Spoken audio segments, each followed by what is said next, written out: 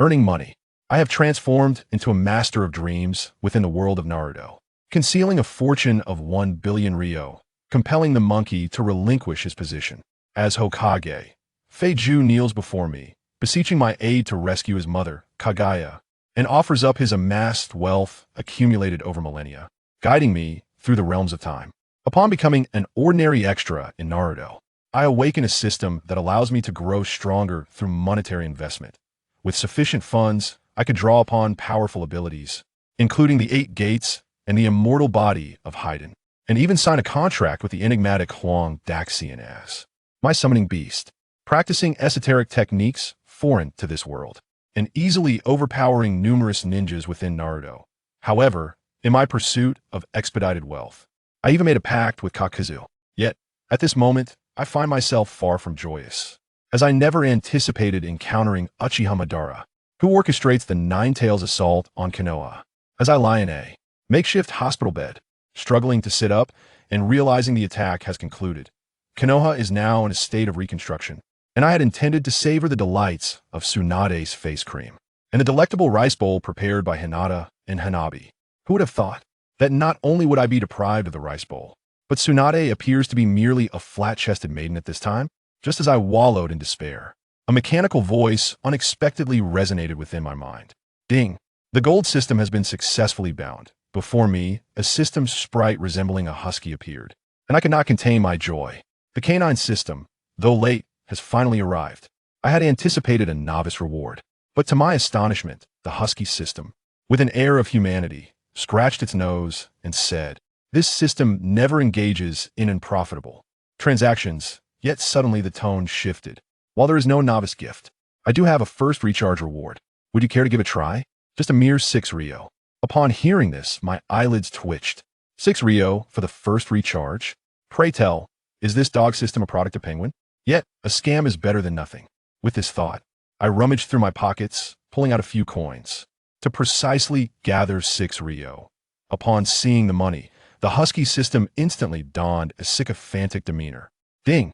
Congratulations, host. Your first recharge is successful. How delightful! A glimmer of greed. Is this the fabled money-hungry dog? Congratulations, host. You have received the first recharge reward. The basic 3 lives tree cultivation technique for chakra refinement." Simultaneously, a panel unfolded before me, and I could not suppress my dismay. Aside from chakra refinement, which I acquired instantly, the 3 lives tree technique requires my own effort. Thus, I began to question the canine entity. "Did you pocket a commission? Why is the reward so meager?"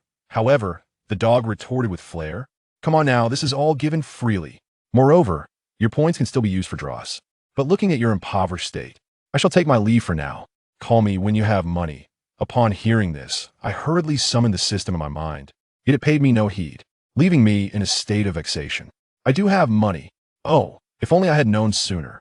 Master, how much would you like to recharge this time?" As I gazed at the sudden shift in the demeanor of the husky, a look of ingratiation overtook its face, prompting me to roll my eyes in exasperation. In that moment, I retrieved a few coins from my pocket, barely managing to gather enough for a minimum draw from the prize pool. Ding! Congratulations, host. You have acquired the complete crafting techniques for Ichiraku ramen. My ire flared instantly. What use do I have for this? However, the subsequent explanation from the canine system ignited a spark of excitement within me. "Host, please listen. The woodworking industry is ripe for revival. Opening a ramen shop would be quite timely, wouldn't it? With your skills in crafting Ichiraku ramen, you are guaranteed to turn profit." Reflecting on the original narrative, it indeed seemed plausible that the popularity of Ichiraku ramen was as I suspected. If I were to establish a chain of ramen shops throughout the entire shinobi world, it could result in substantial earnings. Once I amassed wealth, I could indulge in whatever I desired. With this thought, my enthusiasm surged, and I began to devise plans for opening a ramen shop. Yet, upon returning to the streets of Konoha and witnessing the dilapidated state of my residence, despair washed over me. Even if I were to sell everything, it would not be sufficient to open a store. While I sat in the ruins of my home, lost in contemplation about the startup funds for my ramen venture, a voice suddenly broke the silence. "You are Chiba, aren't you?" Startled, I turned to see a white-haired ninja standing at my door. He then produced a stack of bills and spoke, "Take this. It is compensation from the first Hokage. in light of the disaster's impact across various regions. Though it may not be much, it should be enough for you to repair your house and continue living well. As I accepted the thick bundle of bills, I sincerely expressed my gratitude to the Hokage. A brief glance had revealed it to be at least 5,000 Rio. While this sum may seem modest, it was significant during this nascent stage of the woodworking industry, where prices had yet to escalate. Though I could convert this 5,000 directly into 50,000 points, allowing me to draw from the most extravagant prize pool twice, I opted against it. I did not believe that drawing from the highest tier prize pool would render me invincible in the shinobi world. Poor luck could lead to dire consequences. Thus, with a desire for steady development, I confidently commenced preparations for my shop. The MY first step took me to the commercial district, where I negotiated for a shop that had suffered damage from the recent conflict. After refurbishing the premises and acquiring tables, chairs, and utensils, I proceeded to procure ingredients. Before long, the following night arrived, and the sign for the ramen shop was unveiled. To attract customers, I plastered posters announcing the grand opening. New customers receive a 20% discount on their first purchase by one, and the second is half price. Numerous patrons, enticed by the newly opened ramen shop and its promotional offerings, flocked to the establishment with friends and family on the first day of business. The turnout was remarkable, for the flavor of Ichiraka ramen is not merely a matter of hype.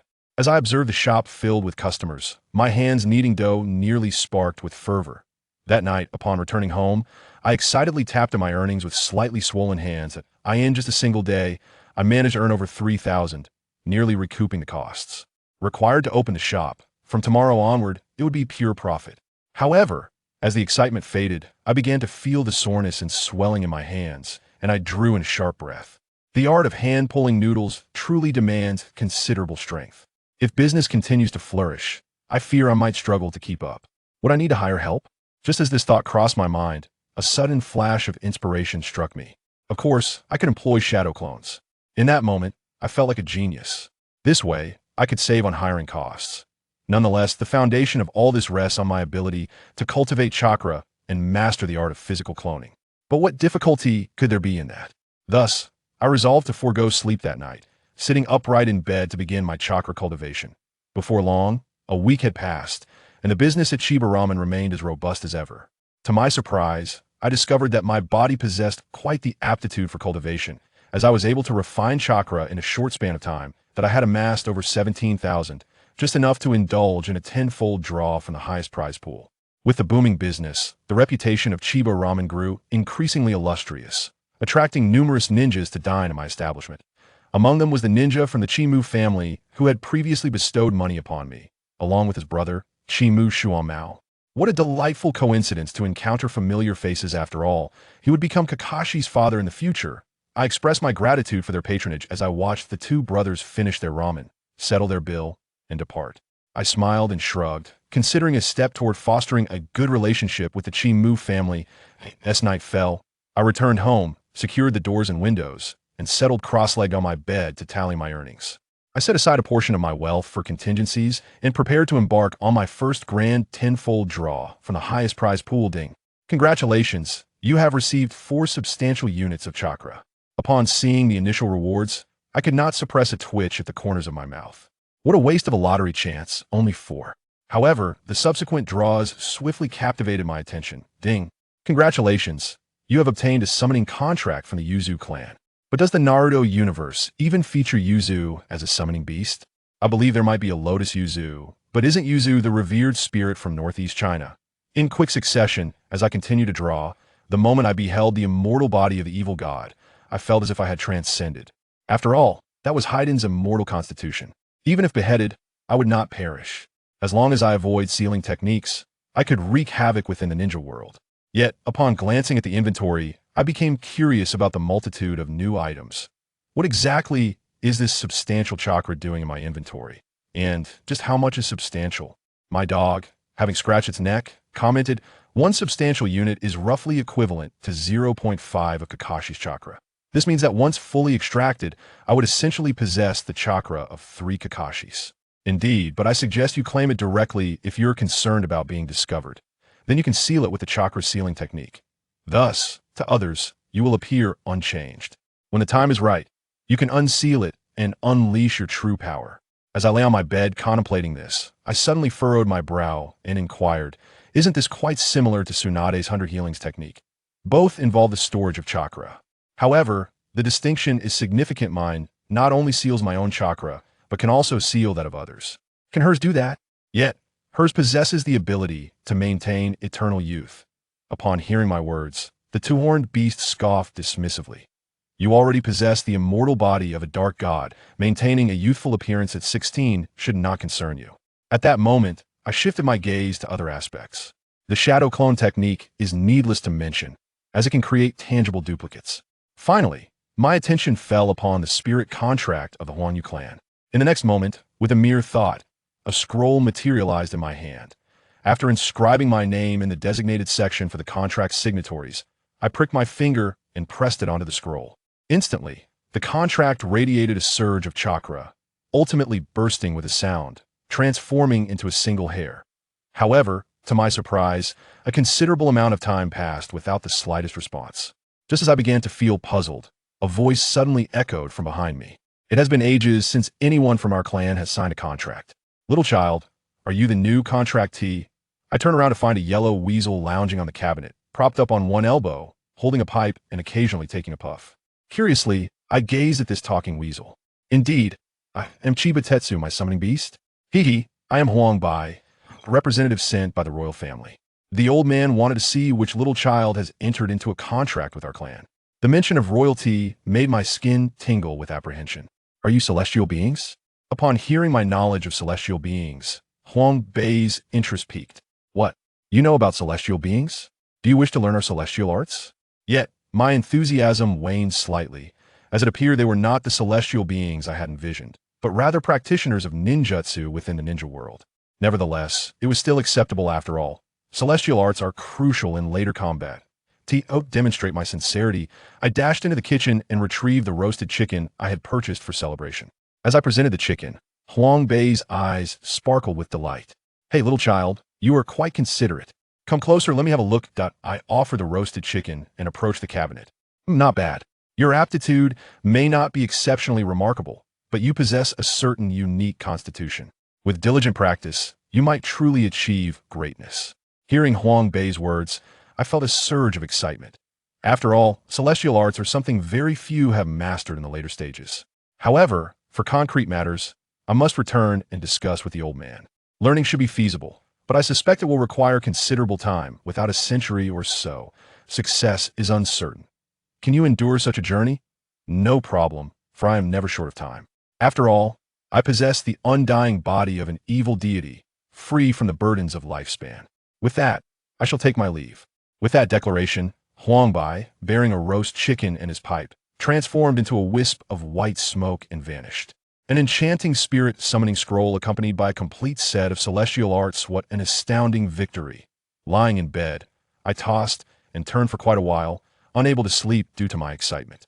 I decided to directly claim the 3 cards of chakra, pondering over the hidden shadow clone technique, the remaining substitution technique, and the transformation technique. This sealing technique is indeed wondrous. Curiously, despite possessing at least 3 cards of chakra, the chakra sealing technique rendered me as if I had just refined my chakra, as if nothing had changed. During this period, Shuai had brought Shua Mao to enjoy ramen several times, and they had not noticed anything amiss about me. However, recently, I detected a subtle shift in the atmosphere. While purchasing ingredients, I noticed that the prices of staple goods had begun to rise. Typically, such price increases signal the approach of significant events. That it seems that, barring unforeseen circumstances, the First Shinobi World War is on the verge of commencing. After all, the current peace in the shinobi world is primarily upheld by Senju Hashirama's suppression. Once his control falters, this fleeting tranquility will undoubtedly shatter. Moreover, a substantial portion of my shop's revenue is derived from ninjas. Should the war break out, a great many ninjas will be dispatched to the battlefield, and my income will inevitably plummet. How vexing. I implore you, time, hold steadfast until I have amassed sufficient funds. As I placed the prepared ramen into the pot, I donned my signature smile and stepped outside with the cooked noodles. However, just as I did, a voice rang out, youthful yet boisterous, followed by the entrance of 3 figures into the shop. Upon seeing their distinctive appearances, I immediately recognized them. Was it not the future trio of Konohagakure Naruto, Jiraiya, Orochimaru, and Tsunade? The vivid imagery of the three individuals immediately struck Jia. They were none other than the future legendary Sannin of Konoha, Jiraiya, Orochimaru, and Tsunade. Esteemed guests, what would you like to order? Jia inquired with a smile, feigning unfamiliarity with the trio. Jiraiya thumped his chest and declared, "Boss, bring me a large serving of your signature ramen. It's on me." With a curious demeanor, he playfully nudged Orochimaru forward. Tsunade glanced at the menu and said, "Boss, I'll have a bowl of mixed ramen." "Very well. And what about you, sir?" Jia asked, turning to Orochimaru. After scanning the menu, Orochimaru appeared dissatisfied. Before he could voice his thoughts, Jiraiya wrapped an arm around his neck and urged, "Trust me, Orochimaru, the signature ramen is the best dish this establishment has to offer." Clearly, Orochimaru was not inclined towards the signature dish. Jia seized the moment to inquire, "Is there a flavor you particularly fancy? Perhaps you would like to try our developing dish, the cold noodles? Since it's still in the experimental phase, I can offer it to you at cost." Cold noodles? Orochimaru's interest piqued at this unfamiliar term. Although he was not particularly fond of cold food, his curiosity about the unknown drew him in. "Very well. I shall have a serving of cold noodles," he replied. "Excellent. Please hold on a moment." Su Yuan swiftly entered the kitchen to prepare the orders. Outside, the future Sannin settled at a table. Jiraiya boldly asked, "Tsunade, what has been bothering you lately? You seem distracted during training." Tsunade forced a smile and replied, "Oh, it's nothing, just a lack of sleep." Orochimaru interjected with his distinctive voice, "You don't appear to be merely tired. It's evident you have something weighing on your mind. Tsunade, as teammates, you can confide in us." "Indeed, Orochimaru is right. We are teammates. Whatever the issue, just let me know, and I will assist you," Jiraiya proclaimed confidently, patting his own scrawny arm as if to emphasize his capability to solve any problem. Tsunade retorted, "It wouldn't matter telling you. You wouldn't be able to help. How can you know I can't help if you don't speak up?" Jiraiya pressed on, his exuberance unwavering, while Tsunade clearly wished to keep her silence. All the while, Jia in the kitchen observed the unfolding scene. Tsunade's reaction further confirmed his suspicions. Something must have transpired with her grandfather, Hashirama Senju. "Here are your ramen. Please enjoy," Jia announced as he brought the dishes to the table. Su Yuan served 3 bowls of ramen, and while presenting a cold noodle dish to Orochimaru, he smiled and said, "Our restaurant is still developing new cold noodle options. I kindly ask you to taste it and provide some feedback after you finish." Orochimaru nodded, glancing at his bowl of ramen and comparing it with the steaming bowls of Tsunade and Jiraiya.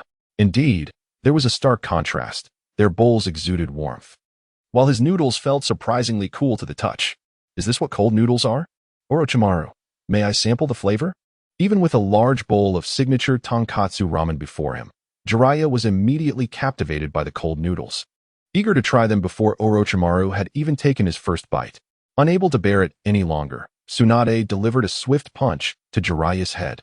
"You fool, Jiraiya. That's Orochimaru's dish. He hasn't even tasted it yet. What are you thinking?" "All right." However, to Jiraiya's request, Orochimaru readily acquiesced. "Huh, Orochimaru. How could you agree to such an impudent request?" A rare smile graced Orochimaru's face. "As I mentioned earlier, we are teammates." Upon hearing this, Tsunade fell silent, understanding that Orochimaru was conveying the importance of mutual support among comrades. Yet, there were certain things she simply could not voice. Delicious. Upon tasting the cold noodles, Jiraiya's eyes widened in astonishment. The sensation was unlike anything he had ever experienced. The coolness was refreshing, with a perfect balance of sweet and sour that was not overwhelming, enticing him to take a second bite. Observing Jiraiya's reaction, Orochimaru also took a bite. Instantly, his senses were awakened by a flavor he had never encountered before, one that he found pleasing. However, it was slightly too cold for his liking. Chapter 6. The Practice of Celestial Techniques. "Gentlemen, how was the flavor?" Jia inquired, approaching at an opportune moment after the 3 had finished their meal. "Boss, your ramen is the finest I have ever tasted," Jiraiya exclaimed, giving Jia an enthusiastic thumbs up. "Especially the cold noodles. I have never experienced anything quite like it. Who knew noodles could be prepared in such a remarkable way? Truly splendid."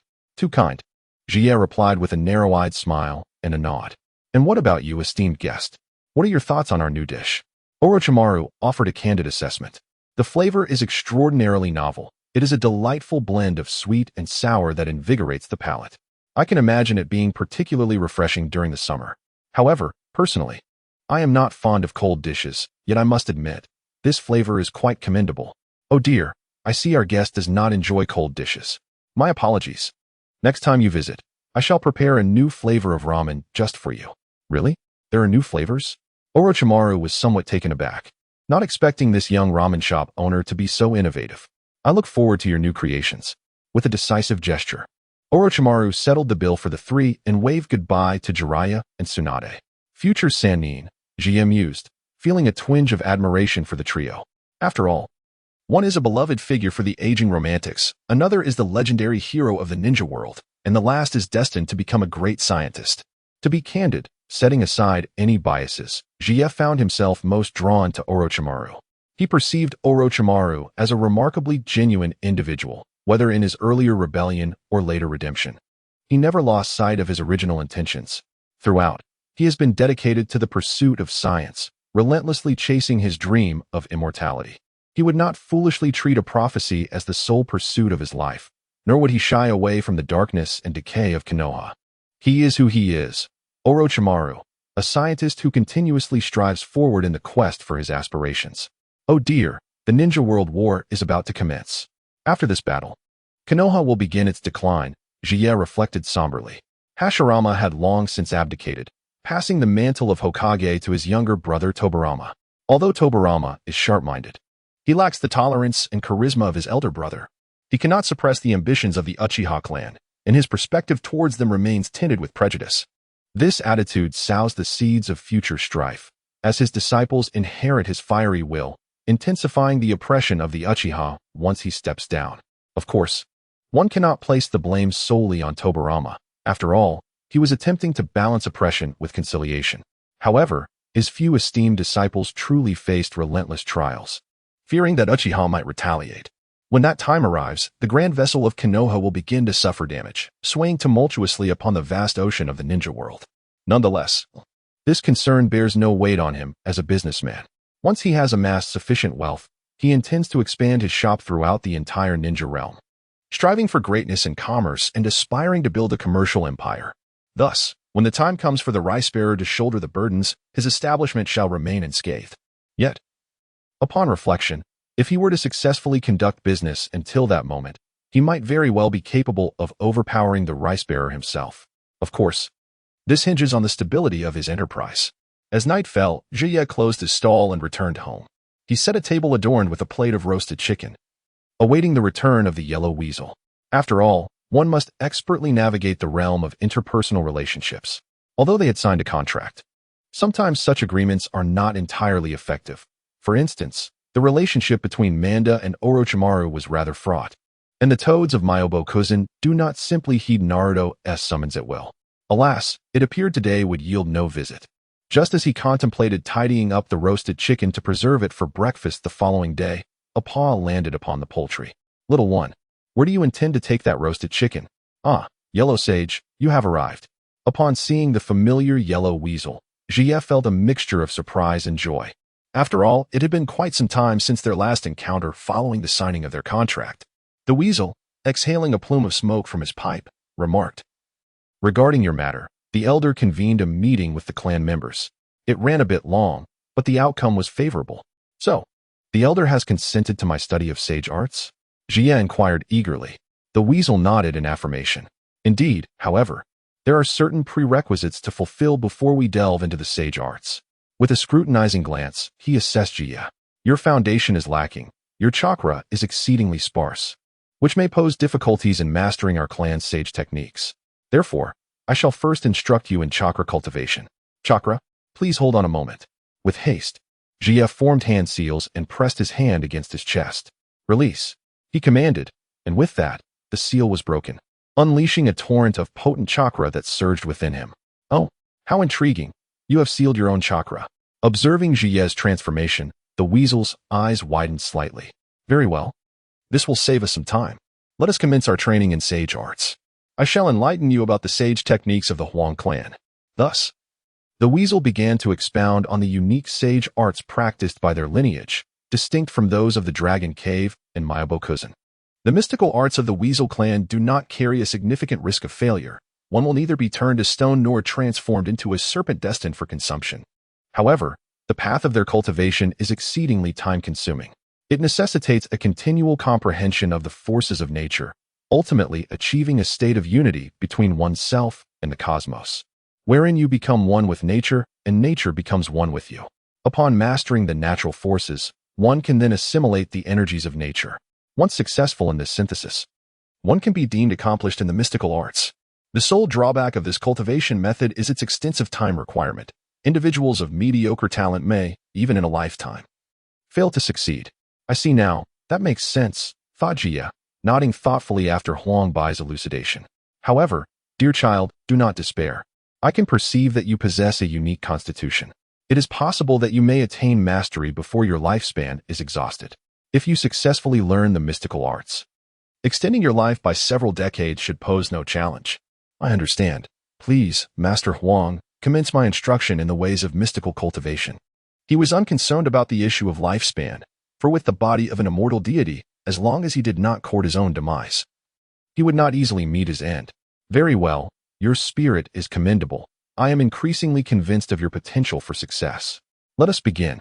As Huang Bai munched on roasted chicken, he began to impart the teachings of mystical cultivation to Jia. Initially, Jia felt somewhat bewildered, struggling to grasp the concepts, but gradually, he began to sense a flicker of understanding. Chapter 7. The turbulent ninja world. The cultivation of sage arts indeed progressed at a glacial pace, as Huang Bai had remarked. Yet Jia remained unfazed. Each day unfolded with him peddling noodles by day and practicing sage techniques by night. Huang Bai, however, would only appear every week or so to assess Jia's progress, ensuring he encountered no setbacks. Yet, the influx of ninjas visiting the village for noodles had begun to dwindle, indicating that circumstances were becoming increasingly dire. Nonetheless, Jiraiya and his companions would occasionally stop by for ramen, leading to a budding acquaintance among them. Boss, the usual, Jiraiya exclaimed as he burst into the ramen shop. Oh, it's Jiraiya, Jia replied with a warm smile. Boss, I'd like a serving of cold noodles. Tsunade followed closely behind, with Orochimaru trailing just after her. Boss, any new flavors today? Orochimaru inquired, a spark of interest in his tone. Haha. You've come at the right time. We have a new dish, fiery stir-fried noodles. Care to try it? Jia responded with enthusiasm. Oh, fiery stir-fried noodles? Orochimaru's curiosity was piqued. Sounds intriguing. I'll have a portion, he replied. Just a moment. Your noodles will be ready shortly, Jia said, playfully lifting the kitchen curtain to busy himself. Jiraiya and his companions settled into their familiar seats, their eyes wandering curiously around the shop. Hey, Orochimaru. Have you noticed how much quieter the shop has become? Jiraiya remarked. Foolish Jiraiya, Tsunade interjected before Orochimaru could respond. The majority of our usual customers are ninjas, and lately, they've all been dispatched on missions, leading to this lull in business. Ah, I see, Jiraiya mused wistfully. I can't wait to graduate and become a full-fledged ninja myself. Tsunade rolled her eyes. Give it up, Jiraiya. Even if you do become a ninja, you'll likely botch your missions. To everyone's surprise, it was Orochimaru who smiled and spoke up. I believe that Jiraiya will undoubtedly become an exceptional ninja in the future. Haha, did you hear that, Tsunade? Even Orochimaru acknowledges my greatness. I am destined to be a remarkable ninja, Jiraiya exclaimed with glee. Here are your ramen, Jia announced as he approached with a tray bearing 3 bowls, one of signature tonkatsu, one of cold noodles, and one of fiery stir-fried noodles. Orochimaru's eyes lit up at the sight of the steaming, red-hued stir-fried noodles, a unique aroma wafting forth, spicy and enticing. Is this the fiery stir-fried noodles? Just inhaling this fragrance feels like igniting a fire within my lungs, he remarked. Do give it a taste. However, the flavor is still being refined. I hope you can offer some suggestions after, Jia encouraged. I will do my best. Jiraiya gazed at Orochimaru's fried noodles. Ah, yet another new flavor of fried noodles, Orochimaru. You truly have a penchant for exploring diverse novelties, he remarked. Orochimaru smiled in response. Do you not find the pursuit of the unknown to be an exceedingly fascinating endeavor? Much like how this world is replete with countless mysteries awaiting our exploration and discovery. Jiraiya appeared contemplative, yet it was evident that he was not particularly fond of such musings. Is that so? Well, I suppose it shall be as it is. I find the known to be far more intriguing. Seated beside them, Tetsuya observed the two. Oh, One can already discern the divergent paths that lie ahead for Orochimaru and Jiraiya. One is fixated on the elusive prophecy child, while the other strays further down the path of science. However, these matters belong to the future. For now, the three remain steadfast comrades. Princess Tsunade, may I inquire about something? Tetsuya suddenly addressed her. You can simply call me Tsunade. What is it that you wish to ask? Tsunade replied, intrigued, as she wondered why Tetsuya had suddenly posed a question to her. Tetsuya cleared his throat and lowered his voice. It concerns the recent rumors circulating in the village.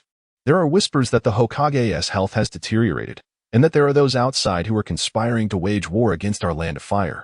I am genuinely concerned about the Hokage's condition. How has he been faring lately? As the specter of war loomed, rumors began to proliferate, previously confined to other nations. News of Hashirama Senju's frail and near-fatal state had even reached the land of fire, infiltrating the very village of Kanahegakure that was meant to safeguard it. Anxiety gripped the hearts of many, especially since the first Hokage had not emerged to dispel the rumors, nor had his brother, Tobirama Senju, the second Hokage, made any statements. Tsunade fell silent, while both Orochimaru and Jiraiya paused their meal and turned their attention towards her. If it is inconvenient to discuss, then consider my inquiry forgotten, Tetsuya said, merely expressing fleeting curiosity as he had already surmised the situation. It was highly plausible that Hashirama was in a state of secret decline, especially with the other nations poised for action. Should his death be confirmed, it would undoubtedly incite a great war. In such a scenario, the Land of Fire could very well face a multifaceted assault. There is nothing inconvenient to disclose, Tsunade sighed. In truth, I have not seen my grandfather in quite some time. I had previously intended to visit him, but my second grandfather and grandmother prevented me, claiming that he is in a critical phase and must not be disturbed. I see. I sincerely hope the Hokage can prevail. It is precisely because of him that peace is maintained within the ninja world. It can be said that the peace within the ninja world during this era was solely maintained through the formidable strength of Hashirama Senju, as there were indeed many ambitious individuals lurking in the shadows. One day, upon witnessing the dwindling income, Tetsuya sighed as he returned home. It seemed that Hashirama had passed, and war was on the brink of erupting. Although it was uncertain whether the conflict would reach Konoha, one must possess the capability for self-defense. Observing the nearly 19,000 ryo he had accumulated over the past 10 days, he decided to set aside a portion as reserve funds. Dog, I wish to recharge my account. Oh dear, is that not my beloved master? How much would you like to recharge this time? Following our usual practice, I desire the maximum 10 consecutive draws from the top-tier pool. Of course, my most cherished master. It seems that money is your true master. Such a statement. Without you, how would the money exist? In the midst of their banter, Tetsuya's funds were swiftly depleted, converted entirely into points. He did not even glance at the total before initiating the lottery. Dog, let us commence. From the highest prize pool, I demand 10 consecutive draws. May fortune smile upon me. Understood. Initiating 10 consecutive draws from the Tier 3 prize pool. A colossal prize will materialize before Tetsuya, beginning to spin. Chapter 8. The initiation of the First Ninja World War. Congratulations. You have received a substantial amount of Chakra 1. Congratulations. You have received a substantial amount of Chakra 1. Congratulations. You have received a substantial amount of Chakra 1. Congratulations. You have acquired the 8 trigram sealing technique 1. Congratulations. You have received a substantial amount of Chakra 1. Congratulations. You have obtained the Lightning Release Chakra Mode 1. Congratulations.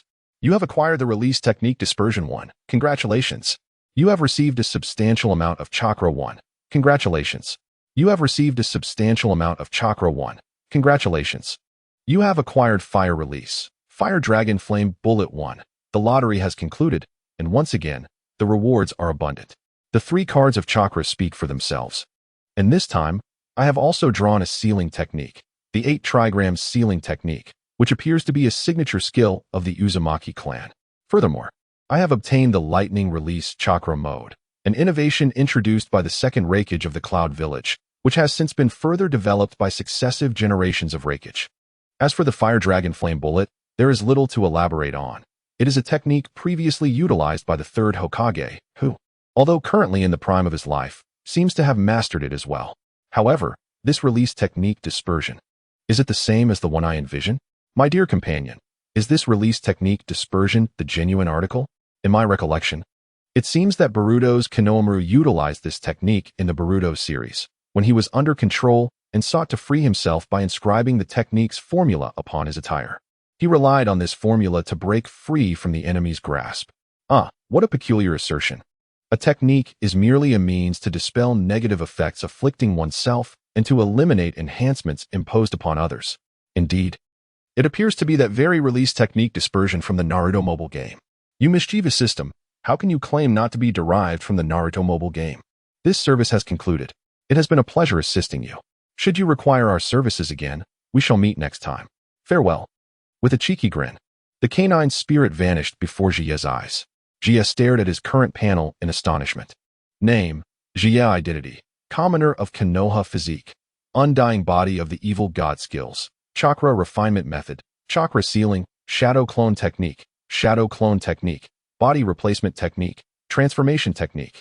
Summoning technique chakra. 6 cards possessions. Shadow clone technique training method. Body replacement technique training method. Transformation technique training method. Shadow clone technique training method. 8 trigram sealing technique training method. Lightning release chakra mode training method. Release technique dispersion training method.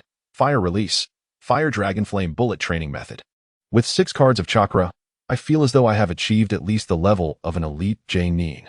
However, I am acutely aware that aside from having a bit more chakra and being nearly invulnerable, I possess no truly remarkable attributes.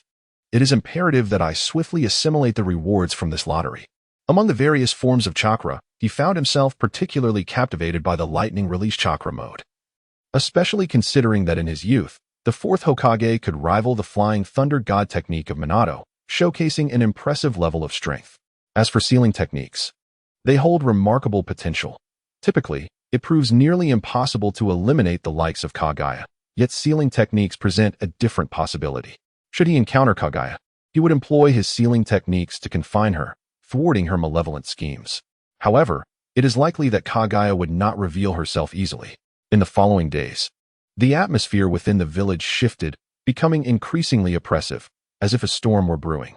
Indeed, it was not long before the tragic news of the 1st Hokage's passing spread throughout the village. Before the villagers could even process their grief, war erupted. To combat the assaults from other ninja villages, the 2nd Hokage, Tobirama, led the ninjas into battle. In the shop, observing the few remaining civilian patrons, Tetsuya sighed. War had ultimately broken out. It seemed that the 2nd Hokage would not return from this conflict. According to the established timeline, he would lead Konoha into numerous battles, only to be ambushed by Kinkaku and Ginkaku while negotiating a treaty with the Cloud Village, sacrificing himself to protect Sarutobi and others.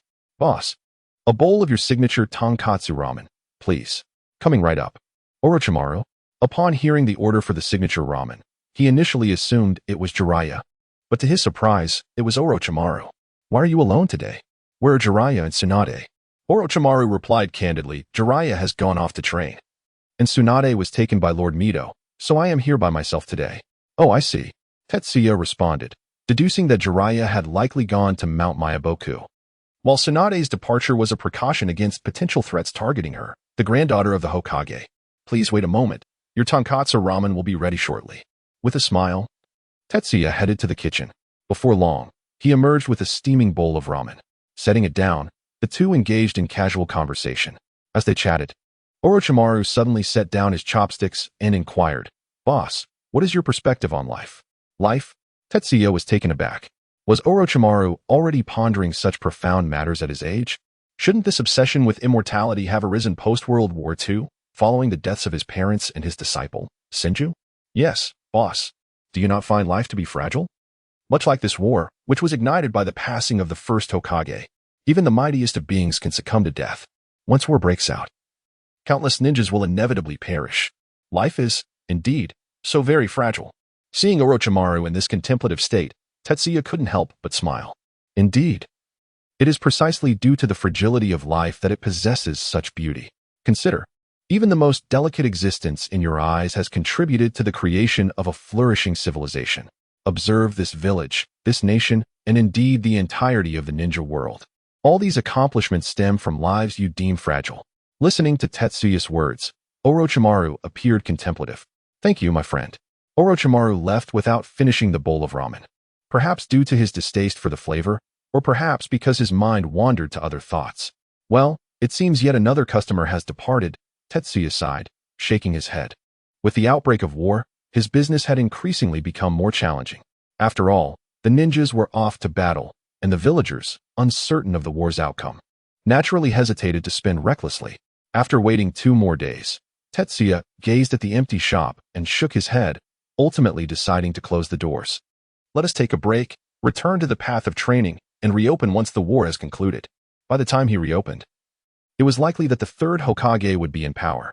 Not to mention, the 3rd had initially performed admirably, but as time passed, he became increasingly senile, ultimately succumbing to the corruption of power. Chapter 9. The Battlefield Troublemaker. Witness my elbow strike as the war intensified. Even the village of Konoha found itself ensnared in the turmoil, with all its inhabitants shrouded in the ominous shadow of conflict. However, news soon arrived that the 2nd Hokage had vanquished the forces of the Cloud Village, prompting Cloud to seek negotiations with Konoha. During this period, the Ninja World War was not a chaotic melee but rather a series of targeted assaults, with the Cloud Village attacking Konoha, while the Mist and Rock villages engaged in fierce confrontations, and the Sand Village, akin to scavengers, seized every opportunity to strike. If Konoha and Cloud could successfully negotiate peace, it would signify the end of the war for Konoha. Upon hearing that the war was nearing its conclusion, the long-suppressed atmosphere in Konoha finally became vibrant once more. Within a room, Tetsuya sat cross-legged on his bed, contemplating the forces of nature. Huangbai perched at a table, gnawing on a greasy chicken leg and tapping his pipe. "Hey, Tetsuya," he called out. "What is it, Huangbai?" Tetsuya inquired, curiosity piqued as he opened his eyes. Huangbai took another bite of his chicken leg before continuing. "Your progress has been remarkable lately. While your mastery of sage techniques may not have advanced significantly, your proficiency in other jutsu has improved considerably. Yet, I sense that something is still amiss." "Something is amiss? What could that be?" Tetsuya asked, somewhat bewildered, for he had diligently followed Huangbai's teachings. Whether it was the basic control of chakra or sage arts, or the jutsu he had acquired through the lottery, all had been guided by Huangbai. To avoid drawing attention from others in Konoha, he practiced lightning-release chakra modes and the fire dragon flame bullet under Huangbai's tutelage at the Yellow Weasel Grave. The Yellow Weasel Grave, a site associated with the Weasel clan, was essentially a hillside, but it also encompassed vast forests and land, resembling a secluded little world akin to Mayaboka Mountain. "You lack practical combat experience," Huangbai stated earnestly, "though you have been training methodically. You have not faced the crucible of battle, the baptism of blood and fire." Tetsuya looked at Huangbai in confusion. "So what do you mean?" Huangbai smiled knowingly. "We are aware of the happenings in the ninja world. Are we not in the midst of a war? This is an opportune moment for you to hone your skills." "So, you mean I should participate in the war?" Tetsuya frowned. "But I do not wish to fight. I merely want to conduct my business.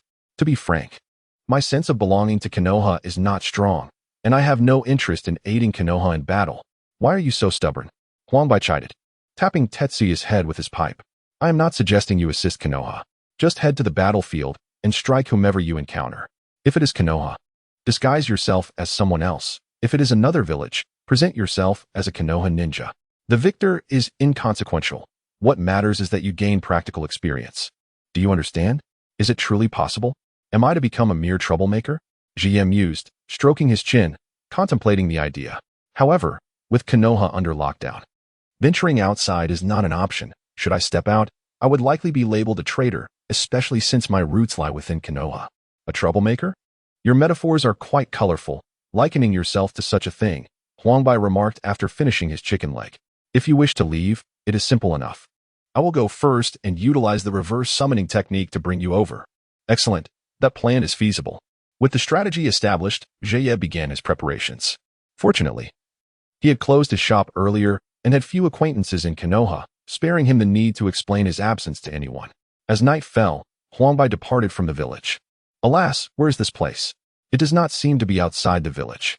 Emerging from the tree hollow, Jie, summoned through reverse means, peered excitedly around, taking in his unfamiliar surroundings. He realized he was near a battlefield. Huangbai exhaled a puff of smoke in response. "I feared you would lack experience and be discovered by the village patrols the moment you left, hence I brought you directly to the battlefield. So that's the reason. I have arrived at the battlefield." Jie felt a surge of anxiety. After all, in his past life, He was merely an ordinary individual. Although he now possessed extraordinary powers, he remained someone who had never seen combat, taken a life, or witnessed death. Look at you. I told you, you are lacking in practical experience. With your current state, aspiring to learn sage arts will be quite difficult. Huangbai shook his head. The strong are forged in the crucible of battle, individuals like Jie, in Huangbai's view, despite possessing remarkable talent, would find it challenging to become a true powerhouse. Jie took several deep breaths to steady his demeanor. I will adjust as the great sage advises. Though I possess the dog system, mindset and experience are not something it can provide. Thus, he acknowledged the wisdom in the great sage's words. He needed to face the battlefield. Not bad. You are adjusting quickly. You are not as inept as I thought. The great sage shrank in size and hopped onto Jie's shoulder. Let us proceed. I can sense that nearby, a battle is underway. It is time for you to experience war firsthand. Agreed. Jie used a transformation technique to assume the appearance of Shikuya before departing the tree hollow. Within the jungle, shadows flickered with rapid movements. Water style, water chaos wave. Earth style, earth spike. The powers of water and earth erupted simultaneously, colliding with a tumultuous splash, sending debris flying. Yet before the chaos settled, a flurry of shurikens and kunai was unleashed towards one another. Observing this spectacle from the shadows, Jie discerned the identities of both sides. These are the Mist and Rock ninjas. Huangbai, you have brought me to the battlefield of the Mist and Rock. Huangbai casually remarked, I have no idea how many years it has been since I last visited the ninja realm. I wouldn't know the way. Besides, we are amidst a battle. So what does it matter whose side they are on? That made sense. However, under these circumstances, I must first change my appearance. With that, he rubbed his face and swiftly transformed his visage. From the original appearance of Kakashi Hitaki, he morphed into a robust man with dark skin, embodying the quintessential physique of a hidden cloud village warrior. If I recall correctly, this appearance belongs to someone from the land of lightning, does it not? Indeed, after all, the lightning release chakra mode was invented by them, the hidden cloud. It is entirely reasonable for me to engage in battle while assuming this guise. Huangbai couldn't help but give Ji a thumbs up. Kid, you have quite an eye for detail. Having said that, he leapt from Ji's side onto a nearby tree. Now, you shall fight on your own. I shall keep an eye on you. However, unless your life is at stake or you are on the verge of death, I will not intervene. Ji nodded. Rest assured, you likely won't need to intervene. Oh, you are quite confident, aren't you? Ji offered no reply. What could he say? Should he directly proclaim that he possessed an invulnerable body, incapable of dying? Rather than waste words in explanation, he activated the lightning release chakra mode. A tempest of blue lightning erupted and enveloped him, causing the chakra within him to become tumultuous. Who goes there?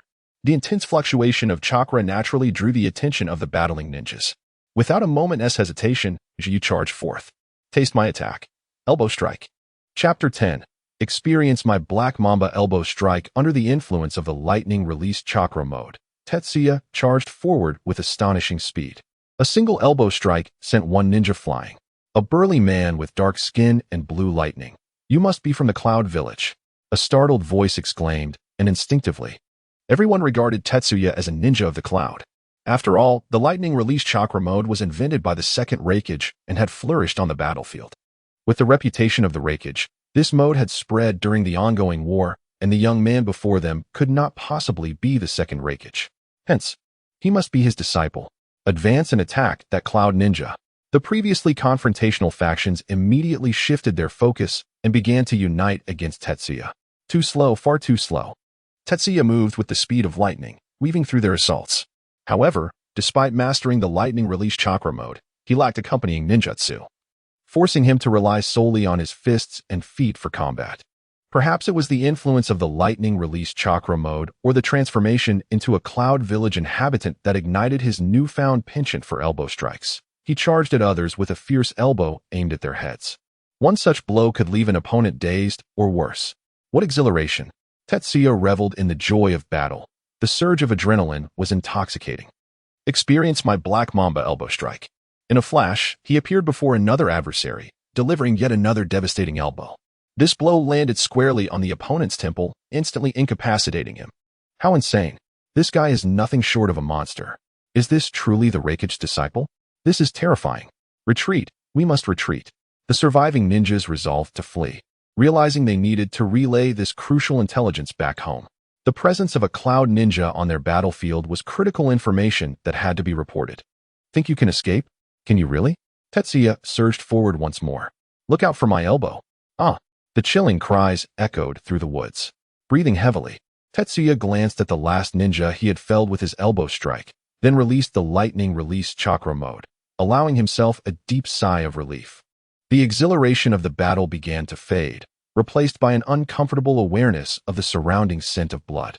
Yet, upon reflection, he realized that the odor was not dissimilar to what he encountered at the butcher's shop. Tolerable, indeed. Noticing the bloodstains that had marred his sleeves, he decided to tear them off entirely, incinerating them with a burst of fire release. Oh, now I understand why the fourth Raikage preferred sleeveless garments in his youth and eventually abandoned clothing altogether. What fabric could withstand such elbows? Remarkable, young one, the elder remarked. Observing the boy's combat prowess with newfound respect, Huangbai leaped down from the tree, landing gracefully upon Jie's shoulder, clearly pleased with his recent display of skill. However, your methods are excessively simplistic. Why do you favor striking with your elbows? These foes have fallen victim to your relentless elbow strikes. While effective against ordinary ninjas, such a singular approach will easily be deciphered by stronger adversaries. Ji chuckled, shrugging his shoulders. There is little choice. When I acquired this ninjutsu, I lacked the complementary taijutsu. Thus I resorted to the most straightforward and brute force methods in battle. I see, Huangbai acknowledged. I cannot fault you, as our clan is not particularly proficient in taijutsu either.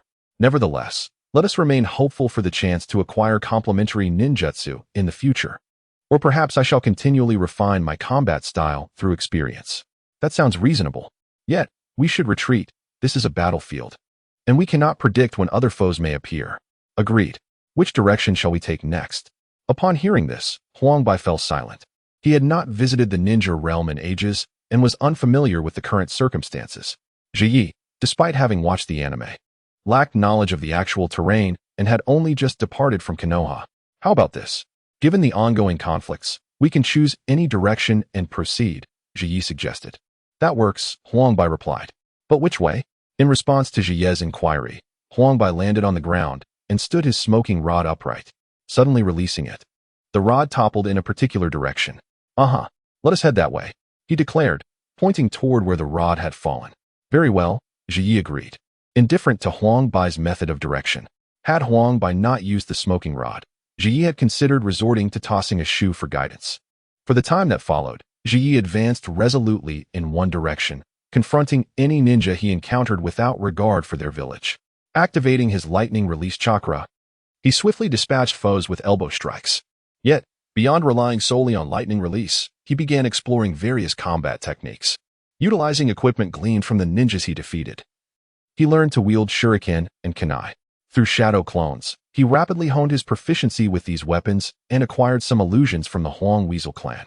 Gradually, he evolved from a novice with immense chakra but little skill into a formidable warrior, progressing towards becoming a versatile combatant. Meanwhile, at the Rock Village's encampment, the second Suchikage slammed his hand upon the table, exclaiming, "What is happening? How have we inexplicably lost so many ninjas without knowing the identity of our adversary?" "My lord, we truly do not know," came the reply. "Initially, we believed that the actions were perpetrated by the Mist Shadows. However, upon further investigation, it became evident that many lives were lost among the Mist Shadows as well." One of the trembling ninjas responded, "Could this be a ploy orchestrated by the Mist Shadows?" "Master?" The disciple, Yuki, speculated. "A ploy?" Wu furrowed his brow. "It is unlikely. The Mist Shadows have been engaged with us for some time, and they too are short-handed. I know that scoundrel, Isame. He would not resort to such tactics at a time like this, as it offers him no advantage. Then who could it be? Could it be the Sand Shadows?" Yuki pondered and immediately inquired, "Has any other evidence been discovered at the scene?" "Indeed, Lord Yuki. We also found traces of lightning and fire release at the site." "Lightning and fire release? Could it be that the Leaf and Cloud Shinobi have infiltrated our battlefield?" Wu shook his head. "That is unlikely. Lightning and fire release are not exclusive to the Cloud and Leaf Shinobi. I believe there are two main possibilities. Either that scoundrel Kisame has summoned reinforcements from somewhere, or there is a third force emerging on the battlefield. Then what shall we do, master? What shall we do? We must accelerate our offensive. As long as we shatter the Mist Shadow's main force and eliminate Kisame, any schemes will unravel. Meanwhile, within the ranks of the Mist Shadows, Kisame also received the same news. Small units at the front were being systematically eliminated. Aside from the IWA ninjas, there were also traces of fire and lightning release on the battlefield. Kisame's reaction mirrored Wu's, both believing that the opposing side had summoned reinforcements. Chapter 11. The intrusion of Tobarama and the Cloud Shadow Ninja Jie traversed the battlefield with determination, engaging anyone he encountered. However, due to the singular nature of his combat approach, he found himself struggling against seasoned jonin with extensive battle experience. Fortunately, his immortal body granted him the ability to exchange injury for injury, bewildering his opponents. Despite having his throat pierced by a ninja blade, Jie retaliated with a fire dragon jutsu, incinerating his assailant. It was likely that even in the afterlife, the adversary would remain perplexed as to how someone could continue fighting after sustaining such a fatal wound. With a sharp intake of breath, Jie pressed against the wound on his abdomen, methodically stitching it up. Though the injury would heal on its own, suturing it would expedite recovery. He was an immortal being, not possessing the rapid regenerative abilities of Hashirama Senju. Hey, you really are something else. How do you survive multiple lethal injuries? Huangbai remarked, perched on Jie's shoulder and puffing on a cigarette, perplexed by Jie's extraordinary resilience. This is merely my unique constitution, Jie replied, snipping the thread after finishing the stitches. As long as the attack doesn't vaporize me instantly, typical fatal injuries cannot slay me. Moreover, barring any unforeseen circumstances, my natural lifespan far exceeds that of an ordinary person. Is that so? Quite intriguing, Huangbai chuckled. It appears that your physical prowess aligns remarkably with the sage arts of our Weikai clan. If you survive long enough, you will undoubtedly master them. I believe we complement each other well, Jie stated, rising to his feet after stowing away his medical kit. As he felt the myriad aches coursing through his body, he gradually grew accustomed to the discomfort. Perhaps the gift of his immortal body extended beyond mere invulnerability. It also altered his perception of pain. While he was not as sadistic as Haydn, his capacity to endure suffering surpassed that of most. Let us press onward, Jie declared. Are you certain you can manage? Huangbai scrutinized the multitude of injuries adorning Jie's form. It's nothing. These wounds do not hinder my combat capabilities, Jie responded, as Huangbai took another drag from his cigarette. I believe you have amassed sufficient combat experience. Continuing may prove counterproductive. Really? Should we return then? Jie inquired. All right, let us. Just as Huangbai was about to suggest their retreat, he sensed something amiss. Standing alert and scanning the vicinity, his ears perked like radar. What is it, Huangdaxian? Jie questioned. There are individuals engaged in battle nearby, and their strength is formidable. Ah, his prowess is formidable.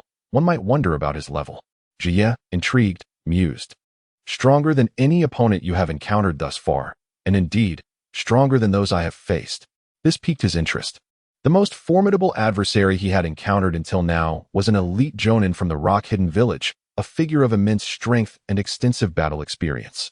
Had it not been for his reliance on the undying body of the evil god to gain an upper hand, he might not have stood a chance against such a foe. Could he be a shadow-level warrior?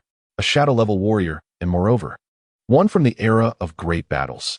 These were legendary figures seldom seen in the realms of anime and gaming. I am not quite certain. Do you wish to witness this? Indeed, Jie replied without hesitation. For as long as he did not confront sealing techniques, he was unlikely to falter. Even if he did encounter such techniques, he had Huangbai by his side, whose clan excelled in illusions and seals. As long as it was not the forbidden technique of the corpse demon sealing, he had little to fear. Then let us proceed and observe the clash of titans, for it is a rare opportunity to learn. Under Huangbai's guidance, Jie swiftly approached the scene of the conflict. Water style, water dragon bullet. Before he could draw near, the sound of the water dragon bullet reached his ears. A ferocious torrent transformed into a water dragon, surging towards a group of ninjas. From Jie's observation, there appeared to be around 20 cloud-hidden ninjas besieging a single individual. To his astonishment, yet with a sense of inevitability, that individual was none other than Senju Tobarama. During their journey, they had traversed through various battlefields, often honing his control over the lightning-release chakra mode, and unexpectedly, they had moved from the battle of the rock and mist to that of the cloud and leaf. Do you recognize that white-haired ninja? Jie nodded in affirmation. The white hair, crimson eyes, azure armor, a headband adorned with a fluffy collar, and 3 red markings across his face. This was none other than Tobarama Senju, the second Hokage of Konoha and the brother of the legendary ninja god, Hashirama Senju. As Jie contemplated the current situation while responding to Huangbai's inquiry, he noted that Tobarama stood alone. It appeared he had remained behind to protect Saratobi Hiruzen and his companions. Senju's aura is waning. It seems he bears grave wounds, fighting with the last vestiges of his strength, Huangbai remarked, his small eyes fixated on Tobarama. Indeed, it is evident that he fights with the resolve of one who has accepted his fate. What do you intend to do? After pondering for a moment, Jie assessed that the average skill level of the Cloud Ninjas was roughly that of elite Jonin. Given that Tobarama was now nearing his limit, otherwise, they would not have been able to pressure him so. However, it was likely that Kinkaku and Ginkaku would arrive shortly. At that juncture, even if Tobarama were to expend his remaining life force, he would struggle to create significant upheaval. Let us observe for now. As Jie spoke, he suddenly inquired, Huang Daxian, could you cast an illusion for me shortly? An illusion? What do you intend to do? What kind of illusion do you require? Something simple. Merely to conceal my true appearance from others. You still plan to take action, then, Huangbai discerned Jie's intentions. Indeed. I am curious to see what fascinating events would unfold if Senju Tobarama were to return to Konoha alive. Then why not use your own appearance to rescue him? Upon your return, he would owe you a debt of gratitude. That is unnecessary. I believe the likelihood of him banishing me from the village would be far greater than any gratitude. Besides, I have an intriguing idea. With that, Jie activated the transformation technique, and his form underwent yet another metamorphosis. His hair resembled that of a black hedgehog, his eyes a striking crimson, and his countenance, though adorned with a gentle smile, exuded an air of arrogance. Indeed, the visage he assumed was none other than Uchiha Sasuke. However, as this era predates Sasuke's birth, it would be more accurate to say that his face resembled that of Uchiha Azuna. Chapter 12. Uchiha Azuna Huabai gazed curiously at Tetsuya's transformed visage. These eyes, belonging to the Uchiha clan. Who was this Uchiha? Why had he assumed such a form? Tetsuya grinned widely. Merely a deceased individual. I shall require your cooperation, Huanglao, as my illusion techniques are still rather unrefined, and I will need your assistance. How intriguing, truly fascinating. Huangbai deduced some elements. The Uchiha that Tetsuya had morphed into was likely the one slain by that white-haired ninja.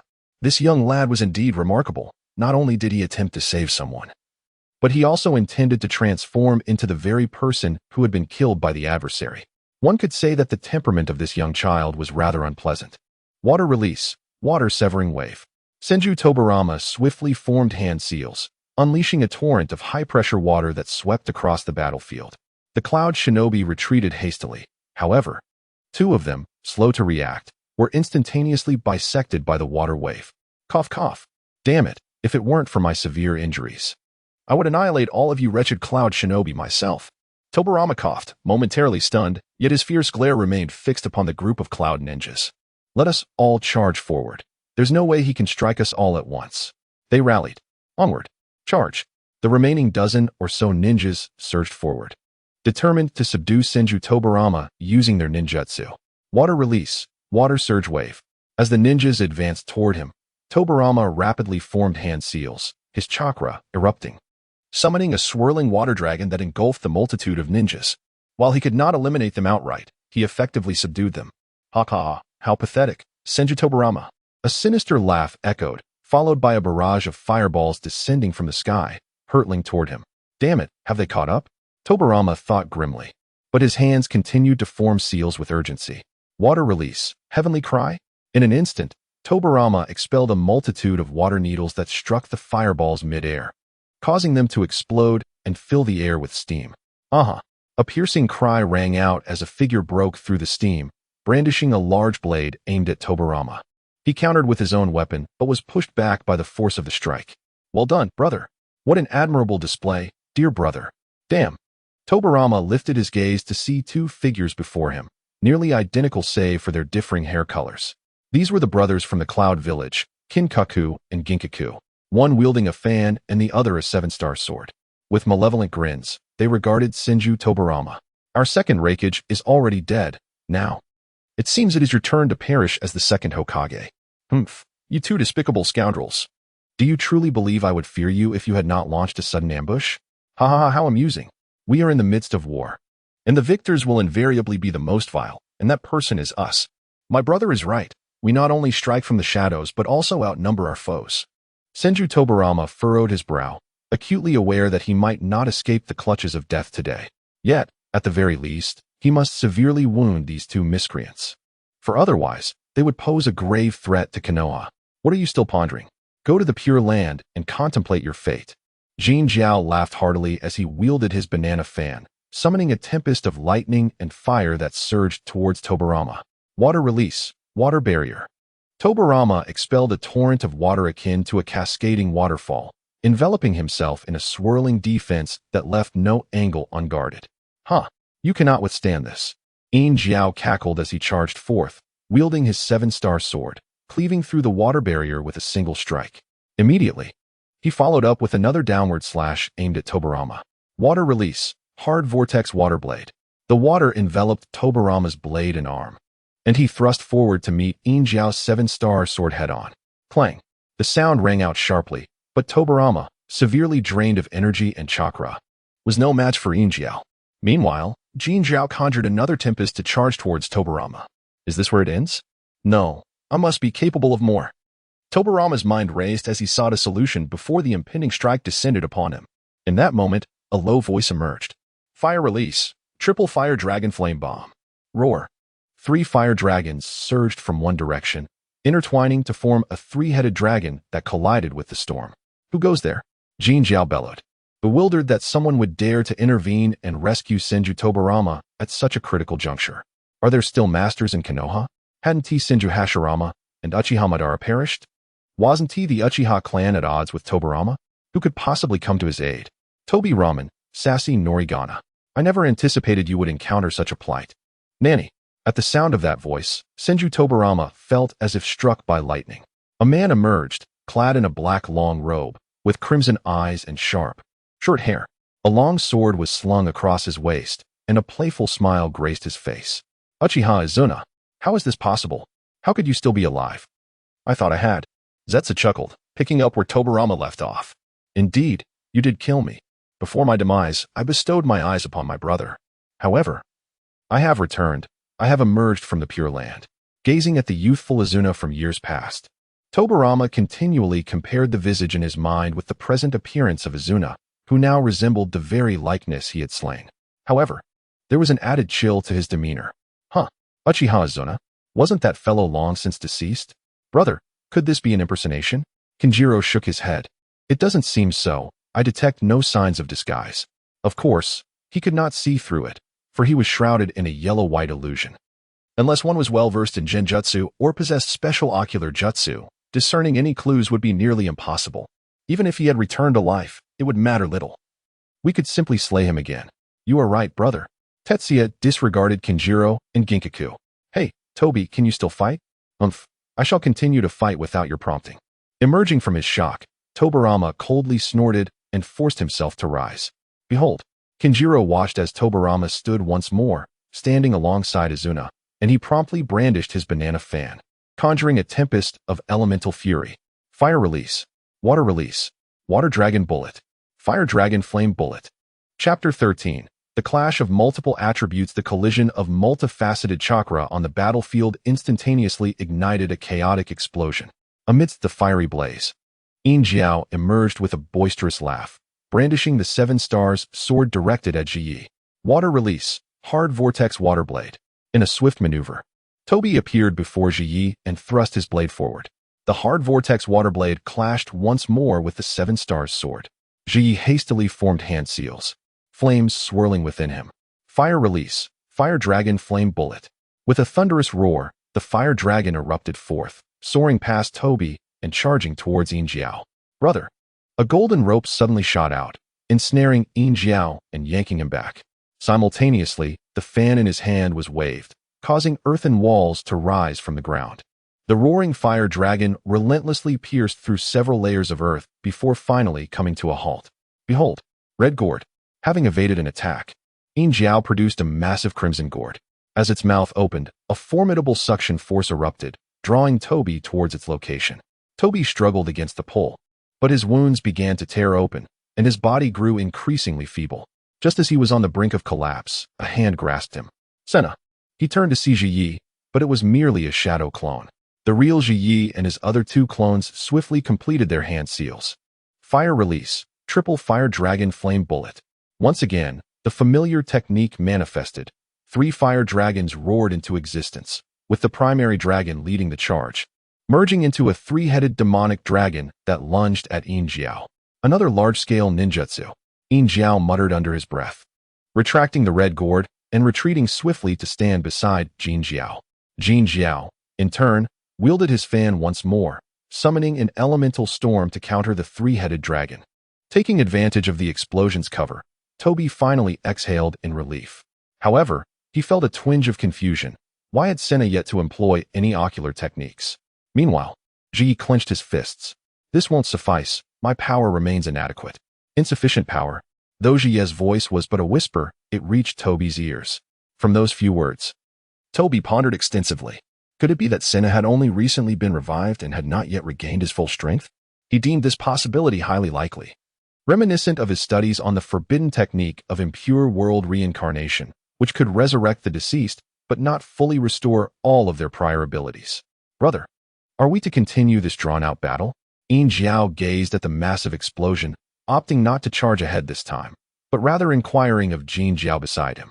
That Senna may not appear particularly formidable, yet alongside that Toby, he is undoubtedly troublesome.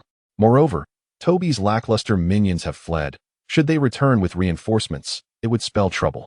Jin Jiao refrained from voicing his opinion, instead posing a question in return. Brother, do you have any thoughts? It was always his younger brother, Yin Jiao, who proposed ideas. With him, the elder, making the final decisions. Typically, when Yin Jiao posed questions to himself, it indicated that he had already formulated some thoughts. Brother, let us harness that power directly. Very well, I shall heed your counsel, dear brother. In an instant, a terrifying chakra erupted from both of them, dark and infused with a violent negativity. The crimson chakra enveloped their forms, elevating their aura to a new level. This was the chakra of the 9 tails. These two had truly become serious. Tobarama sensed the dangerous chakra and gave a warning. The chakra of the 9 tails? Tetsuya furrowed his brow as a thought crossed his mind. The dog had mentioned that his chakra sealing technique could seal both his own and others' chakras. Could it also seal tailed beast chakra? Toby, I have a plan. A plan? Tobarama recalled the fierce conflicts between their clans in the past. Back then, their clan leaders, whether Hashirama or Madara, were not known for their strategic prowess. It was often Tetsuya and Izuna who devised strategies behind the scenes. Therefore, he trusted Izuna's plans. You need only tell me what to do. Very well. Tetsuya had initially thought he would need to convince Tobarama, but he was taken aback by Tobarama's readiness. Had he not heard that Tobarama particularly disliked the Uchiha? Die, you scoundrels of Konoha. Yin Jiao laughed heartily as he charged toward Tobarama and Izuna. The 7-star sword cleaved down, wielding the might of thunder. Water release. Tobarama unleashed a powerful water release to counter Yin Jiao. However, bolstered by the chakra of the 9 tails. Their standoff lasted only a moment before Yin Jiao shattered Tobarama's water technique. Faced with the silver blade, Tobarama had no choice but to counter with his own sword. Meanwhile, Izuna confronted Jin Jiao. Jin Jiao's golden rope shot forth, aimed directly at Izuna, while the banana fan in his hand gathered strength, ready to unleash a powerful gust. Fire release. Fire Dragon Flame Bullet. Izuna once again released a Fire Dragon Flame Bullet. Alas, he knew no other jutsu. I must reopen the ramen shop soon and learn more ninjutsu. Muda. Jin Jiao sneered. Empowered by the chakra of the 9 tails, a mere B-rank technique was easily dispelled with a single flap of his fan. The golden rope ensnared Izuna's neck. Perish. Boom. Just as he exerted force, Izuna transformed into a cloud of smoke. What? A clone. On the other side, Tobarama, aware that confronting the empowered Yin Jiao head-on was not a viable strategy, decided to employ a different approach. Flying Thunder God Slash. Activating the technique. Tobarama instantaneously teleported behind Yin Jiao and thrust his blade forward. Muda. Silverhorn directly secured the 7 stars sword behind him, and with a swift motion, delivered the Flying Thunder God Slash that struck the blade of the sword. Failing to land a hit, Tobarama swiftly retreated and hurled several shurikens. Is that all? Merely a child's plaything. I could stand here and allow you to strike, and you still wouldn't be able to touch me. Under the influence of the 9 tails chakra, The self-healing abilities of Gold Horn and Silver Horn are remarkably potent. The injuries inflicted by these shurikens and kunai would heal in no time. Is that so? But what if it were me? Nanny. Among the shurikens cast by Tobirama, one suddenly detonated. Tetsuya materialized in midair. How is this possible? A transformation technique.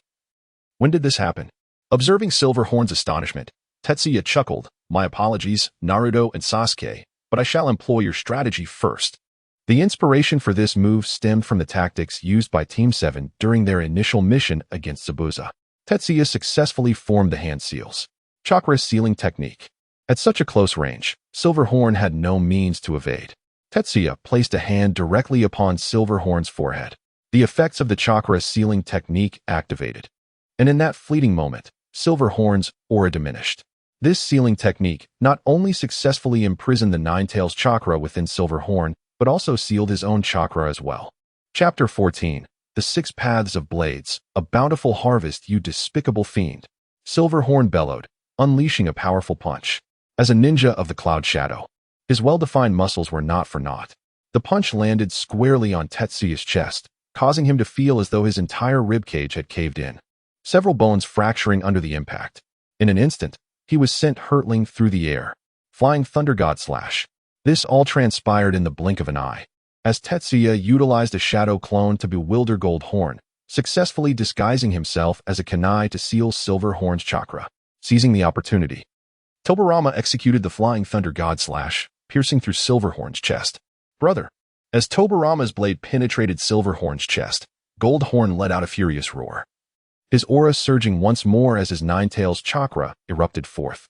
He began to undergo partial tailed beast transformation, his crimson chakra enveloping him entirely, morphing him into a humanoid beast with several tails thrashing behind him. Yet, Gold Horn did not completely lose his reason, standing alongside Tobirama and Silver Horn. He refrained from unleashing the tailed beast bomb, knowing that such an attack would inevitably doom Silver Horn. In his half-tailed beast form, Gold Horn charged towards Tobirama with astonishing speed. Tobirama swiftly created distance while forming hand seals. Water style, Great Waterfall technique. He expended nearly all his chakra to execute the Great Waterfall technique. A torrent of raging water erupted, cascading towards Gold Horn like a waterfall. Roaring, Gold Horn plunged into the oncoming deluge, intent on tearing Tobirama apart. Truly worthy of the Hokage, no one wields water style quite like him, Tetsuya remarked, having risen to his feet. After all, in his previous life, there was a saying that the greatest user of water style in the entire ninja world was not the Mizukage, but rather the Hokage. Furthermore, while others played with water style, only Tobirama manipulated the sea.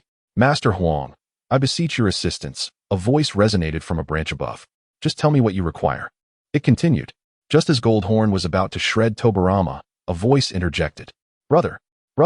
In a daze, Gold Horn noticed that the figure before him had transformed into Silver Horn. In that fleeting moment, Gold Horn's movements faltered. Tetsuya shouted, Tobimama. Understood. Tobirama activated his final Flying Thunder God technique. Tetsuya, who had been positioned at a distance, was instantly transported to Gold Horn's side, while Tobirama exhausted his chakra. Chakra sealing technique. Just as he had previously sealed Silver Horn's chakra, Tetsuya pressed his hand against Gold Horn. In that instant, much of Gold Horn's tailed beast cloak dissipated. However, in the next moment, an unexpected turn of events occurred. The vanishing tailed beast cloak reformed, and his chakra sealing technique was unexpectedly shattered. Roar. With a furious roar, Jin Jiao realized that this was the very culprit behind the chaos. Had it not been for him, his brother would not have suffered a fatal wound to the chest.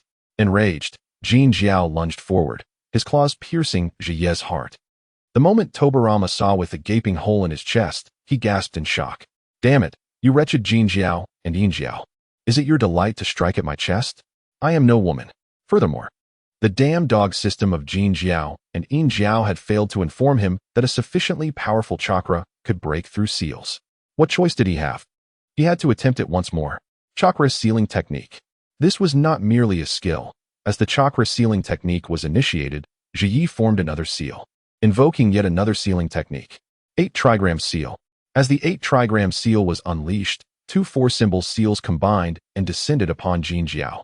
Unlike the chakra sealing, which targeted chakra, The 8-trigram seal was aimed directly at the Nine-Tails chakra. In the future, Minato relied on the 8-trigram seal to confine half of the Nine-Tails. How could a mere fragment of its power hope to escape? Indeed, as the 8-trigram seal fell, no matter how Jin Jiao roared in fury, he could not break free from the seal. You dare pierce my chest? Jiu kicked Jin Jiao away. In an instant, having lost both his chakra and the Nine-Tails chakra, Jin Jiao fell into a weakened unconsciousness.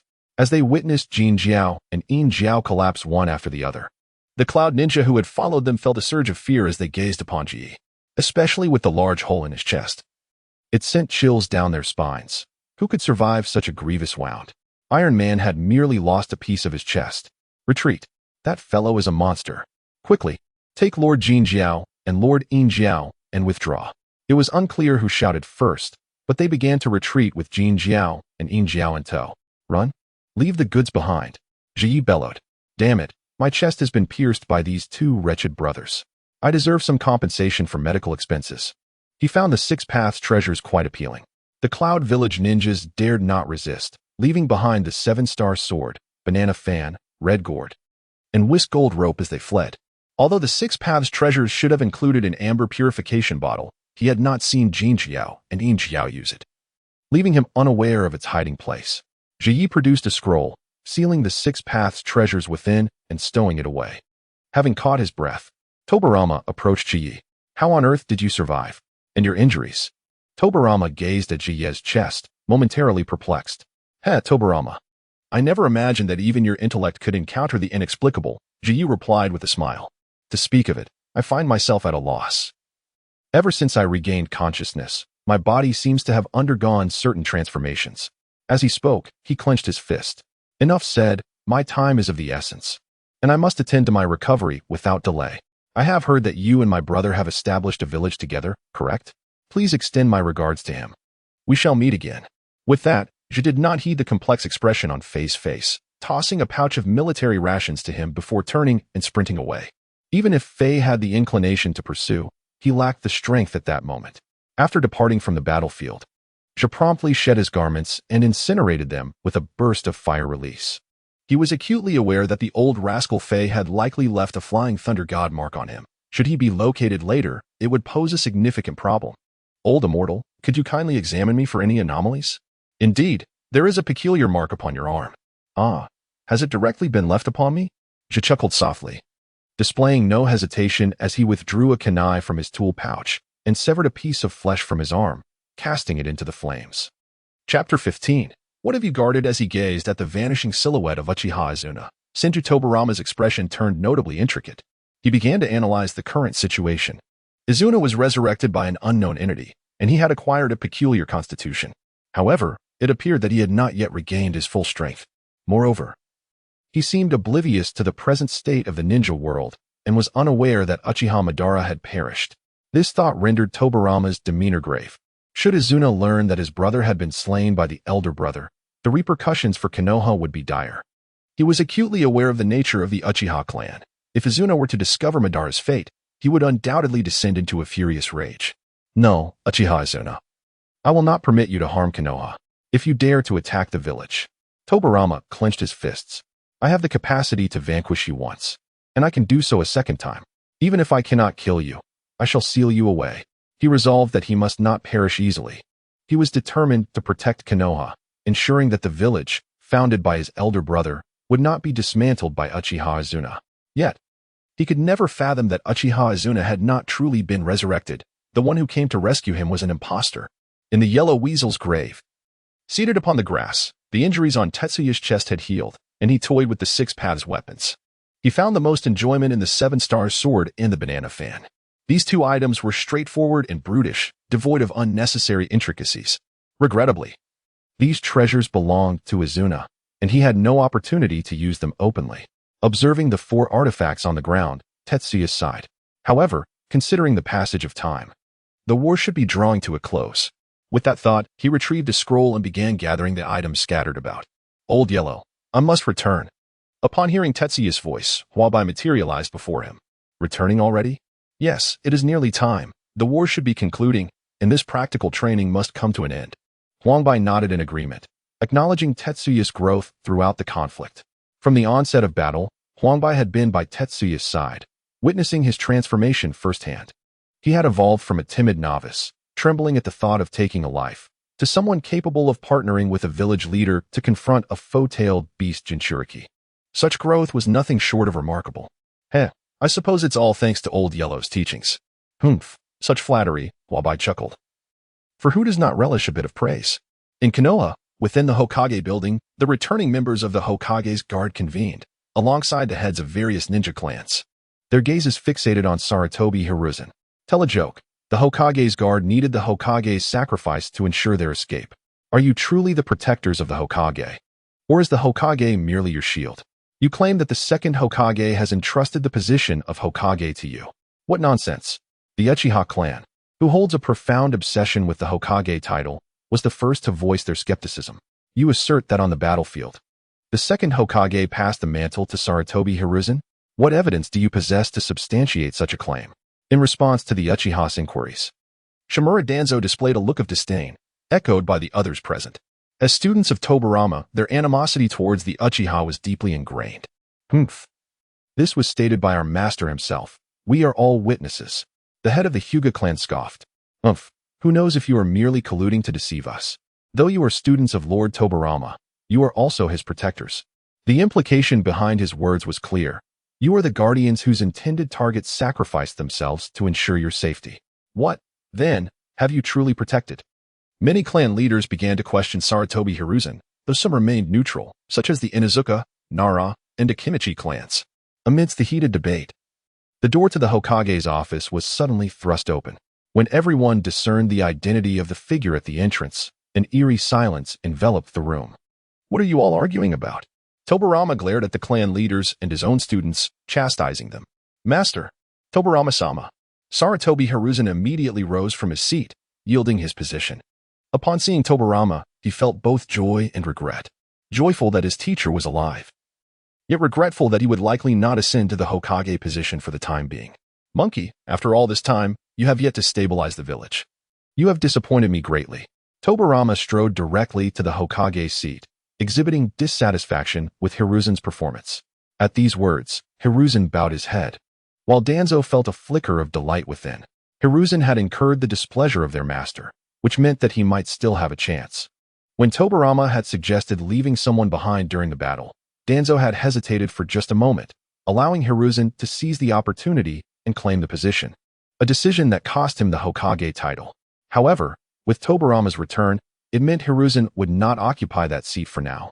And as long as Hiruzen remained without that title, Danzo still had hope. Tobirama addressed the assembly, stating, I indeed proclaimed that I would bestow the title of Hokage upon Hiruzen. Does anyone have any objections? With this declaration, silence fell over the crowd. After all, Tobirama's renown was undeniable, and even the Uchiha clan fell silent. However, from today's events, it appears that you, Danzo, are not yet prepared to assume my position. The lesson imparted by the teacher weighed heavily upon Sarutobi Danzo, who dutifully lowered his head. Tobirama cast a glance at him before shifting his focus to the others in the village. Now that everyone is gathered here, I shall express a few words. The war is nearing its conclusion and moving forward. The return of Senju Tobirama is undoubtedly a momentous occasion, revitalizing the previously somber atmosphere of Konoha. Soon, news arrived from the Cloud Village. The deaths of Kin and Jin had brought an end to the rebellion. The Third Raikage has ascended to power and wishes to negotiate peace with Konoha once more. Tobirama consented, yet this time, the negotiations must be led by Konoha, as the Cloud has already suffered significant losses. Yet, none of this concerns Tetsuya. Back in Konoha, Tetsuya lay in bed, feeling utterly exhausted. At last, he could rest. He let out a yawn, suddenly contemplating a thought. What if I were to truly resurrect Uchiha Izuna? Chapter 16. The ultimate ninjutsu gift pack. Tetsuya suddenly found himself curious about the expression that Uchiha Madara might wear upon encountering a living Izuna. Dog, are you there? Dog. However, to resurrect the deceased without adhering to the established protocols of the ninja realm, he could only turn to the dog. Yet, no matter how fervently he called, the dog paid him no heed. I'll pay up. Oh, my esteemed master, how much would you like to recharge? Bah, wretched mutt. Tetsuya could not help but utter a curse. He rummaged through his ninja tool pouch and extracted the spoils of battle, amounting to approximately 25,000 ryo. He set aside 16,800, tucking the remainder away. As per tradition, he initiated a tenfold draw from the highest prize pool. Very well, my esteemed master. The dog's face displayed a sycophantic grin. The crisp bills vanished in an instant, and the points were successfully credited. My esteemed master, shall we commence the draw immediately? Wait a moment, I have a question for you. What question, my esteemed master?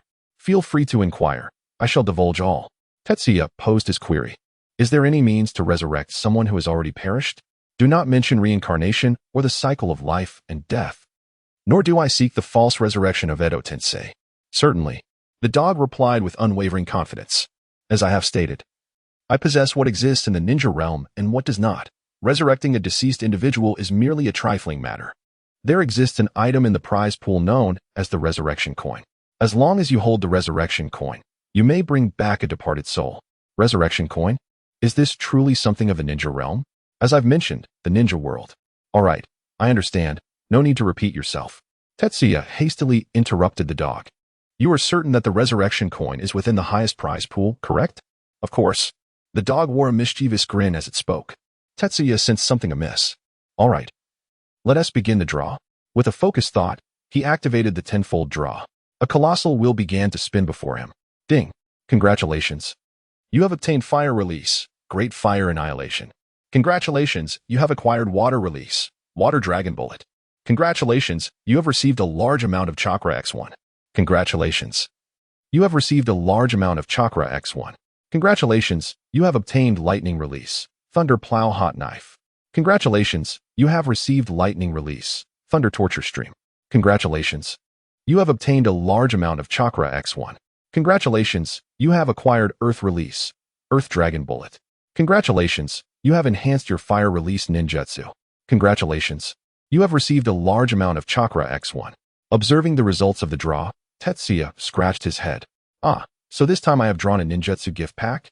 He gazed at the 5 ninjutsu he had acquired, feeling somewhat surprised. Unexpectedly, he had only drawn 2 cards of chakra this time. The rest consisted of ninjutsu, along with a ninjutsu enhancement. This enhancement was quite comprehensible, likely enabling him to augment his fire release techniques in the future. Tetsuya opened his panel. Name, Chiba Tetsuya. Identity, Konoha civilian. Physique, undying body of the evil god. Fire release enhancement. Skills, chakra refinement technique, chakra sealing technique, clone technique, shadow clone technique, substitution technique, transformation technique. Summoning technique, 8 trigram seal, lightning release chakra mode, dispel technique, fire release, fire dragon flame bullet. Possessions, clone technique training method, enhancement training method, transformation technique training method. Shadow clone technique training method, 8 trigram seal training method, lightning release chakra mode training method, dispel technique training method, fire release, fire dragon flame bullet training method. Fire release, great fire extinguishing technique training method, water release, water dragon bullet training method, lightning release, lightning plow heat blade training method, lightning release, thunder torture level training method. Earth release, earth dragon bullet training method. Oh, this fire release enhancement is actually classified under his physique. Tetsuya was somewhat taken aback to find the fire release enhancement listed in the physique section. This service concludes here. Unless you wish to spend money, do not seek me out. Farewell. By the way, let me remind you, consider ways to elevate your status. Different identities can unlock various reward pools. As the lottery came to an end, Tetsuya glanced at the remaining 2 points. The two-faced hound immediately changed his demeanor, uttering his final words before vanishing from Tetsuya's sight. You dog. Why didn't you say so earlier, you money-hungry scoundrel? Tetsuya shrugged helplessly and closed his eyes. Enhancing his status, while easy to say, was certainly no simple task. Oh well, perhaps a good sleep would do him well. The First Shinobi World War had finally drawn to a close, with the second Hokage and second Tsuchikage perishing in battle. The second Raikage fell victim to the rebellion of Kinkaku and Ginkaku. The second Wind Shadow, Sabaku, also met an untimely death, though the cause remained unknown. Among the second Hokages, only the second Hokage of Konoha survived, thanks to Tobirama's presence, allowing Konoha to overshadow the other major shinobi villages once again. With the war concluded, Konoha began to recuperate. Tetsuya, too, reopened his small shop. With the war at an end, A period of at least 20 years of peace lay ahead. A time for him to grow and achieve greatness once more. Looking at his modest establishment, Tetsuya brimmed with confidence. Of course, his aspirations extended beyond this little shop. He envisioned a chain of stores, intending to fill the entire shinobi world with his Chiba ramen shops and become the wealthiest in the realm. Once he amassed sufficient wealth, he would purchase a lordship to indulge in. That opportunistic hound had advised him to elevate his status, and in the world of Naruto, the highest identities and standings belonged to the various village leaders and feudal lords. Rather than aspire to become a village leader, he preferred the leisurely life of a lord, free from responsibilities, indulging in life's pleasures. Regarding the acquisition of a daimyo's position, there exists considerable maneuverability. Naturally, one should not entertain the notion of securing a position among the 5 great nations. However, the ninja world is replete with numerous smaller countries, some of which are in dire financial straits. With the right strategies in place, obtaining a daimyo's position should not prove overly challenging. The reopening of the Chiba ramen shop has also drawn in a notable influx of customers. After all, the previous war had left everyone living in a state of trepidation. But now that peace has been restored, it is time to indulge in life's pleasures. Observing the bustling shop once more, Tetsuya contemplated whether he should expand his establishment or perhaps introduce new products. He envisioned instant noodles if he could transform his ramen into cup noodles. It might tap into a vast market. Resolute in his decision, Tetsuya, ever the doer, took immediate action upon formulating an idea, leaving 2 shadow clones to manage the operations. He himself settled in the kitchen to delve into the intricacies of cup noodle production. Meanwhile, in the Hokage building, Senju Tobarama stood by his office window, gazing out over the entirety of Konoha. Uchiha Azuna, what are you up to now? Chapter 17. Doubts of the third party. The Chiba ramen shop has reopened following the end of the war. However, the business has not flourished as Tetsuya had envisioned. Oh, indeed, war only begets suffering, even for the victors. Observing the scant few customers remaining in the shop, Tetsuya let out a sigh. Although Konoha emerged victorious in the Second Great Ninja War and, under Tobarama's leadership, secured a substantial compensation from the raikage at the negotiation table, the fallen ninjas of Konoha would never return. This war has claimed a significant number of ninjas, leaving only enough to maintain the village's normal operations. Yet, it is likely that the raikage side fared little better. After all, aside from battling Konoha, Kinkaku and Ginkaku instigated internal strife. To be precise, no ninja village benefited from this great war. For out of the 5 villages lost their second Hokage, with the sole survivor being saved by his own hand. Boss, you've finally reopened. I have missed your ramen dearly. Quick, a bowl of your signature tonkatsu ramen. A boisterous voice called from outside, unmistakably belonging to Jiraiya. Oh, it's Jiraiya. It has indeed been a while. Welcome back. What would you like? Tetsuya smiled as he greeted his old friend. I'll have the assorted ramen. And please bring me a portion of fiery fried noodles. Very well, please wait a moment, Tetsuya replied as Jiraiya and his companions found a seat. Meanwhile, Orochimaru's gaze remained fixed on Tetsuya. What's with you, Orochimaru? Why do you keep staring at the owner of Chiba? Jiraiya inquired, curiosity piqued by Orochimaru's intense observation. Orochimaru shook his head. It's nothing. Perhaps it's just that I haven't seen Chiba in quite some time. I feel that his demeanor has subtly changed. Really? I don't perceive any difference in him, Jiraiya said, scratching his head as he stood to glance toward the kitchen. Foolish Jiraiya, why are you making such a fuss? Tsunade remarked, casting a disapproving glance at him. In truth, she too had sensed it. Although Tetsuya's smile remained unchanged for a fleeting moment, there was a distinct shift in his gaze when he looked at others. Such subtle changes, though minute, are keenly perceived by ninjas who are naturally attuned to such nuances. I was merely curious, but I truly don't see any difference. Perhaps it's because you two have not seen the boss for so long that you feel this way, Jiraiya said, feeling a bit aggrieved as he took his seat, pondering why he failed to discern any change in Tetsuya. The feeling I experienced earlier was but a fleeting moment. If I were the only one to perceive it, it might have been merely an illusion, however. Since Tsunade noticed it too, it is unlikely to be a mere delusion. Orochimaru glanced at Tsunade, as if seeking validation. Tsunade nodded in agreement, asserting that it was not an illusion. I believe that when Chiba-sen looks at others, his gaze has grown significantly colder. You are not mistaken, although Chiba-sen appears unchanged. There is an undeniable aura of menace about him. Orochimaru reflected for a moment before explaining. The last time I felt this way was with a rogue ninja from the second Hokage's Umbu. What on earth are you two discussing? Chiba-san is merely the owner of a ramen shop, Jiraiya exclaimed, bewildered by the conversation of his companions. A cold gaze and an aura of menace. Could Chiba-san's true identity be that of a ruthless and formidable ninja? It seems implausible. His chakra levels are inferior to my own. Here are your bowls, Tetsuya announced, emerging from the kitchen with 3 bowls of ramen, each with a distinct flavor.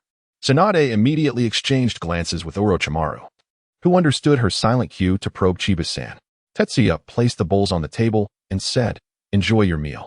Orochimaru picked up his chopsticks and casually remarked, "Is everything all right at home, boss? You seemed a bit down when I entered." At home? Tetsuya paused momentarily, recalling the earlier moment. "Oh, there is nothing serious at home. Today is merely the reopening of the shop, and business hasn't been as good as before, which has left me a bit troubled." "I see." Orochimaru replied with a smile. "You needn't worry, boss. It's only your first day back. People are still unaware of your reopening. After all, you possess skill and a good reputation. Just give it a couple of days, and the villagers will surely flock to your establishment." Haha, I appreciate your kind words. However, restoring business to its former glory may prove challenging. Why do you say that? Upon Orochimaru's inquiry, Tetsuya settled down to elaborate. The primary reason my shop thrived in the past was the frequent visits from the ninjas in the village. Although my ramen is reasonably priced, it is not something an average household can indulge in regularly. Only the ninjas possess the financial means to come often. However, Tetsuya sighed, gazing out at the few passers-by on the street. War has taken too many lives. Upon hearing this, Orochimaru felt a profound resonance. Indeed, life is incredibly fragile, Tsunade interjected, offering a counterpoint. Though many lives were sacrificed, each sacrifice held profound significance. It is precisely through these sacrifices that we have attained peace. Upon hearing Tsunade's words, Shizune slightly squinted her eyes in agreement. Tsunade spoke the truth. While life is indeed fragile, the sacrifices made by many have blossomed into a resplendent flower named peace. Therefore, we must cherish this hard-won tranquility. What are you all talking about? Aren't you going to eat? If you don't eat soon, the noodles will become mushy, Jiraiya remarked, nonchalantly slurping his noodles, seemingly oblivious to their previous conversation. After the 3 had their fill, they departed from the ramen shop. Once they had walked a distance away, Tsunade inquired, "Orochimaru, how do you feel? Is there an issue with Chiyo?" Orochimaru shook his head. "I am uncertain. He appears to have no visible problems. Perhaps the war has taken too many lives, leaving him somewhat despondent. After all, many ninjas were once loyal patrons of Chiyo. The thought of never seeing those who praised his culinary skills again likely contributed to Chiyo's unusual demeanor." Tsunade nodded in agreement. "I believe you are correct. Chiyo is a lover of peace. Perhaps we are overthinking this." "Oh, what are you two daydreaming about?" Jiraiya said dismissively while digging at his nose. "Next time, we should bring Sarutobi-sensei along for ramen. He would be able to discern any issues with Chiyo in an instant." At Jiraiya's suggestion, both Orochimaru and Tsunade were momentarily taken aback. "Well done, Jiraiya. When did you become so astute?" Chapter 18. The cup noodle plan business has been sluggish. What should I do? Sitting cross-legged on his bed, Tetsuya gazed at the meager earnings of the past few days. Previously, his daily income began at 2,000. But over the last 3 days, he had only made a little over 3,000 in total. His earnings were even less than what he would make in a single day during peak times. Alas, it seems I must devise a new strategy for generating revenue. At least until the number of ninjas in Konoha increases, it is likely that my income will remain stagnant. If I do not find a way to boost my earnings, it will adversely affect my card draws. A decrease in the frequency of my draws will inevitably slow my progress in becoming stronger. The thought of such a slowdown is unacceptable. My current strength is insufficient to dominate the ninja world. However, upon further reflection, I cannot seem to identify any other means to earn money. Surely, I cannot resort to accepting missions myself. After all, I am not a ninja and would be unable to undertake such tasks. Sigh, let it be. I suppose I can afford to take my time. With that, he stored away his money and reclined on his bed, crossing his legs. Yet, this idle existence cannot continue. Perhaps I should explore other business ventures? But aside from running a ramen shop, what else could I possibly do? Lost in thought, Tetsuya eventually succumbed to slumber. The following morning, Tetsuya rose early to head to his shop. After all, at this hour, many ninjas would choose to visit his establishment for breakfast. "Hey boss, 1 bowl of tonkatsu ramen, please." Shikuya, long time no see. You're still alive. Upon seeing the familiar white-haired figure, Tetsuya felt a mix of surprise and delight, given that the war had ended. He had encountered many familiar ninjas in the village, but Shikuya was someone he had not yet seen. He had instinctively assumed that Shikuya had perished on the battlefield. With a smile, Shikuya, already well acquainted with Tetsuya, quipped, "What? Did you wish for my demise? How could that be? I was counting on you to frequent my shop. One bowl of tonkatsu ramen, right? I'll prepare it right away. Make it quick. I've been craving your ramen for ages. You have no idea what I've been through. Just a moment. I'll be swift." Suyuin called out before retreating into the kitchen to begin his preparations. Shortly thereafter, he emerged with a steaming bowl of tonkatsu ramen. "Here is your tonkatsu ramen. Enjoy. It's piping hot, so be cautious. No worries. If I were to fear a bit of heat, I wouldn't be much of a ninja." Shikuya paid no mind to the temperature, eagerly devouring the meal. Tetsuya, seated beside him, couldn't help but inquire curiously, "What has happened to you? You look as though you've returned from the brink of starvation." "Oh, don't even get me started." Shikuya waved his hand dismissively, taking several more mouthfuls before responding. "I ventured out to carry out a mission. Although the war has concluded, vigilance regarding border security must not wane in the slightest. I took a team to patrol the borders. The conditions are indeed harsh. It's either military rations or an assortment of hastily prepared dry foods.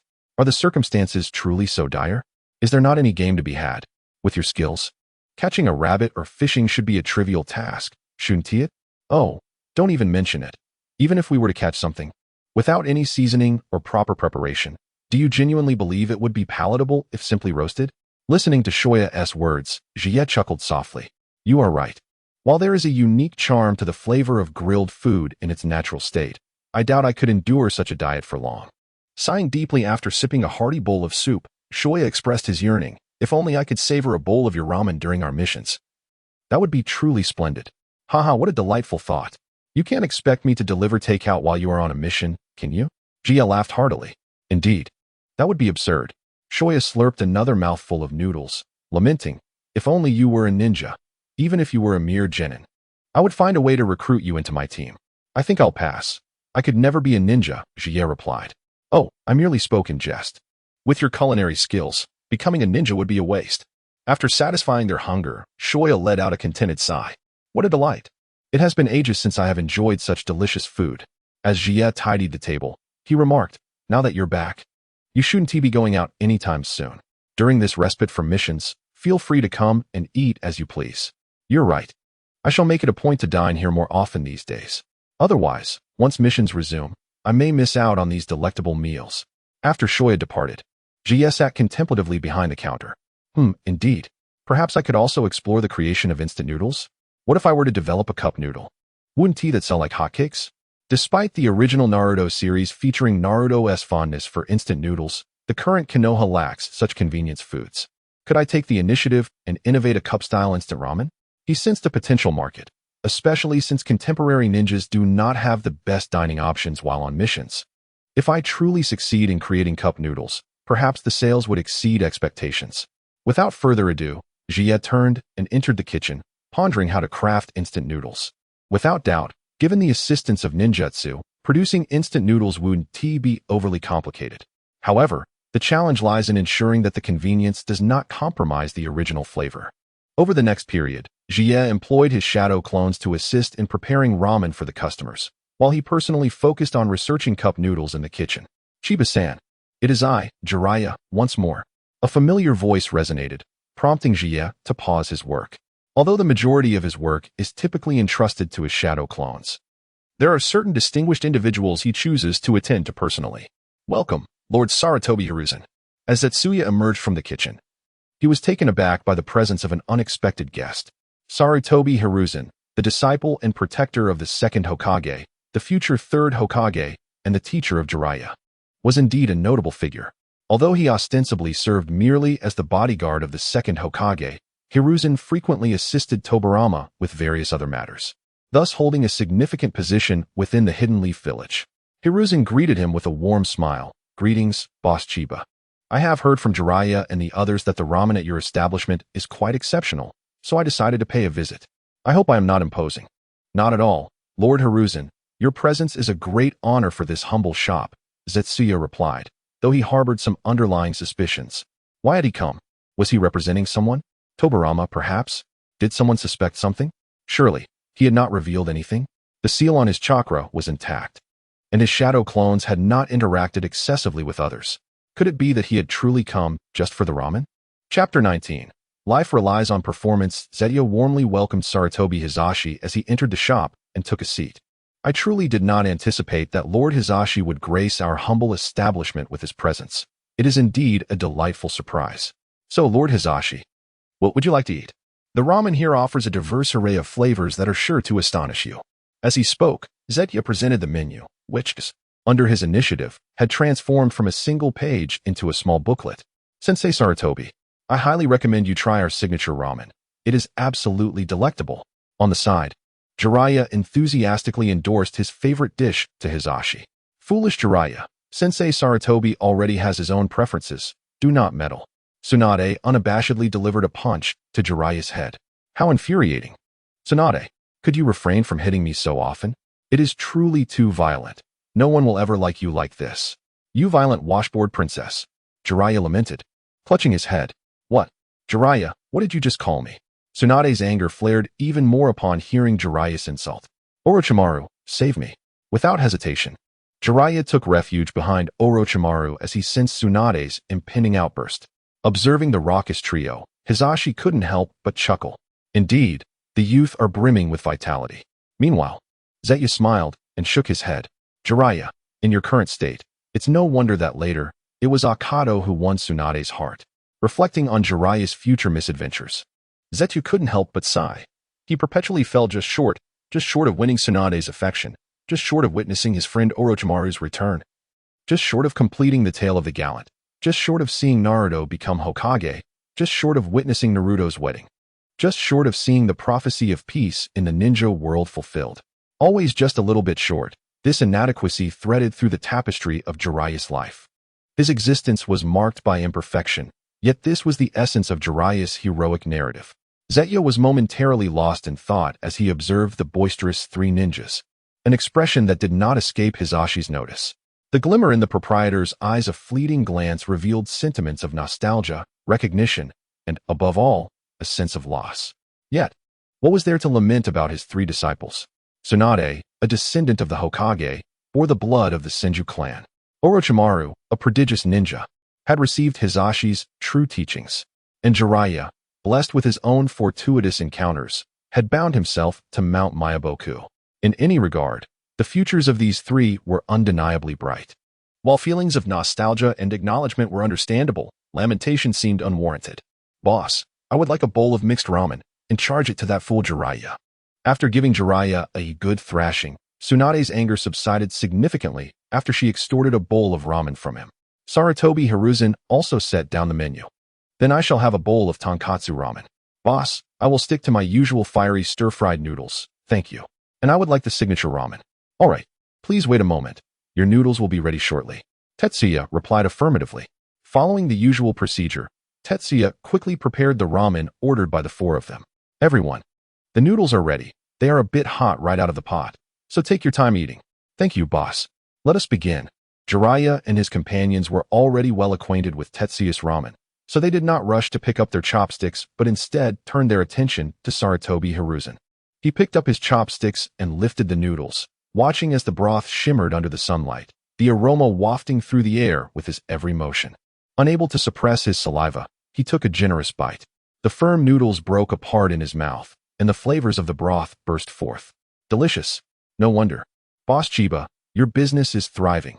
This flavor is undoubtedly the best ramen I have ever tasted. Lord Sarutobi, you flatter me. Tetsuya replied with a bashful smile, though beneath his smile lay a sense of vigilance. He was acutely aware that Sarutobi Hiruzen was not merely there for the ramen.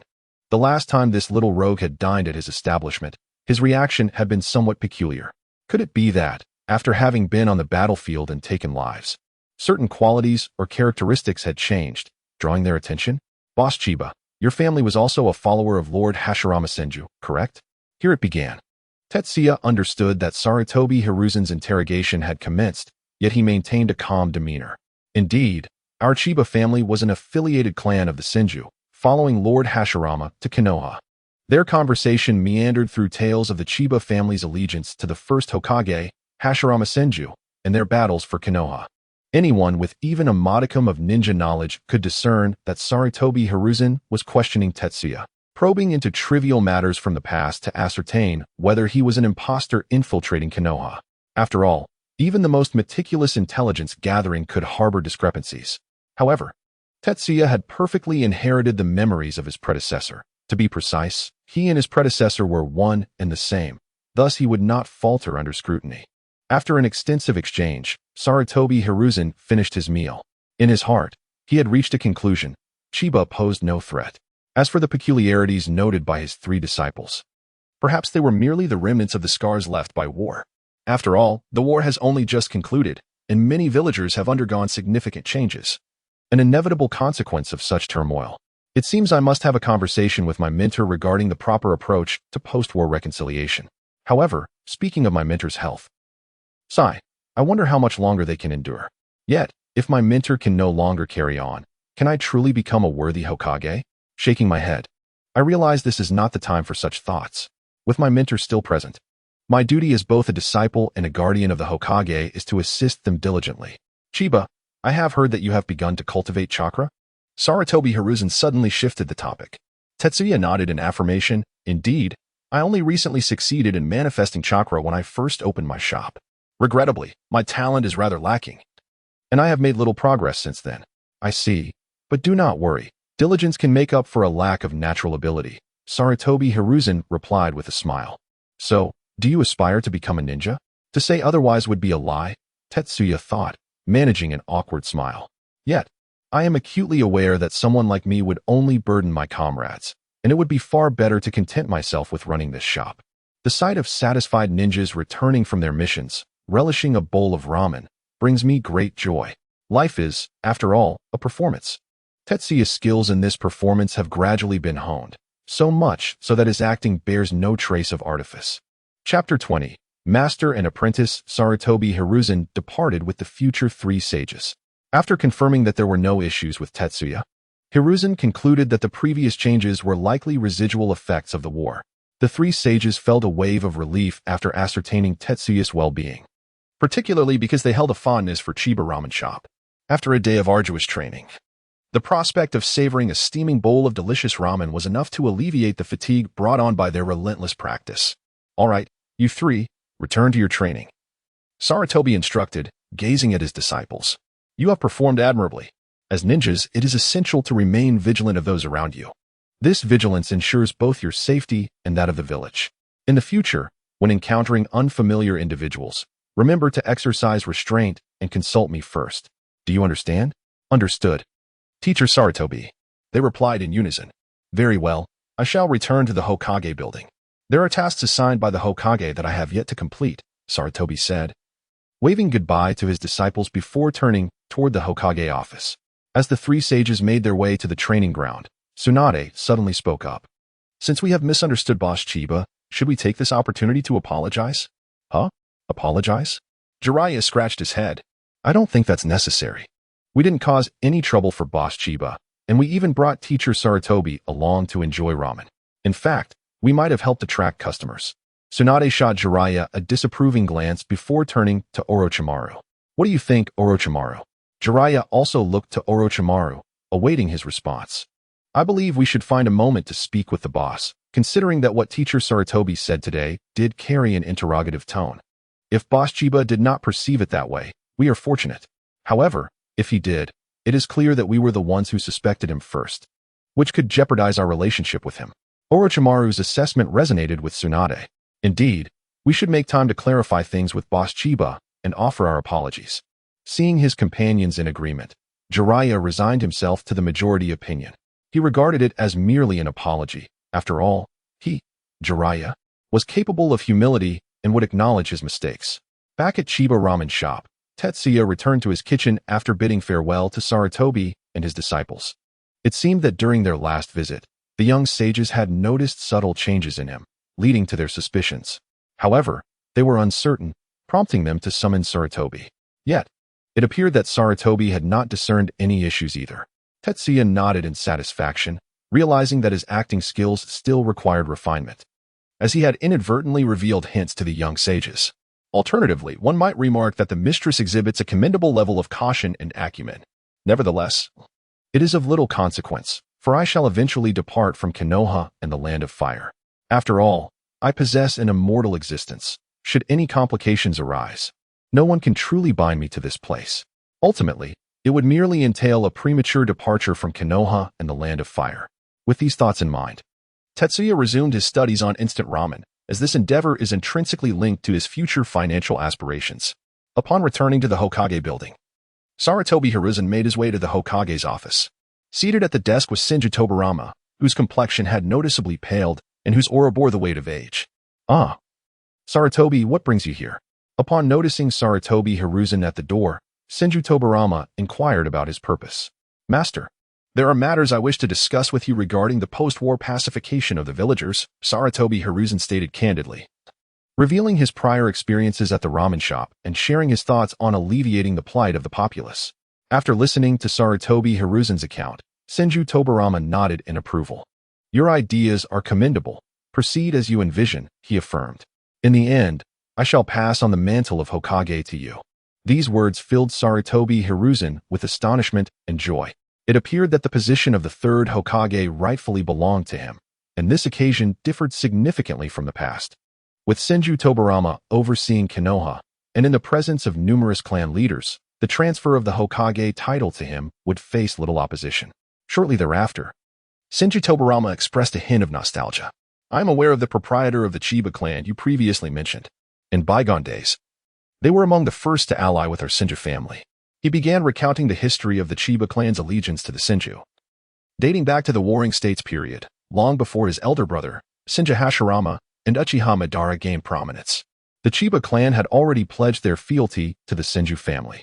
Unlike other clans that chose to align with the Senju out of fear of Hashirama's formidable power, the Chiba clan remained the most steadfast vassals, standing resolutely behind the Senju during the tumult of the Warring States. However, this loyalty also rendered the Chiba clan the target of animosity from numerous other families, as some lesser clans, unable to rival the might of the Senju, found themselves no match for the Chiba.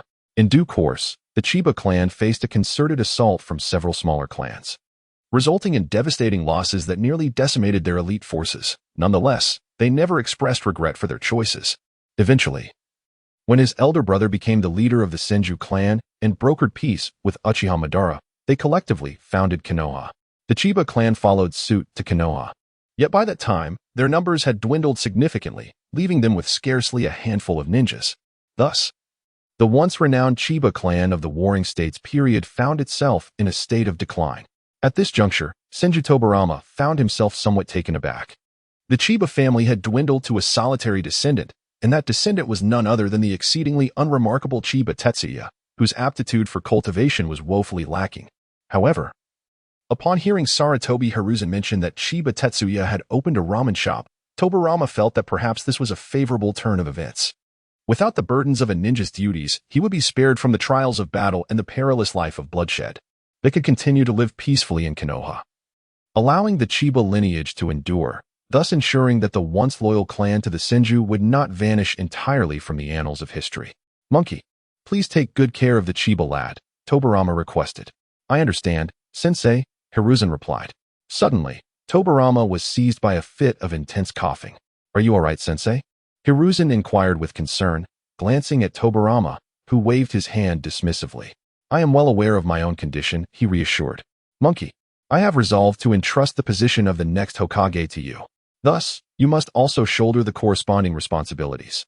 What I am about to convey must remain between us, entering my lips and exiting your ears. You must not disclose it to a third person until you relinquish your Hokage title, understood?" Noticing the gravity of Tobarama's demeanor, Hiruzen felt a flutter of tension. Yet he nodded in affirmation. "Rest assured, sensei, I vow to share this with no one. Please, speak your mind." Chapter 21. The Uchiha clan is a blade. One must grasp the balance of wielding it. Tobarama rose to his feet and gently patted Sarutobi Hiruzen on the shoulder, saying, "Monkey, do you know why I was able to return alive from the clutches of the Gold and Silver Brothers? Because of your extraordinary strength, master. The Gold and Silver Brothers were no match for you." Do you truly believe that?" Tobarama chuckled. If I were indeed so formidable, would I have allowed you to leave first while I stayed behind to hold them off? Hiruzen fell silent, for from the moment Tobarama returned to Konoha, they had been speculating about what had transpired. After all, if their master could indeed triumph over the gold and silver brothers effortlessly, the circumstances would have been altogether different. Nevertheless, Tobarama was not only their teacher but also the second Hokage of the village. He had not divulged the details of that incident, and none dared to inquire further. So, Master, what truly happened? Taking a deep breath, Tobarama replied, Monkey, just as I was on the verge of being surrounded, I encountered someone. Someone? Could it be reinforcements from the village? No, that seems unlikely. Or perhaps it was someone from the Cloud Village.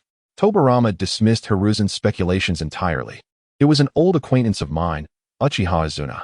Uchiha Izuna. Hiruzen's eyes widened in disbelief. How could this be, Master? Uchiha Izuna, the brother of Uchiha Madara. But he was already dead, was he not? Indeed, Izuna had long since perished, slain by my hand before the village was established. Tobarama's gaze grew distant. Yet, he did appear before me and assisted in defeating the Cloud Village, vanquishing the gold and silver brothers, and even retrieving several of the Six Paths treasures from their possession. How can this be? How can someone who has died possibly return? Tobarama too was puzzled. Indeed, how could the deceased truly come back to life? Yet, Izuna was there. Master, could it be that someone was masquerading as Izuna? Hiruzen proposed his hypothesis. I had my suspicions of such a possibility. But tell me, Monkey, have you ever encountered Izuna? At the warmth of Tobarama's inquiry, Hiruzen shook his head. Do you know Izuna well? Hiruzen again shook his head. Do you think there is anyone who understands Izuna better than I, apart from the deceased Uchiha Madara? Well, probably not. Indeed, probably not. As old rivals, Tobarama and Izuna had clashed for many years. He could confidently assert that he, Senju Tobarama, understood Uchiha Izuna better than Izuna understood himself. Yet, despite this profound understanding, he failed to perceive any anomaly. If one were to insist, it seems that Izuna's prowess has somewhat diminished. The ninjutsu at his disposal appears limited to only fire style, and his Sharingan has reverted to 3 tomo. However, this can be attributed to Izuna's recent resurrection, as his strength has yet to fully recuperate. There is another point that substantiates Izuna's identity. I had previously marked him with the Flying Thunder God technique. Yet, after his departure, my awareness of the mark dissipated. Clearly, he was aware of my tactic and had already taken precautions. It is unlikely that an ordinary individual would notice the mark I left, making it only plausible that a resurrected Izuna would be vigilant, especially since I was the one who ended his life last time. Monkey, I share this with you to convey that if I were to perish one day, you must keep a watchful eye on the Uchiha clan. Teacher. Senju Tobarama gazed out the window as he spoke. If I were to die, the next Hokage would be you. At that time, I hope you do not press the Uchiha clan too severely. The Uchiha are akin to a sword. One must grasp the balance of wielding such a blade. Should you press too hard, it is highly likely that the sword may wound its wielder. Moreover, we do not know when Izuna Uchiha may return, and I fear that by then, you may not be his equal. Tobarama hesitated to contemplate just how terrifying a restored Izuna would be, an almost immortal body, the Mangeki Sharingan. The 6 Paths tools, coupled with astonishing sealing techniques. Even if he were restored to his peak power, he could not guarantee he could defeat Izuna once more. Sarutobi Hiruzen grasped his teacher's intent. He feared that he might inadvertently push the Uchiha clan too hard, leading to discord with the village. If it were merely the present Uchiha clan, it would not pose a significant concern. However, should the Uchiha clan come under the leadership of Izuna Uchiha, then Konoha would have to confront the Uchiha, who once instilled terror during the Warring States period. Very well, you may go now, and remember, today's conversation must remain between us. I understand, teacher. Hiruzen nodded respectfully and departed.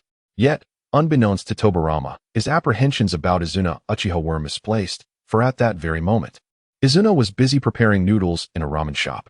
2 days passed, and Tetsuya, observing the meager income that had barely changed, felt a twinge of anxiety. It seems the development of instant noodles must be expedited. Sitting on his bed, Tetsuya tucked away the money and stretched, intending to practice sage techniques for a while before retiring for the night. Hey, my dear master, I believe I heard a sigh from you. Have you encountered some troubles? Tetsuya's eyelids fluttered. Why has this profit-driven dog of mine decided to reveal itself today? Oh dear, master, how could you say such a thing?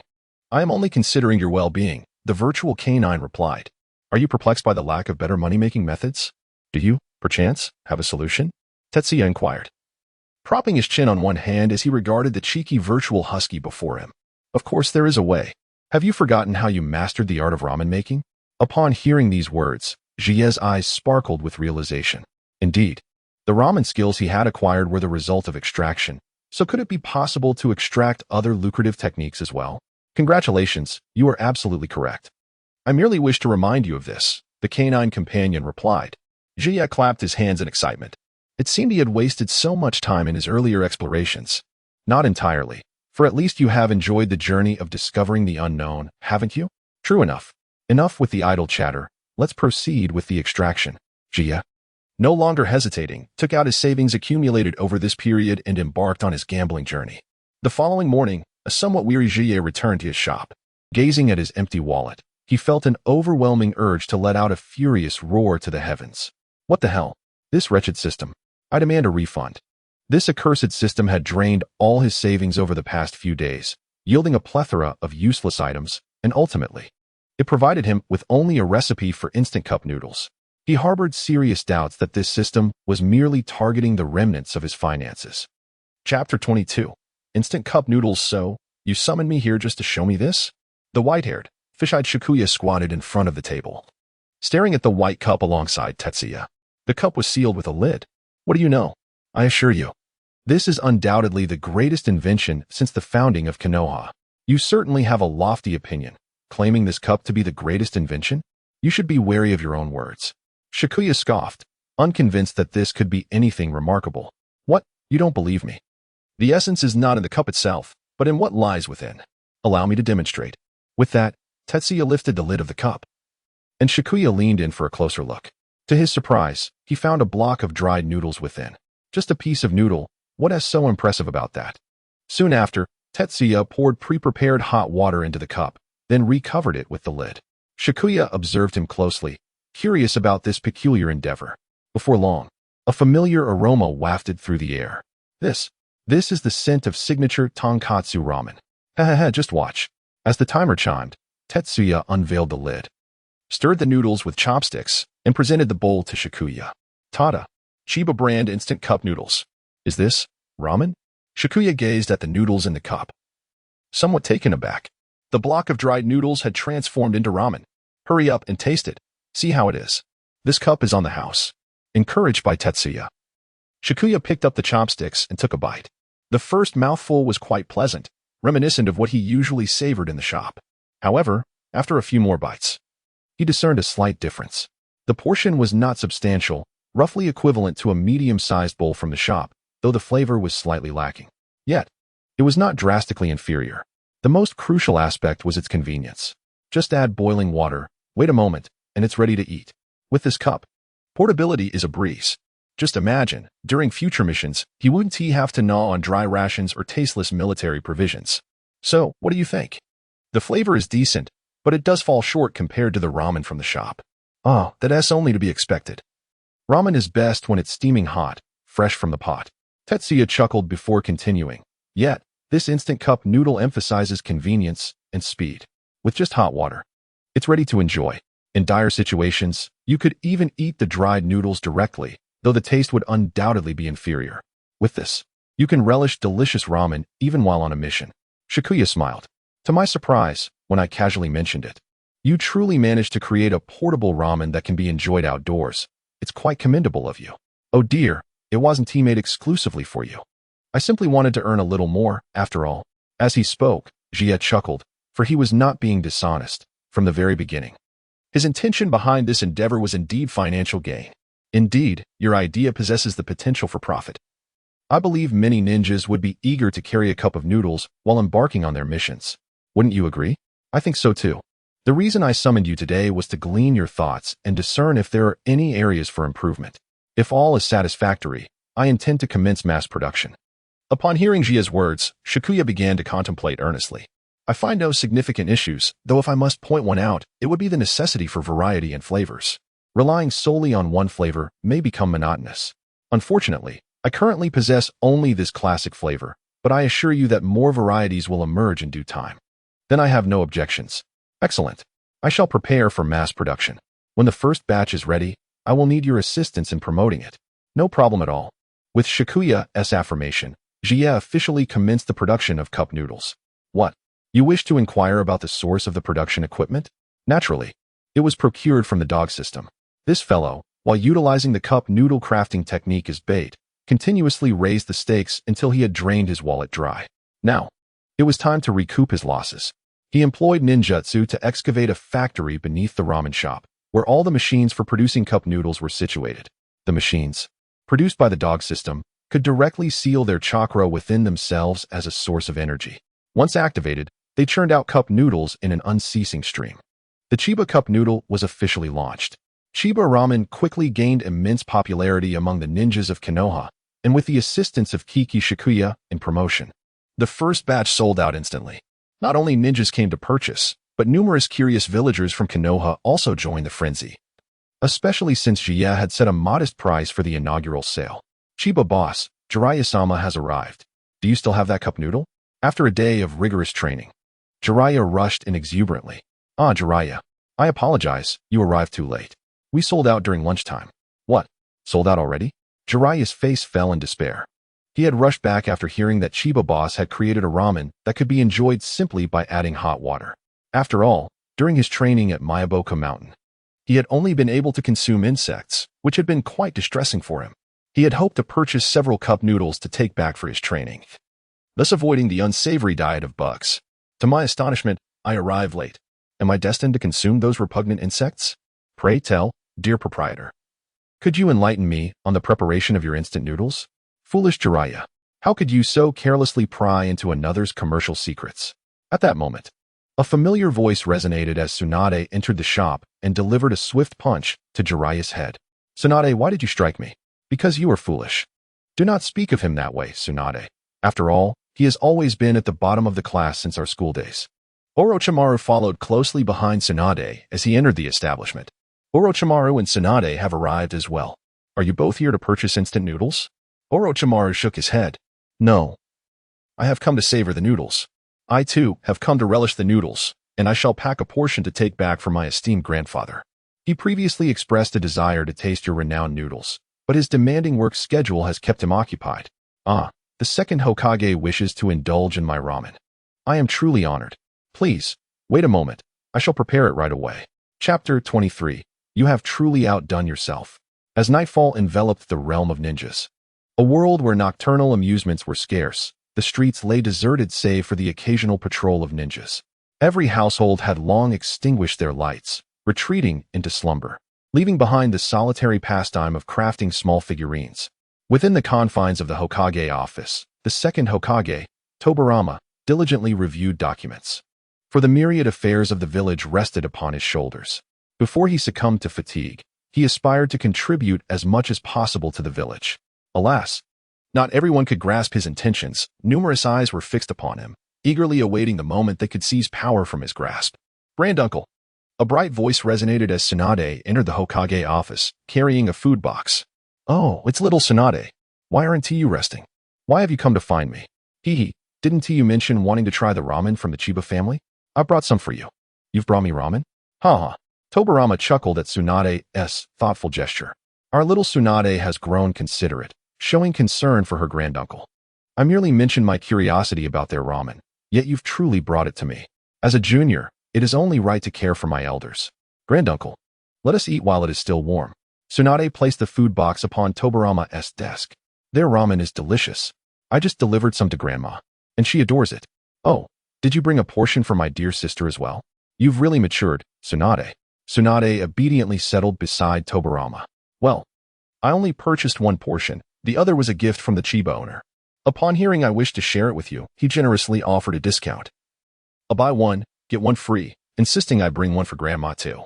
Tobirama opened the food box, and the enticing aroma of ramen wafted through the Hokage office. He nodded in approval. The Chiba family's younger generation is indeed thoughtful. It appears they still hold our Senju clan in high regard. The Chiba family? Are they related to the Chiba owner? Tsunade inquired, intrigued. She was aware that her Senju clan was a prominent family within the village, with many clans having once been their vassals. However, she had little knowledge of the Chiba clan. Yes, the Chiba family is down to just one member now. Is that so? Granduncle, could you tell me about the Chiba family? How did they come to be so diminished? It is indeed a matter of regret for our Senju clan, Tobarama sighed, reminiscing as he recounted past events. Upon hearing the tale of the Chiba family, Tsunade was astounded. The entire Chiba clan were ninjas, and they sacrificed themselves for our Senju clan and the village. Only Chiba, the master, remains as the lone survivor devoid of ninja abilities, while the once despised has become the sole heir of the Chiba lineage. Indeed, the Chiba family members are commendable, including the current Chiba lad. As he spoke, Tobarama took a sip of the ramen. The flavor was unexpectedly delightful, although it had been packed and the noodles had soaked in the broth for quite some time. They retained a surprising firmness. The noodles absorbed the essence of the broth, enhancing its aroma. The accompaniments were perfectly balanced, neither overshadowing the ramen's main character nor detracting from its appeal. Truly, this Chiba lad possesses genuine skill, with such craftsmanship. I am confident he could lead a prosperous life in the village. Indeed, dear granduncle, you have no idea. Chiba's business is unparalleled in the village, and he has even developed instant ramen that can be enjoyed simply by soaking it in hot water. How convenient. Oh, is that so? Upon hearing about this instant ramen, Tobarama's mind raced with thoughts, his initial reaction pondering its applicability for ninja missions. Upon further reflection, however, its significance seemed limited. Perhaps it could be useful for patrol duties. Allowing ninjas to enjoy a warm meal when starting a fire is inconvenient. Nevertheless, for those who dislike cooking or lack culinary skills, it indeed presents a commendable option. Long live instant ramen. Tsunade recounted tales about instant ramen to Tobarama, transitioning from that topic to the foolish Jiraiya, before discussing their training and various matters. The grandfather and grandson engaged in a lively exchange, covering a multitude of subjects. Meanwhile, in the home of Chiba Tetsuya, he sat on his bed, preparing to meditate and commune with the energies of the universe to refine his mystical arts. My dear master, have you missed me these past few days? Upon seeing the dog system that had materialized, Tetsuya couldn't help but scoff. Miss you? Of course. I long for you dearly. I could hardly bear your absence. Why don't you just vanish? Last time, you depleted my resources and gifted me a haphazard assortment of meaningless items. How dare you show your face again? Oh, come now. Dear master, why be upset? I could never deceive you. It was merely a slight misfortune on your part, all right? Spare me. It's one thing to have bad luck, but why on earth did you divide a single cup noodle production equipment into 5 parts? Are you trying to tease me with ninja fragments?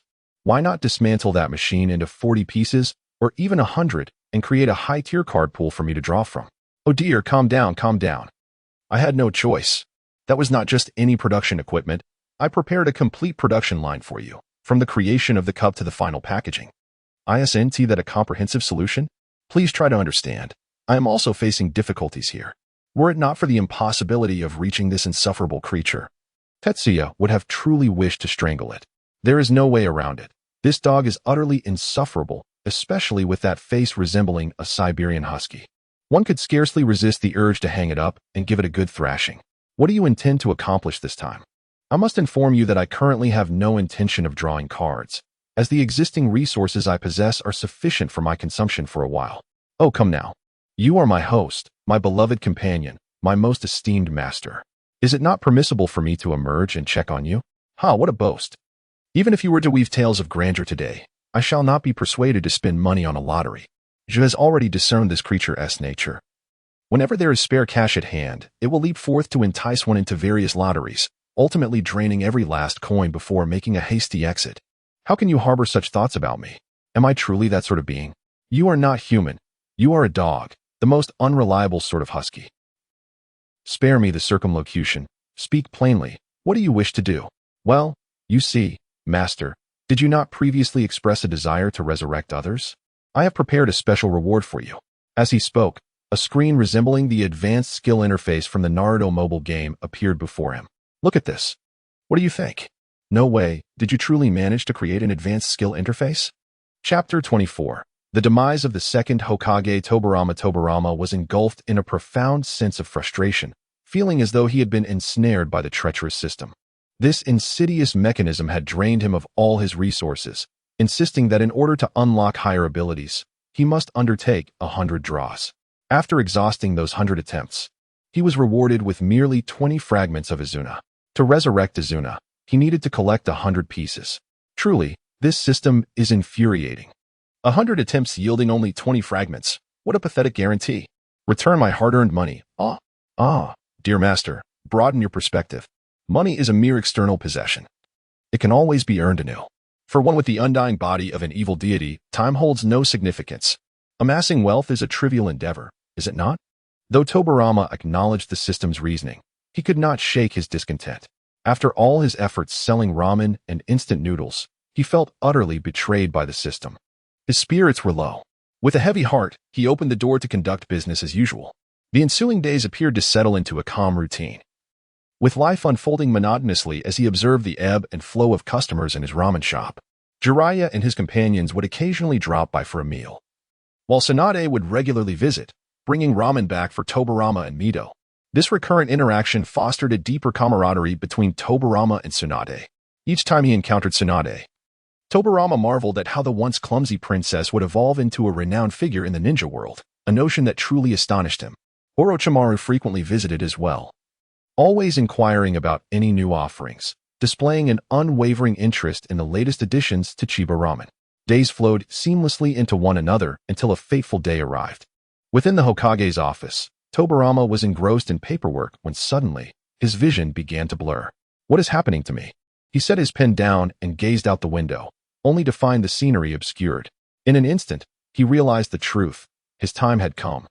It was time for his spirit to return to the afterlife. To be precise, he had long been overdue for this passage. Had it not been for the circumstances at that moment, struggling, he made his way to the window, peering outside, but all he could see was a haze. Izuna, I still have not witnessed your return to the village. I hope that when you do, you will not turn against it.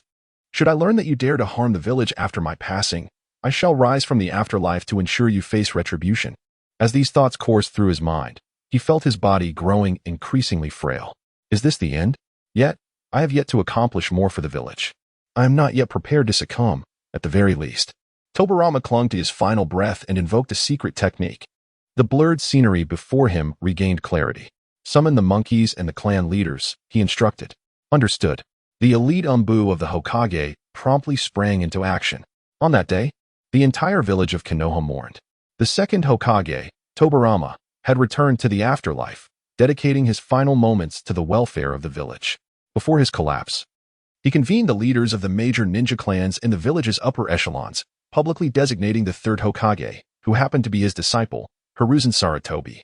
His intention was to avert the chaos that had previously ensued, preventing discord among the villagers over the Hokage's position that could lead to the village's fragmentation. Hiruzen, chosen as the third Hokage, refrained from hastily assuming the role, instead orchestrating a funeral for his mentor, the former Hokage. On the day of the ceremony, as if to accentuate the somber mood, rain began to fall from the sky. The gathered mourners stood in silence before the grave of the second Hokage, who had devoted his life to Konoha, leaving behind no descendants. Tsunade stood sorrowfully beside her teacher, tears welling in her eyes as she gazed at the gravestone. Today, she mourned yet another beloved figure. The upper echelons did not linger long. After paying their respects, they departed, as many pressing matters awaited their attention. Following their exit, the villagers of Konoha spontaneously approached to bid farewell. Among them was Tetsuya, who blended into the crowd. Once everyone had left, he approached Tobarama's gravestone, observing the name etched upon it. From his food box, Tetsuya retrieved a bowl of ramen, placing it before the gravestone. A flavor that Tsunade had informed him was Tobarama's favorite. I had thought that once you fell to the likes of Ken and Jin, you would alter the course of your fate, yet here you are, departed. Tetsuya shook his head in contemplation. It seemed that Tobarama had long since exhausted his potential, and his ability to endure until the end was indeed commendable. Oh, master, why must you be so sorrowful? Death is but a trifling matter for you. Upon hearing the voice of his companion, Tetsuya couldn't help but roll his eyes. Which of your eyes perceived my sorrow? Was it the two in front, or perhaps the ones behind? I am merely reflecting. No need for such reflections, master. You could easily resurrect him, provided the funds are sufficient. Tetsuya's expression darkened at this remark. What do you mean by that? Don't tell me that Izuna's hidden trump card is Tobarama? Congratulations, master. You are correct. Of course, if you desire, I can arrange for others as well, such as Hashirama, Ashura, Indra, or even Uchiha Madara. It seems that Uchiha Madara is currently incapacitated. He has not yet perished, thus I cannot resurrect him. However, once he passes, I can promptly arrange for his return to serve you. Please, spare me your remarks. Tetsuya rolled his eyes and turned to leave. Nonetheless, he pondered whether to resurrect Tobirama so that he and Izuna could assist him. Indeed, their collaboration would undoubtedly be intriguing. What do you think? Would they heed their own desires? Let us not jest. The actual resurrection of them is a matter far in the future. By that time, not to mention the treasures I may acquire, simply mastering the sage techniques of the yellow-furred tomb would likely elevate me to the upper echelons of the shinobi world. Power determines all. Moreover, the fact that the two-horned beast has consistently informed me that those I resurrect, regardless of their former might, cannot harm me is more than sufficient. Chapter 25. Tetsuya's dream. Tetsuya aspired to make the name of Chiba renowned throughout the ninja world. In Konoha, the third Hokage ascended to his position without implementing sweeping reforms or hastily enacting new policies. Instead, he led Konoha in a steady manner, striving to mitigate the impact of the second Hokage's passing. One could say that Konoha was fortunate. At the conclusion of the war, the second Hokage was still alive, and the village did not experience the turbulence that other ninja villages faced during the leadership transition. Thanks to the second Hokage, the village caught its breath after the war, making the third Hokage's tenure considerably more manageable compared to the leaders of other villages. In the Hokage's office, Sarutobi Hiruzen gazed at the documents on his desk, his face etched with worry. Rubbing his temples, he retrieved his pipe from the drawer and lit it. After taking several deep puffs, the smoke began to fill the office, and the nicotine helped to ease his furrowed brow somewhat. Knock, knock, knock. Come in. The door to the Hokage's office opened, revealing an unexpected visitor. Tetsuya, what brings you here today? Is there something you need assistance with? Hello, third Hokage. Tetsuya beamed, positioning himself across from Sarutobi. Oh, please, don't be formal. Have a seat. Is your ramen shop closed today? Don't you usually tend to the shop? Aha, no. I've taken on an apprentice. So now the shop has someone to help oversee things. With my shadow clone guiding them, it doesn't matter whether I am present or not. Oh, you've mastered the shadow clone technique? Sarutobi's interest was piqued more by Tetsuya's accomplishment than by the news of his apprentice. Although the shadow clone technique is one of the fundamental jutsu for ninjas, mastering it is no small feat for someone lacking innate ninja talent. Yes, indeed. It took quite a bit of time and money, though. Spent a lot of money. Yes, I learned at a slower pace. So I had to hire several ninjas to teach me. I thought that once I mastered the technique, I could accomplish more. Haha, I see. Sarutobi smiled kindly before inquiring. So what brings you here today? Tetsuya nodded earnestly, saying, well, third Hokage, I feel that the development of my small shop in the village has reached its limits. So I wish to expand my business outside. You want to take your business outside? To the land of fire, or perhaps the entire ninja world? For now, my target is just the land of fire. As he spoke, Tetsuya's demeanor shifted to one of enthusiasm. But I believe that with the right opportunity, I can establish Chiba ramen shops throughout the entire ninja world. Even if I cannot become a ninja, I will ensure that the name of our Chiba family resonates across the ninja realm. Observing the spirited demeanor of Tetsuya, Sarutobi Hiruzen nodded with approval, admiring Tetsuya's confident disposition. Indeed, that is quite an admirable dream, and I firmly believe you can achieve it. However, the village permits its residents to engage in commerce, so there is no need to inform me of such matters. Tetsuya smiled and revealed his true intention. Well, actually, I am here to issue a mission. Oh, to issue a mission, is it? Sarutobi Hiruzen acknowledged, retrieving a mission form from the drawer beside the table. Do tell, what kind of mission do you wish to propose? I will write it down and post it on the mission board. I wish to issue a bodyguard mission. A bodyguard mission? Yes. I plan to visit various cities in the land of fire for an on-site investigation. Only once I have a thorough understanding of each city can I effectively plan for the future of my ramen shop. In truth, Tetsuya considered this bodyguard mission somewhat superfluous. At this time, he felt no ninja from any village posed a significant threat to him. Unless a village leader were to personally intervene, he doubted anyone could match him. After all, it was highly unlikely that a village leader would concern themselves with an ordinary individual running a ramen shop. Moreover, even against a village leader, Tetsuya was confident in his ability to escape, for the speed of his lightning release chakra mode was not something just anyone could contest. However, at present, he was perceived as a mere novice, barely having mastered the shadow clone technique. If he were to venture out alone, it would surely raise suspicions. To maintain appearances, he decided it would be prudent to issue a mission and hire a ninja for protection. Sarutobi Hiruzen wholeheartedly endorsed Tetsuya's idea of seeking a bodyguard. You have thought this through quite well. No wonder your ramen shop is thriving, Master Chiba. You flatter me, Hokage-sama. No, I genuinely believe that you possess a remarkable business acumen. With that, Sarutobi Hiruzen completed the mission request. All right, Master Chiba, your mission request is ready. I will classify it as a top-level C-rank mission, given that it will take place within the Land of Fire, where encountering ninjas from other villages is unlikely. However, you will be traveling extensively, so it deserves the highest standard. That is perfectly acceptable. Very well, then it is settled. I shall also issue you a pass for entering and exiting the village, which will facilitate your travels. Thank you, Third Hokage. Indeed, the youthful Sarutobi Hiruzen was quite a sight to behold. Shortly thereafter, Tetsuya completed the deposit and departed the Hokage's office, leaving behind a membership card for Hiruzen. Although the Hokage did not lack for funds, the card provided a sense of identity, as he was presently the only member in all of Konoha. Upon returning to his ramen shop, Tetsuya could not help but feel a sense of curiosity. Uncertain of who will accept the commission to accompany him on a journey through the Land of Fire tomorrow, he finds himself rather eager. After all, during this period of idle time, he has learned a few illusions from the esteemed Huang de Xian. He yearns to test the waters and see whether his illusions can affect ninjas. A C-rank individual should at least guarantee the presence of a chunin, ideally. It would not be a scenario where a jonin leads 3 genin. As he daydreams about the itinerary for tomorrow, he leans against the counter, gazing out at the bustling pedestrians. With the ability to openly employ shadow clones, Tetsuya finds himself at leisure. However, business at his shop has been rather lackluster lately, with cup noodles surprisingly outselling ramen. This has led him to contemplate the idea of opening a branch, distributing cup noodles across various cities in the Land of Fire. The following morning, Tetsuya arrives at the ramen shop bright and early. Handa, I'm stepping out for a while. I leave the shop in your capable hands, and my shadow clone will remain here. Should you have any questions, do not hesitate to consult him. Understood, Sensei. Although Handa appears to be of similar age to Tetsuya, he respectfully addresses him as Sensei. When Handa first expressed his desire to learn the art of ramen making, Tetsuya was taken aback, initially mistaking the young man for the future owner of Ichiraku. However, it soon became clear that this Handa was not Ichiraku himself, but most likely the legendary ramen chef's father. The thought of the future Otsutsuki Ichiraku referring to him as master prompted Tetsuya to readily accept him as a disciple.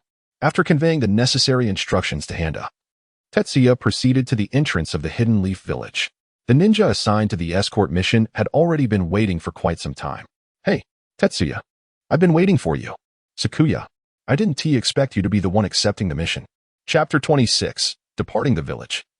The main hue of the ninja whirled upon encountering the familiar figure of Hatake Sakuya waiting at the village entrance. Tetsuya felt a mix of surprise and delight. After all, it was a known companion, making communication significantly easier. I truly did not anticipate that it would be you who accepted my commission. Haha, what a coincidence. Just yesterday, I completed my previous task and noticed a fresh batch of assignments on the task board. I thought to myself, perhaps I should see if there are any suitable tasks available, and there it was, your posted commission. Sakuya also expressed surprise and joy. I never imagined that in such a short span, you had already contemplated expanding your ramen shop to other locations. Tetsuya chuckled. It's nothing serious. Although I do have that intention, whether it materializes remains uncertain. I understand. Despite my lack of business acumen, I have heard from my family that there are numerous intricacies involved in commerce. Your decision to conduct a field study is indeed wise. The Hatake clan is quite prominent in Konoha, and naturally, they possess various enterprises managed by non-ninja family members. Although not directly involved, Sakuya had gleaned some insights from his relatives regarding these matters. Well, I'm not overly knowledgeable, considering I'm the last remaining member of my family. I can only navigate this path based on intuition. As he spoke, Tetsuya patted Sakuya on the shoulder and extended his right hand. Henceforth, my safety will depend entirely on you. I look forward to your guidance. Sakuya grasped Tetsuya's right hand firmly. Likewise, I anticipate your guidance as well. Haha. Let us go. We shall set forth. Tetsuya and Sakuya departed from Konoha, heading towards the nearest city within the Land of Fire. The Land of Fire is vast, and given that this is an exploratory journey, numerous considerations must be taken into account, inevitably extending the duration of their expedition. Before their departure, Tetsuya was filled with anticipation. Although he had left Konoha before, it had been during turbulent times on the battlefield. This journey marked his inaugural visit to a town beyond Konoha, and he was brimming with curiosity about the towns within the world of shinobi. After all, even in anime and manga, the narratives predominantly revolve around major ninja villages, with only a few specific locations depicted, leaving little room for exploration of other towns within this universe. Yet, the greater the hope, the more profound the disappointment. Upon arriving at the first town, Tetsuya was taken aback by the dilapidated state of the settlement, his eyes nearly falling to the ground. "Tsukuyo, is this really our first stop? Indeed. Is there a problem?" Tetsuya stood in silence, gazing at the village before him, its winding muddy paths and low thatched roof houses evoked a sense of desolation. The rulers of this place are adorned in garments that defy the very essence of simplicity. Were it not for the passing pedestrians engaging in conversation, one might easily mistake this gathering for a congregation of uncivilized primitives. Upon reflection, however, it becomes apparent that the world of ninjas is one marked by a profound imbalance and development, rather than mere backwardness. Moreover, it has been a mere 20 years since the establishment of the ninja village system, and the first great ninja war has only recently concluded. Outside the confines of the ninja villages, bandits run rampant. Villages lacking the protection of ninjas are, understandably, steeped in primitive conditions. The world beyond the ninja villages is, indeed, in a state of disrepair. Sakuya felt little emotional resonance with the scene before him, merely expressing his sentiments with a sigh. In truth, most areas of the ninja world resemble what we see now. The flourishing state of Konoha is a rare exception in this realm. We must extend our gratitude to the first Hokage, for his benevolence spared us from a life of tumult and uncertainty. He convened a gathering to establish the village, allowing us the lives we lead today, remarked Tetsuya, furrowing his brow. Yet, the first Hokage possessed the power to transform the entire ninja world. Why then? Did he establish merely a village rather than a nation with a comprehensive legal system? This left Sakuya momentarily speechless, uncertain of how to respond. Could one argue that the first Hokage lacked such capability? After all, both he and Uchiha Madara wielded overwhelming strength that could dominate the entire ninja world. Or is it that the plight of those beyond the village did not concern the first Hokage?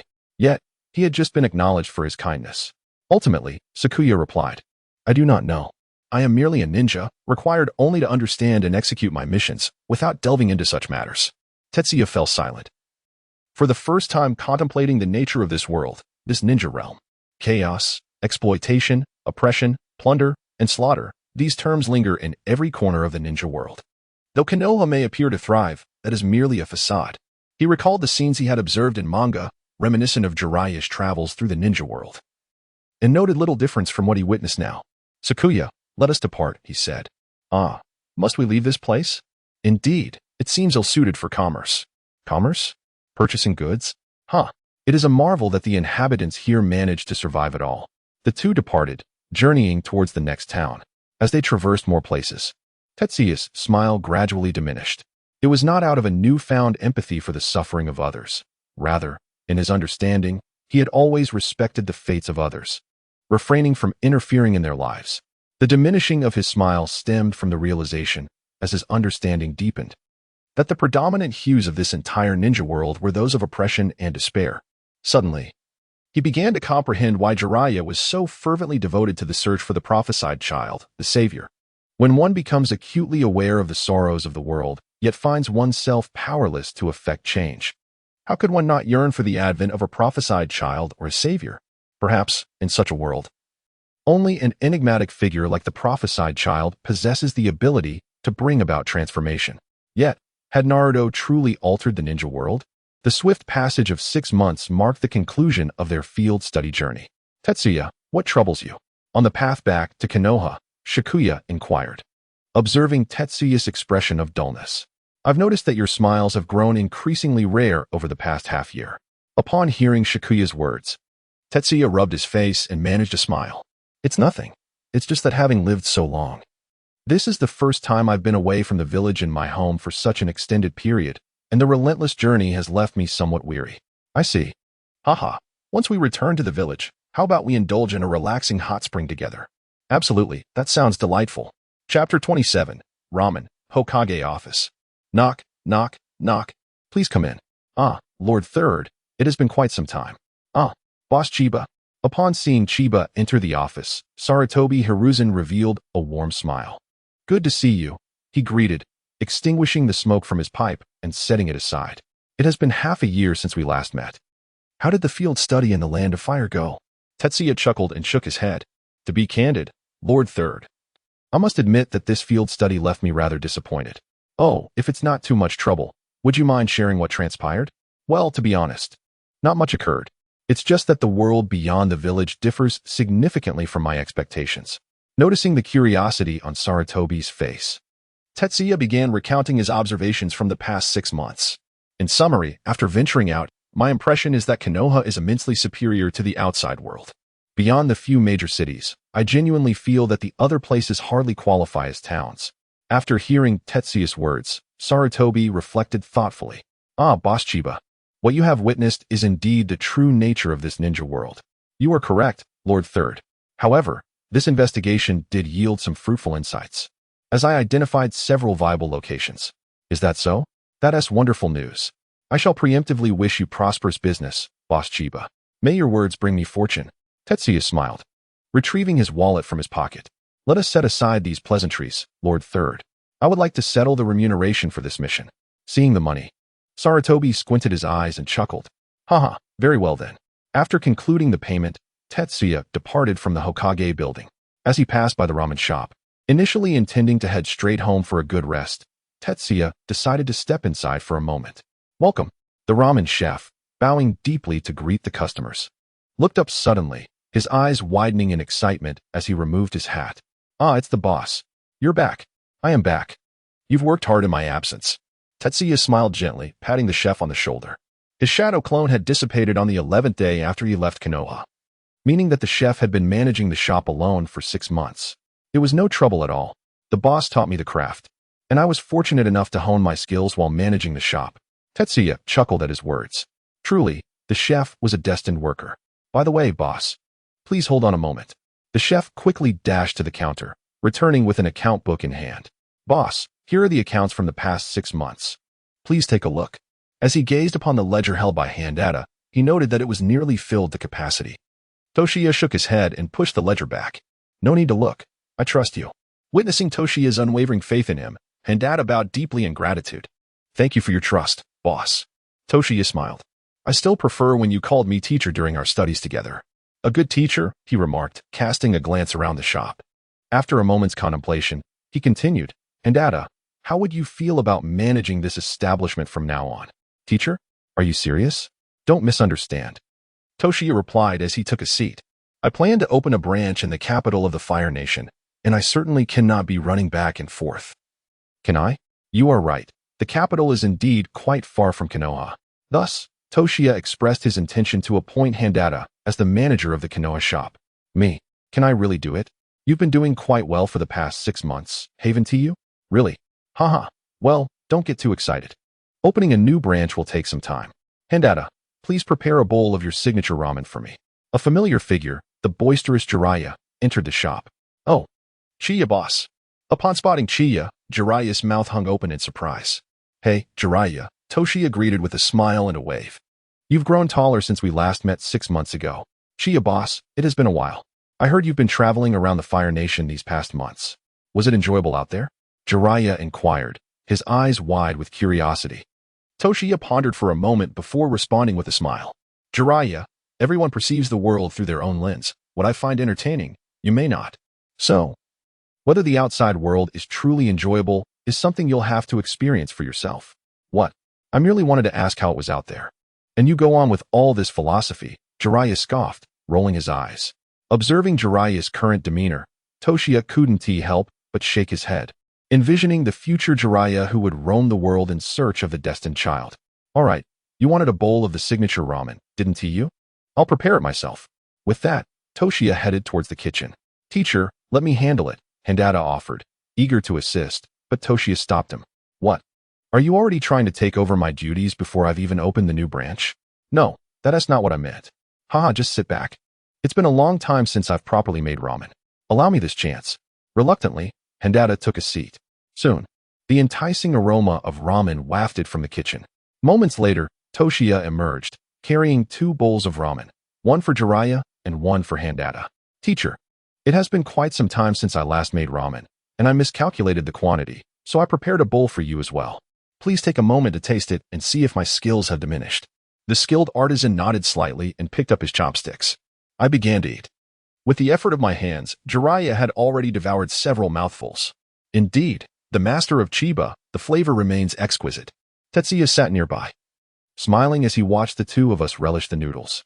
Jiraiya's movements were quite pronounced, resembling someone who had not indulged in a proper meal for an extended period.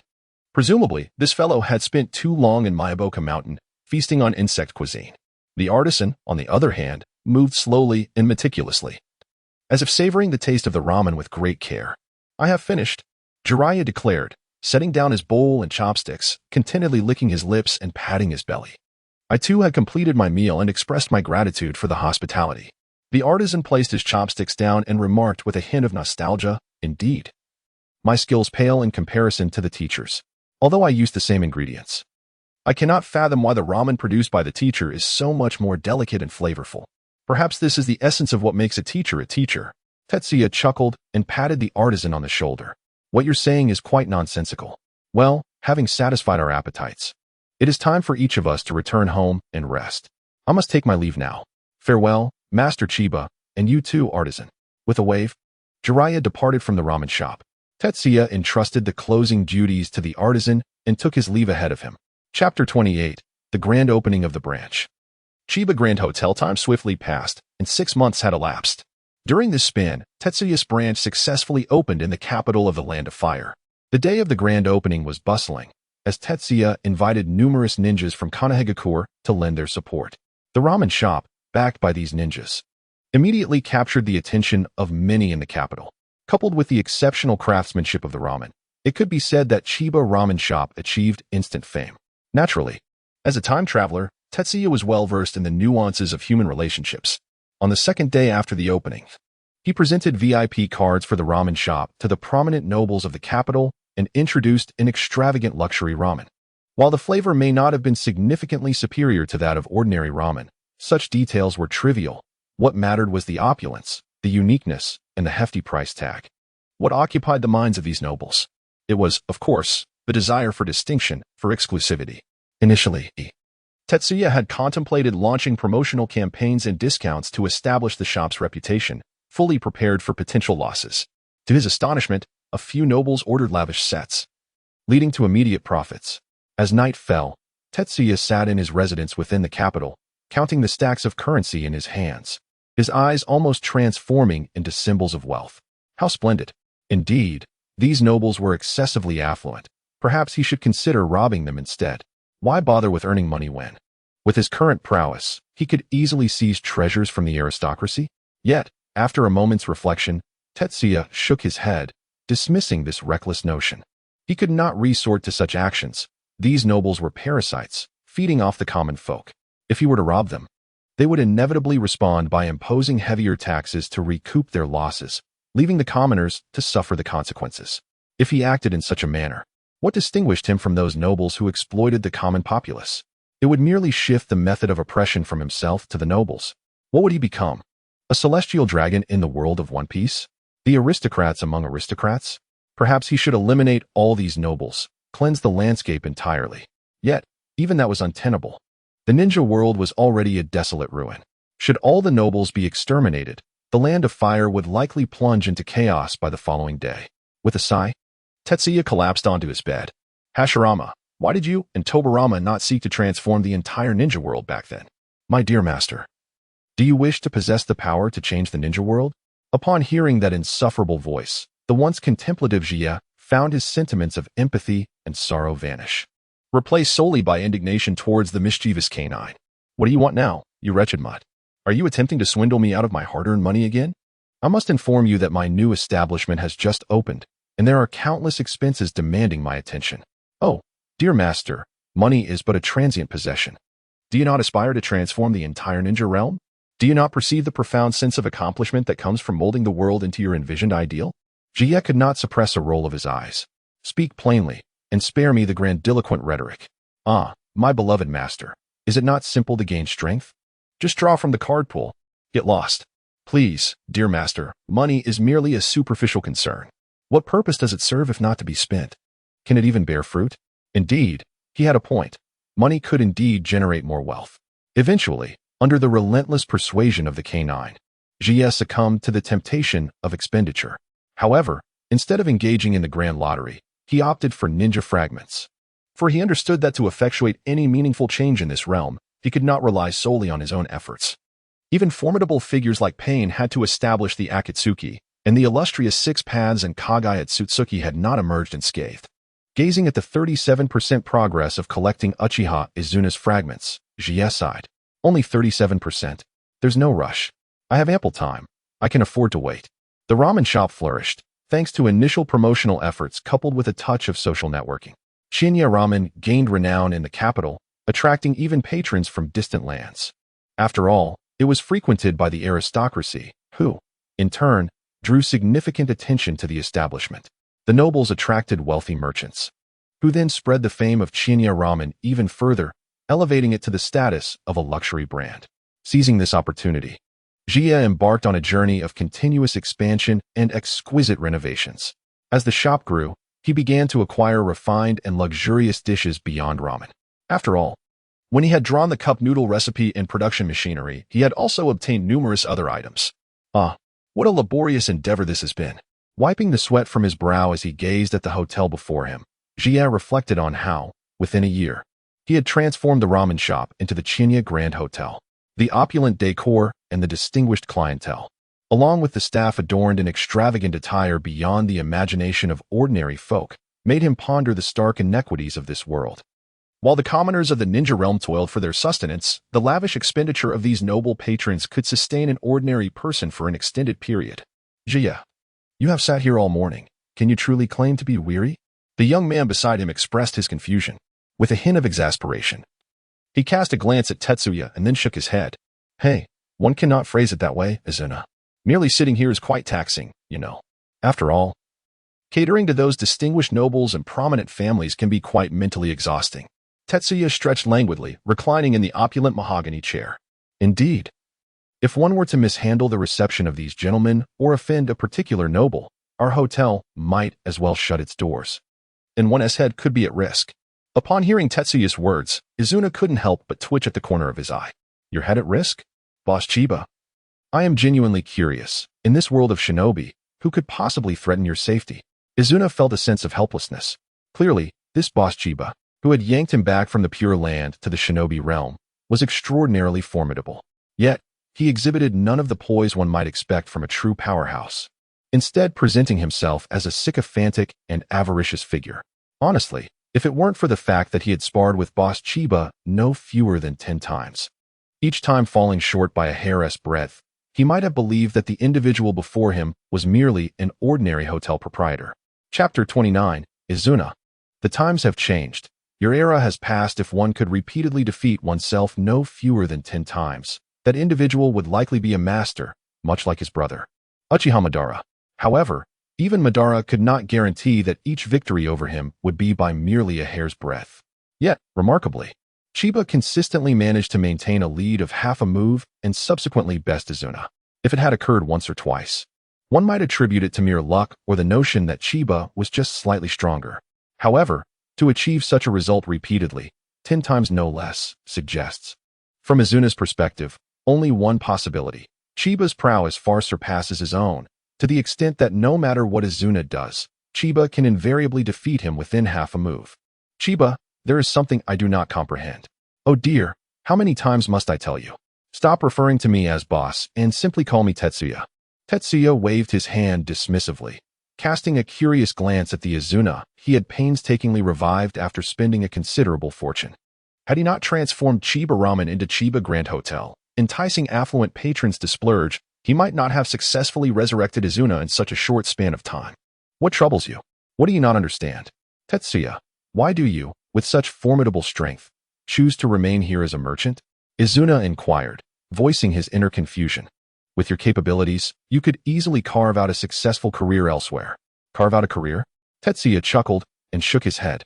Izuna, You have been resurrected for a while now, yet you fail to realize that the shinobi world has transformed since your time. The Warring States period has concluded. We now reside in the era of the ninja villages, where all 5 great nations possess their own villages, and even some smaller nations have their own.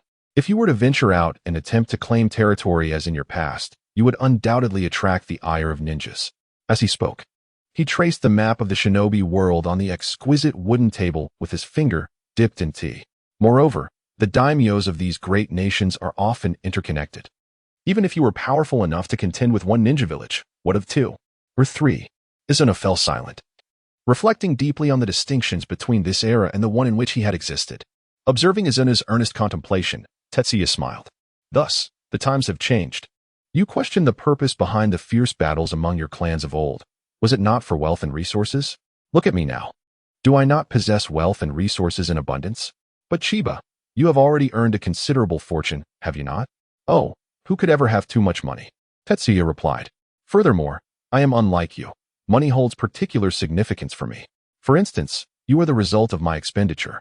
Do you not wish to see your brother revived? Or perhaps, I could assist you in bringing that fellow from the abyss back to life, allowing you to teach him a lesson. Revive my brother.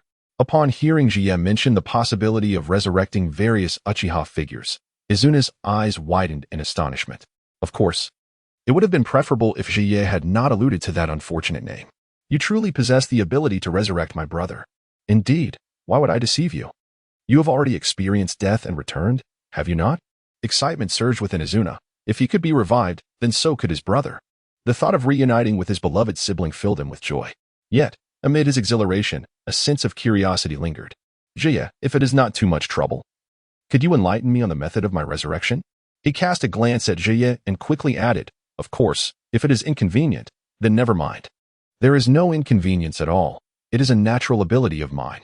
As long as I possess sufficient funds, I can accomplish many feats deemed impossible by ordinary standards, such as resurrecting the deceased. Such a bloodline limit exists in this world. Izuna's eyes widened in disbelief. As the second in command of the Uchiha clan, he was aware that numerous unique bloodline abilities existed within the ninja world, relying on lineage. However, he had never before heard of acquiring such powers or the ability to revive the dead through monetary means. Well, bloodline is bloodline. You need only grasp the general concept. While the two conversed, a group of samurai entered the establishment. Upon their arrival, they did not proceed directly to the front desk. Instead, they formed a line at the entrance, as 2 individuals hurriedly laid down a crimson carpet. Understanding the significance of the spectacle, Jie exchanged a knowing glance with Izuna, signaling him to retreat to the back before approaching the entrance himself.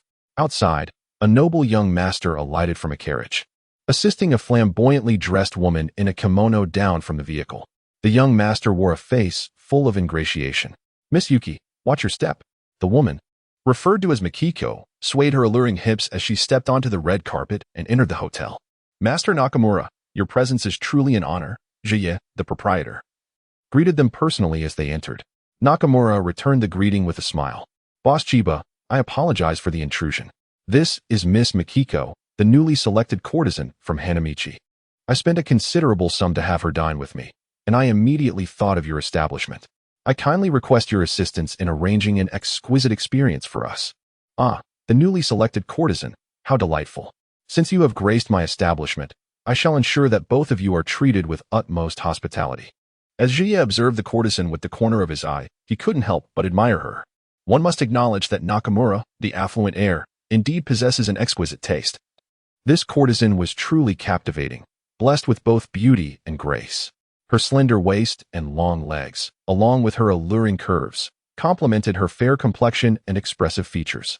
Please, follow me to the private room, Jie said, gesturing invitingly, while discreetly giving Nakamura a thumbs up in a position only he could see. Nakamura's smile grew even more self-satisfied. However, Jie noticed that it seemed the courtesan, Miko, had caught on to their subtle exchange. After escorting the two into the private room, Jie arranged for an exquisite banquet to be served before excusing himself. Upon returning to the main hall, he was greeted by the sight of Izuna approaching him with a broad smile. It seemed Nakamura had indeed outdone himself this time by bringing an extraordinary gem. Yet, the first words that escaped Izuna's lips left Jie momentarily stunned. That woman, If I'm not mistaken, she must be from the land of thunder. Chapter 30. Is the presence of great thunder indicative of a person from the land of thunder? Why indeed? One cannot simply assume that an individual belongs to the land of thunder merely due to possessing two prominent features. Tetsuya shrugged. While it is true that women from the land of thunder are often quite voluptuous, the land of fire boasts its own fair share. Just look at Tsunade and Hinata. For instance, upon hearing Tetsuya's words, Izuna struggled to maintain her composure. I had just noticed a distinctive tattoo adorning her back. So what if it is merely a tattoo? What makes it seem as though individuals from the land of fire eschew such adornments? Besides, she is an Oiran, a courtesan. Is it not customary for courtesans to bear such colorful designs upon their backs? Not quite, Izuna clarified. I discerned a traditional symbol of belief from the land of thunder concealed within those floral tattoos typical of courtesans. Is that so? Are you certain you are not mistaken? Are you questioning the prowess of our Uchiha clan's Sharingan? Alas, you are using the Sharingan to scrutinize beauty.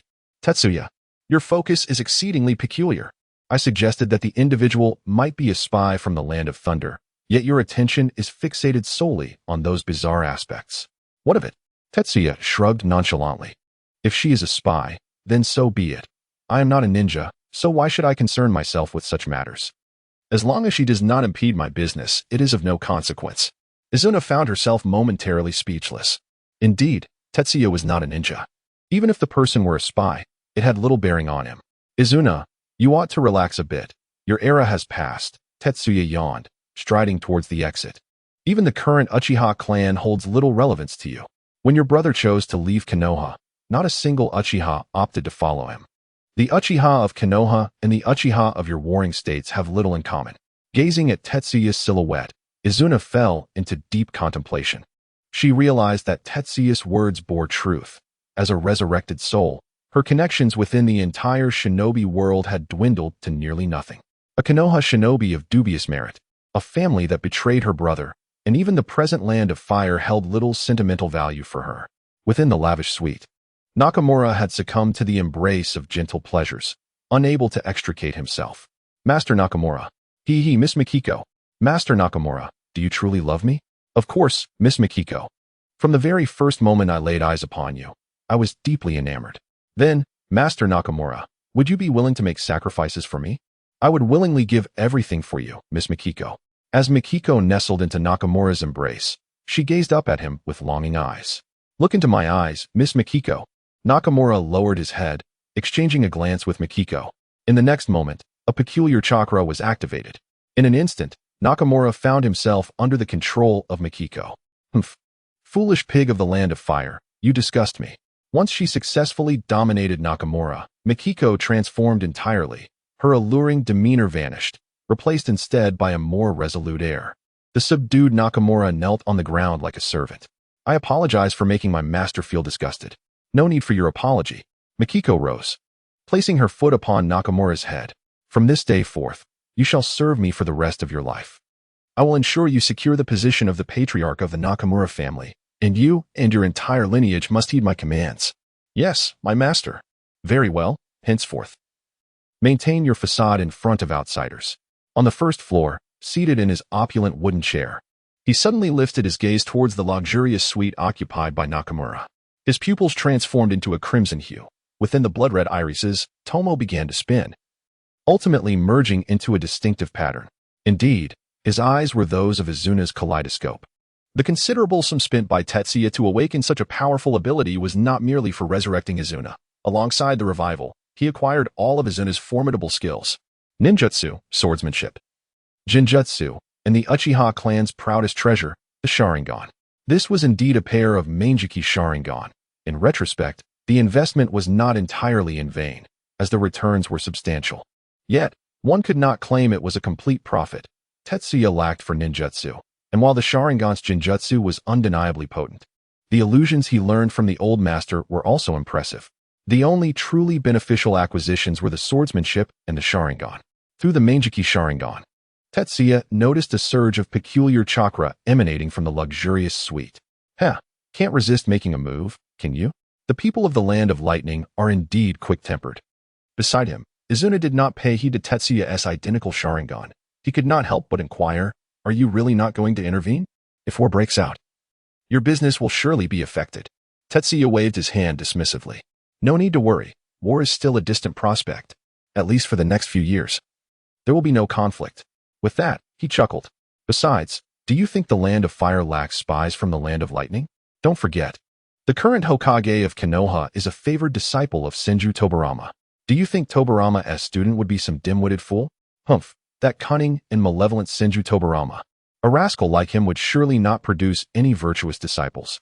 Listening to Azuna's sharp remarks, Tetsuya couldn't help but click his tongue.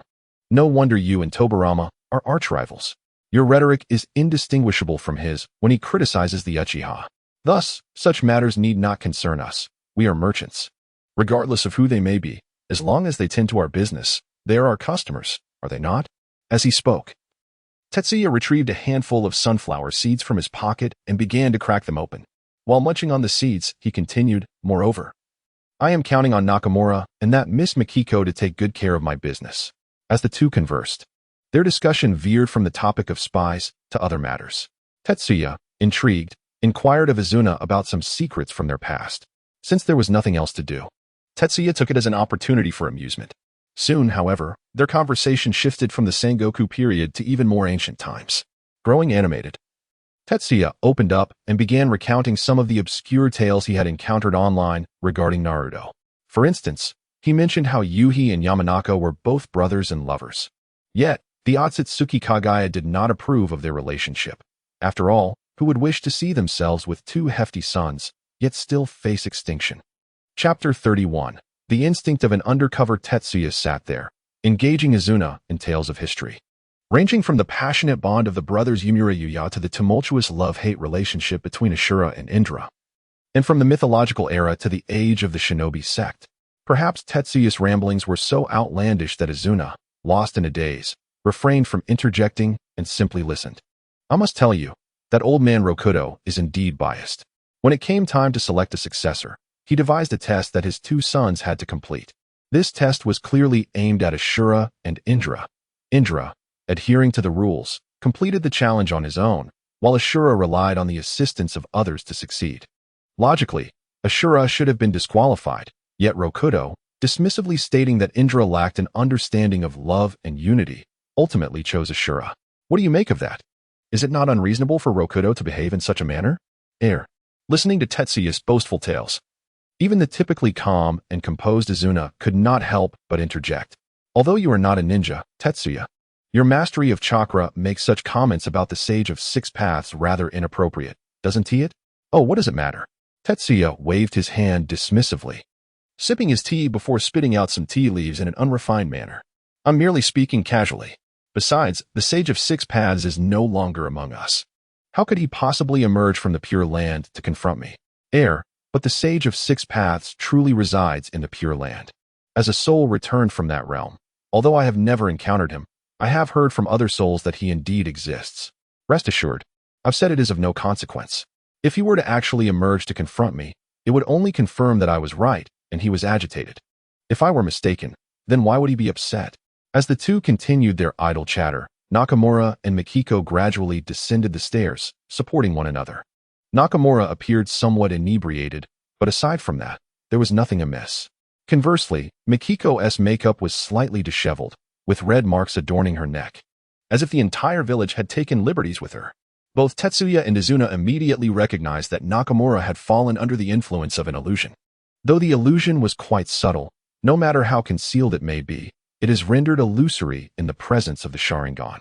The marks on Mikiko were merely a fade, as it would indeed be strange if nothing untoward had transpired between her and the renowned playboy in such an intimate setting.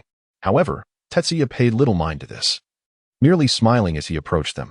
Ladies, have you enjoyed your meal and drink? Mikiko remained silent, while Nakamura, inebriated, exclaimed, Ah! The food and drink from Boss Chiba are unparalleled, truly exceptional.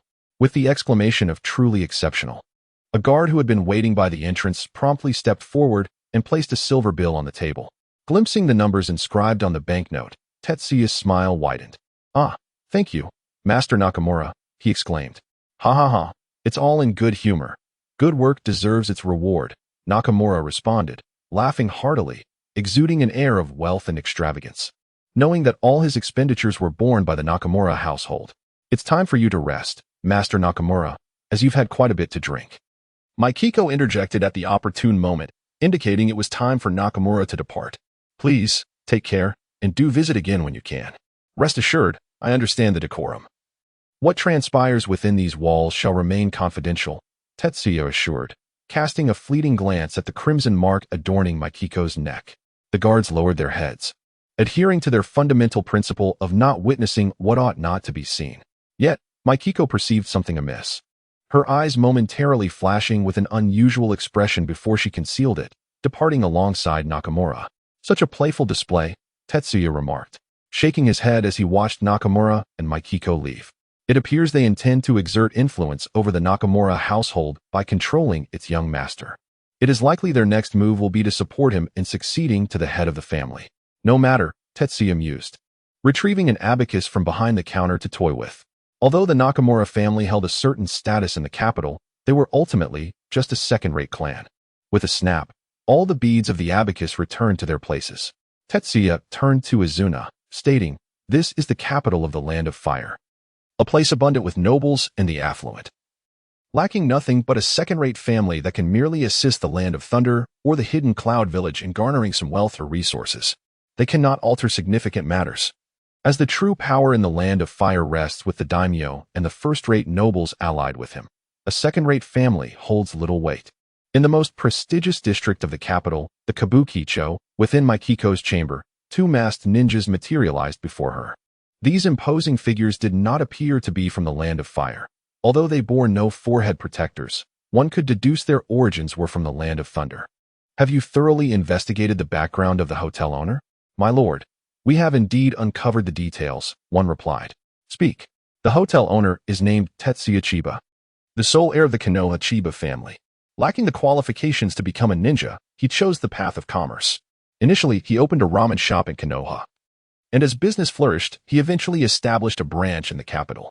These two ninjas had conducted a meticulous investigation, tracing Tetsuya's journey from a modest ramen shop in Konoha to the largest tavern in the capital of the Land of Fire. After all, these matters were not shrouded in secrecy. Any elder resident of the capital could readily provide such information. As for the individuals in his establishment, the chef has been personally trained by Chiba Tetsuya, while most of the others are local recruits. Mikiko furrowed her brows. A fallen heir of the ninja clan, lacking the qualifications to be a ninja, has chosen a path in commerce? Indeed, my lord, my subordinates have conducted an investigation, and it appears that the Chiba family was indeed one of the many clans that followed Senju Hashirama in the past. After the establishment of the Hidden Leaf Village, most of them perished. Only Chiba Tetsuya remains, unable to harness chakra and thus incapable of becoming a ninja. According to the traditions of the Chiba clan, had Tetsuya possessed the ability to cultivate, he would have likely met his demise on the battlefield long ago. From the findings of the investigation, this Chiba Tetsuya seems to be an ordinary person, not even a ninja. Yet, her intuition whispered to her that Chiba Tetsuya was far from simple. "No, I still sense something amiss. Find an opportunity to further investigate Chiba Tetsuya and ascertain whether he truly is a ninja." Indeed. Chapter 32. The restless village of Cloud. Hidden as night descended, Jie reclined in his chamber, eyes closed in meditation. His so-called golden finger was truly unreliable. While others received various rewards and swiftly grasped profound techniques, he was left with mere scrolls. This accursed gift merely provided him with scrolls, compelling him to painstakingly learn the ninjutsu inscribed within them. Only abilities akin to the undying body of the evil god or enhancements of fire release techniques were bestowed upon him directly. Fortunately, he possessed a modicum of talent for learning ninjutsu, and coupled with his prolonged life as an undying god, mastering such techniques was not particularly arduous. As long as the ninjutsu did not come with bloodline restrictions, he could theoretically acquire every technique within the ninja world. Suddenly, while immersed in his meditative state, Jie sensed an unusual fluctuation of natural energy in the environment. Abruptly, he opened his eyes, aware that someone had arrived. A smirk crossed his face. Had his earlier words during the day unsettled them, prompting a visit to ascertain their intentions? Before Jie could take action, another figure materialized atop the roof. It was Izuna, who had evidently detected the presence of ill intent as well. As a ninja active during the Warring States period, Izuna's awareness of danger surpassed that of many in this era, a skill honed amidst the chaos and peril of his time. Clearly, the two bumbling intruders were yet oblivious to the silent threat that had approached. Just as Izuna prepared to eliminate the two little thieves, Jie's voice echoed in his ear, "Spare their lives. Use Jinjutsu to control them and bring them over to play." With Jie's command, Izuna said nothing further and executed the body flicker technique, appearing directly before the two unsuspecting thieves. "What are you?" Before they could comprehend the situation, they felt an unexpected presence before them and instinctively looked up. In that moment, they were met with a pair of crimson Sharingan, swirling with 3 tomo that formed a distinct pattern. The Jinjutsu activated, and with Izuna's formidable ocular power, controlling the two similarly skilled ninjas was a trivial task. "Humph. Foolish denizens of the Land of Lightning, who gave you the audacity?" Izuna scoffed, turning to lead the two captives towards Jie's room. "Welcome," Jie greeted with a smile as he observed Izuna entering with the masked ninjas. "If you're not going to kill these two, what purpose do they serve?" Jie tilted his head with a grin. "Of course, to gather intelligence." "Are you not a ninja? Shouldn't you know what to do in such situations?" Izuna retorted, rolling his eyes. "I am well aware of that. However, it is likely that such individuals possess little significant intelligence, so what could you possibly extract from them?" "Hee. I understand. I too wish to experience the sensation of being a ninja. Do you not find the interrogation of intelligence rather intriguing?" "Is that so?" "I do not share that sentiment," replied Izuna with a hint of pride. Before those eyes, no secret could remain concealed. Indeed, with the Sharingan, a single illusion can render the process of extracting information far more convenient than any secret techniques of the clans in the mountains, provided the opponent is unprepared. By controlling the adversary with illusions, one can simply inquire directly, free from the fear of deceit. Nonetheless, Tetsuya remained unfazed and approached the two masked ninjas. "Who are you? Who sent you?" The two ninjas respectfully responded, "We are from the village hidden in the clouds, dispatched by Lord Okai to investigate the details surrounding Chiba Tetsuya." "Oh, Okai?" Tetsuya mused with great interest. "Who is this Okai? Is he the courtesan Mikiko?" "Indeed, Lord Okai is a special jonin from our village, responsible for covert operations. And Mikiko is the codename for Lord Okai's infiltration in the Land of Fire." "How interesting indeed." "Izuna, did you hear that? The courtesan truly hails from the Land of Thunder. Your discernment is remarkable." Izuna raised her chin with pride. "I have warned you not to question me. I am Uchiha. Before the kaleidoscope of the Uchiha, nothing is beyond perception." Tetsuya disregarded Izuna's arrogance and continued his inquiries. "Then, what is the purpose of your Okai's infiltration in the Land of Fire?" "We are not entirely sure. We only know that the village has devised a series of detailed plans, which pertain to the development and future of our village. Following the conclusion of the Great Ninja War, due to the demise of the Second Raikage and the incident involving the Golden and Silver Brothers, the Second Hokage aggressively demanded substantial reparations from our village, severely impacting our development. Consequently, the higher-ups of the village hidden in the clouds formulated a series of plans, which include the strategy of infiltrating the major nations. These two simpleton ninjas, exchanging words, divulged all the information they possessed without reservation. After listening to their account, Tetsuya gained a comprehensive understanding of the intentions of the village hidden in the clouds. During the First Great Ninja War, their village reaped no benefits, primarily due to the chaos instigated by the Golden and Silver Brothers, compounded by their own interventions, resulting in the Second's significant losses. Given the bandit-like nature of the village hidden in the clouds, it is hard to believe they would endure such grievances without retaliation. However, having just emerged from a war, even if they wish to cause trouble, they lack the capacity to do so. Yet, while they may not be able to instigate immediate chaos, it does not prevent them from engaging in minor schemes in preparation for future endeavors. Thus, they devised a series of plans, subsequently placing undercover operatives in various nations to gather intelligence in preparation for their next endeavor, namely the Second Great Ninja War. The brash individuals from the Land of Lightning could hardly remain at peace, as they felt compelled to instigate turmoil. As the second-in-command of the Uchiha clan during the Warring States period and the embodiment of the clan's wisdom, Izuna was naturally aware of their ulterior motives. It had barely been a moment since the cessation of war, yet they were already scheming for the next conflict. Is it not customary for the ninja world to have known true peace? Prior to the establishment of the ninja villages, the prominent ninja clans engaged in relentless warfare for years on end. The formation of the ninja villages was but a decade in the making when the first Great Ninja War erupted. Following the conclusion of that war, merely 2 decades passed before the Second War commenced, and just 10 years after its hasty resolution, the Third World War ignited. After the Third War, the ninja world seemed to settle into a semblance of stability, yet this was merely a superficial calm. Beneath the facade of tranquility, turbulent currents continued to surge, only to be disrupted further when the young Naruto matured and became embroiled in the Fourth Ninja War. Chapter 33. A handcrafted encounter. Is your tongue laced with poison? How do you intend to deal with these 2 individuals? Izuna observed Tetsuya as he toyed with the 2 ninjas from the land of lightning using illusions, feeling somewhat perplexed by Tetsuya's intentions. Since they had already extracted the necessary information from these 2, why not simply eliminate them? What to do with them, of course, is to send them back. Send them back? At this remark, Izuna instinctively retorted, "You plan to let them return and act as counter-infiltrators? Indeed. Do you not find this notion rather entertaining?" As Tetsuya gazed at the 2 ninjas, they suddenly appeared somewhat endearing to him. Their presence ought to inject a modicum of amusement into his otherwise mundane existence. Suddenly, an idea struck him, and he looked up at Izuna. "By the way, if we were to control them with Jinjutsu, would they be discovered?" "Huh. Are you underestimating the illusionary prowess of our Uchiha clan?" Izuna emitted a characteristic cold smile of the Uchiha.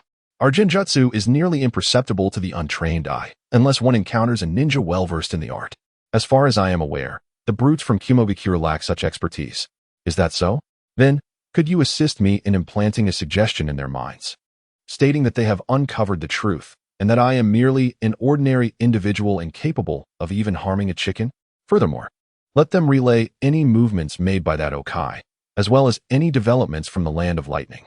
Though Izuna was uncertain of Tetsuya's ultimate aim, he nonetheless cast the Jinjutsu upon the 2 and returned them to the rooftop. As the cold wind swept through, the enchanted ninjas awakened abruptly. "Let us go? Since our investigation is complete, we ought to return." Agreed. The 2 exhibited no suspicion, for the Sharingan truly is an extraordinary phenomenon within the ninja world. Moreover, the one who cast the Jinjutsu was none other than the second-in-command of the Uchiha during the Warring States period, known as a flawless ninja, Uchiha Izuna. Life appeared to settle into a semblance of tranquility. Izuna's illusions proved remarkably reliable, as the controlled ninjas would intermittently relay tidbits of information through various means. However, the nature of this information was rather mundane, consisting of trivialities that bore little significance. As Tetsuya grew increasingly exasperated by their incessant delivery of such inconsequential details, such as the color of Okai's undergarments that day and whether or not he was wearing any, he found himself irked, questioning the necessity of such knowledge. Am I to be compared to the lecherous Sarutobi Hiruzen and Jiraiya? However, since it has been delivered, I shall take a look. For at this moment, I find myself lacking in entertainment options. I shall treat it as a means of distraction akin to perusing an entertainment magazine. Time flies swiftly, and Jie has indeed established his roots in the capital. Nevertheless, he continues to contemplate plans for opening branch stores and strategies for selling instant noodles. During this period, Jie has returned to Konoha only a few times. One such occasion was for Handan's wedding. As a teacher, it was only fitting that he should return to witness the event. Handan is merely a year younger than Jie, yet in this world of early maturity, marrying at such an age is considered quite late. It is worth noting that members of the Uchiha clan, for instance, began to take lives on the battlefield at a tender age. On the day of Handan's wedding, many approached Jie with proposals, seeking to arrange matches for him. After all, Jie is no longer merely the last scion of a declining ninja clan. His successful business ventures in the capital of the Land of Fire have not gone unnoticed by the villagers of Konoha. As a wealthy commoner, he has attracted the attention of numerous families. The number of suitors was overwhelming, prompting Jie to seek assistance from Sarutobi Hiruzen at the Hokage's office, submitting a request to halt these rather fervent advances. Initially, Hiruzen had little desire to intervene, believing that if Jie were to marry, it would be best if he wed someone from the village, thereby forging bonds that would tie him to Konoha. Should Konoha ever be in need, it would allow him to extend a helping hand. However, upon seeing the sum Jie offered as a reward, Hiruzen felt it was his duty as Hokage, the leader of the village, to assist a troubled villager. Furthermore, although Jie is indeed quite affluent, he pales in comparison to the established ninja clans of Konoha. After all, he is but one individual, having run his business for only a few years. While the ninja clans of Konoha have built their legacy long before the village was founded, his second return to Konoha occurred a year later, following the birth of Hondan's son. Observing the child cradled in Hondan's wife's arms, Jie was filled with emotion. This child is destined to be a pivotal figure in Konoha's future, a guiding light on the dark path of the prince, and the future custodian of the designated safe zone of the village. The owner of Ichiraku Ramen, Hondan, is humorously referred to by netizens as Datokage Ichiraku. It is said that his squinting eyes are the result of possessing the legendary Sharingan. However, upon seeing the infant in Hondan's wife's embrace, Jie realized that the moniker of Datokage Ichiraku was merely a jest. Teacher, the child has yet to be named. We humbly request you to bestow a name upon him. Me to name him? Jie was taken aback, not expecting Hondan to entrust such an honor to him. Hondan nodded affirmatively.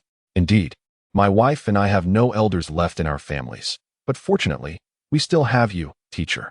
Please, grant our child a name. I see. To speak candidly, his previous insistence on calling Shota teacher stemmed purely from a sense of amusement. After spending considerable time together, the bond between him and Shota has evolved more into that of friends, akin to brothers. Nevertheless, one might say that an elder brother serves a fatherly role, especially since both of them lack close family ties. Therefore, it would be fitting to name the child Yao, with the hope that each day of his future is filled with joy and devoid of worries. Yao, a splendid name indeed. Thank you, teacher. Thank you, teacher. Haha. My son, from this day forth, your name shall be Yao, and may you find happiness each day. Observing the joyous demeanor of Shota's family, Tetsuya couldn't help but feel a sense of appreciation for the beauty of it all. Yet, in the next moment, Tetsuya felt that the situation was not as idyllic as it seemed. Teacher, you are a year older than I. When do you plan to marry? Is there someone you hold dear? Having resided in the capital for several years, the teacher must have met numerous young ladies from the city. As the conversation progressed, Tetsuya's expression darkened. Shota, how did I not notice it before? Your words are laced with venom. Chapter 34. Time flies and subsequent visits. Tetsuya merely returned to catch a glimpse of his past. He formally entrusted the ramen shop in Konoha to Shudai and renamed the Chiba ramen shop to Ichiraku Ramen. Tetsuya believed that the absence of Chiba ramen would not be detrimental to Konoha, but losing Ichiraku would certainly diminish its flavor. Over the years, Tetsuya amassed a considerable fortune yet chose not to resurrect any specific individual. His family's peculiar system had proven to be quite a burden, as his second significant opportunity was assigned to Tobarama Senju. Without extracting Tobarama, the opportunity would not update to the next character. However, at this juncture, he had little desire to resurrect Tobarama. After all, that cunning individual would undoubtedly return to Konoha to aid its development. Even if Tetsuya restricted him from returning, Tobarama would likely find a way to establish contact and assist Konoha. That crafty fellow had an abundance of schemes up his sleeve, potentially conjuring some dubious ideas. Having refrained from consumption for a while, Tetsuya, under the relentless persuasion of the system, decided to engage in another grand lottery draw, making a significant expenditure. Now, Tetsuya's prowess had advanced considerably. Name: Chiba Tetsuya Identity, Merchant of the Land of Fire Physique, Undying Evil God, Enhanced Fire Release Techniques, Sage Body, Kaleidoscope Sharingan Eye Techniques, Susanoo, Eternal Paradise, Mirror Beyond the Cloud Skills, Chakra Refinement Technique, Chakra Sealing Technique, Clone Technique, Shadow Clone Technique, Enhancement Technique, Transformation Technique, Summoning Technique, 8 Trigram Sealing, Lightning Release Chakra Mode, Release Technique Dispersal, Fire Release, Fire Dragon Bullet, Fire Release, Great Fire Extinguish, Water Release, Water Dragon Bullet, Lightning Release, Lightning Heat Blade, Lightning Release, Lightning Torture, Earth Release, Earth Dragon Bullet, Earth Release, Yellow Spring Swamp, Shuriken Clone Technique, Wind Release, Vacuum Wave, Wind Release, Air Slash, Wind Release, Vacuum Sphere. Possessions. Omitted. Upon acquiring the merchant identity, a new lottery was unlocked, and to Tetsuya's surprise, the cost of drawing was equivalent to that of the highest tier. Out of curiosity, he engaged in a tenfold draw, resulting in the acquisition of numerous skills related to commerce, as well as various items. For instance, methods for exploring mineral veins and steel smelting techniques. Although somewhat pricey, Tetsuya found the investment acceptable, as these resources were indeed profitable. Over the years, he had adeptly harnessed his increasingly formidable abilities. Now, With the combination of the undying evil god and sage body, he was virtually invulnerable and capable of rapid recovery. Aside from sealing techniques, eliminating him would be exceedingly difficult. The vast chakra provided by his sage body, combined with the in-class chakra obtained from the lottery, rendered him uncertain of the sheer magnitude of his chakra, which should be nearing that of Hashirama Senju. However, in comparison to the gains derived from these ninjutsu and chakra, he held a greater fondness for the Sharingan he had acquired from Izuna. It is often said that the Sharingan reflects the soul, and although he had obtained Izuna's Manjiki, its powers were unlike anything even the Uchiha had ever heard of. The ability of his left eye was called the Eternal Divine Realm, which translates to the everlasting kingdom of the gods. While this sounded impressive, upon understanding its effects, Tetsuya preferred to refer to it as the Iron Man Duel Arena. In simple terms, as long as he could see his opponent, he could activate the ocular technique to draw them into his divine realm. Within this realm, he would continuously siphon off their chakra and physical stamina. It was an absolute single combat technique, far more formidable than Obito's Kamui. However, Kamui had its own merits, capable of transporting anything into its space. In contrast, Tetsuya's Eternal Divine Realm could only draw in individuals, and it required a target to activate. Although items held by the person could also be pulled in. Unlike Obito, who could freely enter and exit the Kamui space, inflict damage through intangibility, and utilize it as a personal storage space. Alas, upon closer inspection, he found himself believing that Kamui was superior. Although within his divine realm, he could continuously absorb his opponent's chakra and vitality, he personally had no shortage of chakra, with Sage Mode augmenting his already vast reserves. Unless his opponent was a reanimated body with infinite chakra, who could possibly compete with him? Moreover, his future self would only grow stronger, rendering this ability seemingly unnecessary. Yet, there was another ocular technique of his right eye, the Cloud Mirror, which proved to be rather intriguing. As long as he had seen an individual, the Cloud Mirror could create a perfect duplicate of them, imbued with all the abilities of the original and subject to Tetsuya's mental control. Naturally, the amount of ocular power consumed varied depending on the strength of the replicated individual. At present, he felt confident in replicating someone of shadow-level strength, such as Sarutobi Hiruzen. However, attempting to replicate the peak strength of Hashirama would likely be challenging. With his current Manjiki's ocular power, it would be a struggle, and he might find himself overwhelmed before even utilizing several jutsu. Nonetheless, ocular power could indeed be enhanced, and since he had revived Izuna, the thoughtful Inuzuka had incorporated ocular power as a reward into the Grand Wheel of Fortune. Of course, this would pertain to a future Sasuke. Nevertheless, Tetsuya felt that Sasuke's ocular power during the Manjiki phase was not particularly abundant. After only using Amaterasu a few times, he was on the verge of blindness. But for Tetsuya, it mattered not. As time passed, Tetsuya ultimately abandoned the notion of replicating the current model to open a branch. He had realized that the path of the Chiba Grand Hotel would be difficult to replicate in other cities within the Land of Fire. After all, even in the second largest city of the Fire Nation, one could not find as many nobles and affluent individuals as in the capital. If the plan to open branch stores on the scale of the Chiba Grand Hotel in the capital were to continue, the outcome would likely lead to inevitable losses. Ultimately, he chose to settle for a more modest approach, proceeding with the establishment of ramen shops in several larger cities according to his original blueprint. However, he himself would not be involved. Instead, he entrusted the task to his shadow clones. At his current level, even the shadow clones exhibited formidable combat prowess. As time flew by, the people of Konoha nearly forgot that there once existed a figure named Chiba Tetsuya. The establishment of a handcrafted ramen shop has since filled the void left in their memories. Among those who still recalled Tetsuya were only a few individuals who had previously shared a closer bond with him, such as the proprietors of the handcrafted shop and Hataki Sakuyo. Even Jiraiya and his companions had relegated Tetsuya to the recesses of their memories. After all, they had matured. No longer mere academy students, but rather active ninjas undertaking missions. More stories began to weave into the fabric of their lives, and the once mundane, trivial matters of the past gradually faded into obscurity. Chapter 35. Izuna struggles to understand the joyful one in the heart of the Fire Country, amidst a primitive forest. Two figures darted between towering trees, their movements an intricate dance of agility. They collided intermittently, engaging in close combat and exchanging ninjutsu, creating a stalemate of skill and strategy. Intriguingly, the techniques, physical prowess, and even the subtle nuances of their actions were nearly indistinguishable.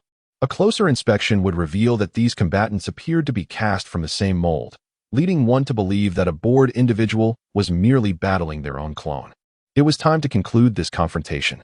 Izuna Uchiha leaped gracefully into the air, his hands swiftly forming seals as chakra surged within him. Fire style, Phoenix Fire Technique.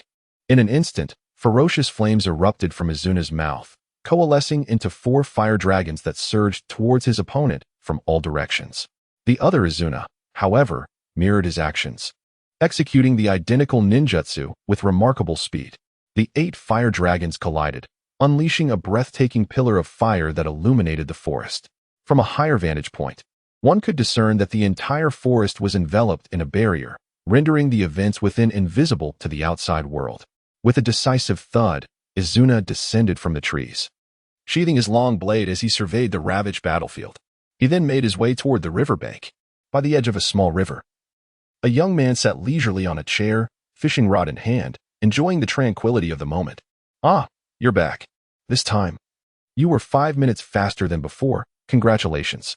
Izuna approached the campfire and began to feast on a skewer of freshly grilled fish. "There's nothing to celebrate. According to my plan, I should have been able to conclude the battle 15 minutes earlier. Your ocular technique, the cloud mirror, has grown stronger," the young man remarked, chuckling. "Perhaps there's been a slight improvement," Izuna conceded, "but more importantly, you become more formidable, which is why the clone I created is also more powerful. To be able to replicate all the abilities of the person you see, what an extraordinary ocular technique." Izuna exclaimed. "Your Sharingan, which derives from my own, seems to awaken powers far superior to mine, despite both my abilities being enhancements of self." Izuna voiced his dissatisfaction, fully aware that Tetsuya, upon his resurrection, had inherited all his capabilities, including the proud Sharingan of the Uchiha clan. Yet, how could Tetsuya's eyes, which were ostensibly his own, awaken such formidable techniques? "Come now. Don't be upset," Tetsuya replied with a nervous laugh, suddenly tugging on his fishing line as a hefty fish broke the surface. He removed the hook and tossed the fish into a nearby wooden bucket. "Regardless of how powerful my ocular technique may be, it still originates from the Uchiha clan's Sharingan. Ultimately, it is your clan's eyes that hold the true prowess. As for why our ocular techniques differ, the explanation is quite simple. The Sharingan is an eye that reflects the soul." He turned to Izuna and said, "You are a proud Uchiha, and your thoughts revolve solely around how to enhance your own strength. Meanwhile, I am merely a weak and pitiable merchant, naturally desiring protection, which is why I awakened such ocular prowess." Listening to Tetsuya's words, Izuna suddenly found the grilled fish in his hand unappetizing. "What nonsense are you spouting? You, Chiba Tetsuya, weak and pitiable? And what does that make me, who you have consistently held at bay?" "Hee, I was just speaking casually. Do not take it to heart." Just then, as the two were engaged in their leisurely banter over grilled fish, a messenger pigeon flew in and settled on Tetsuya's shoulder. Tetsuya extracted a note from the bird's call and began to read. Upon seeing the contents of the note, a broader smile spread across his face. "What's the matter? Did those 2 foolish cloud shinobi send you some amusing intelligence?" Ever since they had taken control of those 2 bumbling cloud ninjas, bits of information had been trickling in. However, most of this intelligence was trivial and typically served as mere entertainment for Tetsuya. Well, the 2 fools conveyed that a survivor of the Uzumaki clan is en route to Konohagakure. The cloud ninjas have taken an interest in this Uzumaki bloodline and are planning to find an opportunity to infiltrate Konoha and abduct this survivor. Tetsuya did not need to guess who this Uzumaki survivor was. It was undoubtedly Kushina. Considering the timing, it seemed that Uzumaki Mido was nearing her limit. To secure their position in Konoha, they likely intended to bring Kushina in as the next Jinchuriki of the Nine Tails. Those brutes from the cloud. All they know is how to steal. During the Warring States period, the Land of Lightning was merely a den of bandits. And now that they have established a ninja village, it has transformed into a veritable lair of thieves. Indeed, your words hold merit. Judging by their actions, Cloud Village truly resembles a bandit stronghold. With that, Tetsuya stood and stretched lazily. "What? Are you planning to head back?" "Yes, I will return to Konoha." "Are the Chiba clan and the Uzumaki clan well acquainted?" Tetsuya pondered before responding. "We should be familiar, considering our Chiba clan was once a vassal of the Senju clan. and the Senju and Uzumaki have been allies since the Warring States period. So, you, the last scion of the Chiba clan, intend to return and meet the survivor of the Uzumaki clan, and perhaps protect them from being taken by Cloud Village? Tetsuya tilted his head towards Izuna, somewhat perplexed. He had merely mentioned his intention to return to Konoha. How had Izuna extrapolated so much from that? Could it be that this was how geniuses perceive matters? Any simple notion that entered their minds would undergo endless analysis and embellishment? What are you thinking? I simply wish to return for some amusement. As the enigmatic figure of Q Shernai was swept away, the stunning entrance of Minato captured all attention, marking the beginning of an endearing partnership akin to the delightful combination of tomato and scrambled eggs. Such a memorable scene was not one to be missed. However, Izuna found herself at a loss for words. Despite having spent a considerable amount of time with Tetsuya, she still struggled to comprehend the workings of his mind. To be precise, Tetsuya's thought process diverged significantly from anyone she had previously encountered. After all, if anyone else possessed Tetsuya's remarkable prowess, how many would opt to engage in commerce rather than harness their strength for other pursuits? Furthermore, upon learning of an impending abduction, Tetsuya chose neither to alert the authorities nor to threaten Yun-in for personal gain. Instead, he simply wished to return and enjoy the spectacle. How could Izuna possibly fathom such reasoning? Chapter 36. Assassination. The appearance of Kakuzu observing Izuna's perplexed expression, Tetsuya offered no further explanation, merely narrowing his eyes and maintaining a smile. Izuna, it has been quite some time since your resurrection. Do you not wish to return and witness the current Uchiha clan? To see the Konoha established by your brother and the Senju family? Upon hearing Tetsuya's words, Izuna's gaze dimmed slightly. Perhaps not. My connection to the present Uchiha clan is limited to our shared name. Beyond that, I have no ties. As for Konoha, Izuna took a deep breath. That place, which plunged my brother into despair, I fear I might be unable to resist the urge to destroy it.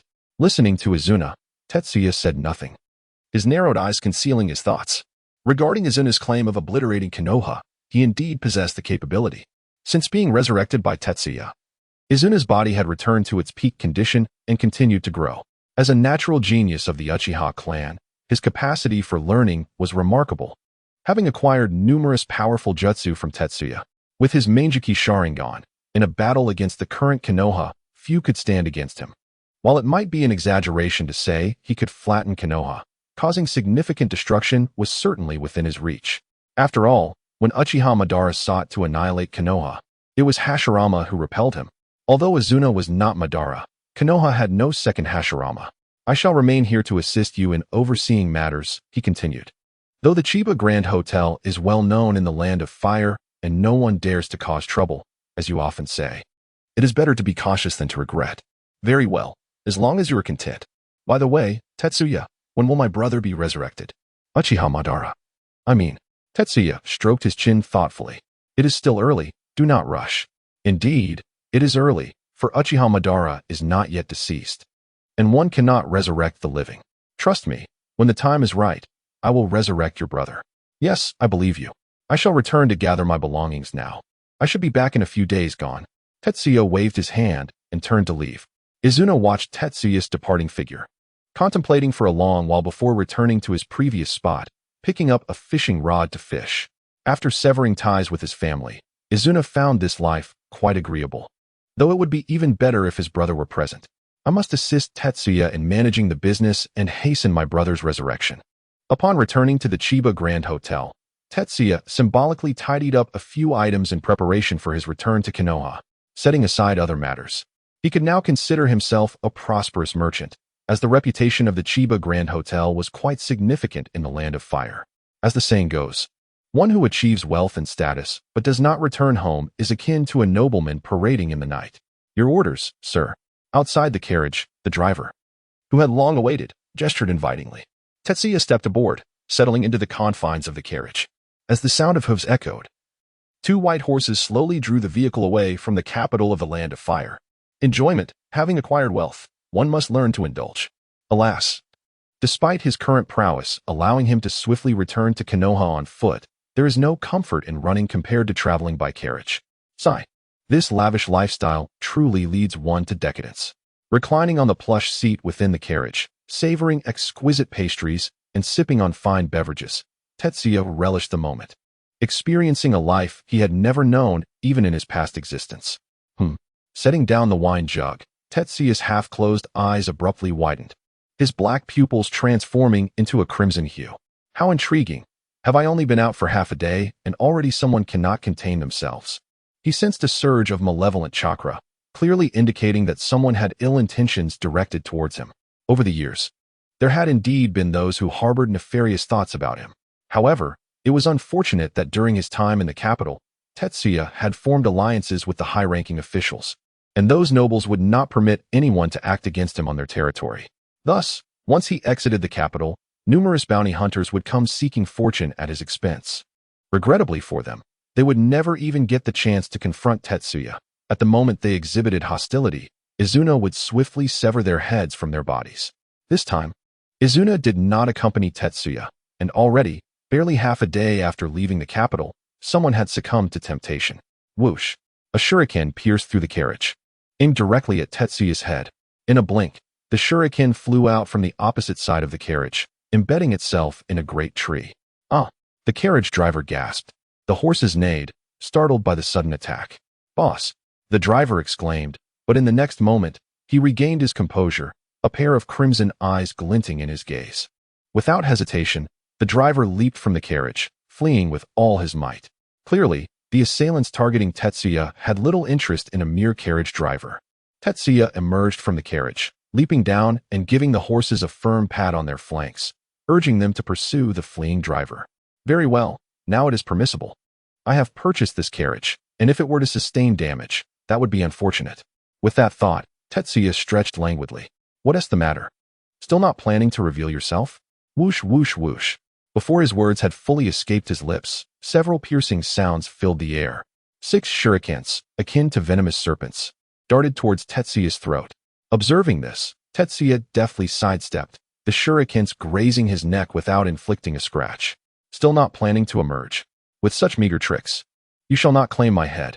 The intelligence was erroneous. It was not said that the proprietor of the Chiba Grand Hotel was an ordinary individual, but rather that it was the ninjas surrounding him that safeguarded him from the bounty hunter's assassination attempts.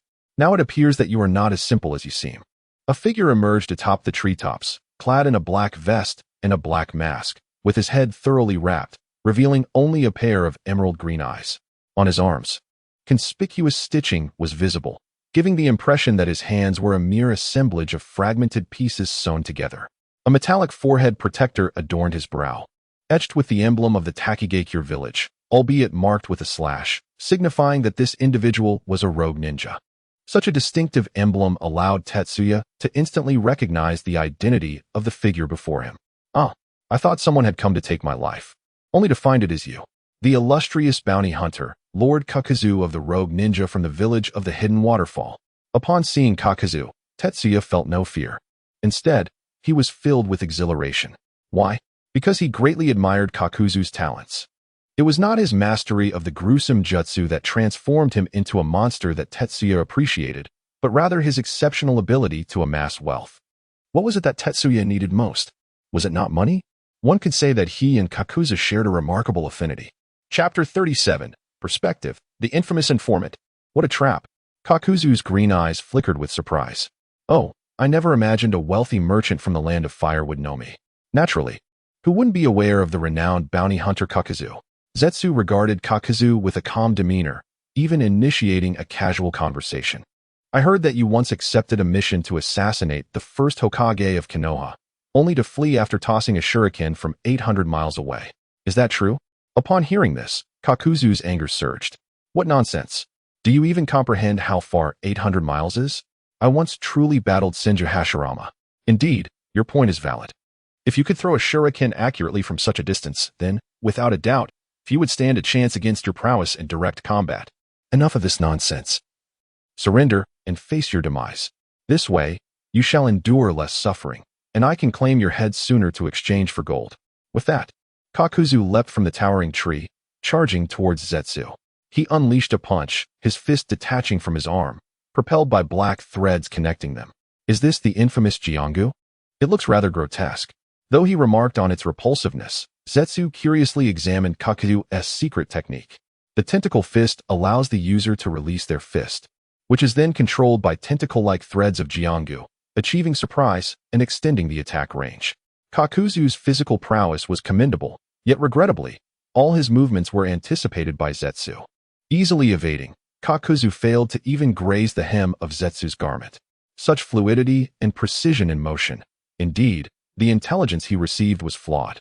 Seeing Zetsu effortlessly dodge his assault, Kakuzu's gaze sharpened, preparing to return and extract the heart of the informant. After several exchanges in physical combat, Kakuzu began to sense a familiarity in Zetsu's techniques, as if he had encountered them before or had battled someone who employed similar skills. Could it be the techniques of the Uchiha clan? How is this possible? Isn't this boy a scion of the Senju clan's vassal family? Kakuzu was taken aback, yet he hesitated to confirm his suspicions. However, Zetsu spoke once more. Mr. Kakuzu, I believe we need not resort to violence. In fact, I hold you in high regard. What? Are you afraid of dying? Planning to bribe me with gold? I sincerely feel that we need not proceed in this manner. Mr. Kakuzu, do you not have a penchant for wealth? I believe we can profit together. Huh, how amusing. By killing you, all your riches would become mine, and your head would fetch a substantial bounty. Enough chatter. Prepare to meet your end. Finding that physical confrontations were futile against Zetsu, Kakuzu shifted his strategy, ready to call upon his minions.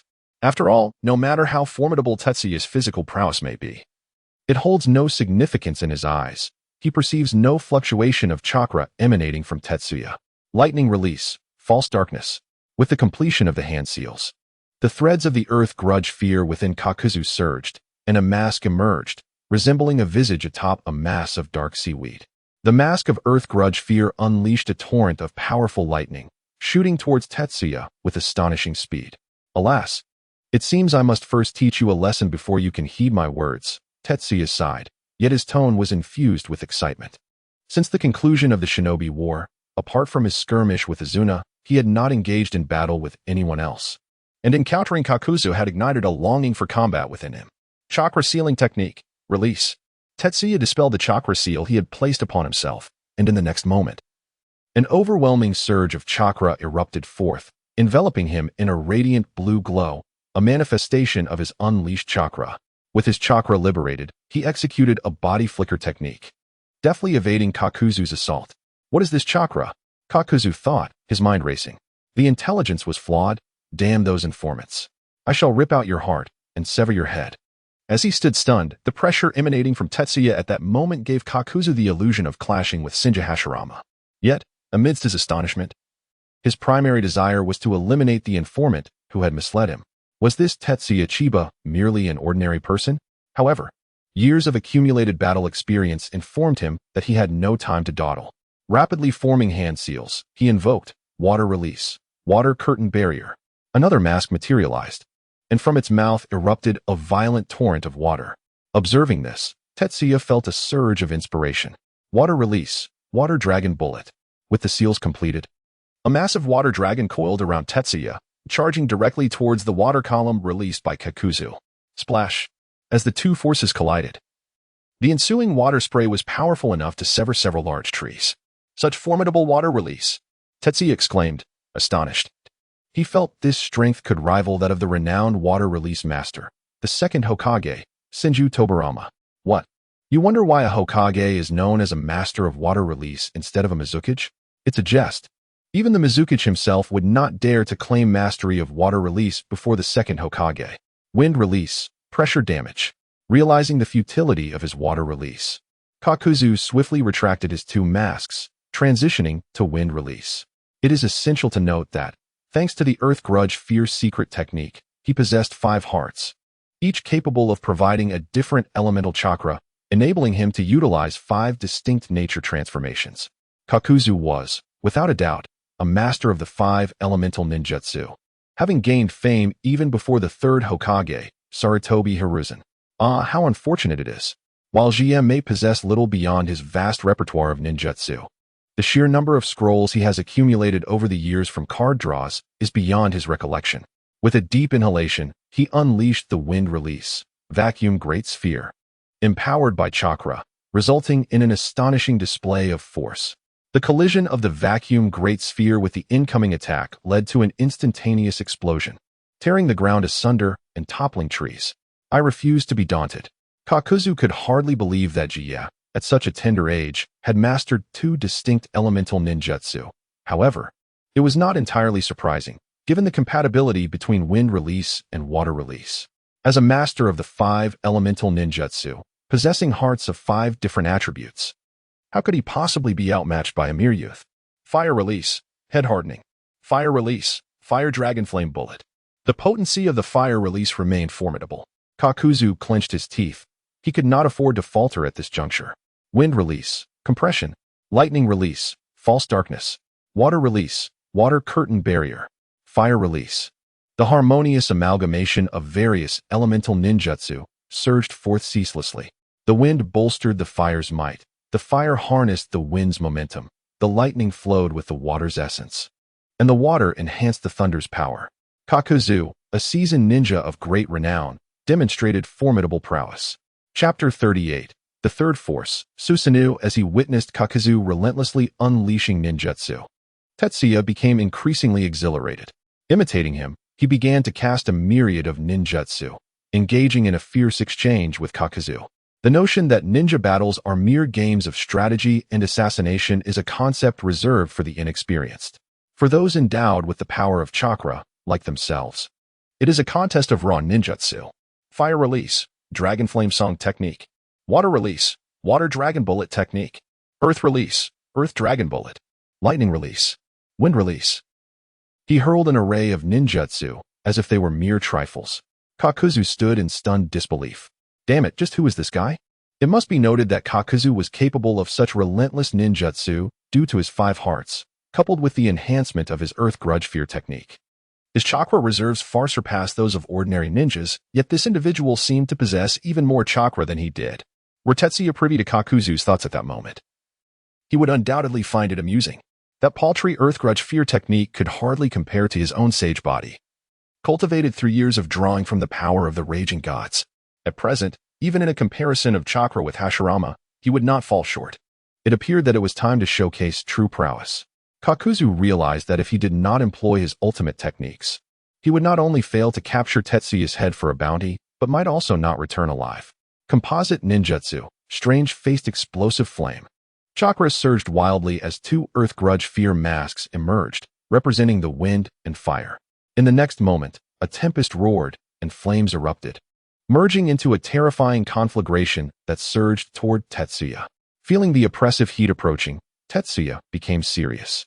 This was no ordinary encounter. Kakuzu, a renowned S-rank rogue ninja, was formidable indeed.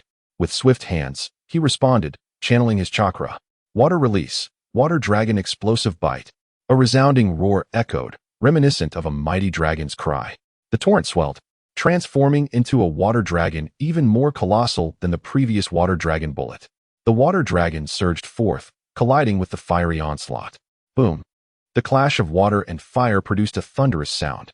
Simultaneously, the forest was engulfed in scalding steam, scorching flora and fauna alike, rendering them desolate. The very ground was saturated with heat. At this moment, Kakuzu was drenched in cold sweat. Was he truly battling against the second Hokage, Tobarama Senju? This was utterly absurd. Rapidly, Kakuzu contemplated his next move. He should flee, lest he meet his demise here. As the fierce wind swept away the white steam, Kakuzu caught sight of Tetsuya, who was once again forming hand seals. Realizing the urgency, Kakuzu made his decision. Earth grudge fear, final shot. Jiaodu raised his hands, and the black threads of the earth grievance surged forth, rapidly expanding to manifest 3 masks before him, representing wind, fire, and lightning. This was his most formidable attack, a confluence of 3 distinct chakra attributes. Has he unleashed his ultimate move? In response, Tetsuya decided to forego hand seals, his ebony eyes transforming into a crimson hue. Within the blood-red pupils, 3 tomo spun with great velocity, ultimately coalescing into a singular, distinctive pattern. The third power, Susanoo. A golden, half-formed Susanoo rose majestically from the ground, wielding a colossal katana that it swung down toward Jiaodu with unerring precision. Jiaodu was taken aback.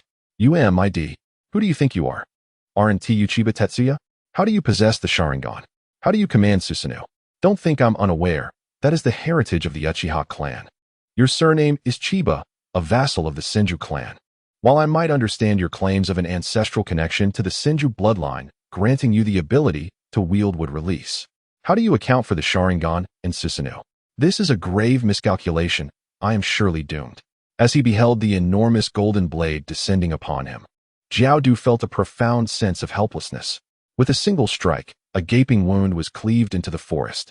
Tetsuya retracted his Susanoo and Sharingan, advancing towards the spot where Jiaodu had previously sat. Apart from the immense scar left by the blade, nothing remained. As if Tetsuya's strike had entirely obliterated Jiaodu, however, while Jiaodu might deceive those unfamiliar with him, he could not fool Tetsuya. Armed with the Earth Grievance secret technique and 5 hearts, Jiaodu's demise was not as straightforward as he wished. After all, in the future, he would join the Akatsuki, alongside Haiden, as the infamous immortal duo. All right, come out now. There's no need to hide, Tetsuya intoned, his tone light yet firm. Your ability to conceal yourself is indeed impressive, but it pales in comparison to the clarity of my gaze. Tetsuya stamped his foot against the ground. Currently, I am in a generous mood and intend to spare your life, but do not push me to the brink of murder to silence you. Upon hearing Tetsuya's words, Jiaodu understood that there was no point in remaining hidden any longer. The ground began to erupt with numerous black threads, the manifestation of the Earth Grievance technique. These threads intertwined, ultimately reshaping into Jiaodu himself, who clutched his chest and gasped heavily. What do you truly desire? Jiaodu inquired, confusion evident as he gazed at Tetsuya, having finally resigned to his fate. This individual was exceedingly peculiar. Though named Chiba, he possessed a chakra as vast as a whirlpool. The Uchiha size and mastery over various elemental jutsu. He seemed an amalgamation of the most formidable traits from several great powers within the ninja world. Tetsuya cast a sidelong glance at Jiaodu, narrowing his eyes with a smile. You still have 2 hearts remaining. This aligns closely with my expectations. That last strike, I intentionally withheld some force. Otherwise, how could one withstand the onslaught of one's own Susanoo with such a depleted chakra? Kakuzu, I hold you in high regard. Join me, for you have a fondness for wealth, and I share that inclination. What? Kakuzu was somewhat perplexed by the other's line of reasoning. He had come to assassinate him, and they had just engaged in battle. Now, having emerged victorious, he neither sought Kakuzu's secret techniques nor inquired about the identity of his would-be assassin, though he was unaware that the tasks from the underworld were never disclosed along with the employers. To suddenly declare admiration for him was puzzling. What was the intent behind this? Tetsuya continued, Kakuzu, I am aware of your relentless travels across the ninja world, executing missions merely for monetary gain. But do you know the most efficient and stable means of earning wealth? Is it through the slow accumulation of tasks like those ninjas from the villages? Or through exchanging bounties at the underworld exchange? No, it is neither of those. The true path lies in commerce, particularly dealings with the nobility. You must be aware that I own a hotel and have amassed considerable wealth in the capital of the Land of Fire. My daily earnings alone amount to a staggering fortune. Yet, do you realize that the money I earn is merely enough for a meal for those high-ranking officials? As Tetsuya spoke, Kakuzu's eyes widened in astonishment. Chapter 39, Kakuzu, a life of wandering amidst the trees amidst the forest. 2 figures settled upon the roots of a grand tree. As Kakuzu listened intently to Tetsuya articulate his grand schemes for wealth accumulation. Allow me to share something with you. Tetsuya began. When one surveys the entirety of the ninja world, who possesses the most wealth? Is it the shinobi? Or the hidden villages? Neither. The true affluent are the nobles and the feudal lords. Do the ninja hold any real power? Certainly, those warriors are formidable, yet in critical moments. It is the financial support from the lords that sustains them. As Tetsuya spoke, Kakuzu pondered, occasionally nodding in agreement. Thus, while the shinobi may find it challenging to amass great fortunes, engaging in commerce, particularly with the aristocracy, presents vast opportunities. Tetsuya continued to paint an enticing picture of the business world. Market monopolies, capital accumulation, the intertwining of money and power, land production, and financial market control. The notion of capital ensnaring the ninja realm nearly left Kakuzu entranced. Overcome with excitement, Kakuzu rose and bowed before Tetsuya, proclaiming, In my transient existence chasing after wealth, I fancied myself the most astute in the art of profit-making. However, upon meeting you, I realize I am but a frog at the bottom of a well, gazing up at the vast sky. In contrast to your brilliance, I am akin to a firefly in the presence of the moon. Your words evoke in me a profound respect, as boundless as the flowing river. From now on, I shall serve as your loyal follower, ever attentive to your lead. Hearing Kakuzu's words, Tetsuya chuckled, surprised that this seemingly gruff character could articulate such sentiments. Indeed, even if one is taciturn, the passage of time and exposure to various experiences inevitably imparts some wisdom. Ah, Kakuzu, your words lack sincerity. We share a common passion, a shared ideal. We are kindred spirits, destined to profit together. Kakuzu, acknowledging the proposition, acquiesced with respect. After delivering a swift reprimand to the individual before him, he produced an item of interest, employing a dual approach to ensure Kakuzu's loyalty. Very well, henceforth, we shall be friends and partners. There is no need for undue tension. Tetsuya patted Kakuzu's shoulder. After our recent encounter, you've lost 4 of your 5 hearts. Go and replenish your strength. Once you have recovered, wait for me at the Chinya Grand Hotel in the capital of the Land of Fire. Here, take this. As he spoke, Tetsuya retrieved a key from his pocket. What is this? A key? Kakuzu's excitement was palpable. Could it be the key to a treasury? This is the key to the entrance of the Chinya Grand Hotel. A token of trust. With this in your possession, those who remain there will not trouble you. Upon hearing this, Kakuzu suddenly recalled previous intelligence indicating that Tetsuya was protected by a powerful ninja. After their earlier confrontation, he had presumed the reports were erroneous, believing that his own strength alone was formidable. At present, it appears that the intelligence is sound. It is merely that a certain ninja had been protecting Tetsuya, preventing anyone from compelling him to act. This led the information traffickers to mistakenly believe that Tetsuya was merely an ordinary individual under protection. Upon reflection, it is evident that at least 2 formidable experts accompany Tetsuya, including himself. 2 S-rank rogue ninjas of exceptional strength. This is no ordinary foundation. Coupled with the words Tetsuya had previously shared, Kakuzu felt a surge of astonishment. This Chiba Tetsuya is indeed destined for great endeavors. He possesses both wealth and capable allies. Associating with them surely guarantees a smooth journey. However, even so, it does not deter Kakuzu from returning to extract the heart of that information broker. Very well. I shall take my leave for now. Once I have recovered, I will seek you out at the Chiba Grand Hotel, my esteemed boss, he stated. Agreed. Until we meet again. With a wave, he bid farewell. Kakuzu vanished in an instant among the trees. Ah, how splendid. Kakuzu's prowess would classify him as a master in any era, let alone the present. Moreover, what truly sets him apart is not solely his strength, but his acumen for wealth. Kakuzu harbors a fondness for money and is adept at acquiring it, especially now that he has a clear path laid before him. A smile crept upon Tetsuya's lips as he entertained these thoughts. The ninja world, if one were to speak candidly, resembles a feudal society. Allowing Kakuzu to ascend in this realm of capital. As he indulged in these reveries, a surge of chakra rippled through the air. Tetsuya promptly responded, sensing that it was likely Konoha ninjas who had taken notice of the commotion from the battle. TCH, one wonders if they caught sight of the Susanoo. Nevertheless, it matters not, for there is still Izuna as a safety net. Previously, when he had saved Tobarama using Izuna's identity, he found it hard to believe that Tobarama had not informed the 3rd Hokage and the others of Izuna's survival. With this thought, Tetsuya swiftly withdrew from the scene, leaving Izuna to bear the brunt of any blame. Shortly after Tetsuya's departure, several Konoha ninjas wearing animal masks arrived on the scene. This appears to be the location. It is evident that a battle has indeed transpired here. The lead masked ninja gazed at the remnants of the clash, feeling a twinge of alarm. Such a level of destruction is unlikely to be wrought by an ordinary individual. And what of the golden giant they had previously witnessed? Investigate the site. Do not overlook any clues, he commanded. Understood. The masked ninjas commenced their examination of the area, searching for any traces left behind. Soon, a report made its way to the desk of the Hokage's office in Konoha. The 3rd Hokage, Sarutobi Hiruzen, meticulously perused the information, his brow gradually furrowing.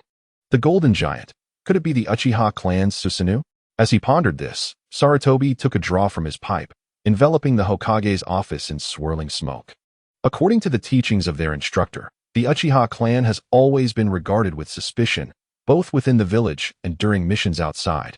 with vigilant eyes consistently monitoring their every move. He was acutely aware of the Uchiha's activities within the village. Thus it could not possibly be a member of Konoha's Uchiha clan. Memories of the words spoken by his former teacher, Hashirama Senju, flooded his mind. The formidable Uchiha Izuna, who had once perished and returned, now lurked somewhere in the ninja world, potentially poised to descend upon Konoha at any moment. And now, could it be that Uchiha Izuna has returned? What course of action should I pursue? Taking a deep drag from his pipe, smoke billowed upwards. Suddenly, a resounding crash echoed as the door to the Hokage's office swung open. A one-eyed man entered, his demeanor cold and menacing, a distinct cross-shaped scar marking his chin. Sarutobi, he stated, there has been an incident outside the village. Members of the Uchiha clan have recklessly left the village and engaged in combat with ninjas from other villages. Such actions are undoubtedly a betrayal of our village, and we must impose punishment upon this nefarious Uchiha clan.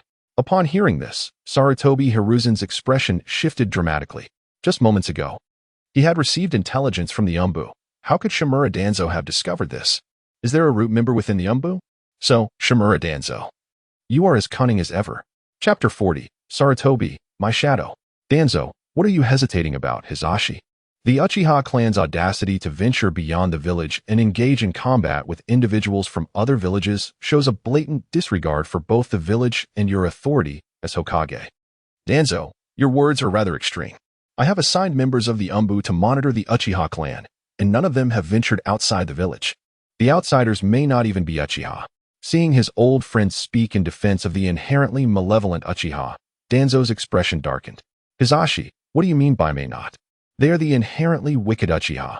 Who knows what methods they might employ to evade your surveillance? It is not as grave as you suggest. The Uchiha are a part of the village.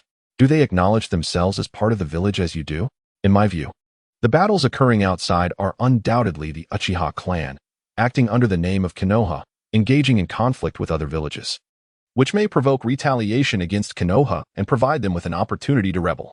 We must act decisively to suppress and punish the Uchiha clan, denying them that chance. Danzo, you have gone too far. Monkey, have you forgotten what our teacher once said? The Uchiha are a clan born of evil. Danzo, have you forgotten about Kagami? He died to save you. The mere mention of Uchiha Kagami sent a sharp pain through Danzo's right eye. Hisashi, if you do not suppress the Uchiha clan today, you will regret it in the future. Enough, Danzo. I am the Hokage. With a resounding crash, Danzo stormed out, leaving Sarutobi Hisashi alone in the Hokage office. Overwhelmed by sorrow, Hisashi reignited his pipe. Suppressing the Uchiha clan was a policy established by their teacher, Senju Tobarama. He wished to follow that course. Yet the current circumstances were exceedingly delicate. The Uchiha's discontent was palpable, and outside the village loomed the uncertain return of Uchiha Izuna. His teacher had advised him to tread carefully and not to corner the Uchiha too tightly, while his friend Danzo sought every opportunity to subjugate them. Huffing out a cloud of smoke, Sarutobi Hisashi appeared to age beyond his years despite still being in the prime of life. Uchiha Izuna, why must you return? A man who is already dead? In the Hokage office, Hisashi's hair was nearly white with worry, while across town, Tetsuya leisurely returned to his residence in Konoha. He had long since disposed of his old, dilapidated home, and, in the midst of his flourishing business, had acquired a splendid standalone mansion. Now a wealthy merchant, he felt deserving of such comfort. Teacher, I heard you have returned. We have come to see you. A knock echoed, accompanied by a familiar voice from beyond the door. Coming, coming. As he opened the door, he was momentarily taken aback by the youthful visage of Tetsuya before him. Teacher? Handa gazed at Tetsuya with a sense of perplexity. Are you the teacher's child? It was only natural for Handa to feel bewildered, for the person before him bore an uncanny resemblance to his teacher, almost identical in appearance, yet still retaining the youthful visage of a teenager. This was puzzling, as his teacher was indeed a year older than he. Observing Handa, who had taken on the appearance of a seasoned man, Tetsuya momentarily stood in astonishment. Had such a length of time truly passed? The once somewhat shy Handa, who had followed him to learn the art of ramen making, had now transformed into a man nearing 50. Meanwhile, due to the curse of the immortal deity, Tetsuya remained forever locked in the form of a young adult, eternally vibrant and youthful. With this realization, Tetsuya smiled and spoke. You must be Handa, my senior. I've heard of you from my father. My name is Chiba Ryo. Please, come in. Chiba Ryo, You truly are the teacher's child. You bear an uncanny resemblance to him in his youth, Hando exclaimed, bursting into laughter. He playfully patted the shoulder of the 11 or 12-year-old boy beside him. Yurok, quickly. Address your granduncle. The boy, Yurok, widened his eyes in surprise, gazing at the man before him, and respectfully called out, Granduncle. Although Hando was merely a year younger than Tetsuya, he could not forget the debt of gratitude he owed to his mentor. Even if Tetsuya and Hando referred to each other as brothers, Hando remained Tetsuya's disciple, placing him in the same generation as Tetsuya's child. Thus, his son Yurok would naturally address Ryo as Granduncle. Tetsuya affectionately ruffled Yurok's hair. All right, no need to linger outside. Come in. We shall not impose further, Hando replied. Inviting the two inside, Tetsuya served them tea. Hando felt a wave of nostalgia. He had not anticipated that his teacher's child had grown so much, even older than his own offspring. It was understandable, given that his teacher had thrived in the capital and likely married long ago. When Yurok was born, Hando had mentioned that his teacher was still unmarried. Perhaps he had tied the knot much earlier. Soon, lunchtime arrived, and Tetsuya personally prepared several dishes to host Hando and his son. As they dined, Hando expressed his admiration for Ryo, inquiring about his teacher and his wife. Tetsuya could only fabricate a response, saying they were living well in the capital, but as they aged, they preferred not to travel, which was why he had come to Konoha alone, to revisit the place of his childhood. Hando wholeheartedly agreed with Tetsuya's sentiments, as he too had reached an age where long journeys no longer appealed to him. They conversed while eating, with Hando lamenting the swift passage of time and the relentless march toward old age. Tetsuya resonated with this feeling of nostalgia. After bidding farewell to Hando and his son, Tetsuya found himself restless and took a solitary stroll through the streets of Konoha. During his time in the capital, he either fished in the tranquil forest outside the city or busied himself in the pursuit of wealth. At that juncture, he had little profound awareness of time's passage. However, upon his return to Konoha, he was struck by the realization of how much time had indeed elapsed. The streets of Konoha had undergone a remarkable transformation. The once modest houses had been replaced by towering edifices, and the thoroughfares had become broader and more immaculate. In retrospect, the Konoha governed by the mature Sarutobi Hiruzen was, in fact, rather commendable. Hey, Tetsuya. Responding to a familiar voice, Tetsuya turned to see a weathered ninja with a head of white hair. Tetsuya. How is it that you still look so youthful? Tsukumo approached with brisk steps, his curious gaze surveying Tetsuya. As Tetsuya regarded this man before him, a swirl of emotions flooded his heart. How amusing it was that the once spirited Kakashi Tsukumo had now transformed into a figure marked by the passage of time. Though he longed to laugh heartily and exclaim, Hey Tsukumo, how did you come to look so aged? He restrained himself, opting instead for a courteous smile. Greetings, sir. My name is Chiba Ryo. Do you know my father? Chapter 41 News of the Second Great Ninja War. The individual before me bears an uncanny resemblance to the former Tetsuya. Were it not for the complete absence of chakra emanating from him, I might have been convinced that this was indeed Tetsuya. After all, it was Tetsuya who, upon mastering chakra, taught me the art of the shadow clone technique. Are you Tetsuya's son? Tetsuya nodded, accepting the notion of being his own son without any qualms. How unfortunate that I considered him a brother, yet he married without inviting me. I never imagined his child would grow so much. Watching Shikui, one could sense a mix of envy and irritation. They had once vowed to remain single together, yet here was Tetsuya's child, already grown. Truly, he was untrustworthy. Your name is Ryo, correct? Indeed, I am Ryo Chiba Ryo. With your white hair and jonin vest, I see now. You are the esteemed Shikui-senpai, are you not? My father spoke highly of you as an exceptional ninja, though I must admit, you appear far older than I had envisioned. Shikui erupted in laughter. That's only natural. After all, I am several years older than your father, Tetsuya. How has he been? It has been many years since I last saw him. He's well, though as the years advance, he prefers to remain sedentary. Thus, I am the only one who returned to Konoha this time. That fellow, truly. Shikui mused, recalling how, in his youth, he and Tetsuya traversed the land of fire together to establish a branch store. Little did he know that the man now barely had the energy to return to Konoha. As a businessman, my father has been preoccupied with social engagements, dining, and drinking. His health is certainly not what it once was, unlike you, Shikui, senpai, who remains sprightly. You lad, you possess a silver tongue. Far more so than that fellow Tetsuya. Shikui chuckled heartily. However, I too am not as spry as I once was. After a couple more years, I intend to retire, returning home to savor tea and tend to my plants. Perhaps then I might find the time to visit the capital and share a drink with that rascal Tetsuya. That would be splendid. I am certain my father would be delighted by your visit, Shikui-senpai. Is that so?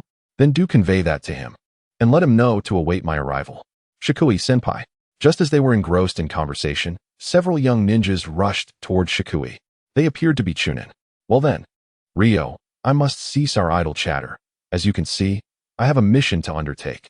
Ryo observed the Jonin accompanied by several Chunin, curiosity piqued. With so many of you, Shikui-senpai, are you leading a B-rank mission? Shikui grinned with pride. Incorrect, Ryo, this is an A-rank mission. In recent years, the borders of the Land of Fire have become increasingly tumultuous. As per the code of the ninja, I cannot divulge any more information. Farewell. With that, Hatake Sakuyo waved goodbye to Tetsuya and departed with his team towards the village's entrance. Tetsuya watched the departing figures, lost in contemplation. Is the border of the Land of Fire beginning to destabilize? He calculated the passage of time with care. The 2-decade era of peace is drawing to a close. This implies that the Second Great Ninja War is on the horizon, and the martial factions of various villages are beginning to rise. With such thoughts, Tetsuya turned to head back. It seems he had returned prematurely. The abduction of Little Pepper was an event following the Second Ninja War. As the onset of the Second Great Ninja War approaches, is there anything I might scheme within this unfolding scenario? After spending a few days in Konoha, Tetsuya had not made many appearances. Aside from Sakuyo, who was engaged in missions, few were aware of his presence. To Tetsuya, there was little in Konoha that piqued his interest anymore.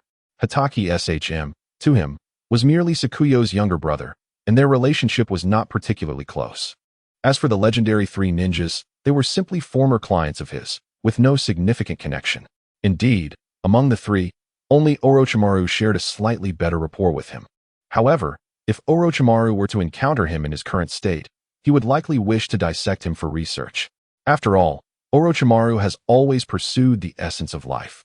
Upon witnessing someone like Tetsuya, who does not age nor die, what thoughts would arise in his mind? It is nearly time to return. Kakuzu must have been waiting for him for several days. Having gathered his belongings, Tetsuya prepared to depart from Konoha. Sir, the carriage is ready, called the driver from outside, as a carriage came to a halt on the street. Indeed, traveling by carriage in Konoha during this era still held a certain prestige. For the average person could scarcely afford one, and even hiring one was a considerable expense. Typically, only those of the ninja clans would find themselves in such carriages. As the carriage rolled along the street, it attracted the attention of many onlookers. Teacher, look, a carriage, pulled by 2 horses.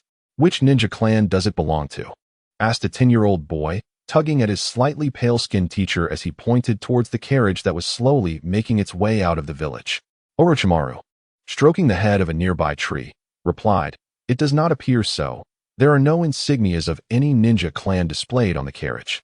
It likely belongs to some wealthy merchant. Speaking of wealthy merchants, Orochimaru recalled an acquaintance of his. He remembered the days when he was still under his teacher's tutelage. And after the grueling training sessions, his greatest delight was indulging in a bowl of ramen from the esteemed Chiba. Unlike other merchants, Chiba was known for his innovation. Experiencing the new flavors crafted by Chiba was one of Orochimaru's greatest joys. As if sharing a silent understanding, Jie drew back the curtain at the rear of the carriage and gazed out. It was then that Orochimaru caught sight of the familiar visage peering through the carriage window. Instantly, his heart quivered. How could this be? After all these years, how could the esteemed Chinya still appear as youthful as ever? Could it be that this was not the true Chinya, but rather his descendant? At that moment, Jie also spotted Orochimaru and Shinshu on the road. Is that Orochimaru? He has grown, yet he does not seem as dark as depicted in the anime. Who is the young man beside him, given their affectionate demeanor? Could he be Orochimaru's disciple, Tsunade's brother Shinshu? It certainly seems so. Orochimaru's gaze lingered on Jie, who responded with a smile and a nod before drawing the curtain closed. It is him. It must be Chinya. He recognized me. But why has he not aged despite the passage of so many years? Teacher, is something wrong? Shinshu's call brought Orochimaru back to reality. No, nothing at all. He chuckled lightly. I merely encountered an old acquaintance. Yet, his eyes remained fixated on the receding carriage. Chapter 42. I am a businessman. Violence is quite dull in the capital of the Land of Fire, at the Chiba Grand Hotel. I have returned. Did you miss me? Upon entering the tea house on the second floor of the hotel, Tetsuya pushed the door open with a hearty laugh and greeted everyone, sitting behind the tea table. Izuna did not even lift her head while Kaku, seated at the side, was engrossed in reviewing the account books. Upon hearing Tetsuya's voice, Kaku excitedly sprang to his feet. "Boss, you're back." His hands trembled uncontrollably while clutching the ledger. Witnessing this scene, Izuna could not help but roll her eyes, thinking that one might mistake him for Hinata Izuna. "Where did you find such a peculiar character? He is utterly obsessed with money," immediately wanting to inspect the accounts. If it weren't for the key in his hand, one might think he was here to cause trouble. When Kaku first arrived at the Chiba Grand Hotel with the key, Izuna had initially suspected him to be a thief and had promptly used her Sharingan to subdue him. However, after inquiring further, she discovered that he was recruited by Tetsuya and indeed possessed the key. When she asked him why he chose to come at such a late hour, he simply replied that he was accustomed to it. If it weren't for the fact that he was Uchiha Izuna and not her brother Uchiha Madara, Kaku would have already been reduced to ash. "Hey, Kaku is someone I encountered on my way back to Konoha. He intended to exchange my head for a bounty at the gold exchange, but I found him quite talented. So I recruited him to accompany me. Thank you for your recognition, boss." Kaku felt no shame. Rather, he took great pride in being acknowledged by Tetsuya. After reviewing the account books, he realized that earning money could be so effortless. Just one table of dishes could equal the reward from a mission. Undertaking a single mission might even cost him a couple of hearts, but here, he simply had to wait to receive his payment. If Tetsuya knew what Kaku was contemplating, he would merely respond, "This is perfectly normal. The life of the wealthy is beyond the imagination of ordinary people. There are circumstances where the cost of one meal could sustain someone for a lifetime. By the way, how did you return so quickly? Did you finish enjoying the spectacle?" Tetsuya settled down beside him, pouring himself a cup of tea. "No, I returned too early. The fun has yet to begin." "The fun has yet to begin? Did the people from the Cloud Village cancel their operations?" "They merely entertained the thought. They have not yet made a formal move. It seems they are still in the process of gathering intelligence. After all, at present, Konoha is the most powerful among the 5 great ninja villages. Acting rashly against the people of Konoha could easily provoke their retaliation. Following the conclusion of the war, Konoha suffered the least damage. The other second Hokages have perished, while Konoha remains. Relying on the survival of the legendary Senju Tobarama, Konoha has extracted numerous benefits from the defeated village to offset the toll of war, thereby stabilizing the village's development. Presently, Konoha stands as the most formidable and potent of the 5 great shinobi villages, coupled with its dominion over the bountiful Land of Fire. Its growth has been remarkably smooth. However, such prosperity has inevitably attracted envy and covetous eyes from other shinobi villages. Nonetheless, my journey to Konoha was not devoid of rewards. I stumbled upon a rather explosive piece of news. "What news, you ask?" Izuna cast a curious glance, for since his resurrection, he had spent his days either assisting Zetsu in managing affairs or idling away, leading a lethargic existence.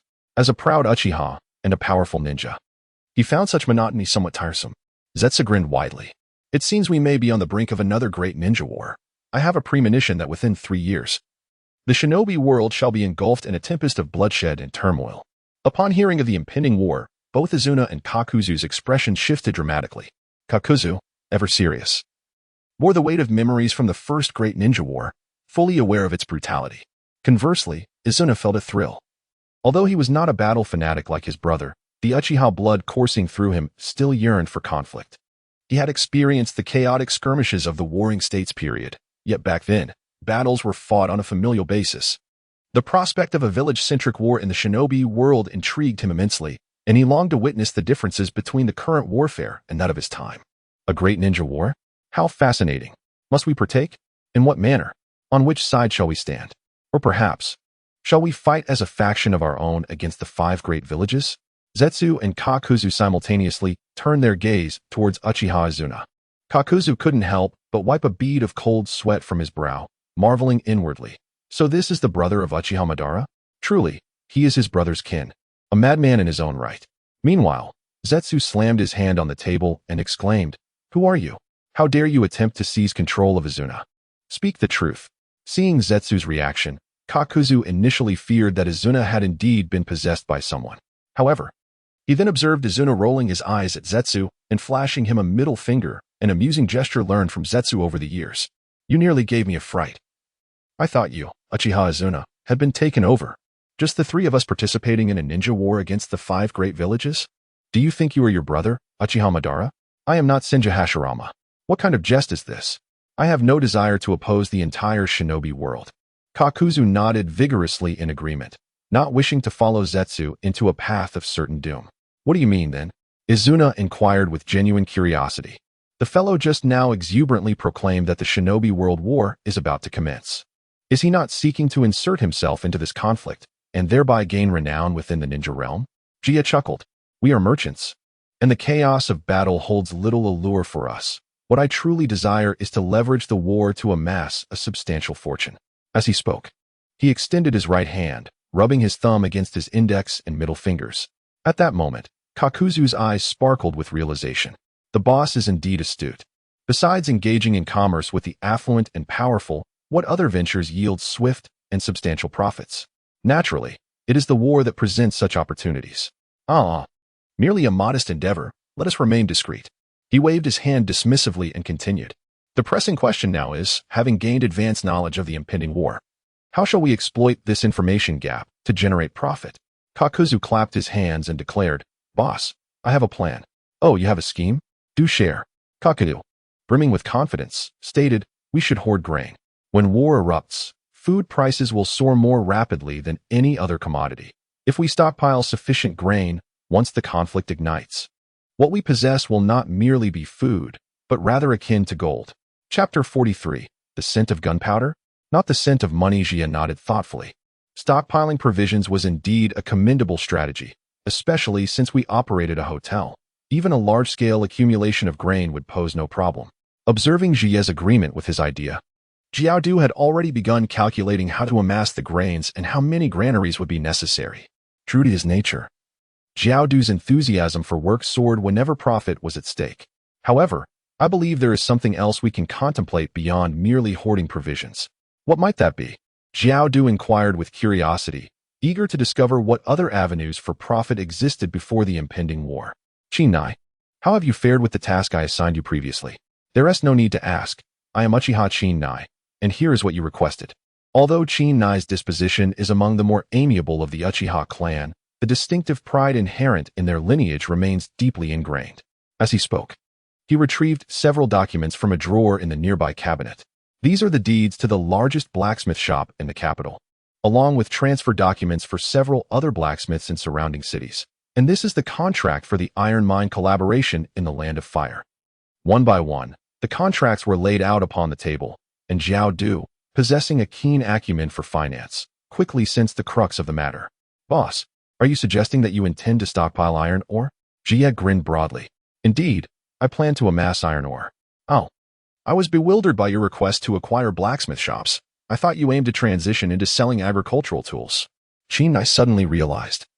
Although he had pondered much when receiving Jia's assignment, he had not previously considered the impending war in the ninja world and thus had not thought along the lines of stockpiling resources. But now, upon reflection, it makes sense.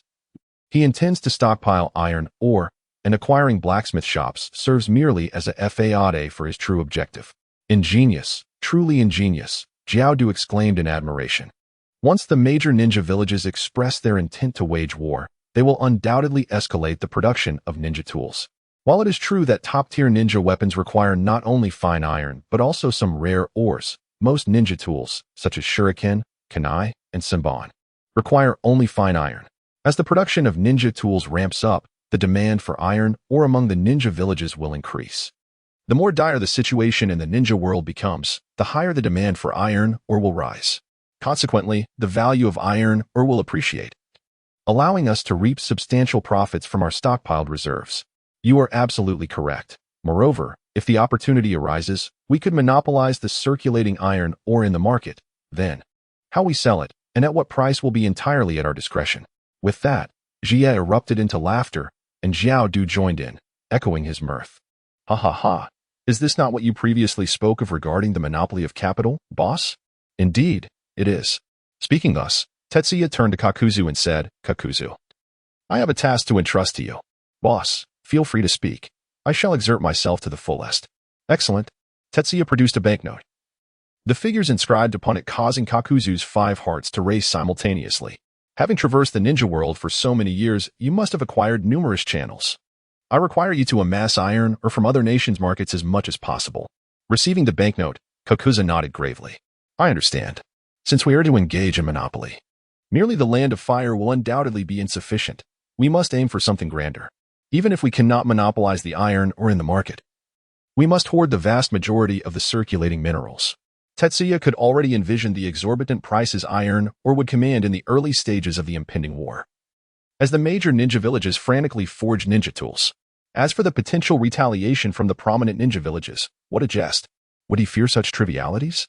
Not to mention that both he and Izuna, as well as Kakuzu's own prowess, far surpassed that of ordinary ninjas.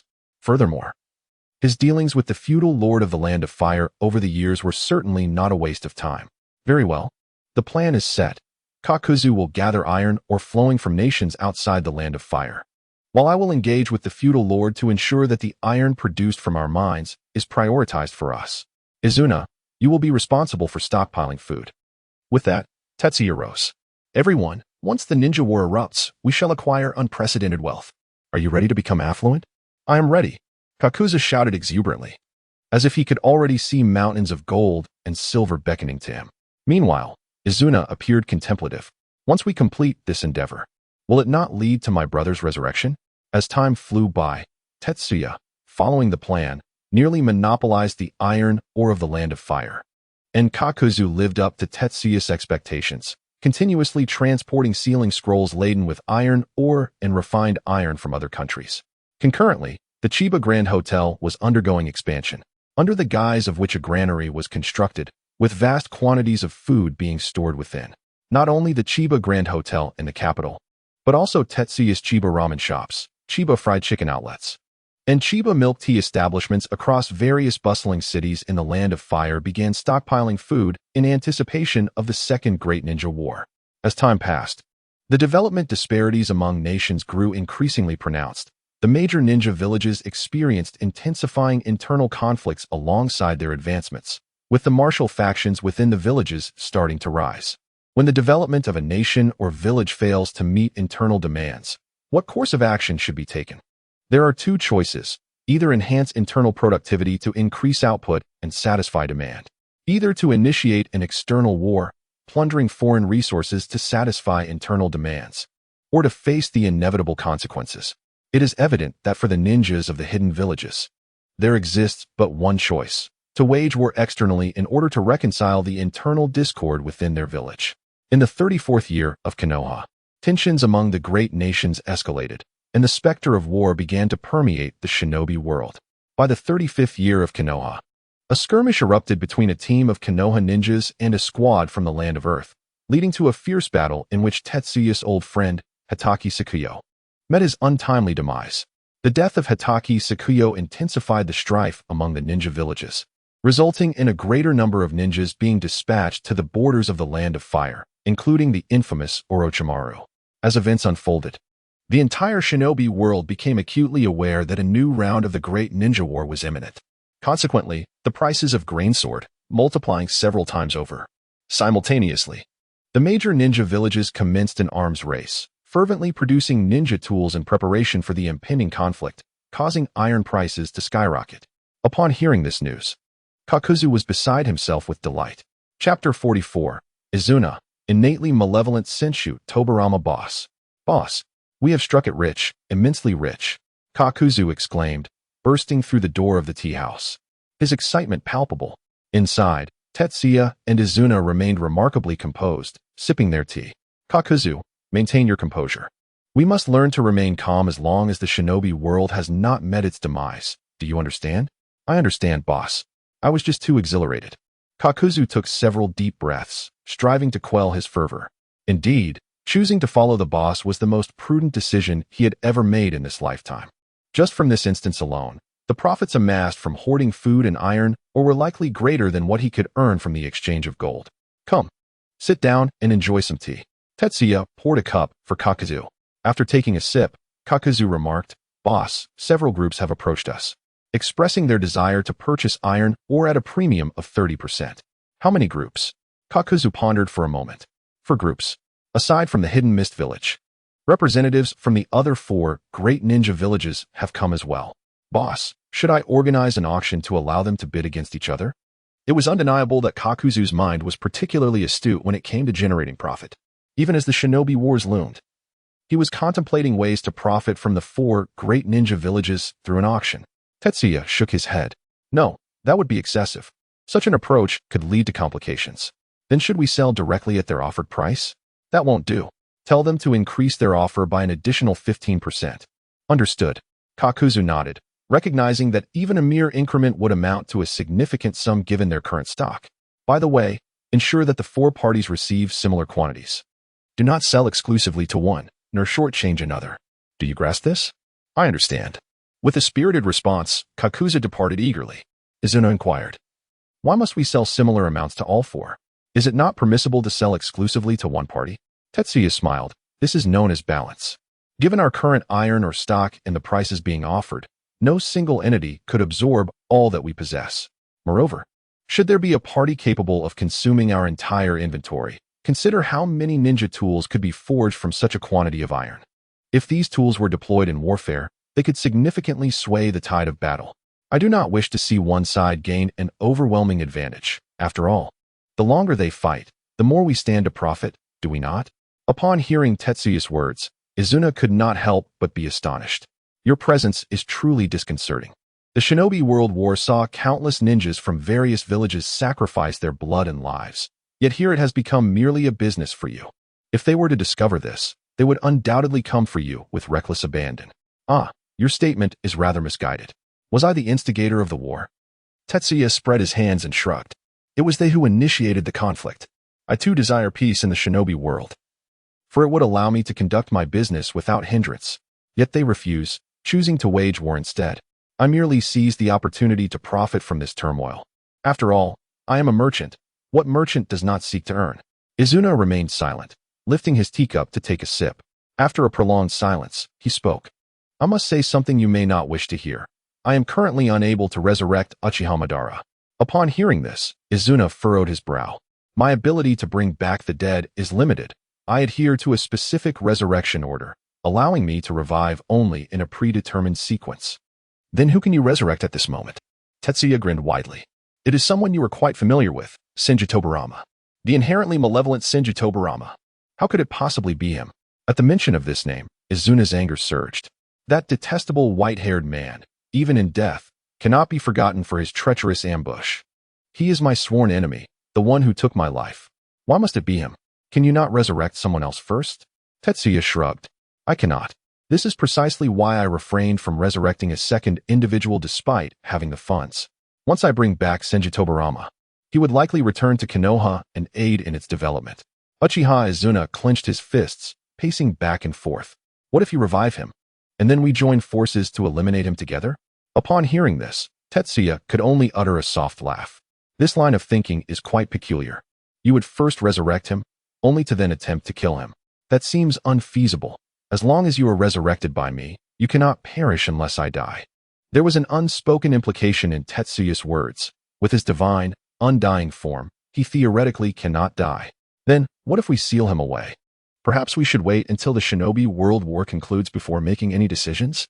Very well. Izuna sighed. It seems sealing him may not be feasible either.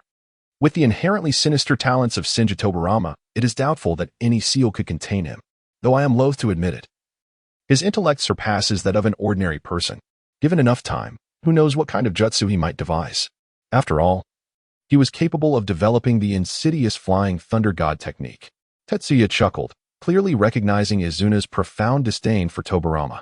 What would happen if he were to learn that he had saved Tobi's life using his name? After some contemplation, Tetsuya ultimately resolved that it would be best not to disclose this to him.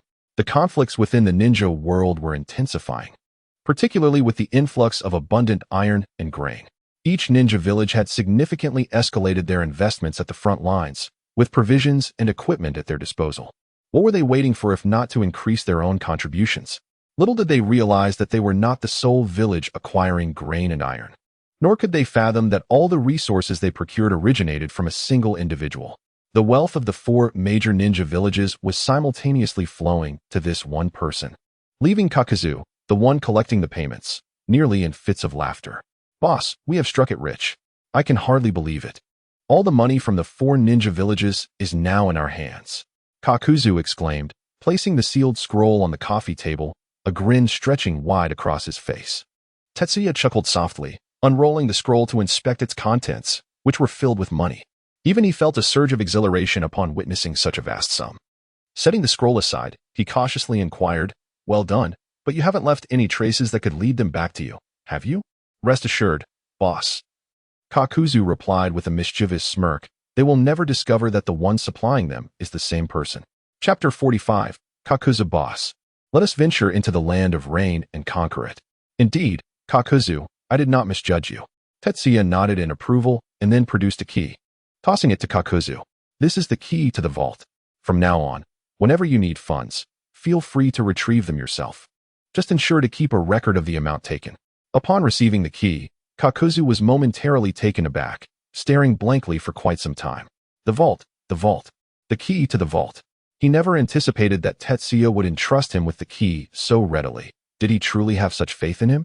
The sensation was utterly exhilarating. "Thank you for your trust, boss," Kakuzu exclaimed, kneeling before Tetsuya in gratitude. None of that. Have I not made it clear from the outset? We are partners, not master and servant. Please rise." Tetsuya hastily assisted Kakuzu to his feet. With heartfelt gratitude, Kakuzu proclaimed, "Boss, I am willing to devote myself completely to you, striving tirelessly until my last breath. A warrior dies for those who recognize his worth, and a woman adorns herself for those who delight in her." Kakuzu had previously thought it commendable that Tetsuya was willing to grant him a share of the profits, but he never imagined he would be given the key to the vault. For someone as avaricious as he, this gesture was indeed a significant acknowledgement of his worth. "Now, I do not wish for your demise. I want you to thrive. There is still much time ahead, and many opportunities for us to earn. You are right, boss.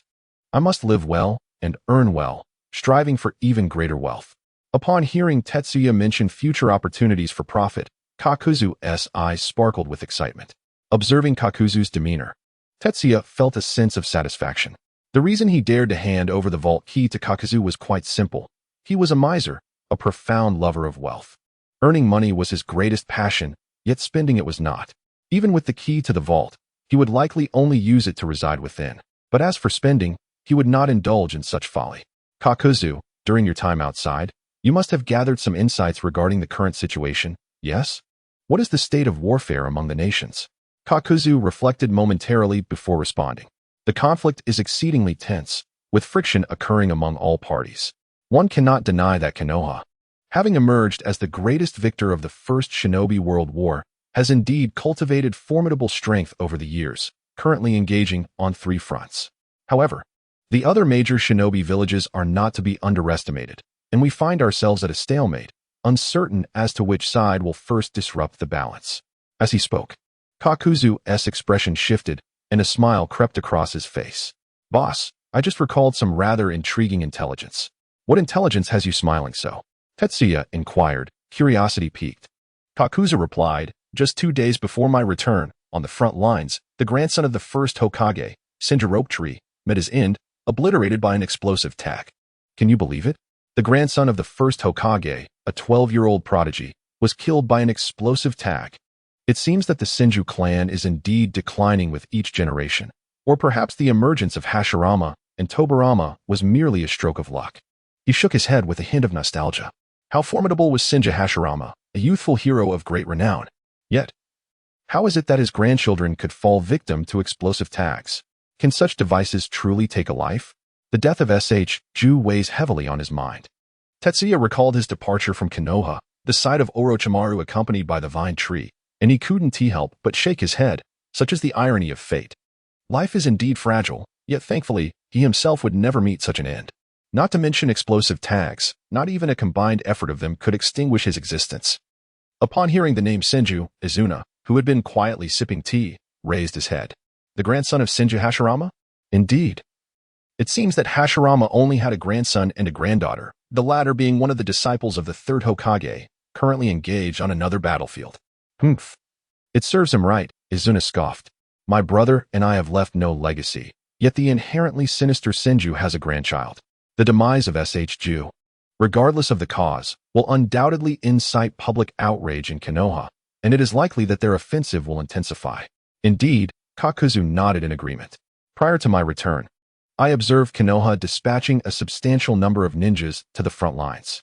I have heard that Jiraiya, the disciple of the third Hokage, has been retrieved and sent to the battlefield. If all goes as anticipated, the three esteemed disciples of the third Hokage will converge at the front, escalating the fervor of war. Let them fight, Tetsuya remarked after taking a sip of tea. No matter how fierce their battles become, the flames of war shall never reach the capital. What of the Rain Village? Have we made contact? We have indeed made contact. As expected of the boss, everything aligns with his thoughts. Hans of the Salamander, the leader of the Rain Village, is willing to purchase the weapons we forge. They intend to stake their claim as well. That is to be expected. Tetsuya smiled with satisfaction upon hearing that Hans was interested in their equipment.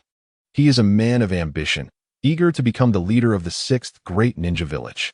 The three great nations of wind, fire, and earth have turned the land of rain into a battlefield, leaving its citizens displaced and suffering. It is not just Hans. Any leader of the Rain Village with a semblance of valor would choose to fight back. However, no matter how hard Hans struggles, he cannot alter the course of events. Izuna nodded in agreement. Given the geographical position of the Rain Village, it serves as a natural battleground for the three great nations in times of war and a buffer zone during peacetime. To change this paradigm, one would need a figure capable of overpowering the three great nations. As she spoke, Izuna regarded Tetsuya with a probing gaze. In his perspective, to surpass the three kingdoms, aside from his brother Uchiha Madara and Senju Hashirama, Chiba Tetsuya should also possess the capability to achieve this.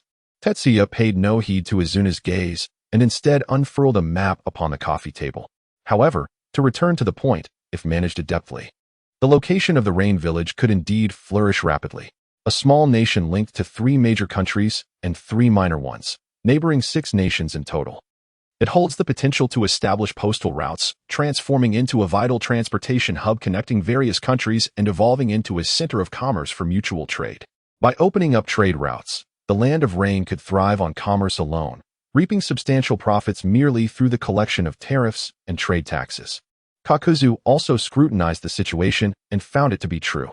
Each of the three great nations possesses its own unique products and demands. By acting as an intermediary, one could acquire the necessary goods from each nation and subsequently sell them to those in need, an effortless venture for profit. With this thought, Kakuzu's eyes sparkled with excitement. Boss, let us seize the Land of Rain. Chapter 46. Dog, you truly know how to have fun. Upon hearing Kakuzu's words, Tetsuya could not help but cough lightly a couple of times. Do you even realize what you are saying? Conquering the Land of Rain? Just the three of us? Indeed.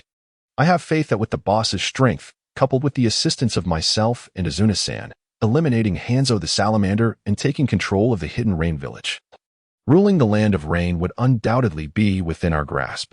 Ruling a nation, you say? Izuna pondered for a moment, and it seemed feasible. Back during the Warring States period, when the various ninja clans were engaged in merciless battles, Izuna had contemplated leveraging the unparalleled might of the Uchiha clan to conquer a nation. Based on his assessment, with his brother's strength and his own support, it should be achievable. However, his brother had ultimately been swayed by that detestable Senju Hashirama. Despite possessing the capability to conquer a nation, he chose to establish a ninja village instead. What a farce. Yet, there was little point in lamenting this now. He had perished before the village's establishment. Shortly after the village was founded, his brother had also met his demise. Hey, you two, you can't be serious, Tetsuya exclaimed, slapping his forehead at their reactions. Don't mess with me. It's not that simple. We are still at war. The ninja of the wind, fire, and earth nations have gathered in the Land of Rain. And with Hanzo leading the hidden Rain Village, even if we were to march into the Land of Rain right now and eliminate Hanzo, what would the three great nations think of us? What would the other ninja villages think? What would those feudal lords think? Do you honestly believe they would allow such an inconceivable entity to exist? Listening to Tetsuya's words, Kakuzu sighed, expressing his regrets. Indeed, if we were to proceed in such a manner, it would undoubtedly provoke the entire ninja world. At that point, we would become the common enemy of all ninjas. The common enemy of the ninja world is certainly not a desirable title. We are merchants. The paramount concern for merchants is profit, is it not? If we were to act as you suggest, how could we possibly make any money? Kakuzu nodded again. If they became the common enemy of the ninja world, making profits would be impossible. One could hardly trade their own head for gold.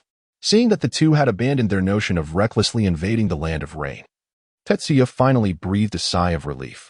To head to the land of rain now would be madness. Uchiha Madara is still alive.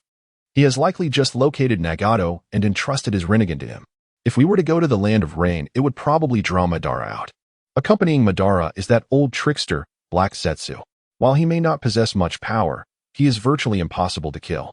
Moreover, prematurely revealing our existence could very well attract the attention of another ancient figure, Otsutsuki Ishiki. This old fellow has been relentlessly searching for a suitable host. It is entirely possible that the old sage may develop an infatuation with me, considering that my current physique is likely among the most formidable in the ninja world. Until I master the ability to counter the tenacious Otsutsuki, I certainly wish to avoid attracting the attention of this antiquated figure. After all, I have already attained considerable strength and do not require a persistent elder to guide my ascension. Moreover, having a troublesome companion like a hyperactive dog is already more than enough. Oh, my dearest master, are you thinking of me? A cheeky voice chimed in, as a virtual canine appeared before Jie. For a brief moment, Jie's expression stiffened. All right, Kakuzu, you've worked hard traversing the ninja realm lately. Take a couple of days to rest. Whatever you wish to eat, let the kitchen prepare it. I shall retire to my room. With that, Jie departed from the tea room, leaving only Izuna and Kakuzu behind. Kakuzu glanced at Izuna, who in turn looked back at Kakuzu, before retrieving a Go board. Do you play Go? Kakuzu examined the board. I have a rudimentary understanding. Upon returning to his chamber, Jie's countenance immediately fell. Dog system, are you eavesdropping on my thoughts? The dog displayed a perplexed expression. Oh, my dearest master, what are you saying? How could I ever engage in such behavior? Then why did you appear the moment I cursed you in my mind? Master, how could you say such a thing? I assist you in growing stronger in the ninja world, yet you speak ill of me in your heart. Sob, sob. The dog feigned sadness, tears welling in its eyes, a picture of grievance. All right then, could you explain why you suddenly appeared?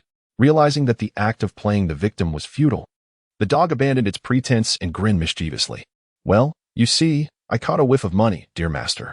It appears you have recently come into fortune. Shall we engage in a lottery? So, the dog is here for the money, is it? Jie plopped down onto his bed, leaning against the soft mattress. Listen, dog. We have coexisted for over a decade, and I have nearly exhausted the highest tier reward pool. I have already drawn most of the good items, especially in terms of ninjutsu. I possess a comprehensive collection of techniques from all the clans in the ninja world. What else could I possibly draw? That's 0. 5 chakra or the 0. 5 ocular power. Seeing this, the dog confidently rubbed its paws together. Oh, my dearest master, you are thinking too narrowly. Expand your horizons and look beyond this trivial ninja world. I have always asserted that I possess what exists in the ninja realm and what does not. Jie raised an eyebrow. Then why have you only provided me with ninjutsu and items from the ninja world all these years? I had assumed those were the only rewards in your pool. Do not be vexed, my esteemed master. I assure you, my intentions are solely for your benefit. Behold, your current collection of ninjutsu and your profound understanding of it. The likes of Sarutobi Hiruzen pale in comparison as a mere novice beside your expertise. You are the true master of ninjutsu. Enough with the flattery. I pose to you a question. Are you aware of the Otsutsuki clan seal? Your words amuse me. Have I not mentioned that there is naught in the shinobi world that eludes my grasp? Then, do you possess knowledge of how to achieve immunity to the seal? Or perhaps methods to counter it? That is a trivial matter. With a flick of his paw, a grand spinning wheel gleaming with a metallic green hue materialized before Jie. My cherished master, behold. Given that your expenditures over the years have ascended to an unprecedented level, I have procured for you a brand new card draw pool, which I have aptly named the Platinum Wheel. As Jie gazed at the magnificent wheel, he felt a twitch at the corners of his eyes. Oh, you truly know how to amuse, my canine companion. It seems that all the treasures are concealed within this contraption. Is there perchance an emerald wheel or a diamond wheel that follows this platinum wheel? Chapter 47. The dog that recognizes money over people is truly infuriating. Congratulations. You have received a set of harmless Hashirama cells. Congratulations. You have received the weapon, Wave God. Congratulations. You have received a pair of kin lineage Mangeki Sharingan. Congratulations. You have received an outer path golem. Congratulations. You have received a three-tails Isabu. Congratulations. You have received a portion of Sage Chakra. Congratulations. You have received a portion of Sage Chakra. Congratulations. You have received a forbidden technique, explosive tag scroll. Congratulations. You have received a portion of Sage Chakra. Congratulations. You have received a portion of Sage Chakra. The colossal platinum wheel came to a halt, and Jia acquired 10 brand new rewards. Naturally, he had expended a substantial amount of wealth. This dog is utterly infuriating. Previously, for the 3-tiered wheels, you provided me with a 10-fold increase. And this 3rd-tier golden wheel is merely 100 times more expensive than the 1st-tier bronze wheel. Yet, this platinum wheel is directly 100 times pricier than the golden wheel. Even if I am wealthy, I cannot endure such consumption. Indeed, while Jie possessed wealth, he could not withstand such extravagant expenditures. Watching his diminishing fortune, he involuntarily gasped, feeling a pang of heartache. Fortunately, this time, he had profited handsomely from the spoils of war. One must not speak too soon, my lord. The new prize pool is filled with treasures. Tell me, is there anything within that does not warrant this price? These items, if presented to the outside world, are priceless. Others would not even have the opportunity to purchase them. The dog asserted with sincerity. He was not mistaken. After all, this platinum pool contained even an outer path golem. Moreover, he had also drawn a tailed beast, suggesting that Jie might directly ascend to the realm of the 6 paths.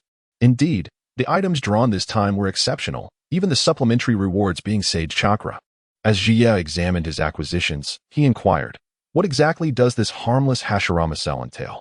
It is just as it sounds, akin to regular Hashirama cells, but devoid of their typical side effects.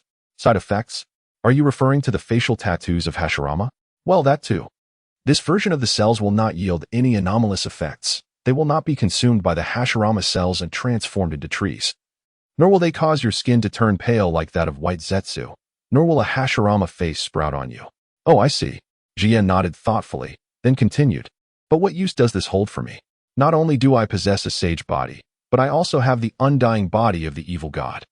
My regenerative abilities render Hashirama cells unnecessary, and as for chakra, I am abundantly supplied. My lord, you may not lack this item, but you could certainly offer it to others.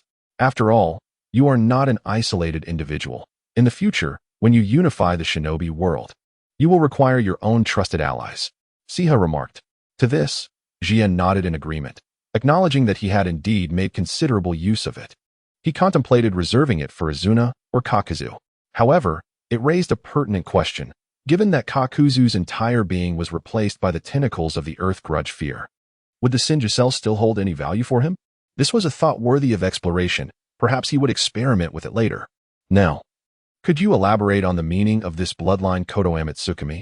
Jie inquired. In simple terms, it serves as a material for enhancement.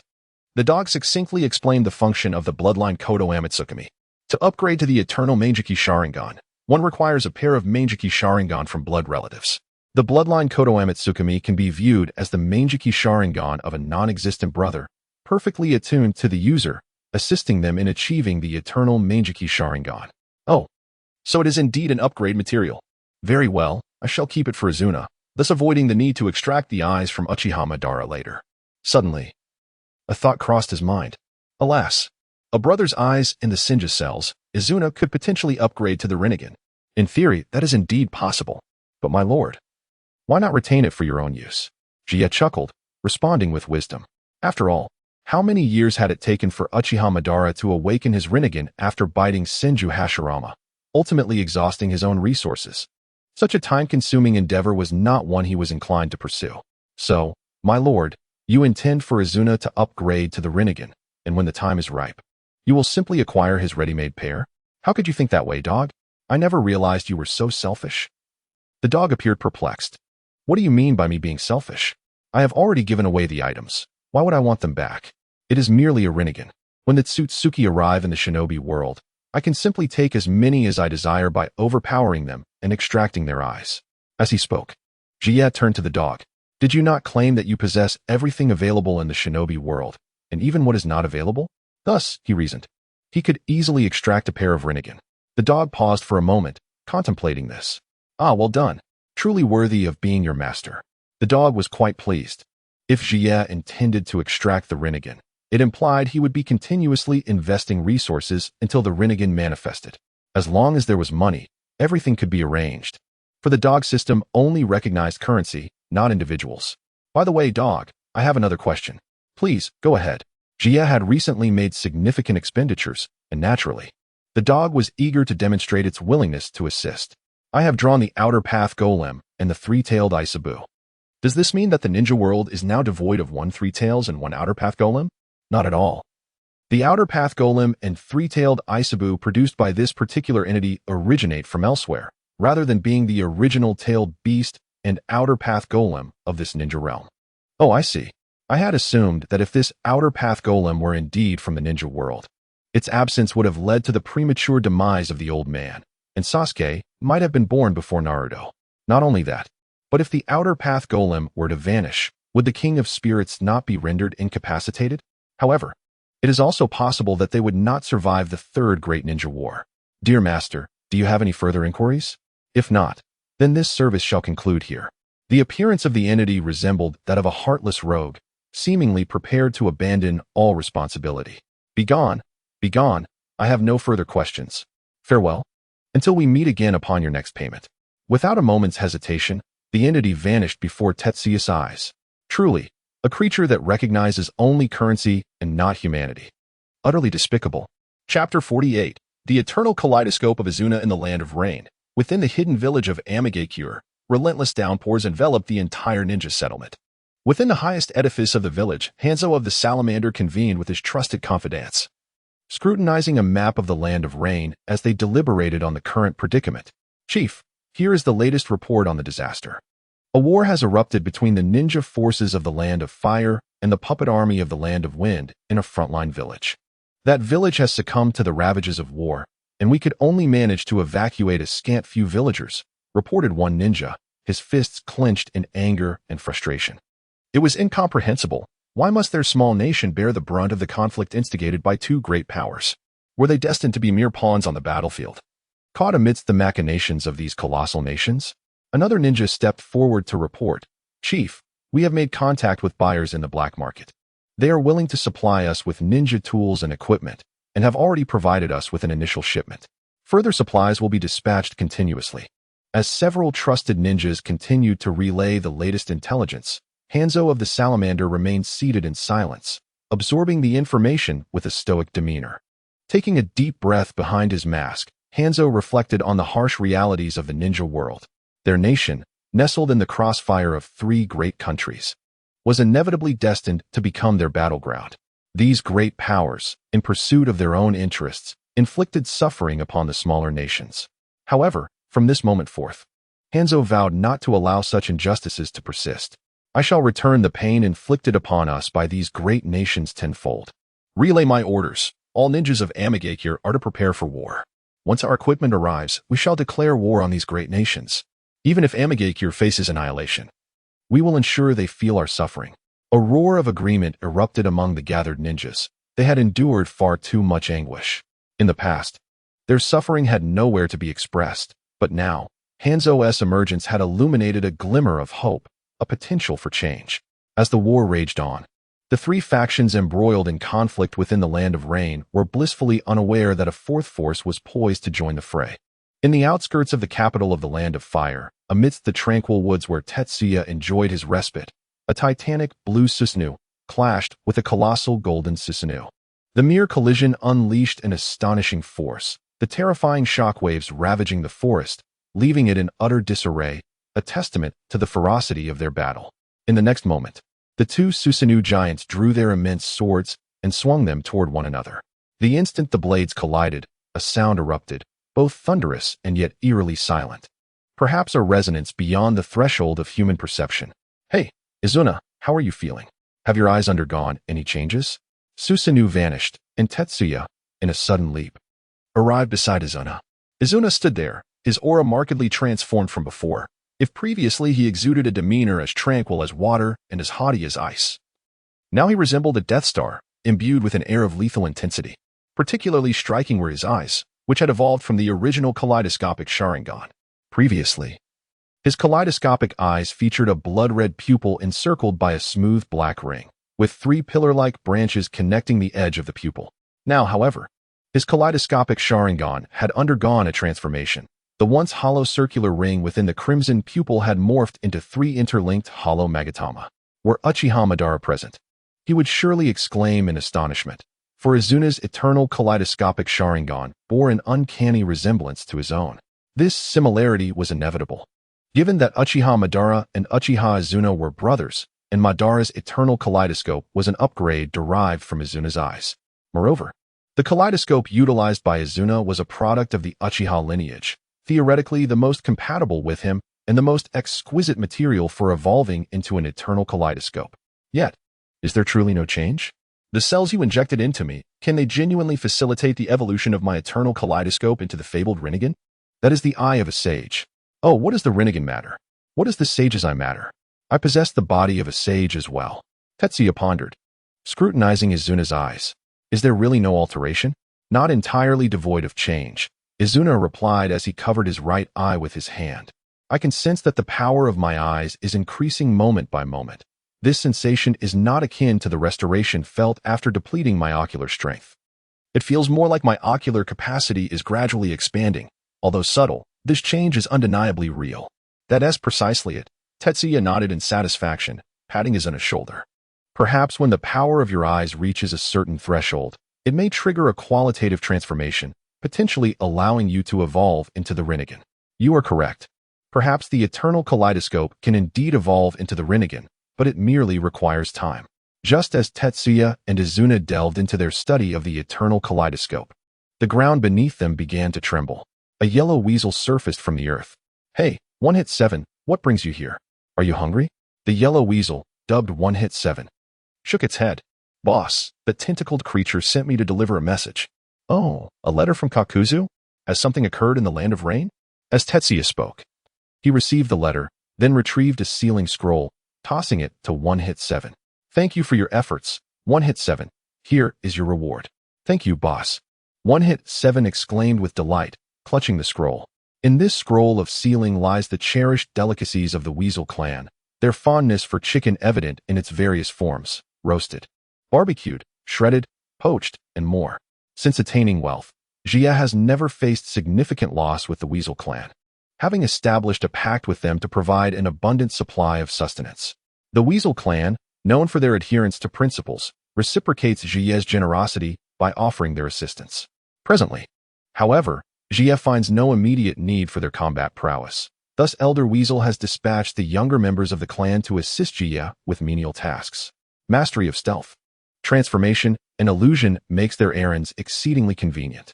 This also accounts for why Jia and his associates have managed to engage in extensive procurement and trade of grain and iron without attracting the attention of the major ninja villages. As Jia opened the envelope, curiosity piqued about the events unfolding at the front, and Izuna leaned in, quickly grasping the situation. It appears that Hanzo of the Salamander possesses considerable strength, as he has successfully repelled the offensive from the Land of Earth, leading the Tsuchikage to announce a withdrawal from the conflict. Chapter 49. Great Nations and Small Nations on the Battlefield of the Land of Rain. Hanzo of the Salamander emerged triumphantly, leading the forces of Amigakure. Utilizing his toxic mist, he effectively repelled the army of Awagakure, renowned for their explosive tactics. The Wagakure relied on their numerical superiority and the Earth-style jutsu to dominate the battlefield. This strategy, which unleashed an overwhelming array of ninjutsu through sheer numbers, had previously ensured their victories. However, facing a formidable weapon like Hanzo of the Salamander proved disastrous for Awagakure. The toxic mist he wielded thrived on their clustered formations, enveloping them entirely. Iwagakure lacked expertise in both employing and countering poison, and continued engagement would only lead to further casualties without any tangible gains. Ultimately, the third Tsuchikage, Anoki, made the decisive choice to withdraw, retreating from the Land of Rain and securing the borders of the Land of Earth. The successful repulsion of Awagakure invigorated the morale of Amigakure's forces, reinforcing their belief that following Hanzo of the Salamander was indeed the right decision. He alone could alter their fate. With this significant victory, the Amigakure army redirected their focus towards the Land of Wind's Sunagakure and the Land of Fire's Konohagakure. However, these new battlegrounds did not unfold as smoothly. The reason was straightforward. Chiyo of Sunagakure was a master of poison and swiftly developed an antidote to counter Hanzo's toxic mist. Meanwhile, on the side of Konoha, the third Hokage's disciple, Tsunade, the granddaughter of Hashirama Senju and princess of the Land of Fire, entered the fray. Proficient in medical ninjutsu, Tsunade quickly neutralized Hanzo's toxins. Despite encountering setbacks, Hanzo's toxic mist strategy did not yield the same effectiveness against Iwagakure. Yet the ninjas of the Land of Rain, united under Hanzo's leadership, were resolute in their determination to drive the invading forces of these great nations from their homeland. Under Hanzo's command, they exhibited remarkable combat prowess, fiercely contending even against the elite forces of Konoha and Sunagakure. Moreover, the ongoing conflict between Sunagakure and Konoha allowed Hanzo to seemingly gain an advantage, engaging in a 1 versus 2 scenario. Observing the intelligence reports from these encounters, Tetsuya gained new insights into the progression of the Second Shinobi World War. Suddenly enlightened, he raised an eyebrow and inquired of Izuna, "Izuna, what do you perceive will be the evolution of the war's dynamics from this point forward?" Upon hearing Tetsuya's question, Izuna pondered thoughtfully. "I believe that although it appears Hanzo of the Salamander currently holds the upper hand, it is indeed remarkable for a small nation to contend against two great powers. However, the inherent disadvantages of a small nation loom large. Hanzo's advantages are unlikely to endure for long. The Land of Rain lacks the resources to sustain prolonged warfare, given its limited size and production capacity. Moreover, their current advantage is primarily attributed to the protracted struggles of the Wind, Fire, and Earth nations, which have expended considerable human and material resources. Once the Sand-Hidden Village and the Leaf Village regain their composure and reach an accord, they will likely prioritize eliminating this interloper before determining the ultimate victor on the territory of the Rain country. After all, prolonging the conflict serves no one's interests. Swiftly identifying the final champion is the judicious course of action. Izuna's analysis is remarkably astute. During the Warring States period, he served as the strategist for the Uchiha clan, particularly for Uchiha Madara. Izuna was responsible for devising strategies and formulating overarching plans, while Uchiha Madara's role was to lead the Uchiha clan with formidable strength and execute Izuna's tactical directives. You have provided a commendable analysis. However, have you considered that Konoha and Suna may not collaborate? Konoha and Suna will not cooperate. What leads you to such certainty? Izuna inquired, somewhat perplexed. The presence of Hanzo of the Salamander as a disruptor does not serve the interests of either Konoha or Suna, Tetsuya elucidated. These great nations have a tendency to disregard smaller states, regardless of Hanzo's initial victories over the Earth country and his current advantage on the battlefield against them. To them, he is merely a wretched dog scavenging behind a lion. Even if Hanzo appears to be suppressing them, they remain unconcerned. It is akin to the Warring States period. Would your Uchiha clan or the Senju clan concern themselves with a small ninja clan struggling to survive between the great clans? The small ninja clans possess only one option: to become vassals of the great ninja clans, much like how our Chiba clan became a subordinate of the Senju. In their eyes, these smaller nations have but one choice: to submit to the dominance of the great powers. Izuna gazed at Tetsuya and suddenly remarked, "Had you existed in our era, I believe the Chiba clan may not have become a vassal of any faction. Your statement holds no merit." Tetsuya replied with a smile and continued, "Let us return to the topic of the Ninja World War. Whether in the eyes of Konoha or in the hearts of Suna, their true concern lies solely with one another, each perceiving the other as their genuine rival. After all, the conflicts with the Rain Hidden are localized within the Rain country, while their respective fronts stretch across multiple territories. The losses inflicted upon each side by the other are staggering, making any notion of a temporary truce or alliance before the war's conclusion highly improbable. A mere Rain Hidden, once defeated, can be easily eradicated through the consolidation of forces, warranting little apprehension. According to your assertion, the ultimate outcome of this conflict should see the forces of Sunagakure and Konohagakure swiftly determining the victor, with the eventual champion then addressing the issue posed by the Rain Village, correct? Indeed, and it is Konohagakure that shall emerge triumphant in the end. However, defeating Hanzo of the Salamander in a direct confrontation will likely prove to be a formidable challenge. The conviction in Tetsuya's words suggested an inevitability to his predictions. Yet, Izuna harbored doubts regarding Tetsuya's assertions. While it is true that Konohagakure possesses superior overall strength compared to Sunagakure, since the inception of this ninja world war, Konohagakure has been engaged in multifaceted warfare, not only clashing with the land of wind and the land of earth on the front lines, but also facing conflicts with the land of lightning from the flanks. After numerous battles, a significant portion of Konohagakure's available forces has already been depleted. When it comes to a real confrontation, the question of whether Konohagakure or Tsunegakure will ultimately prevail remains uncertain.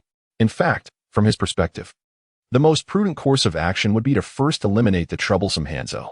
The presence of the Rain Village complicates matters. Even if Tsunegakure and Konohagakure aim to settle their differences, the interference from the Rain Village cannot be easily dismissed. What? Do you doubt my words? Observing Izuna's skepticism, Tetsuya chuckled. Just wait. I am confident that news will soon return. Chapter 50. The Three Shinobi in War on the Battlefield of the Land of Rain. At the Konoha encampment, another day of bloody conflict drew to a close. The offensive from the Rain Shinobi had waned, overshadowed by the reinforcements arriving from other fronts. However, Konoha had never truly regarded the Rain Shinobi as a significant threat. The real challenges stemmed from the puppet troops of the Sand Shinobi. These puppet masters concealed themselves behind their creations, directing the marionettes to engage in fierce combat with Konoha's ninja, even at the cost of their lives. Konoha's shinobi found it exceedingly difficult to eliminate the puppet masters lurking in the shadows. Moreover, the myriad traps and toxins associated with these puppet masters proved to be insurmountable. Tsunade, have you made any progress in your research? The flap of the tent was lifted, and the silver-haired Jiraiya entered the command post. Inside, a table was strewn with vials and jars as Tsunade led a team of medical ninjas tirelessly analyzing the toxins. Rubbing her temples, her expression revealed signs of fatigue. There has been some advancement, but to completely unravel the toxins devised by Lady Chiyo will require additional time. This fiend has cunningly infused the poison with that of Hanzo the Salamander, complicating the original properties of the Sand Shinobi's toxins. Are you holding up? Jiraiya inquired. Concern etched on his face as he observed Tsunade's weariness. However, recalling that she was now in a relationship, he refrained from overstepping. I'm fine. But I pity those who have been poisoned. They must endure a bit longer. I trust they will understand your efforts. The suppressant you developed previously remains effective. Though it cannot completely neutralize the poison, it has successfully delayed its onset. Yet, that waiting period is excruciating. Tsunade clenched her fist, reflecting on the relentless destruction the toxin wreaked upon cells and organs. How could one endure such suffering? Even if the suppressant could temporarily inhibit the poison spread, it could not reverse the damage already inflicted. It was conceivable that by the time she formulated an antidote, those afflicted might have already succumbed to debilitating injuries. Stay calm. Tsunade, you have done exceptionally well. This is not your fault. The blame lies with the war itself. Jiraiya sought to comfort Tsunade, while also soothing his own troubled thoughts. If only there were no war, why can't we coexist peacefully? He recalled the prophecy of the child of prophecy spoken by the great sage of the toads. If only he could find this child, as the sage suggested, perhaps peace could be restored to the ninja world. Yet, the current situation was dire, and he hoped fervently for a swift resolution, for the continuation of conflict served no one. War will soon come to an end. A raspy voice interjected as a pallid figure entered the tent. Orochimaru. As Tsunade beheld the newcomer, her fists clenched even tighter. Orochimaru, casting a glance at Tsunade, his former comrade, was filled with remorse. After all, Tsunade's brother, his most cherished disciple, had perished while following him on a mission. The atmosphere within the tent became rather awkward. In an effort to alleviate this tension, Jiraiya promptly inquired, Orochimaru, what did you mean when you said the war would soon come to an end? Has the teacher discovered a way to swiftly resolve everything? Seizing the opportunity presented by Jiraiya, Orochimaru replied, yes and no. What does that mean? The teacher has dispatched Shikamaru to infiltrate the Land of Wind, intending to launch a surprise attack on the Sand Village to sever their supply lines and compel them to conclude the war. Shikamaru? Is he the one from the Hitaki clan? How many individuals did he take to the Sand Village?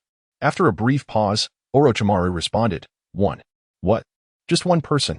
Has the old man lost his mind? This isn't sending Shikamaru on a mission. It's akin to sending him to his demise. Jiraiya exclaimed, his eyes wide with astonishment. I must speak with the old man. How can he allow Shikamaru to venture alone into enemy territory? That's tantamount to courting death. It was not the teacher's directive. It was Shikamaru's own request. His own request? Why? Jiraiya was perplexed. Under ordinary circumstances, such a mission would necessitate at least 1 or 2 teams of ninjas. Tsunade, who had remained silent until now, addressed Jiraiya's question. It is because of his elder brother, Shikaku. Shikaku? Is he the one who used to frequent the Chiyuki ramen shop? Upon hearing such a familiar name, Jiraiya recalled the individual. Indeed, Shikaku was Shikamaru's brother. He fell to the hands of the sand prior to the outbreak of the war. Tsunade sighed, releasing her tightly clenched fists. I suspect that Shikamaru's decision to venture alone indicates he has no intention of returning alive. His mission serves not only to disrupt the sand supply lines, but also to avenge his elder brother. At that moment, a commotion erupted outside. Enemy attack. It's an enemy assault. The madmen from the Rain village have arrived. Upon hearing the alarm, the trio dashed outside. The rain poured heavily, and the ninjas from the Rain village surged into the Konoha camp amidst the downpour. Tsunade, Orochimaru, let us engage together. All right, understood. The 3 charged towards the ninjas from the Rain village. Ninjutsu, Needle Earth Prison, Shadow Snake Hands, Painful Heaven Leg. The trio unleashed their respective jutsu against the Rain ninjas. Clearly, those who had come to assault the Konoha camp were no match for the 3 of them. However, the ninjas of the Rain village, fully aware that they were no match for the 3 adversaries, nevertheless charged forward fearlessly, shouting as they advanced. You wicked leaf ninjas, begone from our land. Evil invaders, retreat from our territory. Everyone, let us fight against these malevolent intruders. For the land of rain, for the hidden rain. Witnessing the fervent Rain ninjas rushing toward them with such fervor, Jiraiya was profoundly astonished. In the land of wind, just outside the village of Sunagakure amidst the desert oasis, 2 ninjas led a team away from the village. Yet, amidst the swirling sands of the vast desert, a stark white figure stood out conspicuously. What could that possibly be? Everyone, stay alert. In the heart of the desert, Kakashi Hitaki locked onto his target, drawing his short blade from his waist. A glimmer of cold light flashed across the blade's edge.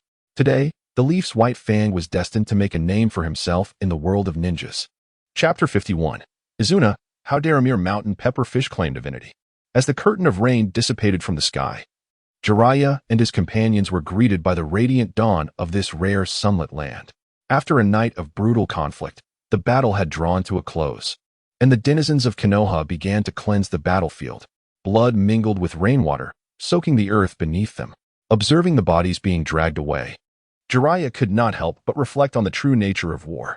What has this conflict truly wrought? Beside him, Orochimaru gazed intently at the lifeless forms. Offering his own grim perspective, death, Jiraiya turned to the ever-cynical Orochimaru, surprised that he too felt compelled to voice such sentiments. Yet, little did he know that Orochimaru lamented not the brutality of war, but rather the fragility of life itself. A face, unchanged for over a decade, surfaced in Orochimaru's mind, casting a shadow of doubt within him. Does eternal life, unaging beauty, truly exist in this world? Such musings seemed futile in this context. Tsunade turned and strode towards the tent, resolute. What we ought to do is bring this war to an end swiftly. Jiraiya nodded in agreement, acknowledging Tsunade's words. After a moment of contemplation, Orochimaru followed her into the tent. I shall assist you in concocting the antidote. Time flew by, and with Orochimaru's aid, Tsunade crafted an antidote for the toxins of Sunagakure in less than 3 days. Concurrently, news arrived from Kakashi Hitaki, who had severed the supply lines of Sunagakure. The opposing forces would require time to re-establish their logistics, and he had also slain Shio's son and daughter-in-law. The name of Konoha's White Fang echoed throughout the ninja world, as he single-handedly infiltrated enemy territory to disrupt their supply chains. Such a ninja was truly fearsome. With Tsunade's antidote in hand, coupled with the disruption of Sunagakure's supply lines, Konoha launched a full-scale assault against their adversaries. Sunagakure faced utter defeat, and ultimately, in a bid to preserve their strength, the 3rd Kazekage surrendered to Konoha's 3rd Hokage on behalf of Sunagakure. Thus, the fierce conflict between Konoha and Sunagakure concluded with Konoha's resounding victory.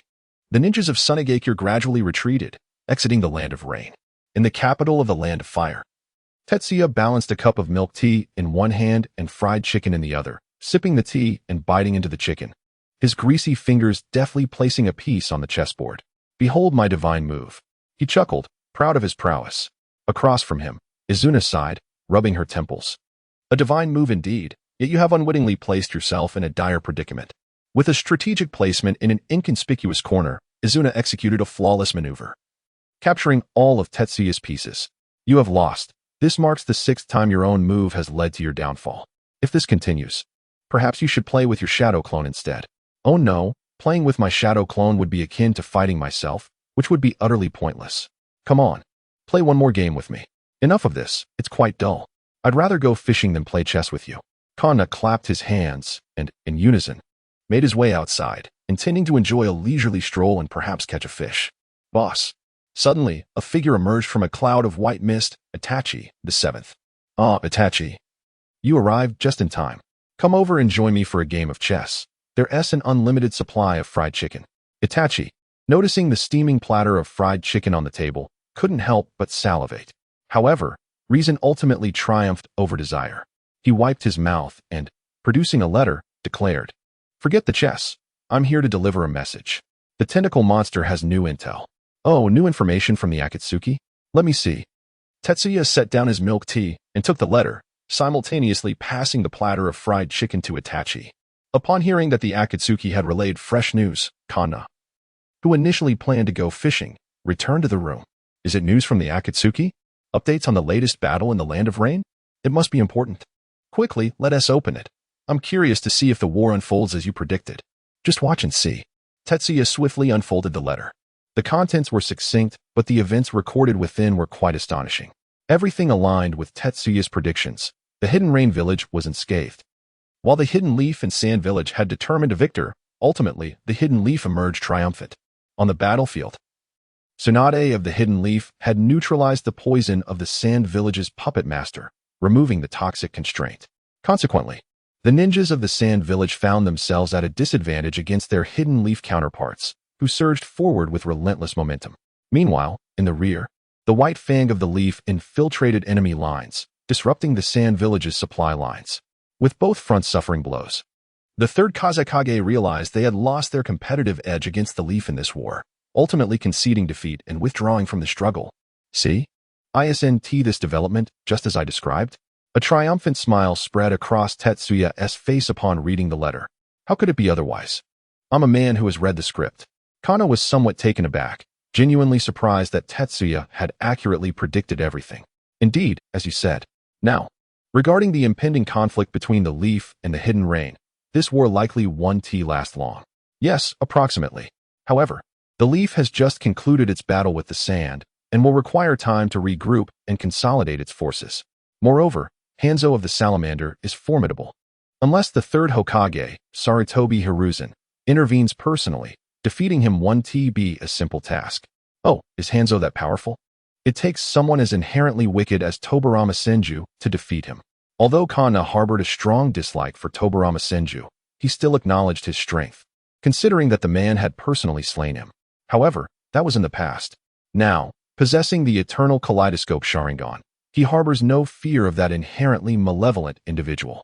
Moreover, he is now aware that this naturally wicked Senju Tobarama possesses the Flying Thunder God technique.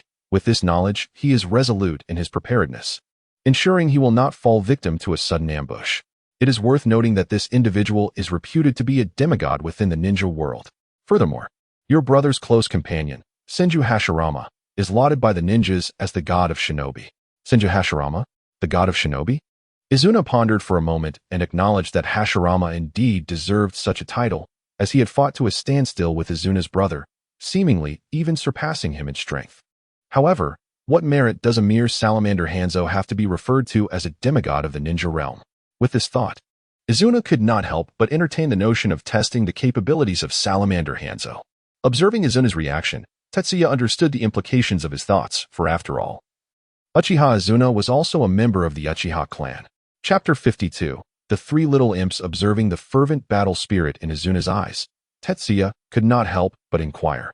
"So, do you wish to test the essence of the Manticore Hans?" "Indeed, I yearn to challenge this fellow who is deemed a demigod of the ninja realm." Izuna replied resolutely. "Since you harbor such aspirations, let us embark on this endeavor. Perhaps we may witness the climactic showdown between Konoha and Amigakure," Tetsuya suggested. Truth be told, he too felt a surge of excitement at the prospect of venturing out. Remaining seated, merely absorbing the battlefield reports relayed from afar, left him restless. After all, he was a man who had participated in the first great ninja war. The man who unleashed torrents of azure lightning upon countless foes with his lethal elbow strikes. To now be relegated to merely observing from home during the Second Great War felt utterly absurd. Are you planning to join us? Why should I abstain? Izuna chuckled in response. Weren't you the one who claimed to be a merchant? Engaging in violence is hardly the domain of a businessman, is it? Ah.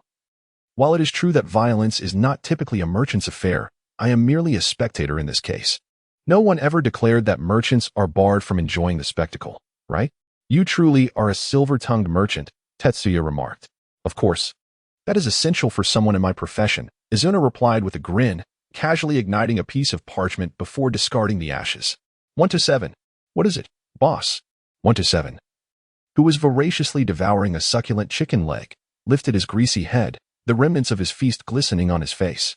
Please make a quick trip and inform Kakuzu that we intend to visit, Izuna instructed. Boss, where are you headed? To the land of rain? Precisely. Understood, boss. 127 opened his mouth wide, stuffing the entire chicken leg inside, and with a swift tug, extracted a clean bone. Discarding the bone, he clapped his hands and executed a backflip, dissipating into a cloud of white smoke. In the land of rain, Amigakure. The ravages of war had precipitated an overwhelming influx of refugees into the land of rain, with battles erupting across the region, compelling these displaced souls to converge upon Amigakure. Kakuzu had already assumed the guise of a refugee to blend into the village. At this moment, the most bustling streets of Amigakure were teeming with refugees, who sought shelter in corners and under eaves to evade the relentless rain. Occasionally, kind-hearted individuals would distribute food and essential supplies, but if one lingered too far, they would arrive only to find the provisions depleted. In a secluded corner of Amigakure, Kakuzu, disguised as a refugee, returned from gathering intelligence, only to discover 3 little imps stationed outside his makeshift hideout. These 3, 2 boys and a girl, consisted of one with vibrant orange hair and a foolish grin, another with crimson locks obscuring his eyes, and a little girl with azure hair. Not long after Kakuzu had infiltrated the area, he encountered 3 young children. He exchanged some food for a modicum of information. Subsequently, these 3 children would visit him at regular intervals. Sir, we are.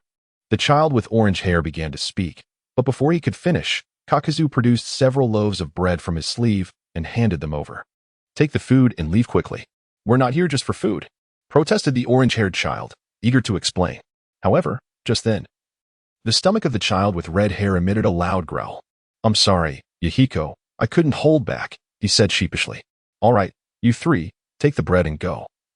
Kakuzu urged, pressing the loaves into their hands before turning to enter his makeshift hideout. As he stepped inside and prepared to close the door, it suddenly began to rain outside. Observing the downpour intensifying, Kakuzu sighed. Come in, you 3. Reluctantly, he allowed the children to seek refuge from the rain, feeling a twinge of sympathy for them. After all, their parents had perished in the war, rendering their plight quite pitiable. Yet, in the rain-drenched village, countless others shared similar fates. And Kakuzu knew he could not extend his compassion to every refugee. It was best to suppress such foolish sentiments. After all, he had once been a cold-hearted assassin before aligning himself with his current employer. Now, he considered himself more of a businessman. Kakuzu's temporary hideout was modest, consisting of a single room and a small living area. In the cramped living room, the 3 children sat at the table, consuming their bread, while Kakuzu gazed out at the relentless rain. He couldn't help but wonder if this dismal place could truly become what his employer envisioned, a thriving commercial empire. Since arriving in the land of rain, particularly in Amigakure, he had only felt discomfort, a pervasive unease. The constant rain rendered the roads slick and muddy, and both the buildings and surrounding environment exuded an oppressive dampness. Though this location connected 3 great nations and 3 smaller ones, the weather hardly seemed conducive to trade. However, since his employer had deemed this place viable, surely there must be some hidden potential. As Kakuzu pondered these thoughts, a satisfied Yuhiko approached him. Kakuzu regarded him with curiosity. What do you want, child? Sir, we are very grateful for the food you provided, and in exchange, I will share the latest intelligence we've gathered, Yuhiko declared earnestly. Kakuzu couldn't suppress a laugh. What could a child like you possibly know? Do not underestimate me, sir. I aspire to become a formidable ninja like Lord Hanzo, Yuhiko exclaimed, as if to prove his worth, and proceeded to recount the information he and Nagato had collected. What was labeled as intelligence was, in truth, merely a collection of events occurring within the hidden village of Rain. These occurrences held little significance for Kakuzu. As if noticing the vacant expression in Kakuzu's gaze, Yahiko, with a hint of irritation, placed his hands on his hips and began to divulge sensational information. He recounted various tidings he had gleaned from the battlefield, such as how the Leaf's white fang had penetrated the land of wind, severing the supply lines of the Sand Village, and how the Sand had suffered defeat at the hands of the Leaf on the front lines. He further elaborated on how Hanzo of the Salamander had led an assault on the scattered Leaf outposts throughout the land of rain. Kakuzu observed that when Yahiko mentioned Hanzo, his eyes sparkled with admiration and a touch of longing. "Hey, kid, do you hold Hanzo in high regard?" "Absolutely." Yahiko nodded vigorously. "Lord Hanzo is the mightiest ninja in the world today. He's a great hero of our land of rain, and I believe he will surely drive all the evildoers out of our country. I aspire to become a powerful ninja like Lord Hanzo, so I can protect everyone, including Nagato and Conan." The title of the world's strongest ninja sparked a vision in Kakuzu's mind of a figure perpetually adorned with a smile, alongside a golden giant who resembled a deity. Chapter 53. The malevolent adults who shatter a child's beautiful fantasies, listening to little Yahiko's adulation and praise for Hans. Kakuzu chuckled softly. Children are, after all, innocent. They often believe that what they have seen is the very best. Nevertheless, Hans the Salamander is indeed a formidable figure, among the most powerful known in the current ninja world. Little one, why do you aspire to become a ninja? Kakuzu sought to divert the conversation away from the child's idolization. Do you understand that being a ninja is a perilous endeavor? It can lead to death. Much like the ongoing war, where countless lives are lost on the battlefield, many of whom are ninjas. I know, but I am not afraid of death, Yahiko proclaimed, his head held high, his tone resolute.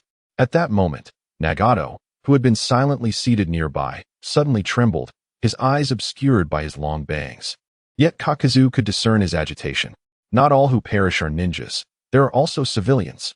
My parents were not ninjas. Why? Why were they killed? Nagato, you are safe.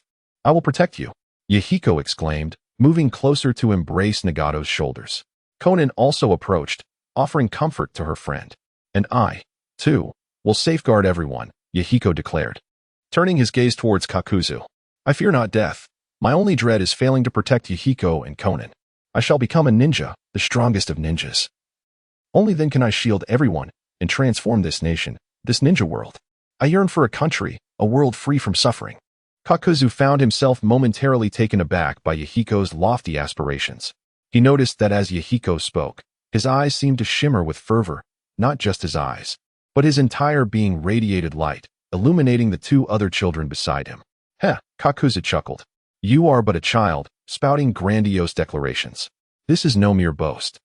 I will surely become a ninja in the future, Yahiko insisted. Kakuzu shook his head. Being a ninja does not guarantee that you can alter everything you wish to change. Why? Yahiko's eyes widened in disbelief. In his mind, ninjas were revered figures, capable of achieving the impossible. Why would this man speak so negatively? But aren't ninjas the most powerful beings? Observing the naive Yahiko and his companions, Kakuzu, slightly vexed by their persistent presence, resolved to dispel their enchanting illusions. You are but children, oblivious to the reality of the world. It is not as straightforward as you perceive. Even if I bestowed upon you the title of ninja, you would be unable to accomplish anything. The world is a complex tapestry, and to some, a ninja may merely be regarded as a blade, polished when needed and discarded when not. How dare you make such assertions about ninjas, you despicable man? Lord Hanzo and his comrades are the heroes of the land of rain, not mere castaways, Yahiko vehemently countered, while Nagato appeared lost in contemplation. Kakuzu's wicked sense of mischief ignited. He intended to impart a lesson to these youngsters, to unveil the true essence of a ninja and the harsh realities of the world. Ah, how delightfully malevolent I am. Listen closely, young ones, for in the eyes of the affluent and powerful, ninjas are but subservient tools, easily summoned with a mere coin. Kakuzu commenced an elaborate discourse, shattering their idyllic illusions of ninjas while revealing the cruel truths of existence. The expressions of the trio morphed from confusion to astonishment, and finally to numbness. Conan, the sole girl among them, was on the verge of tears. The abrupt transition from their innocent dreams to the stark, unforgiving world of adults was overwhelmingly harsh. Thus, even if you become a ninja, unless you possess the strength to alter the rules or to disregard them entirely, you are powerless to effect change. You must dutifully bow your head and toil under the rules set by others, scurrying for meager rewards, only to have part of your hard-earned compensation siphoned off by your village. Money, rewards, rewards. All that the man sees are riches and recompense. He is a wicked adult. Humph.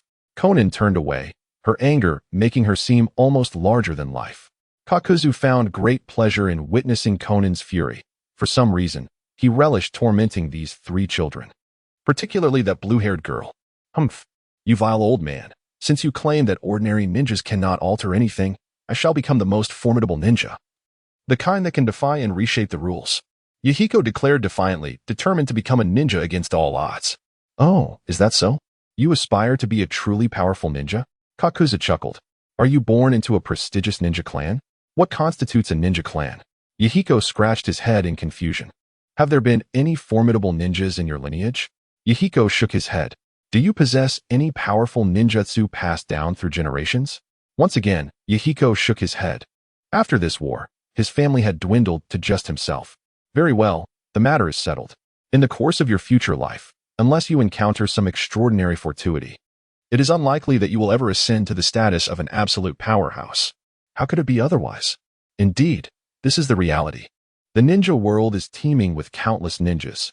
Yet, when we reflect upon the past, how many have emerged as Hashirama Senju? How many as Madara Uchiha? How many as Hans of the Salamander?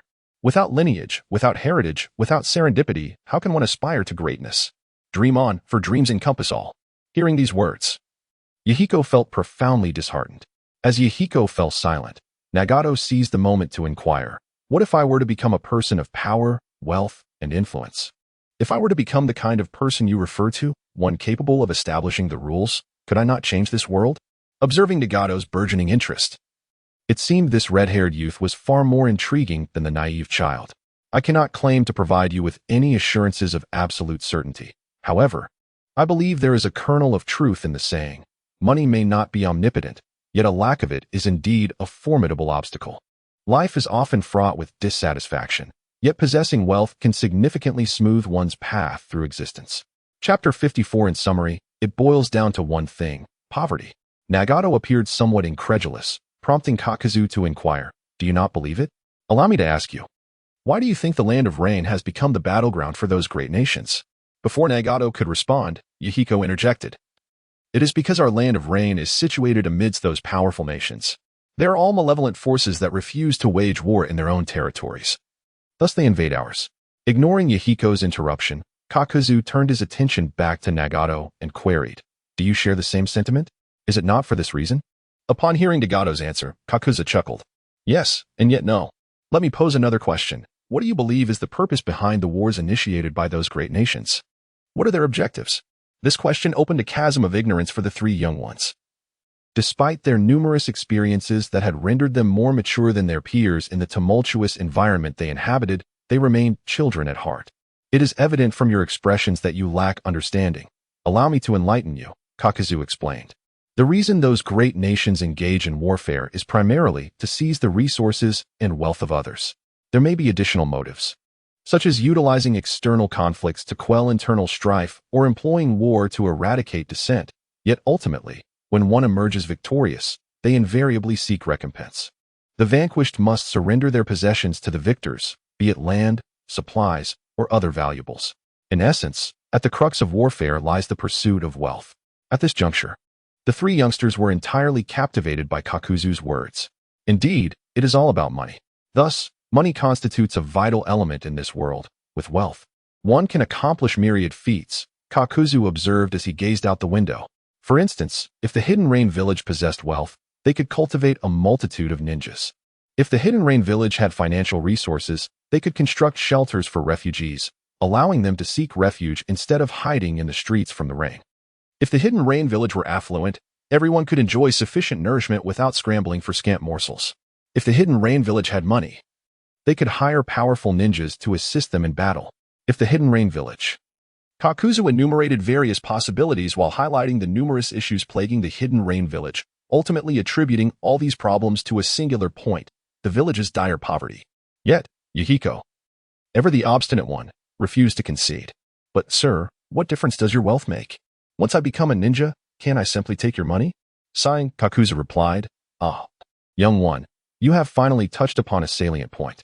A mischievous smile crept across his face. "Do you comprehend the fate that awaits one who dares to steal from a wealthy and powerful individual?" Observing the wicked grin on Kakuzu's face, Yahiko could not suppress a gulp. What might that fate entail? It would mean that the individual would offer a substantial bounty on your head, leading your village to pursue you relentlessly. You would be branded a rogue ninja, hunted by countless adversaries eager to claim the reward for your capture, as your head would fetch a handsome price. Moreover, that wealthy individual could issue missions to various ninja villages, specifically targeting you, prompting an influx of ninjas determined to hunt you down. At that point, there would be no refuge for you in the entire ninja world. "Ah, please, don't take my head for money," Yahiko shrieked, curling up in a corner and cradling his head. "Ha ha ha, little one, what are you afraid of? Your head is worth nothing at present. No one is coming to claim it." Kakuzu chuckled heartily. "And why do you believe that once one becomes rich and powerful, they cannot also be formidable? Strength and wealth are not mutually exclusive. Imagine if you possessed not only immense power, but also boundless riches, wealth sufficient to own every shop in the land of rain, such that every morsel of food and every garment would be procured from you. And if your might were so great that even Hanzo the salamander could not stand against you, would you not then be free to act as you wish?" Listening to Kakuzu's words, Nagato felt a stirring within him. Meanwhile, Yahiko began to see the merit in Kakuzu's argument. "So, what should we do, uncle? To become wealthy? What? You wish to make money?" Yahiko nodded eagerly. "With wealth, can we not transform this nation, perhaps even the world?" "Ha ha ha. You truly possess a vivid imagination. Perhaps you should sleep and indulge in your dreams," Kakuzu mocked, eliciting an angry bounce from Yahiko. "Ah, cursed old man. We shall indeed become immensely wealthy and powerful, and then we will change the land of rain." Unfazed, Kakuzu glanced out the window to see the rain had ceased. "All right, little ones, the rain has stopped. You may leave." Nagato rose and tugged at Yahiko's sleeve. "Thank you, uncle, we are departing." Yahiko dutifully expressed his gratitude, recognizing that despite Kakuzu's sharp tongue, he had provided them with food and shelter from the rain, revealing the goodness in his character. Watching the trio depart, Kakuzu shook his head. "Ah, little ones, strive to survive in this ruthless ninja world. If you truly manage to endure, perhaps I could speak to the boss and arrange for you to earn alongside him." As he spoke, he gazed toward the direction of the rain village. "By the way, when will the boss arrive? I received word before returning that the boss and Izuna were on their way." He found himself somewhat perplexed by why his boss and the others had ventured to this place, where everything was drenched and the war had yet to conclude, leaving devastation in its wake. Clearly, this was not an opportune time for commerce. However, such matters were of little consequence to him. He was acutely aware of his boss's formidable capabilities. Not to mention, a mere rain ninja village was hardly a concern. Even if he were to learn that their true purpose for coming was to engage in battle, he could easily envision his boss, Izuna, harboring a disdain for the formidable Hanzo of the salamander, intent on imparting a lesson to the opposition. Wait a moment, could this truly be the case? Kakuzu suddenly felt as though he had stumbled upon a revelation. "What? You find this absurd?" "There is nothing absurd about it." Although Izuna often appeared unassuming, indulging in chess and fishing during his leisure, he was, without a doubt, an Uchiha, and the younger brother of the legendary Uchiha Madara, a figure synonymous with warfare. It is well known that the Uchiha possess an insatiable thirst for battle, particularly when it comes to challenging the strong. Izuna's presence at the Chiba Grand Hotel was not merely a matter of idleness. Rather, he was acutely aware of the disparity between himself and his boss, and he perceived that none were worthy of his challenge. Chapter 55. Izuna's first encounter with the rebirth eye in the temporary stronghold of Kakuzu in the rain-hidden village. "Foolish little brat. If you can't even understand simple arithmetic, how can you talk about making money? Ah, you wicked uncle. Why must I learn this if I aspire to be the strongest ninja?" Yahiko gazed at the bewildering array of numbers before him, feeling an overwhelming headache. "Heh. I am not forcing you to learn. You are free to leave at any moment." Kakuzu took a sip from his cup, dismissing Yahiko, and instead nodding in satisfaction at Nagato, who was diligently studying. Yahiko grimaced, glancing at Nagato and Konan, who were both engrossed in their studies, and ultimately resigned himself to continue learning.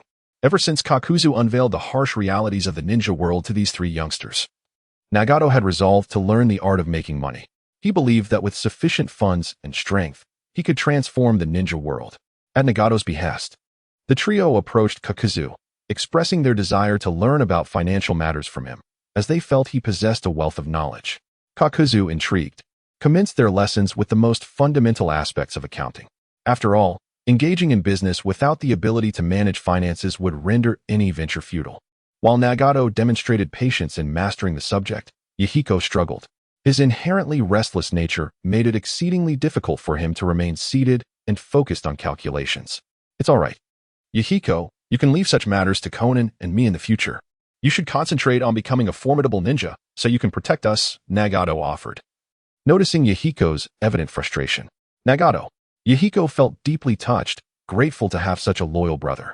However, he turned to see Kakuzu's mischievous grin, as if convinced of his incapacity, and couldn't help but scoff. It's just learning to do arithmetic. I can certainly manage it. Don't worry, Nagato. The three of us are a united front. We shall not abandon one another. Yahiko. Observing Yahiko's earnest determination, Nagato solemnly nodded in agreement. With that, Yahiko resumed his arduous study of arithmetic. Who would have thought, Kakuzu, that you would take on the role of a teacher in such a place? Boss. Upon hearing a familiar voice, Kakuzu rose to glance at the entrance. Tenzo and Izuna entered the room without any pretense of disguise. The reason was simple. Most capable individuals in the rain-hidden village were away fighting, leaving behind ninjas whose abilities paled in comparison to Tenzo and his companions. A simple illusion allowed them to stroll in unabated, with no one perceiving anything amiss. Curiously, Tenzo observed the trio of children seated at the table. How amusing. I never expected to encounter you three here. What is the matter? Do you know them? Izuna cast a curious glance, while the three little ones seated in the room also observed with interest. Tetsuya chuckled lightly, responding, No, I'm merely surprised. I never expected to encounter three children here in the Akatsuki's domain. Yahiko, intrigued, rose to his feet and inquired, Are you the boss of this bad uncle? Why do you appear so much younger than him?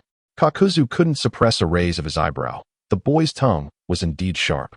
Tetsuya smiled again. Indeed, I am this uncle's superior. But tell me, young brother, why do you refer to him as a bad uncle? He is indeed a bad uncle, Yahiko pouted, looking quite displeased.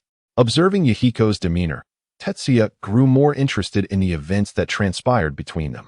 It is worth noting that these three individuals are pivotal figures in the future of the Akatsuki, Nagato, Conan, and the future pain, or rather, Nagato's pain. In the original course of fate, Kakuzu would join the Akatsuki and become Conan's financial supporter. After a lifetime of hard-earned savings, he would ultimately die without spending a single coin, as all his wealth would be used by Conan to create explosive tags, leading to his simultaneous demise. If Kakuzu were to learn of this fate, it would surely send his 5 hearts into a fit of rage. Kakuzu, now intrigued, began to recount how he had vexed the young Yahiko. Meanwhile, Izuna was fixated on Nagato, sensing a familiar aura emanating from him, perhaps chakra or ocular power. The crimson bangs obscured Nagato's eyes, while others might not find it peculiar. For Izuna, who possessed the eternal Manjiki Sharingan, it was evident that something extraordinary lay beneath. Those were eyes of a pale violet hue, adorned with unique patterns. Unique eyes? Although Izuna did not recognize the Rinnegan, he could sense that these eyes were special and felt an inexplicable closeness to them. Kakuzu, you were truly wicked. Tetsuya couldn't help but burst into laughter after hearing Kakuzu's tale. I told you, this uncle is a bad uncle.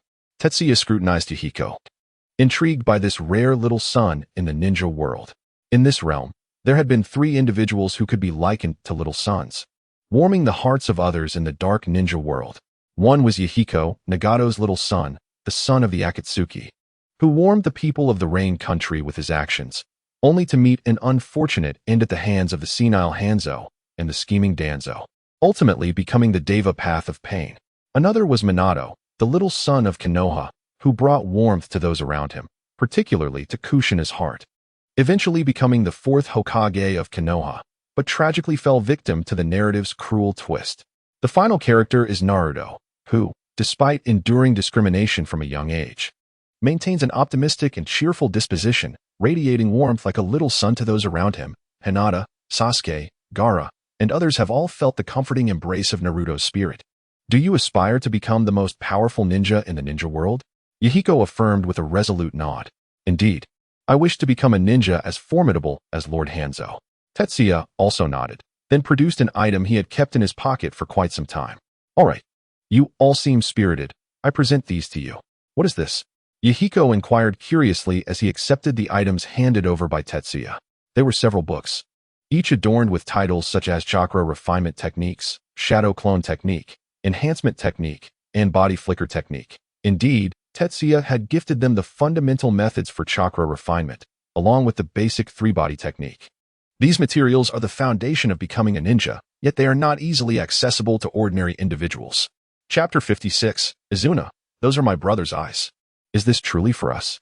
Yahiko gazed at the chakra extraction technique and the three-body technique in his hands, his eyes shimmering with excitement. Although he had incessantly proclaimed his desire to become the strongest ninja, the reality was that he had yet to even find a path to becoming a ninja.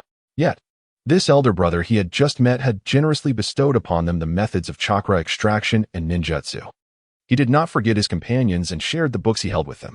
As Yahiko handed over the book, even Nagato and Konan felt a surge of exhilaration. The moment Nagato received the books, Tetsuya meticulously observed his demeanor, and upon confirming there was nothing amiss, he smiled and said, "Of course. I never go back on my word." Izuna approached Tetsuya and, in a hushed tone meant only for their ears, remarked, "Did you notice? That child named Nagato.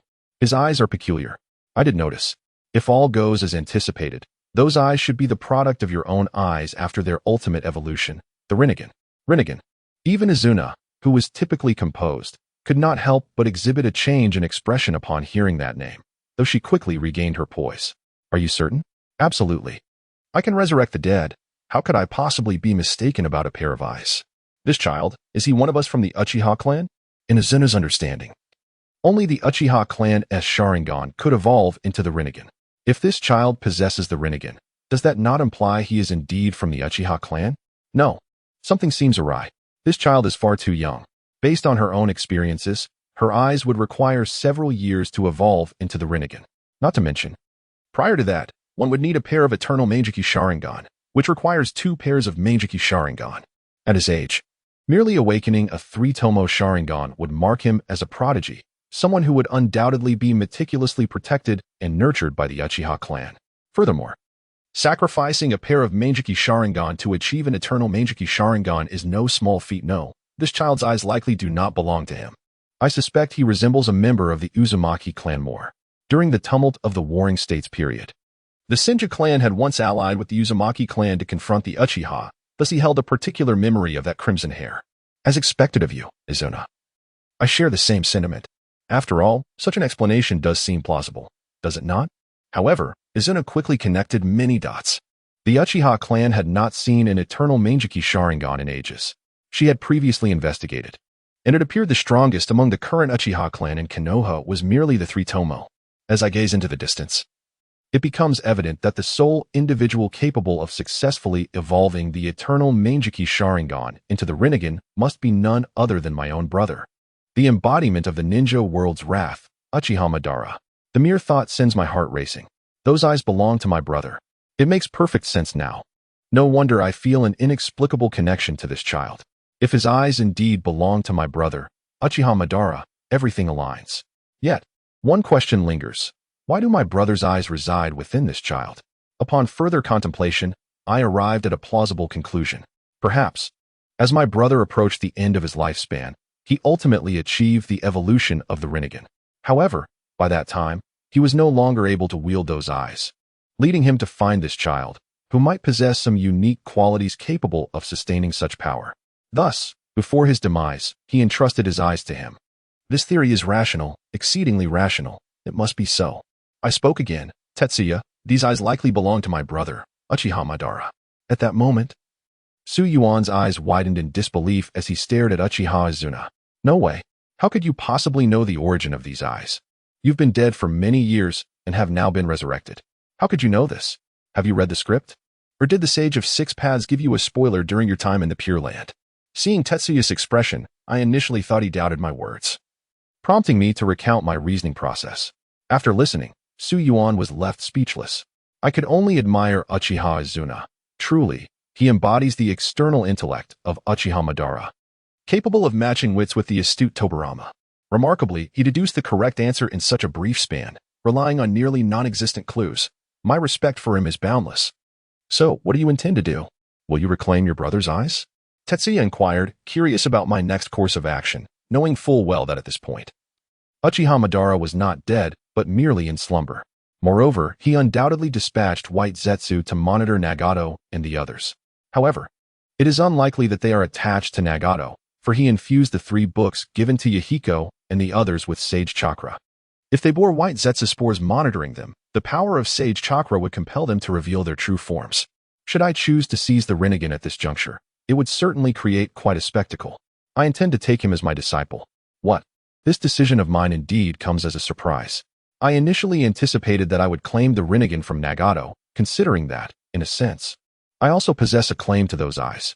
After all, Uchiha Madara awakened the eternal Manjiki Sharingan by merging it with Izuna's. Thus, even if Izuna wishes to take the Rinnegan, I would wholeheartedly support him. Moreover, the Rinnegan is akin to a light bulb, ready for use at a moment's notice. Yet, unexpectedly, Izuna declares his desire to take Nagato as his disciple. Are you intending to usurp Jiraiya's role? What is happening here? I said, I wish to take this child named Nagato as my disciple. Do you have any objections, boss? Izuna gazed earnestly at Tetsuya, addressing him now as boss, signifying his resolute stance. What more could he say? You may decide for yourself. However, what will you do if they do not agree? No, he will acquiesce. While the 3 children eagerly perused their books, Izuna stepped closer, crouched down, and spoke to Nagato. You are Nagato, correct? Nagato, a bit perplexed, did not comprehend the intentions of this older brother before him, yet he nodded in affirmation. Yes, big brother, do you have a question? Izuna glanced at the book on the art of the shadow clone technique in Nagato's hands. Do you wish to learn ninjutsu? Do you aspire to become a ninja? Nagato earnestly nodded. Very well, I wish to take you as my apprentice. I can mentor you, guiding you to become an exceptional ninja. So, will you accept me as your master? Chapter 57. The 3 ninjas versus Hanzo of the Salamander. Before Nagato could respond, Yahiko stepped forward, visibly excited. Is it true? Are you a ninja as well, big brother? Kakuzu, who had been bested by Izuna a few times, couldn't help but express his feelings. Of course, Izuna is undoubtedly one of the strongest in the world. Is that really so? I want to hear it from you, big brother. I won't listen to that grumpy uncle. Yahiko insisted. Little brat, believe it or not, Kakuzu retorted. Izuna simply nodded, offering a brief response. I am strong. Is that true? Yahiko questioned. His curiosity piqued regarding Izuna's true strength. Are you as powerful as Lord Hanzo?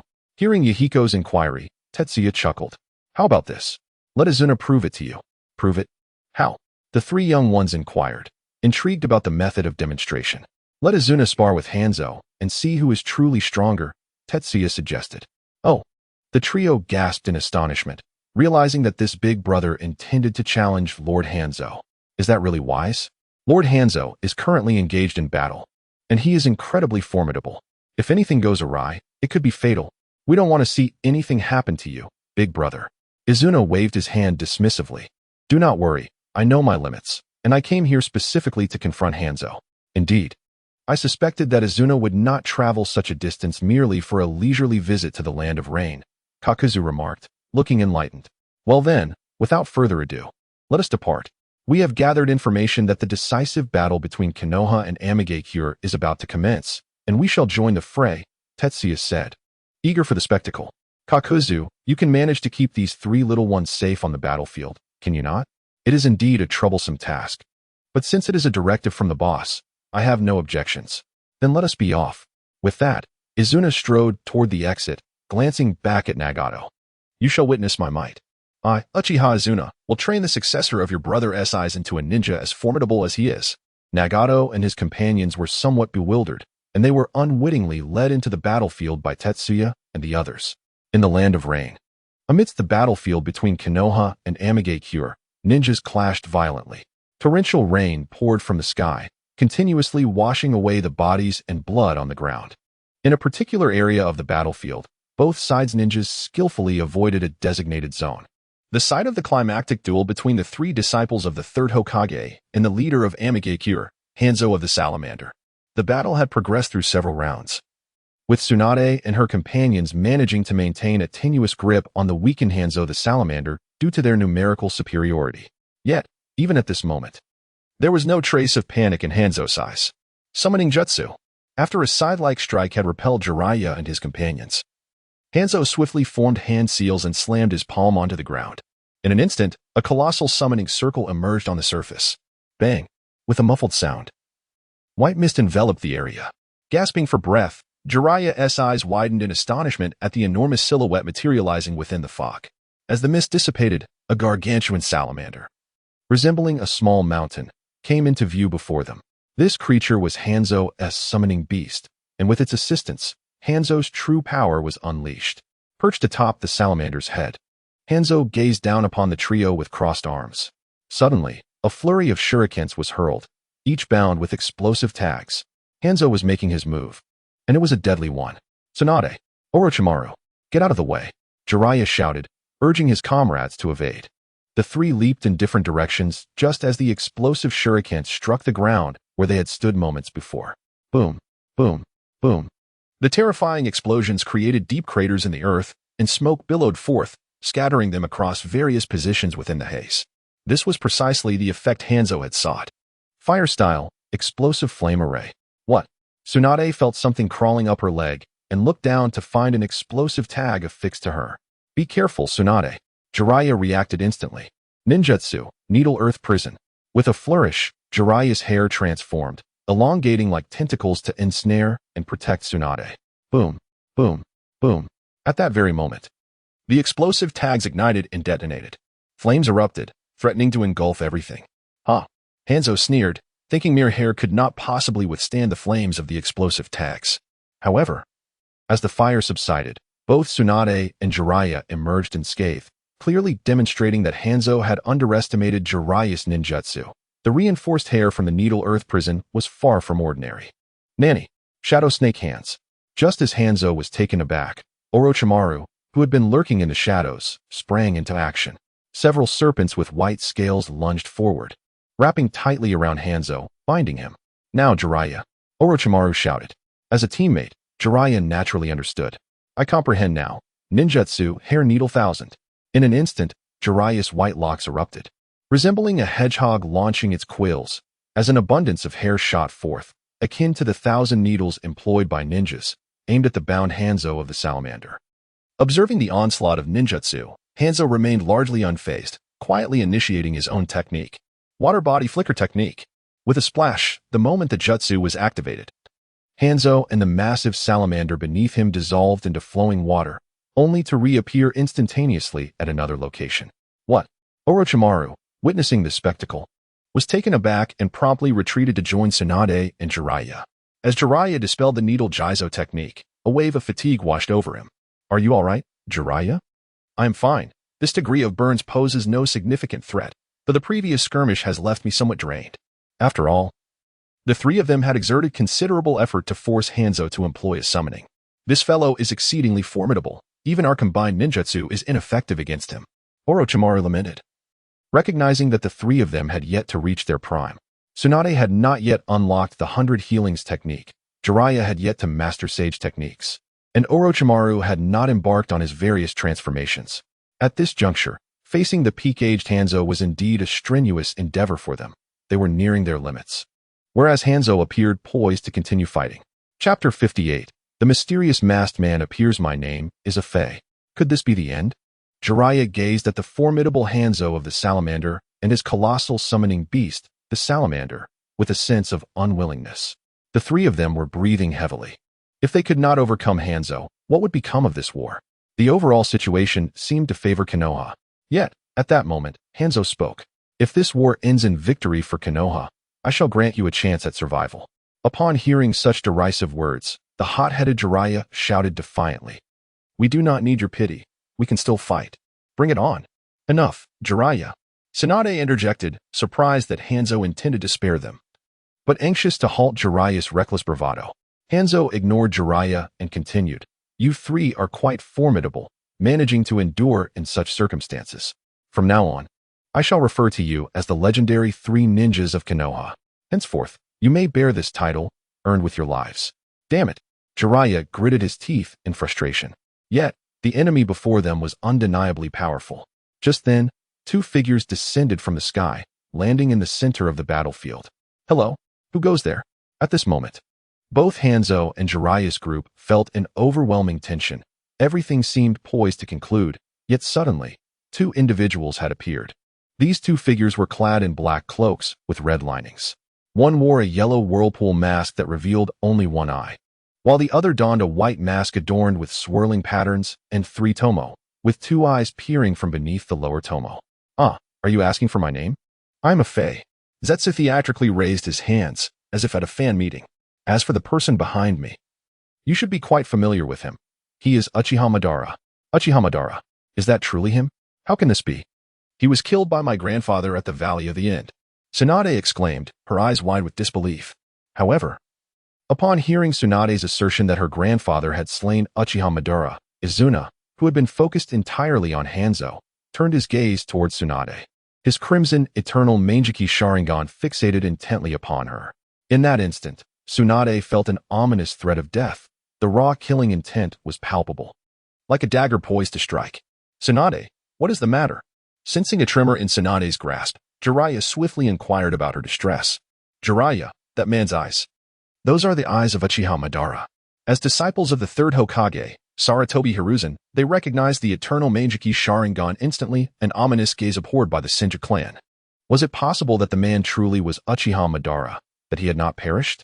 Such a notion seemed implausible. There was undoubtedly something amiss. Oh dear, esteemed Uchiha Madara. You are a legendary figure in the ninja world. How could you stoop to quarrel with the younger generation? Let us attend to the matter at hand.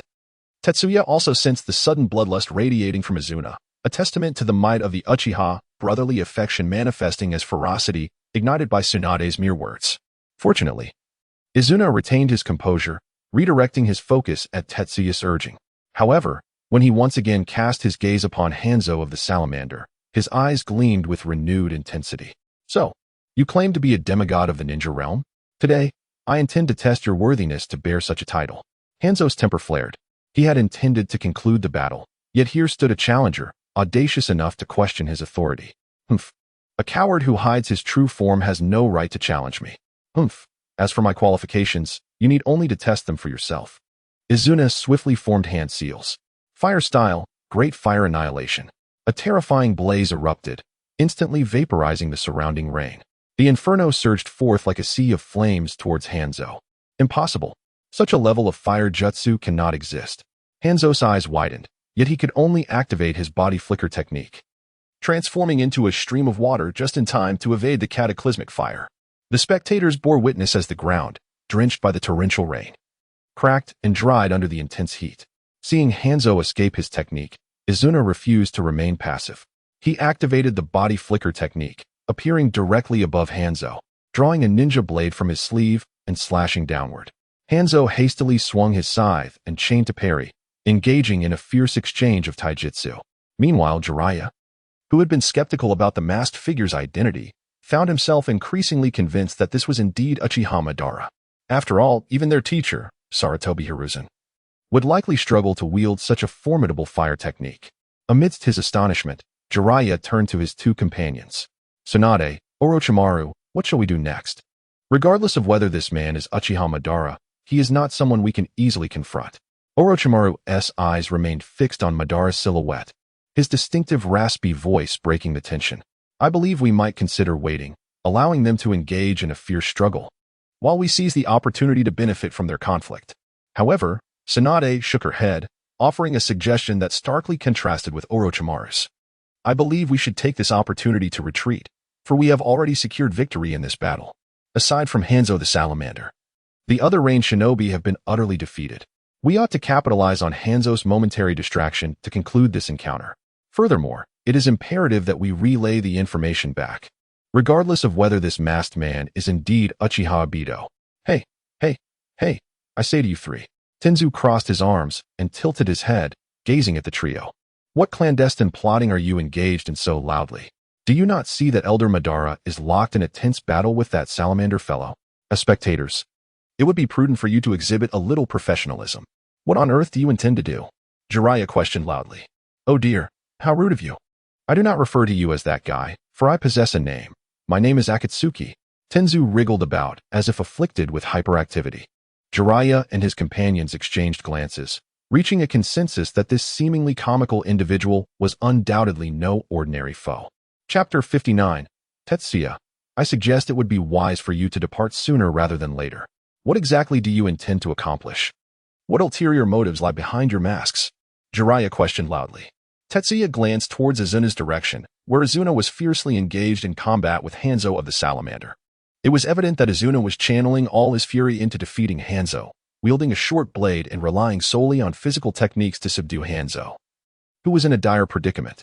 By eschewing ninjutsu and resorting to taijutsu, Azuna was essentially using Hanzo as a punching bag to vent his frustrations. Hanzo of the Salamander, a master of physical combat himself, wielded an eccentric weapon, a scythe connected by a chain. Such unusual weaponry often evokes a sense of unpredictability, as the bizarre nature of a weapon can make it seem exceedingly difficult to defend against. However, regardless of how peculiar or perilous Hanzo's weaponry may be, it posed no challenge to Azuna, whose Sharingan granted him extraordinary dynamic vision, enabling him to perceive all of Hanzo's subtle movements. Turning back, Tetsuya tilted his head. Oh, did I not inform you of our purpose? I distinctly recall stating that we came for Hanzo. Upon hearing this, Tsunade promptly interjected. If you have indeed come for Hanzo, might I inquire if we are permitted to leave? Certainly, there is no issue. The unexpected consent from Tetsuya took Jiraiya aback, while Tsunade felt a surge of hope. Though Orochimaru sensed the situation was more complex than it appeared. As anticipated, Tetsuya continued, You may leave if you wish, but do not disturb my enjoyment of the spectacle. I would advise you to withdraw from the Land of Rain sooner rather than later. The conflict between the Village of the Leaf and the Village of Rain ought to reach its conclusion. Do you comprehend my implication? Jiraiya remained somewhat defiant. This is a matter between our Land of Fire and the Land of Rain. Why should you dictate terms? At Jiraiya's retort, Tetsuya shook his head. Is this truly your response, Jiraiya? Shouldn't you rejoice at the prospect of halting the war? Is not your ideal a peaceful ninja world? TSK, TSK, TSK. You inquire as to my justification? As he spoke, Tetsuya's eyes transformed into a crimson hue, within which 3 tomos spun rapidly, forming a distinctive pattern, while an overwhelming aura of chakra erupted from his being. Just on the basis of my ability to eternally claim the lives of all on this battlefield. Do you consider that sufficient? At that moment, the 3 legendary ninjas trembled at the sight of the monstrous chakra before them, as if even their very souls quaked in fear. The disparity is indeed vast. They feel an insurmountable chasm separating them from the masked figure known as a Fae. This sensation they had never experienced even in the presence of their teacher, Sarutobi Hiruzen. However, Jie soon reined in his chakra and resumed his humorous tone.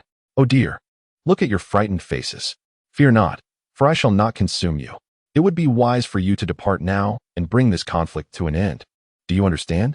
Moreover, my esteemed elder, Madara, merely wishes to spar with Hanzo of the Salamander. There is no intent to take lives. Once we leave, whom do you believe Hanzo will unleash his humiliation upon today? Upon hearing this, the 3 Sannin felt a tingle of apprehension. They were already low on energy. And if these enigmatic masked figures departed, would they not become the targets of Hanzo's wrath? Previously, they had struggled tremendously against Hanzo, and facing an enraged version of him now would be dire. We understand. Thank you for your warning. We shall return to inform the higher-ups of Konoha and bring this war to a close. Precisely. Ending the war sooner rather than later would be advantageous for you. Do you comprehend, Tsunade? Jie cast a meaningful glance at Tsunade.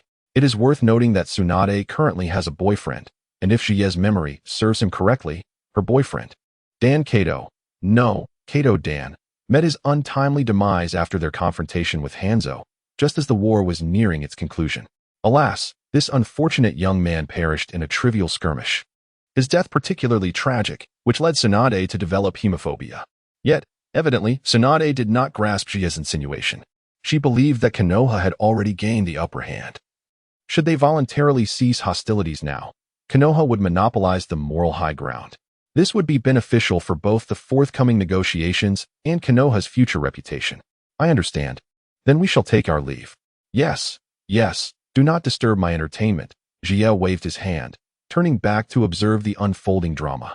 Upon witnessing Jie turn away, Orochimaru felt a sudden impulse to seize the moment and strike at this individual to obtain his eyes. However, he quickly suppressed this thought.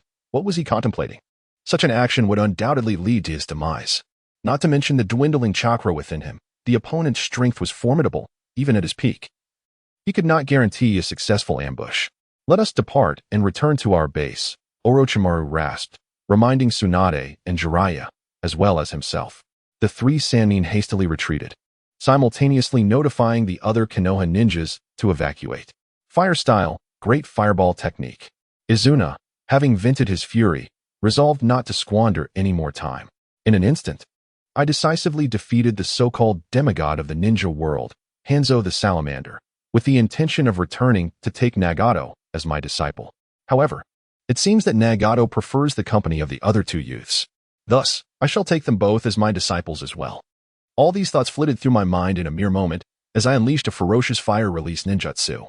Observing this, Hanzo swiftly activated his own ninjutsu, water release, great waterfall technique. Hanzo countered Izuna's fire release with his own technique. A tumultuous torrent of water converged, forming a colossal water column that surged directly towards the searing flames. With a resounding clash, the flames collided with the water column, instantly generating a copious amount of steam that enveloped the entire battlefield in the blink of an eye. This scalding steam was incredibly intense. Anyone lacking protection who came into contact with it would be instantly cooked. Oh dear, what a grand spectacle.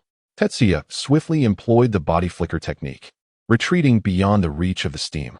Although he was unafraid of the vapor, he disliked the notion of his body becoming damp. Chapter 60. He teaches you stealth techniques. I teach you to earn money. Fire release, dragon flame song technique.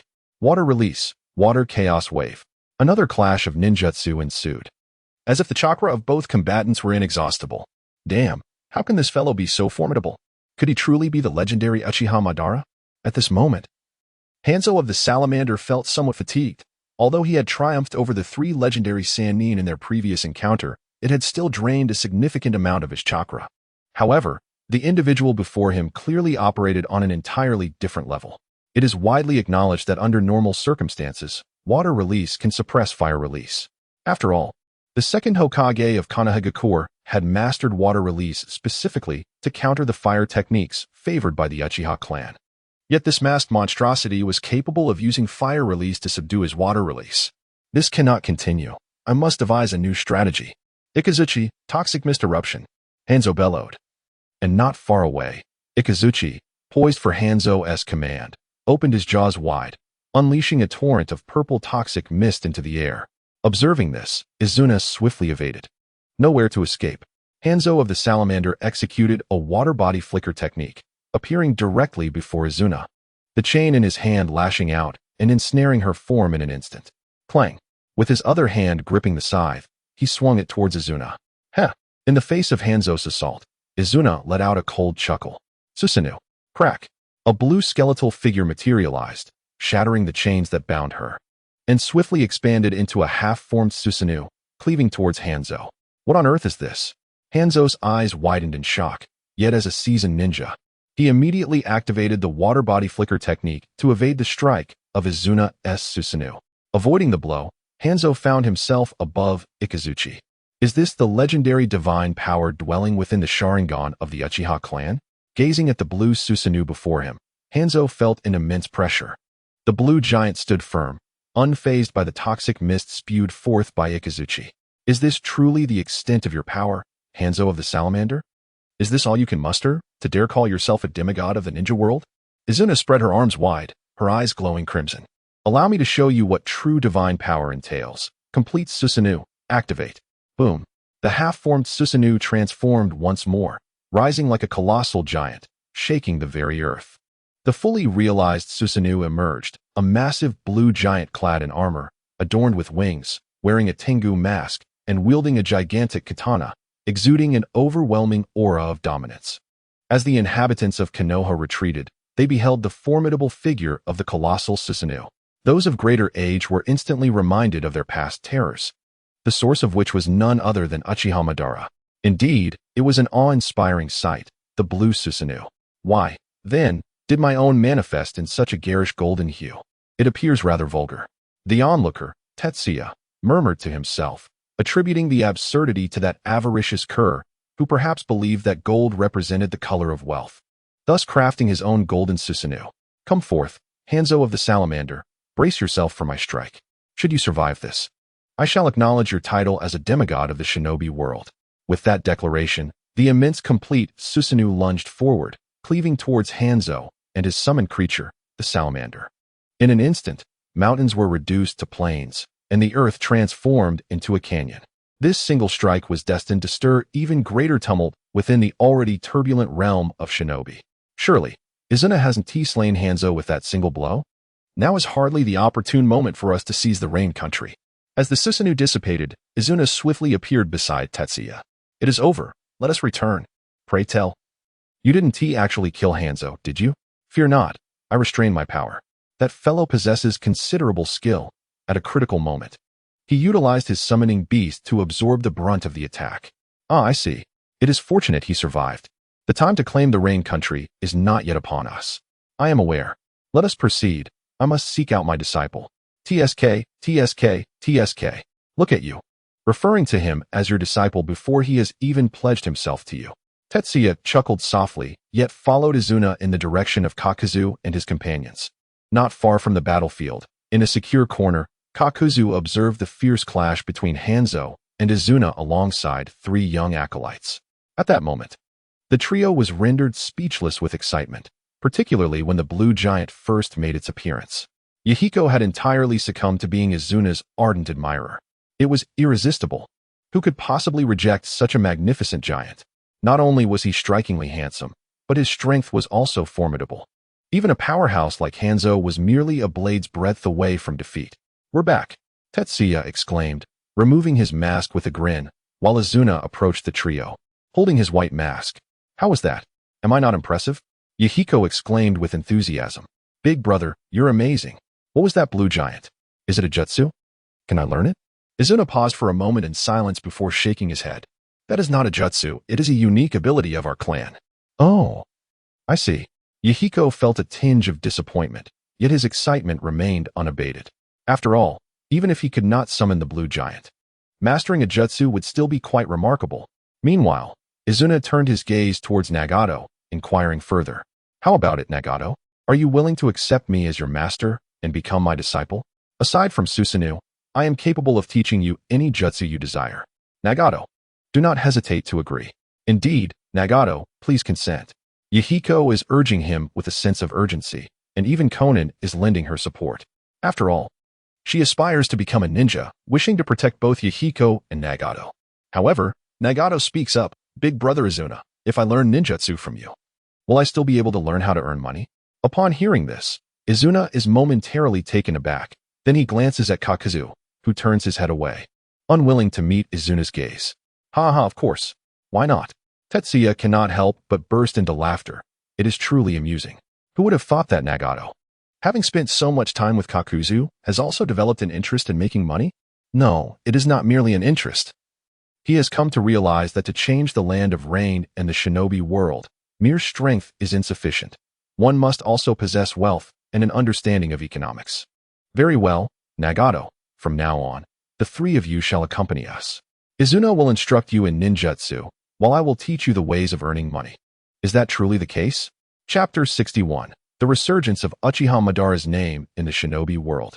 Reactions from the Konoha F. For although the battlefield of the Rain Ninja Village encountered a minor disruption due to the intervention of 2 masked men, it did not alter the outcome of the war.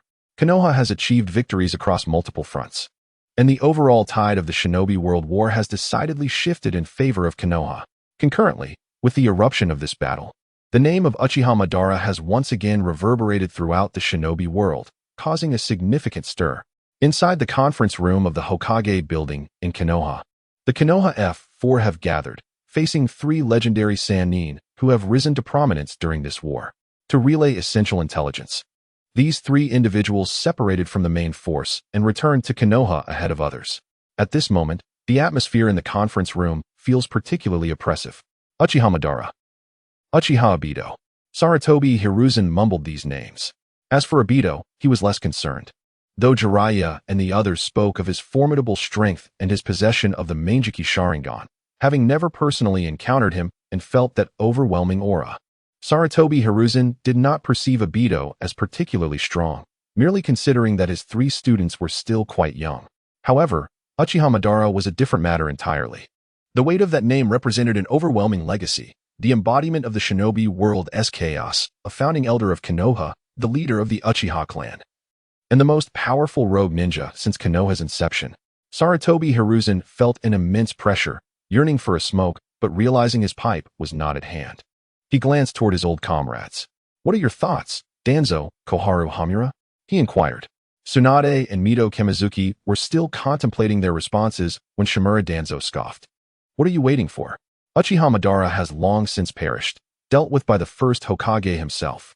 Do you dare question the first Hokage's actions? Clearly, it is the malevolent Uchiha clan that is behind this. They outwardly march with the village into the land of rain while secretly sending someone to masquerade as Uchiha Madara. Hiruzen, the ambitions of the Uchiha clan are glaringly evident. They seek to create the illusion that Madara is still alive, then seize the opportunity to usurp the Hokage position and dominate Konoha. We must take decisive action to punish the Uchiha clan." Danzo spoke with unwavering conviction, as if the truth of the matter was solely as he articulated. There was no Uchiha Madara, he asserted. It was all a plot by the Uchiha clan, with their goal being the Hokage seat. Sarutobi Hiruzen refrained from responding immediately, fully aware of his old friend's disposition. Whether the Uchiha clan was indeed the culprit or not, Danzo would assign blame without hesitation. It was ironic, as among the disciples of their teacher, Uchiha Kagami had shared the closest bond with him. Yet after Kagami's demise, Danzo had unleashed an unrelenting campaign against the Uchiha clan. Although targeting the Uchiha was part of their teacher's strategic doctrine, Danzo's approach seemed excessively extreme. "Little Chun, what are your thoughts?" The old rogue Mito Menyen spoke up. "I also believe that Danzo has a point. Uchiha Madara is already deceased," remarked Nara Shikamaru, nodding in agreement. After all, they had not witnessed it firsthand. They had merely heard the tales from the legendary Sannin and seen a few reports relayed from the front lines. Noticing their disbelief regarding their encounter with Uchiha Madara, Jiraiya slammed his hands on the table and stood up, speaking urgently. "But old man, we truly are not lying. That individual was indeed Uchiha Madara. He summoned the complete form of Susanoo and effortlessly defeated Hanzo the Salamander, who had summoned his spirit beast. Everything we say is true. Others on the battlefield witnessed it too, that colossal blue giant, as divine as a deity." "All right, Jiraiya, I understand," Sarutobi Hiruzen finally interjected, allowing the 3 to take their leave for rest, as Konoha still required their efforts. Jiraiya wished to say more, but Tsunade restrained him. "Come on, Jiraiya, let's rest. The old man will make his own decisions." With Tsunade's words, Jiraiya acquiesced. "Then we shall take our leave. Farewell, Sensei," Orochimaru said as he rose to bid farewell, departing with the other 2. As the door to the conference room closed, Sarutobi Hiruzen remained silent for a moment before finally sighing. "Alas, there were matters I couldn't disclose, but it seems that at this juncture, I must share them with you." The 3 were puzzled, uncertain of what Hiruzen was hinting at. Shimura Danzo bluntly stated, "Monkey, whatever you wish to say, just say it. What could possibly be withheld from us?" The duo of Nara and Shikamaru nodded in agreement. They were old acquaintances, perceiving themselves as a cohesive unit, believing there should be no secrets amongst them. Even aware of the monkey's occasional peeking into the women's bathhouse with a crystal ball, Sarutobi Hiruzen took a deep breath and continued, "In truth, when the sensei was still alive, he once summoned me privately to discuss certain matters, insisting that I should not disclose them, not even to you." Upon hearing this, the duo exhibited little reaction. However, a flicker of envy, jealousy, and resentment flashed in Danzo's eyes. As expected, the old man favors that monkey. It's merely that I stood up a moment too late. How am I any less than him? Though his thoughts were tumultuous, his face betrayed nothing. Sarutobi Hiruzen remained oblivious to the fleeting emotion on his old friend's face as he continued. "Do you know how Sensei escaped back then?" Nara Shikamaru responded in a matter-of-fact tone. "Was it not due to our teacher's formidable strength? Utilizing the flying thunder god technique to severely wound the gold and silver brothers before making his escape?" This was what Dans had initially conveyed to them. At that time, he had no intention of disclosing the existence of Izuna Uchiha to others. However, today, Hiruzen Sarutobi deemed it imperative to reveal the truth. It seems that what Jiraiya and the others spoke of regarding Madara Uchiha might indeed hold substantial merit. "Monkey, what nonsense are you spouting? Has your apprentice's battle frenzy clouded your judgment as well?" Upon hearing these words, Danzo immediately rose to his feet, vociferously challenging Hiruzen Sarutobi. Yet, Sarutobi maintained a serious demeanor. Danzo, allow me to finish my statement. Indeed, Danzo, do not be so agitated. Let Hiruzen express his thoughts fully. Yes, we are all old friends here. There is nothing that cannot be discussed at length, is there? The duo, known for their placid nature, promptly interjected to mediate, urging everyone to regain their composure. Hiruzen Sarutobi continued, at that time, my teacher summoned me for a conversation, the subject of which was the truth behind his escape from the battlefield. Chapter 62. Uchiha Madara. Is someone impersonating me? Black Zetsu. Uncover the identity of this pretender. The expressions of Minato Namikaze and Konohamaru were far from composed. Although they had previously harbored doubts about their teacher's miraculous survival from the brink of death on the battlefield, they had speculated that certain unknown events had transpired. After all, had their teacher been capable of effortlessly defeating his pursuers and fleeing, there would have been no need for him to send them away, first while he remained behind to hold them off. It was also plausible that after their departure, their teacher employed some arcane technique of immense power and unpredictability, which necessitated their early exit. This had been their most rational explanation, especially considering that upon his return, Tobirama's condition was severely compromised, consistent with the aftermath of using such a forbidden technique. Monkey, are you suggesting that there were other reasons for our teacher's survival? Sarutobi Hiruzen nodded as he divulged the truth that Tobirama had once urged him to conceal. On that battlefield, their teacher had intercepted the pursuing forces of the Cloud Village. Although these pursuers were elite ninjas, the gap between them and their teacher was insurmountable. They were no match for him. At that critical moment, however, the formidable duo of Kinkaku and Jinkaku had arrived, wielding the legendary Six Paths tools, forcing their teacher into a dire predicament. It was then that Uchiha Izuna, whom their teacher had personally slain, reappeared. Izuna saved their teacher and assisted in vanquishing Kinkaku and Jinkaku, but amidst the chaos, he vanished with the seized Six Paths tools. Following this revelation, the conference room fell into a profound silence. Ultimately, it was Danzo, still in disbelief, who shattered the stillness by slamming his hand upon the table and rising to his feet. Impossible. This cannot be. How can someone who has died return to life? Sarutobi Hiruzen, casting a stern gaze at the incredulous Danzo, retorted, What? Are you questioning Teacher Tobirama, just as you did with Jiraiya and the others? Do you believe that Teacher Tobirama was deceiving me? Or do you think I am deceiving you all? You. What do you mean? Danzo demanded. Answer me, Danzo. All right. We do not doubt the teacher, nor your intentions, came the chorus of voices urging him to sit down. Yes, Danzo, please take your seat. With a huff, Shimura Danzo returned to his chair. Seeing this, Sarutobi Hiruzen chose not to press the matter further and resumed the previous topic. Thus, the current situation suggests that the Uchiha clan has previously experienced resurrection, and the Uchiha Madara who has now emerged is likely the genuine Madara.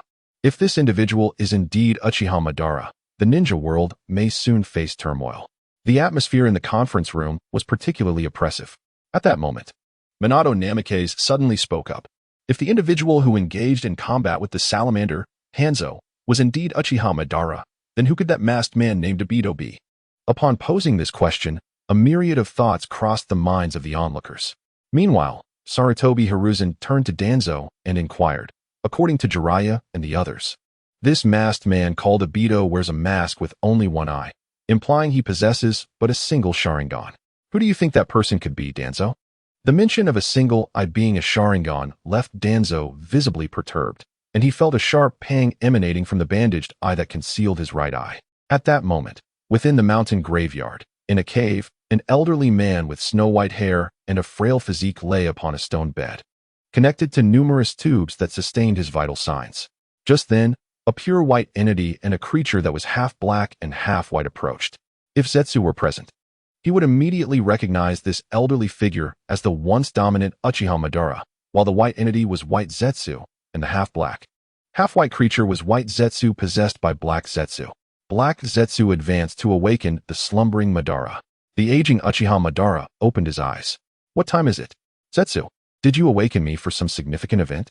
Is it the Rinnegan, or has something happened to its vessel? Or have you found a suitable pawn to commence the plan? Sitting up, Madara gazed at black Zetsu and white Zetsu standing before him, sensing that he had only been asleep for a brief period. Though he was now frail, The aura of a formidable warrior still radiated from him. Lord Madara, it is now the 39th year of the Shinobi era, and the world is engulfed in the Second Shinobi World War. The Second Shinobi World War, you say? Upon hearing that the world was embroiled in another great conflict, Uchiha Madara couldn't help but let out a cold chuckle. Huh, Hashirama, is this the peace you so ardently sought? How utterly laughable. True understanding between people is an impossibility. After his derisive laughter subsided, Madara inquired, "So, what prompted you to awaken me?" Black Zetsu replied solemnly, "Lord Madara, someone is using your name to make a grand statement in the shinobi world. It is likely that news of your continued existence as the fearsome Uchiha Madara has spread throughout the entire realm." "Oh, someone dares to act under my name?" Madara mused. Indeed, this individual appeared on the battlefield between the Hidden Rain village and Konoha, summoning a complete Susanoo to defeat Hanzo the Salamander. A complete Susanoo? Uchiha Madara expressed his surprise. Could it be that another genius has emerged from the Uchiha clan? But why would he choose to act under my name? Does he harbor discontent towards Konoha, or is there some other hidden motive? Please, elaborate on the situation at hand. Someone is operating under their own banner in the shinobi world, which may potentially impact their plans. However, they are quite curious about the identity of this individual who dares to impersonate them. Korezetsu recounted everything he knew, although certain details remained elusive. As he was hesitant to draw too near, each time he attempted to approach, an unsettling sensation enveloped him, as if he were being scrutinized. Logically, an ordinary person would not be capable of detecting his presence unless that individual possessed sage abilities. Yet, with every endeavor to advance closer, the feeling of being observed intensified. Uchiha Madara listened intently, and when he heard that the person claiming to be Uchiha Madara had summoned a nearly identical blue complete body Susanoo, a look of perplexity crossed his face. How could this be? How could there exist a Susanoo that mirrors mine so perfectly? Even a resemblance seems improbable, as the Susanoo of the Uchiha clan varies from individual to individual, unless suddenly, a thought struck Uchiha Madara, and he ordered with a grave expression, "Kurozu, I command you to thoroughly investigate this individual claiming to be me. Do you understand? Gather every piece of information about him." Chapter 63. Kakuzu. The shops you observe along this street are all owned by their respective proprietors.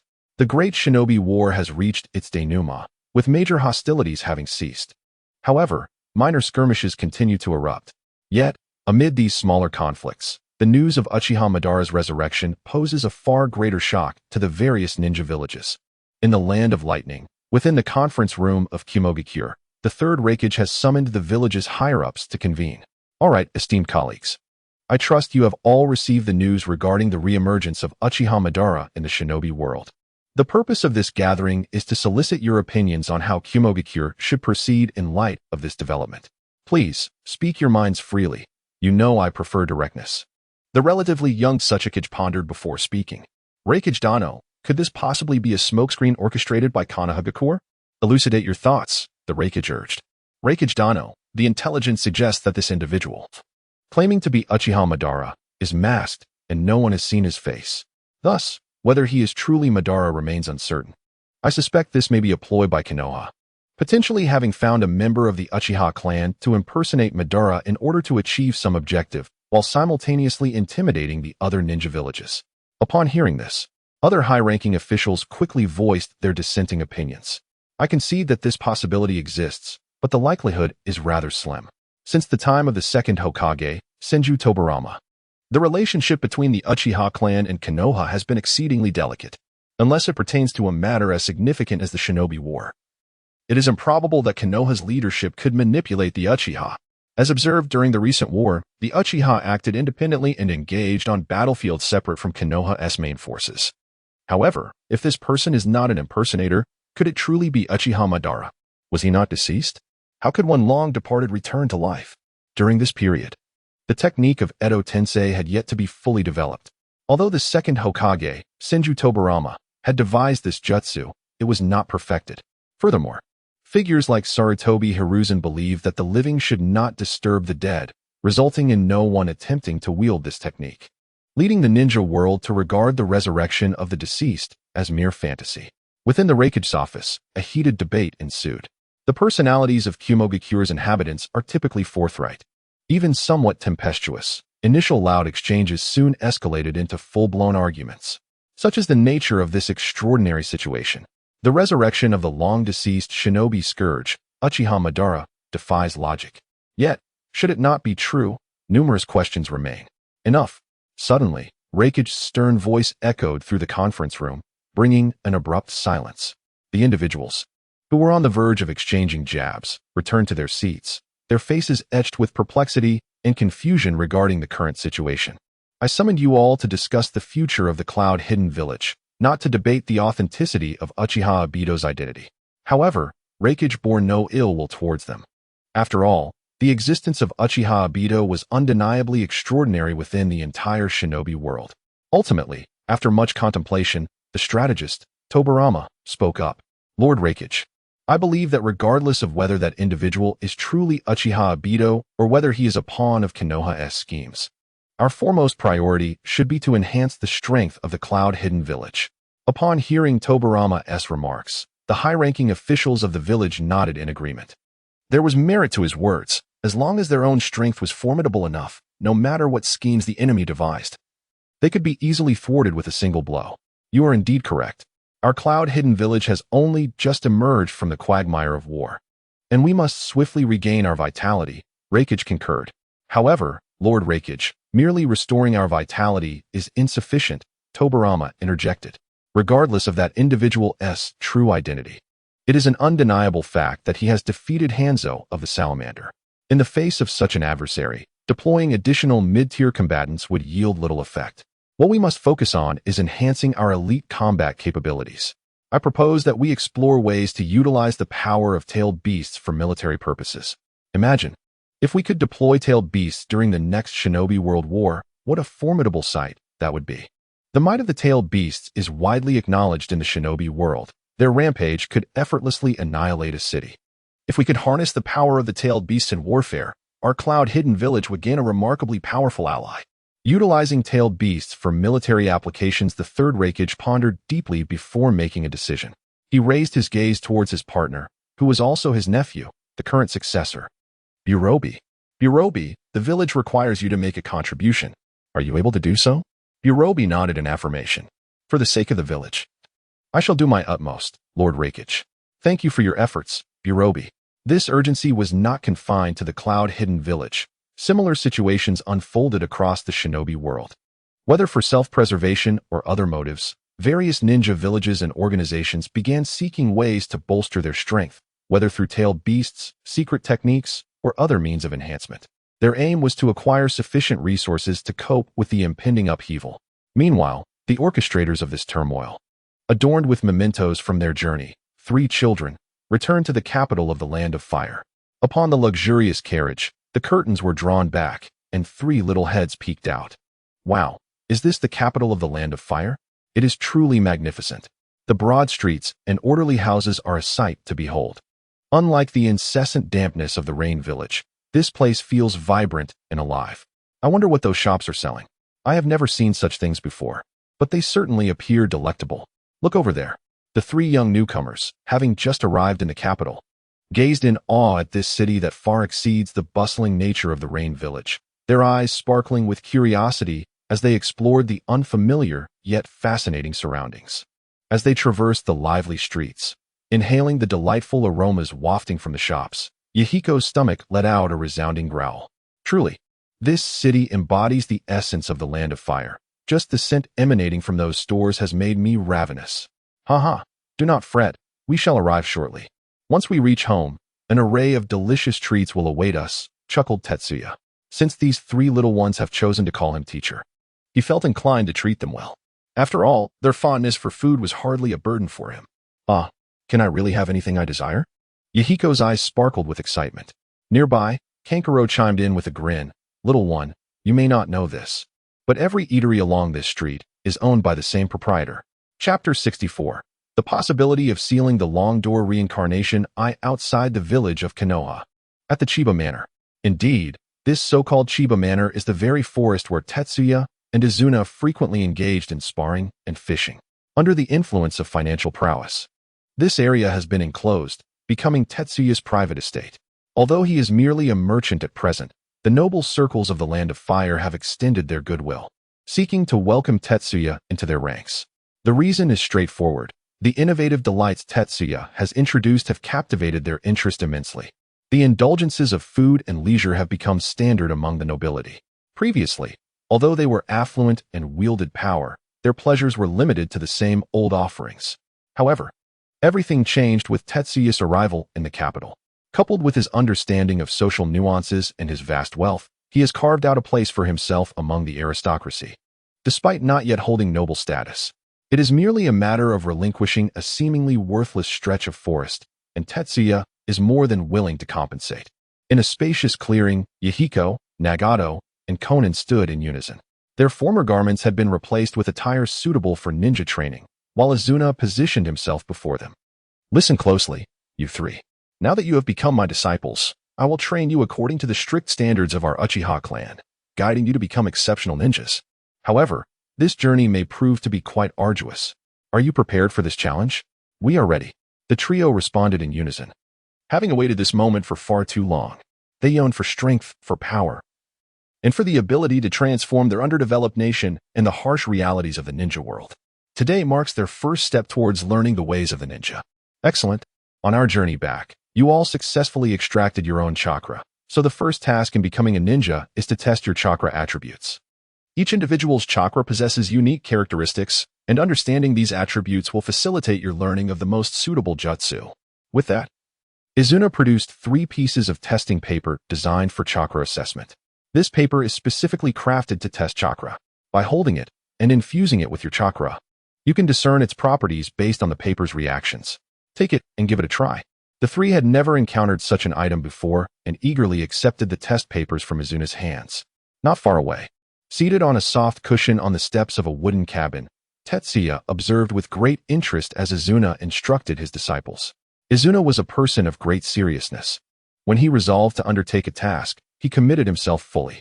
Learning under such a mentor might entail considerable hardship, as their standards would be exceptionally high. Yet the pace of progress would undoubtedly be remarkable. Fortunately, Yahiko, Nagato, and Konan can all be regarded as extraordinary talents. There is no need to elaborate on Nagato. Endowed with the Uzumaki lineage and the Rinnegan, he possesses an exceptional speed in learning and comprehension. Konan is also a prodigy, having developed a unique form of paper manipulation in the future. Among the trio, Yahiko's innate gifts are slightly less pronounced. However, his optimistic disposition prevents him from perceiving Konan's demeanor as overly harsh. The results of the tests were swiftly revealed. Nagato exhibited a rich array of chakra affinities, encompassing all 5 elemental types. Konan demonstrated affinities for wind, water, and earth, with a predominance of wind, while Yahiko possessed water, wind, and fire affinities, with water being the most substantial. Beyond assessing their chakra attributes, Uzumaki had already devised a foundational plan for their futures. He commenced instructing the trio on the rudiments of ninjutsu, beginning with the classification and usage of weaponry, given that they had only just begun to refine their chakra. Imparting knowledge on chakra control and application would bear little fruit until their chakra reserves reached a significant level. After providing initial guidance and addressing their individual shortcomings, Uzumaki encouraged them to practice independently. You've worked hard, Teacher Uzumaki. Please enjoy a cup of tea, Tetsuya said with a smile as he poured a steaming cup for him. Watching as Uzumaki approached the wooden cabin. How are the 3 of them faring? Uzumaki inquired, taking a sip from the cup. Yahiko and Konan are doing well, but Nagato has some health issues, Tetsuya replied. Oh, what do you mean? Tetsuya, aware that the issue was undoubtedly related to the Rinnegan, still lacked clarity on the specifics. Uzumaki explained, Nagato's Rinnegan belongs to my brother. It is an external entity. Nagato cannot deactivate these eyes, which necessitates a considerable expenditure of chakra and life force to sustain them, resulting in his frail condition. As a member of the Uzumaki clan, Nagato should possess vibrant vitality and an abundance of chakra, yet he is currently weaker than both Yahiko and Konan. Indeed, Nagato appears significantly more fragile than the others. Tetsuya remarked, Is there any way to assist Nagato in closing those eyes? Well, Tetsuya scratched his head thoughtfully. What if you were to remove Nagato's Rinnegan and replace them with ordinary eyes? Then you could find a new host for those Rinnegan. Since they are your brother's eyes, transferring them to you should pose no significant issue. However, this might affect the evolution of your own eyes. If your eyes were to leave your body, they may never evolve into Rinnegan again. After Tetsuya concluded his suggestion, Uzumaki surprisingly lowered his head, genuinely contemplating the idea. Hey, what are you thinking? Are you actually considering removing your own eyes in exchange for Nagato's? Aren't you worried that your eyes might fail to complete their evolution? Uzumaki replied with an air of detachment. No worries, those eyes are the result of an evolution that fuses my brother's gaze with mine. Theoretically, they're also my eyes. However, where might I find a pair of eyes suitable for Nagato? Alright, I was merely speaking whimsically. Is it not just a pair of Rinnegan? We could simply seal away the powers of the Rinnegan, much like with the Sharingan. When we refrain from utilizing that power, do our eyes not remain as ordinary black ones? Upon hearing this, Izuna found it quite reasonable. Yet, can the power of the Rinnegan truly be sealed? After all, it is said to be the eye of the legendary sage of six paths TSK. How did it become the eyes of that sage again?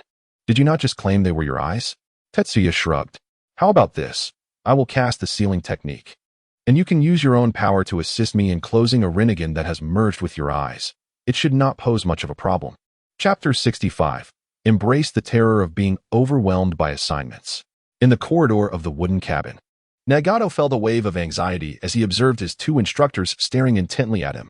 There exists no sight more daunting than that of one's teachers fixating upon them. At such moments, a student would likely find themselves reflecting upon every mistake they had ever made throughout their life. Sensei Izumi, Sensei Tetsuya, what is it that you wish to convey? Your gaze fills me with trepidation, Nagato timidly spoke, genuinely frightened. Noticing Nagato's apprehension, Tetsuya offered gentle reassurance. Fear not, Nagato. In truth, there is a matter we wish to discuss with you. Please, go ahead, I am listening, Nagato replied. Nagato, your eyes possess an extraordinary power, yet it is a force that you are currently unable to wield. Rather than augmenting your own strength, it is, in fact, depleting your vitality. Should this continue, there exists a significant risk of damaging your health. Therefore, after conferring with Sensei Izumi, we have decided to temporarily seal the power within your eyes. Once you have matured and possess the strength to control this ability, we shall lift the seal. What are your thoughts on this? This was not an attempt by Tetsuya to intimidate Nagato. He genuinely believed that the Rinnegan was hindering Nagato's development. As a member of the Uzumaki clan, were it not for the external pressures exerted upon him, Nagato would have appeared far more robust, rather than resembling someone drained of vitality. Is it truly possible to seal the power within my eyes? Nagato pondered, feeling as though he were in a dream. He was aware of the immense strength his eyes contained, yet he could neither harness that power nor could he escape the toll it exacted on his body. Indeed, why should it be impossible? The sealing techniques of this world are wondrous. Even-tailed beasts can be confined within the body of an infant. Why then? Should a pair of Rinnegan be any different? Very well, I trust you both. Please proceed with sealing the power of my eyes. How may I assist in this process? Excellent. Just prepare yourself, and we shall handle the rest, Tetsuya replied, casting a glance at Izumi. Izumi understood the cue and stepped forward. Nagato, extend your hand. At her request, Nagato extended his right hand, which Izumi grasped firmly. Let us begin, Tetsuya. Understood, Tetsuya nodded, commencing the sealing technique. As the ritual commenced, Izumi channeled her chakra into Nagato's body, and in that moment, she realized the extent of his frailty. To put it plainly, had Nagato not been of the Uzumaki lineage, his youth would have long since been extinguished by the burdens of the Rinnegan. As the other bearer of this Rinnegan, Izumi's chakra quickly reacted with the power dwelling within Nagato's eyes. He immediately nodded at Jia, signaling him to begin. Jia, understanding the cue, commenced the sealing technique. Rest assured, Nagato, it will be over soon, he reassured. Special characters descended upon Nagato's forehead, and he felt the power within his eyes gradually being drawn in. This sensation resembled that of a burdened individual gradually shedding the weight from both ends of their load. Enveloped in this comforting feeling, Nagato succumbed to a deep slumber. Comprehension dawned upon Jia as he clapped his hands, a unique mark materializing on Nagato's forehead.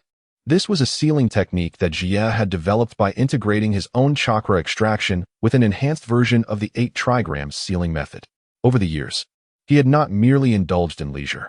The myriad of ninjutsu and sealing techniques available had provided him with immense joy as he learned and explored their intricate connections and peculiarities. Teacher Jia, what has happened to Nagato? Yahiko and Konan approached with concern, gazing at Nagato lying in the corridor. He is merely a bit fatigued and has fallen asleep. Given the current weather and sunlight, it's quite pleasant for him to rest here for a while, Jia replied, turning to Yahiko and Conan with a sudden, warm smile. So, have you two completed your training? Yahiko patted his chest proudly. Of course. I not only finished the training tasks assigned by Teacher Conan, but I also added 2 more sets for myself. Is that so? That is impressive, Jia exclaimed. Indeed, I am the best. I aspire to become a powerful ninja like Teacher Conan in the future. As Jia smiled and praised Yahiko, who was reveling in his own pride, Conan suddenly felt an ominous premonition that Yahiko was in for a rough time. Very well, since you have completed your ninjutsu training, it's time for this, Jia declared, pulling 2 practice books from the wide sleeves of his robe and thrusting them into Yahiko and Conan's hands. I knew it would be like this, Conan sighed, observing the exercises in the workbook. While they were manageable for her, for Yahiko, it felt as though the sky were falling. Yahiko's expression became rigid. No, please. Haha. You little rascal, are you still laughing? Are you still feeling proud? Jia's triumphant smile revealed his cunning. Heh, young ones, experience the terror of being dominated by homework. Stop dawdling and get to your assignments. No completion means no meals. Suddenly, Yahiko had a spark of inspiration. He took 2 steps back and plopped down on the ground.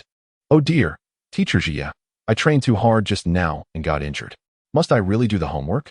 Jia squinted his eyes, a smile playing on his lips. Well, what do you think?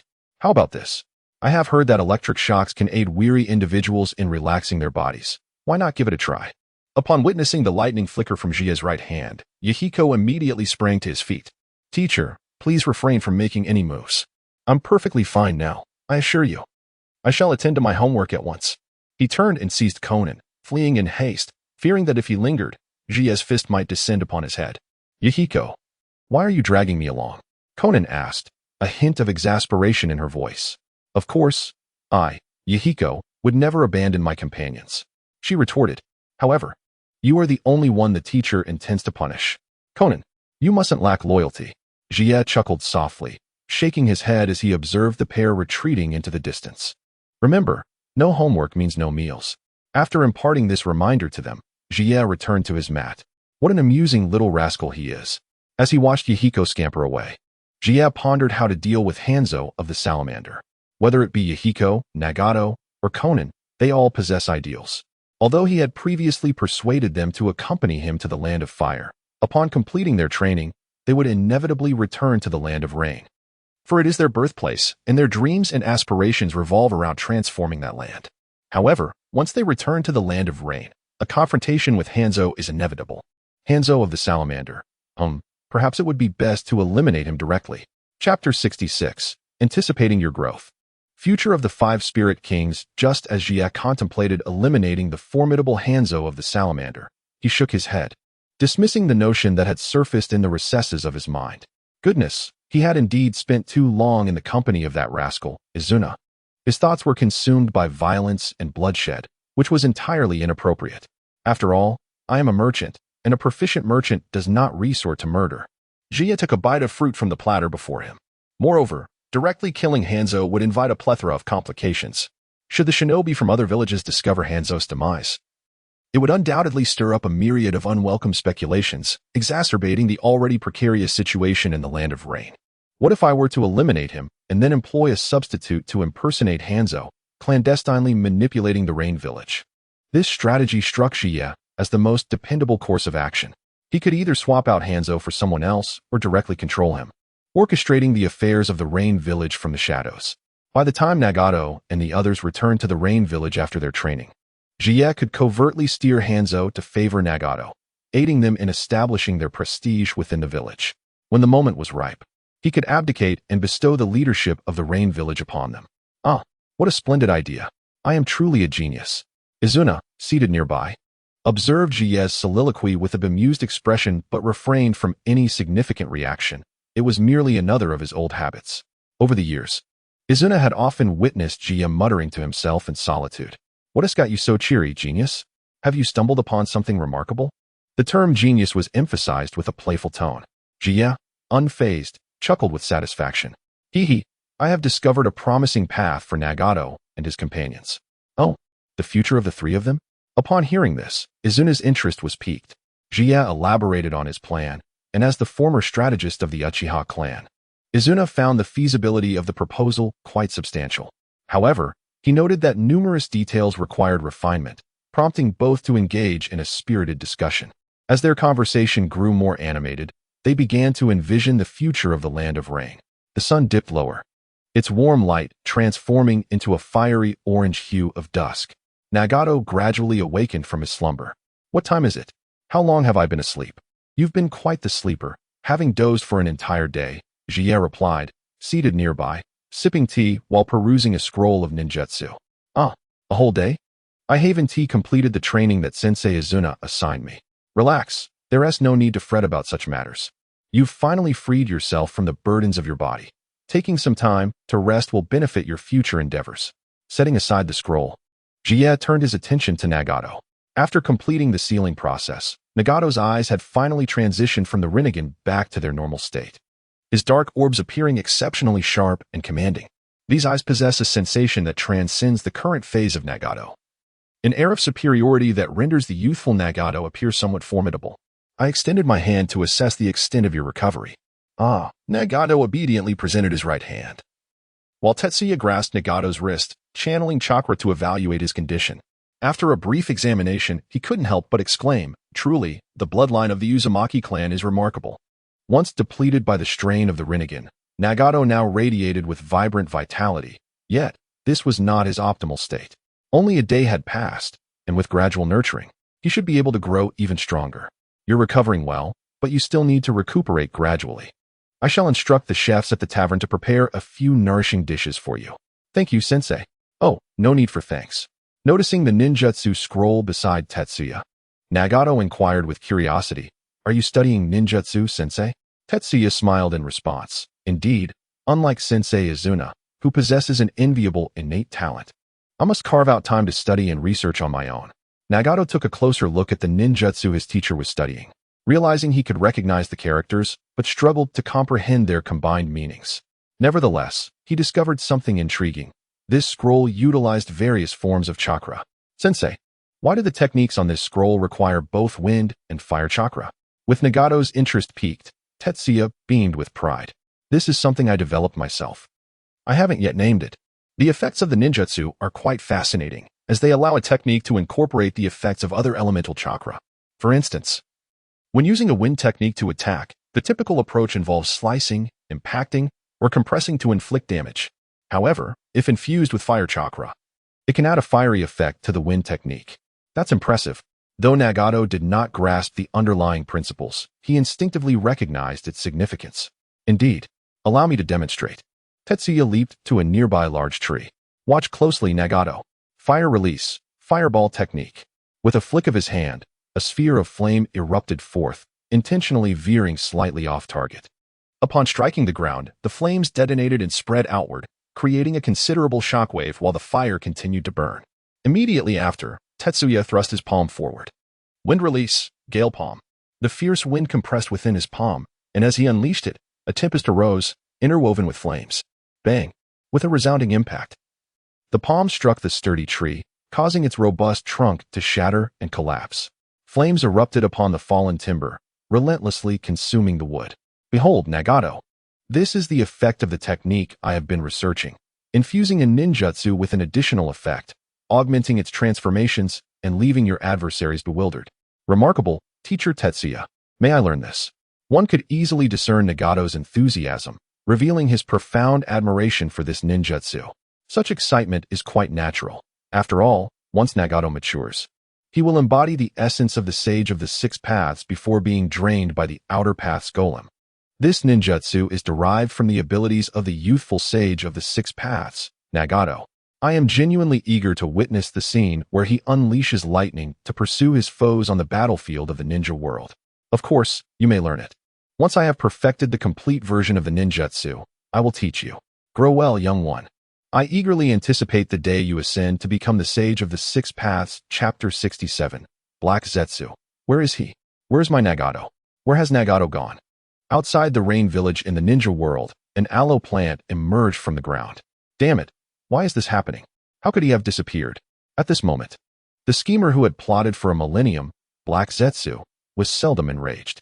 He glared at the white Zetsus who had appeared alongside him and could not help but unleash a torrent of curses. How could you let a single person slip away? Useless, you are nothing but a bunch of inept fools. Black Zetsu's fury was justified. Nagato had vanished. A living being of considerable significance had gone missing. Yet, this was not the crux of the matter. Nagato was merely a vessel, a pawn in a larger game. What truly mattered was the Rinnegan that resided within him. That was the key to rescuing his mother, a pair of Rinnegan he had labored to obtain over the years within the ninja world. In the face of Black Zetsu's tirade, the vast majority of white Zetsus bowed their heads in shame, save for one who, in a manner distinctly discontented compared to the others, dared to voice a complaint. It was beyond our control, Black Zetsu. The situation was exceedingly complex at the time, with battles raging everywhere. We had to disperse to monitor various battlefields, leaving us unable to focus entirely on one task. Furthermore, was it not you who arranged for that little brat? If we are to apportion blame, it falls primarily on your shoulders. You dare to retort? Black Zetsu was livid. What now? The deed is done. Rather than venting your anger here, we must devise a way to find Nagato swiftly. You make it sound so simple. The ninja world is vast. Where are we to search for a mere child? Another white Zetsu interjected. I have seen those three little brats frequently in contact with a disaster victim. Perhaps they were taken away by that very individual. A disaster victim? I know where he resides. Under the guidance of the white Zetsus, Black Zetsu arrived at the temporary hideout where Kakuzu had once concealed himself. Upon entering, drawing upon years of experience lurking in the ninja world's shadowy corners, Black Zetsu immediately recognized that this place was a stronghold, rather than a residence for disaster victims. Damn it, that fellow is no disaster victim. He is a spy from another ninja village infiltrating the Rain Village. I truly admire Hanzo of the Salamander. The village has been so thoroughly compromised, yet he could still fend off other ninja villages. Could it be that Nagato was taken by individuals from another ninja village? Had someone discovered the Rinnegan? Black Zetsu contemplated as he commanded the white Zetsus behind him. Go. Find ways to gather intelligence from the other ninja villages and uncover who has taken Nagato. Understood. These elite operatives of the ninja world, the white Zetsus, swiftly delved underground to execute their mission, preparing to collect information from other ninja villages. However, Black Zetsu could hardly fathom that the entity responsible for Nagato's abduction was not a ninja village at all. He had evaded the correct answer from the outset. At Black Zetsu's behest, the white Zetsus began employing various methods to amass intelligence on the major ninja villages. To their dismay, the inquiry revealed complications they had not anticipated. Heijue received intelligence from various directions, revealing that these hidden villages were secretly researching and preparing something. From the information alone, it appeared that any of these villages might have the potential to have abducted Nagato. How infuriating. What on earth is happening? Have these villages gone mad? Or do they intend to gather strength for another battle? Heijue, overwhelmed by these revelations, could not help but curse. Continue the investigation. Uncover what they are truly doing. While Heijue was preoccupied with the inquiry regarding which village had taken Nagato, the latter was spending his days in diligent training. At the Chiba Manor, the training of Nagato and his companions had entered a steady routine. Each morning began with fundamental ninjutsu practice, followed by lessons from Tetsuya, who imparted knowledge in mathematics and economics. After lunch, they resumed their training, and as evening approached, they would tackle their homework, continuing chakra training post-dinner. Before retiring early for the night, their lives were fulfilling and stable, and under the guidance of Tetsuya and Izuna, the three of them were growing rapidly. Outside the Chiba Manor, a masked ninja, who did not seem like a native of the Land of Fire, arrived. Izuna, who was instructing the trio, recognized him as one of the two foolish ninjas he had once controlled with his Sharingan. Over the years, those two ninjas had delivered a plethora of inconsequential information to Tetsuya, which he often found amusing. Interestingly, they had originally been subordinates of a female spy, who had been reassigned due to her advancing age, yet the ninjas remained. My lord, I have something to report. Isn't this usually conveyed through ninja pigeons?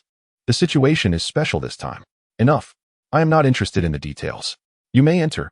That person is inside. Thank you, my lord. The foolish ninja expressed his gratitude and proceeded towards the wooden cabin. Good morning. After being awakened by the ruckus from the training, Tetsuya finally rose from his bed, holding a cup of milk as he stepped into the corridor. My lord. The foolish ninja, upon seeing Tetsuya, immediately knelt down in respect. Oh, you are that undercover ninja from the Cloud Village. What brings you here today? Do you not usually relay information via the ninja pigeons? Indeed, my lord. There is crucial intelligence that cannot be adequately expressed on paper. Is that so? It seems the Cloud Village is making significant moves. With that, Tetsuya plopped down on the floor of the corridor. All right, rise and sit beside me. Slowly tell me what has transpired. Yes, thank you, my lord. The foolish ninja complied and took a seat in the corridor, beginning to relay the intelligence. The origins of the specific events traced back to the battlefield in the Land of Rain, at the moment when Uchiha Madara made his grand appearance. The resurrection of Uchiha Madara has profoundly unsettled the nerves of the major ninja villages, and Kumogakure is no exception. In a quest to acquire the power to confront Madara, the inhabitants of the village have begun to harness the strength of the tailed beasts within their Jinchuriki. While the intention is commendable, the outcome has proven to be far less favorable. The tailed beasts have shown resistance, making it exceedingly challenging for the Jinchuriki to harness their power. Consequently, the Eight Tails, Gyuki, has gone on rampages multiple times, inflicting significant devastation upon Kumogakure, and the village has suffered grievous losses, including the lives of many ninja, in their attempts to subdue it. In their pursuit of perfecting control over the Eight Tails, Kumogakure finds itself in dire need of a more effective method, yet after extensive research, no viable solution has emerged. At this juncture, a particularly astute individual recalls the earlier intelligence regarding the descendants of the Uzumaki clan, specifically Kushina Uzumaki, who resides in Konohagakure. Perhaps by capturing this descendant, they could investigate the unique chakra of the Uzumaki clan and discover a flawless means to control the tailed beasts. Chapter 68. Call me Mamba, you're out.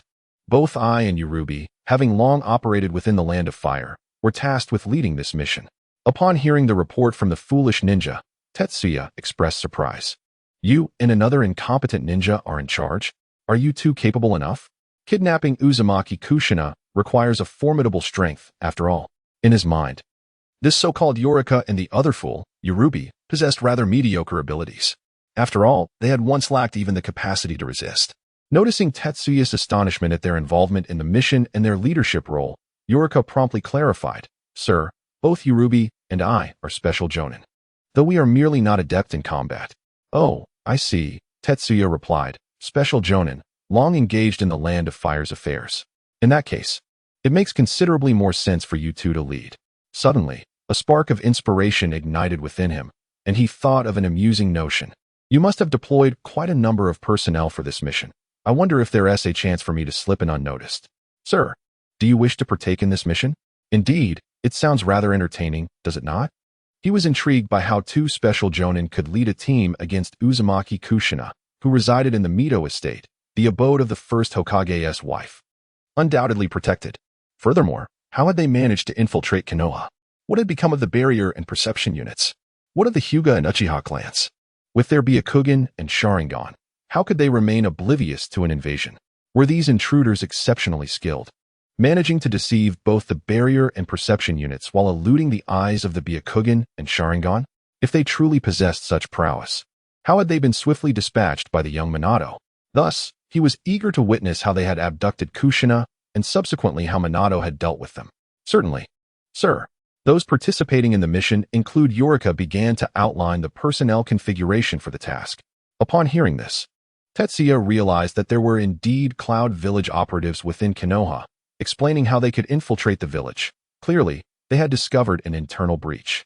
Their plan was to infiltrate Konoha, then disperse to various locations where Kushina was most likely to appear, waiting for the opportune moment. Should one faction succeed, they need not inform the others and could retreat immediately.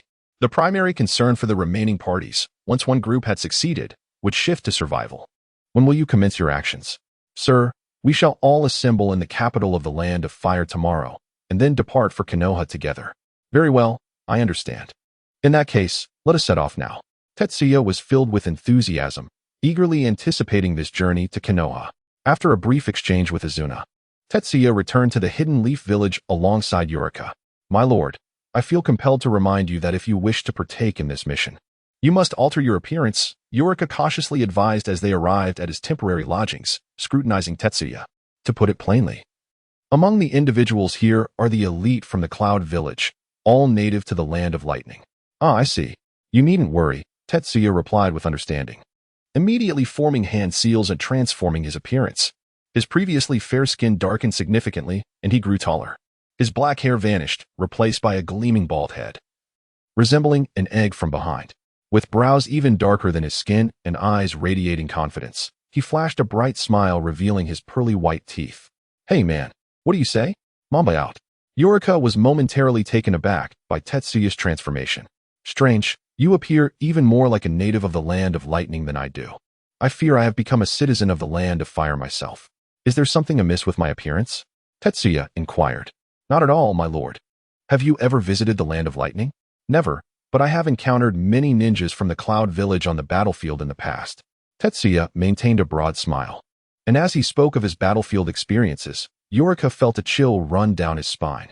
"By the way, for the sake of caution, please refrain from calling me my lord henceforth. What should I address you as then?" "Call me Mamba." As time passed swiftly, the appointed hour for gathering arrived. In a grove outside the village, a group of ninjas from the Cloud Village assembled. Tetsuya scanned the gathering.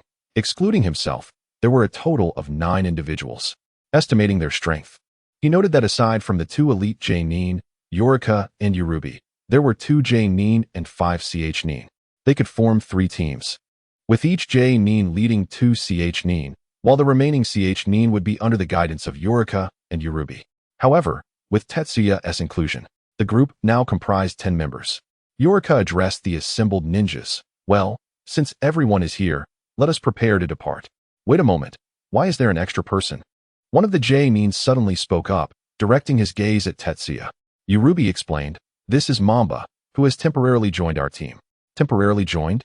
He isn't a spy from another village, is he?" "What do you mean by that?" "Yurubi, I should be the one asking you what you mean. Have you already defected to the Leaf Village and arranged for this spy to join the mission to sabotage our plans?" "You." "Enough, Yurubi. Allow me to handle this," Tetsuya said, turning his attention to the J-nin. He recognized the individual, for yesterday, Yaluka had mentioned him during a report on personnel configuration. This man had previously harbored a conflict with them back in the Hidden Cloud Village. To his astonishment, he had now chosen this moment to stir trouble. "Do you still wish to explain yourself, Konoha's spy?" "Huh, me a spy from Konoha?" Tetsuya let out a derisive chuckle, then activated the lightning release chakra mode in an instant, embodying Reikage. "Taste my Black Mamba elbow strike."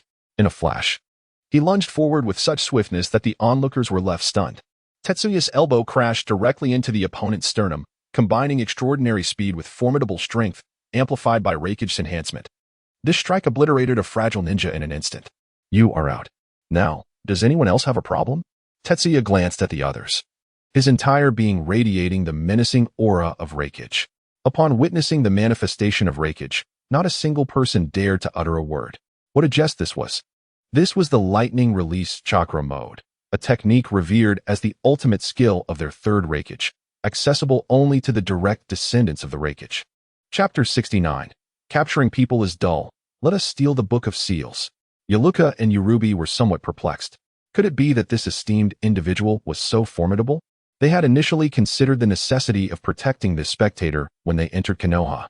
However, given his evident strength, one must ponder who would be safeguarding whom. Moreover, was this esteemed individual not a denizen of the Land of Fire? Why then did he wield ninjutsu conceived by the Reikage? Could it be that he was indeed from the Land of Lightning, an undercover agent who had infiltrated the Land of Fire long before them?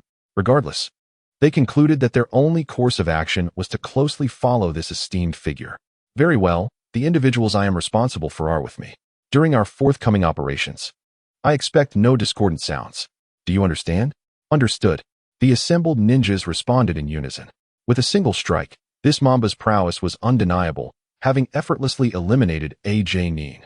Although they had not previously heard of such a formidable figure, it was plausible that he had been engaged in covert operations for quite some time. Especially considering he could utilize lightning release chakra mode. He must indeed be a direct descendant of the Reikage, with such formidable strength and lineage. Whatever he asserted was beyond reproach. The subsequent operations unfolded smoothly, with no one daring to instigate any mischief. The 9 were divided into 3 groups, infiltrating Konoha in succession, with Tetsuya leading the vanguard. Observing the breach in the barrier before him, Tetsuya crossed his arms and scrutinized it closely. What in the world? Is this a dog hole? Do we really have to squeeze through that? The opening was so minuscule that it was no wonder Konoha had overlooked it. "Esteemed one, let us proceed quickly. We have only 10 minutes. Once that time elapses, Konoha's patrols will arrive." "I understand." Let us move forward, Tetsuya replied, utilizing a jutsu to slightly diminish his size, deftly slipping through the barrier, followed closely by the others. Follow me. Tetsuya led the two further into Konoha, having lived there for many years. He was well acquainted with the paths and directions. At that hour, the village's periphery was relatively deserted, facilitating their stealthy infiltration. According to their plan, they surmised that Uzumaki Kushina was most likely to be found in 3 locations: the training grounds, the ninja academy, or her residence.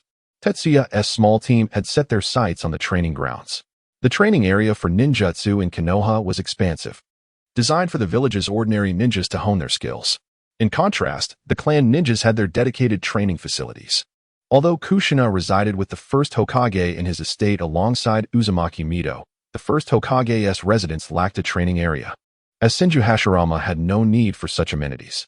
Thus, Kushina typically trained at the ninjutsu training grounds. Now it all made sense. Tetsuya finally understood why things were proceeding so smoothly. Upon successfully arriving at the concealed point beyond the training grounds, Tetsuya finally comprehended how they managed to infiltrate so effortlessly. The war had only recently concluded, and Konoha had engaged in battles against multiple factions during this conflict. Although they emerged victorious, the toll was exceedingly grave. A significant number of ninjas perished on the battlefield, leaving Konoha in a state of considerable weakness. It appeared that the internal void within Konoha was even more profound than they had anticipated. Indeed, my lord. Despite Konoha appearing as the primary victor of this ninja world war, Lord Tsuchikage has noted that their losses were the most substantial among all the ninja villages. This stark reality is precisely why we felt emboldened to devise this abduction plan. Given this context, are you willing to engage in a more audacious endeavor? Should we succeed, Lord Raikage will undoubtedly reward you handsomely. Tetsuya flashed a grin reminiscent of Otori's, his pearly whites gleaming. The two Chunin exchanged glances, contemplating Tetsuya's remarkable prowess. Coupled with Konoha's current vulnerability, they nodded in agreement. We shall defer entirely to your judgment, my lord. Should you instruct us to head east, we shall not deviate west. Excellent, Tetsuya acknowledged with satisfaction. Based on the intelligence I have gathered, there exists a sealing scroll left behind by the second Hokage, Senju Tobarama, containing a plethora of forbidden techniques he devised. If we could successfully steal it and return it to our village, it would be a monumental achievement. Upon hearing this, the two Chunin felt a surge of enthusiasm. Yet, they swiftly slapped their own faces to regain composure. However, my lord, what about our primary mission? Precisely. Our foremost task is to abduct the descendant of the Uzumaki clan. Ah, do you truly believe that if we merely wait here, the Uzumaki descendant will conveniently appear? Tetsuya gestured towards the sky. It is already evening. Would one train at such an hour? The two shook their heads. Then it is settled. Remaining here would only squander our time. Instead, let us proceed to seize the sealing scroll. Would that not be a significant accomplishment? Listening to Tetsuya, the two reflected carefully and recognized the merit in his reasoning. At this hour, most individuals would have returned home for dinner, rendering our continued surveillance futile. Thus, let the task of capturing the Uzumaki descendant be entrusted to others. We shall endeavor to pilfer the sealing scroll. This, indeed, could be seen as a risk-sharing strategy. Even if the other team fails in abducting the Uzumaki descendant, securing the sealing scroll would mitigate the losses from our failed mission. You speak wisely, my lord. We shall adhere to your commands. Very well, follow me. Tetsuya led the way directly to the Hokage building. He was intimately familiar with this route. During the time of the second Hokage, Tobarama, he frequently delivered meals to him. As the trio approached the Hokage building, the number of visible and hidden sentries steadily increased. Exercise caution and remain vigilant for patrolling ninjas. A subtle reminder prompted the three to swiftly conceal themselves. They observed two Leaf Village ninjas adorned in green J-nin attire, who strolled past them on the street. Once they confirmed that the ninjas had moved on, the trio resumed their journey. Although Zetsuya was accompanied by two ch-nin, it was evident that they had undergone specialized training, excelling in the arts of concealment and reconnaissance. The skill level of the Umbu Black Ops ninjas from the Leaf was already remarkable.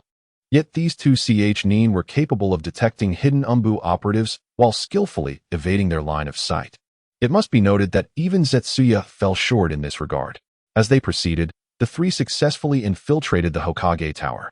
During the evening hours, the number of individuals present in the Hokage Tower was rather sparse. Zetsuya gestured for them to split up, signaling for independent action. Given the vastness of the Hokage Tower, dispersing was the most prudent strategy to locate the sealing scrolls. After parting ways, Setsuya transformed into Jiraiya, striding confidently through the halls of the Hokage Tower.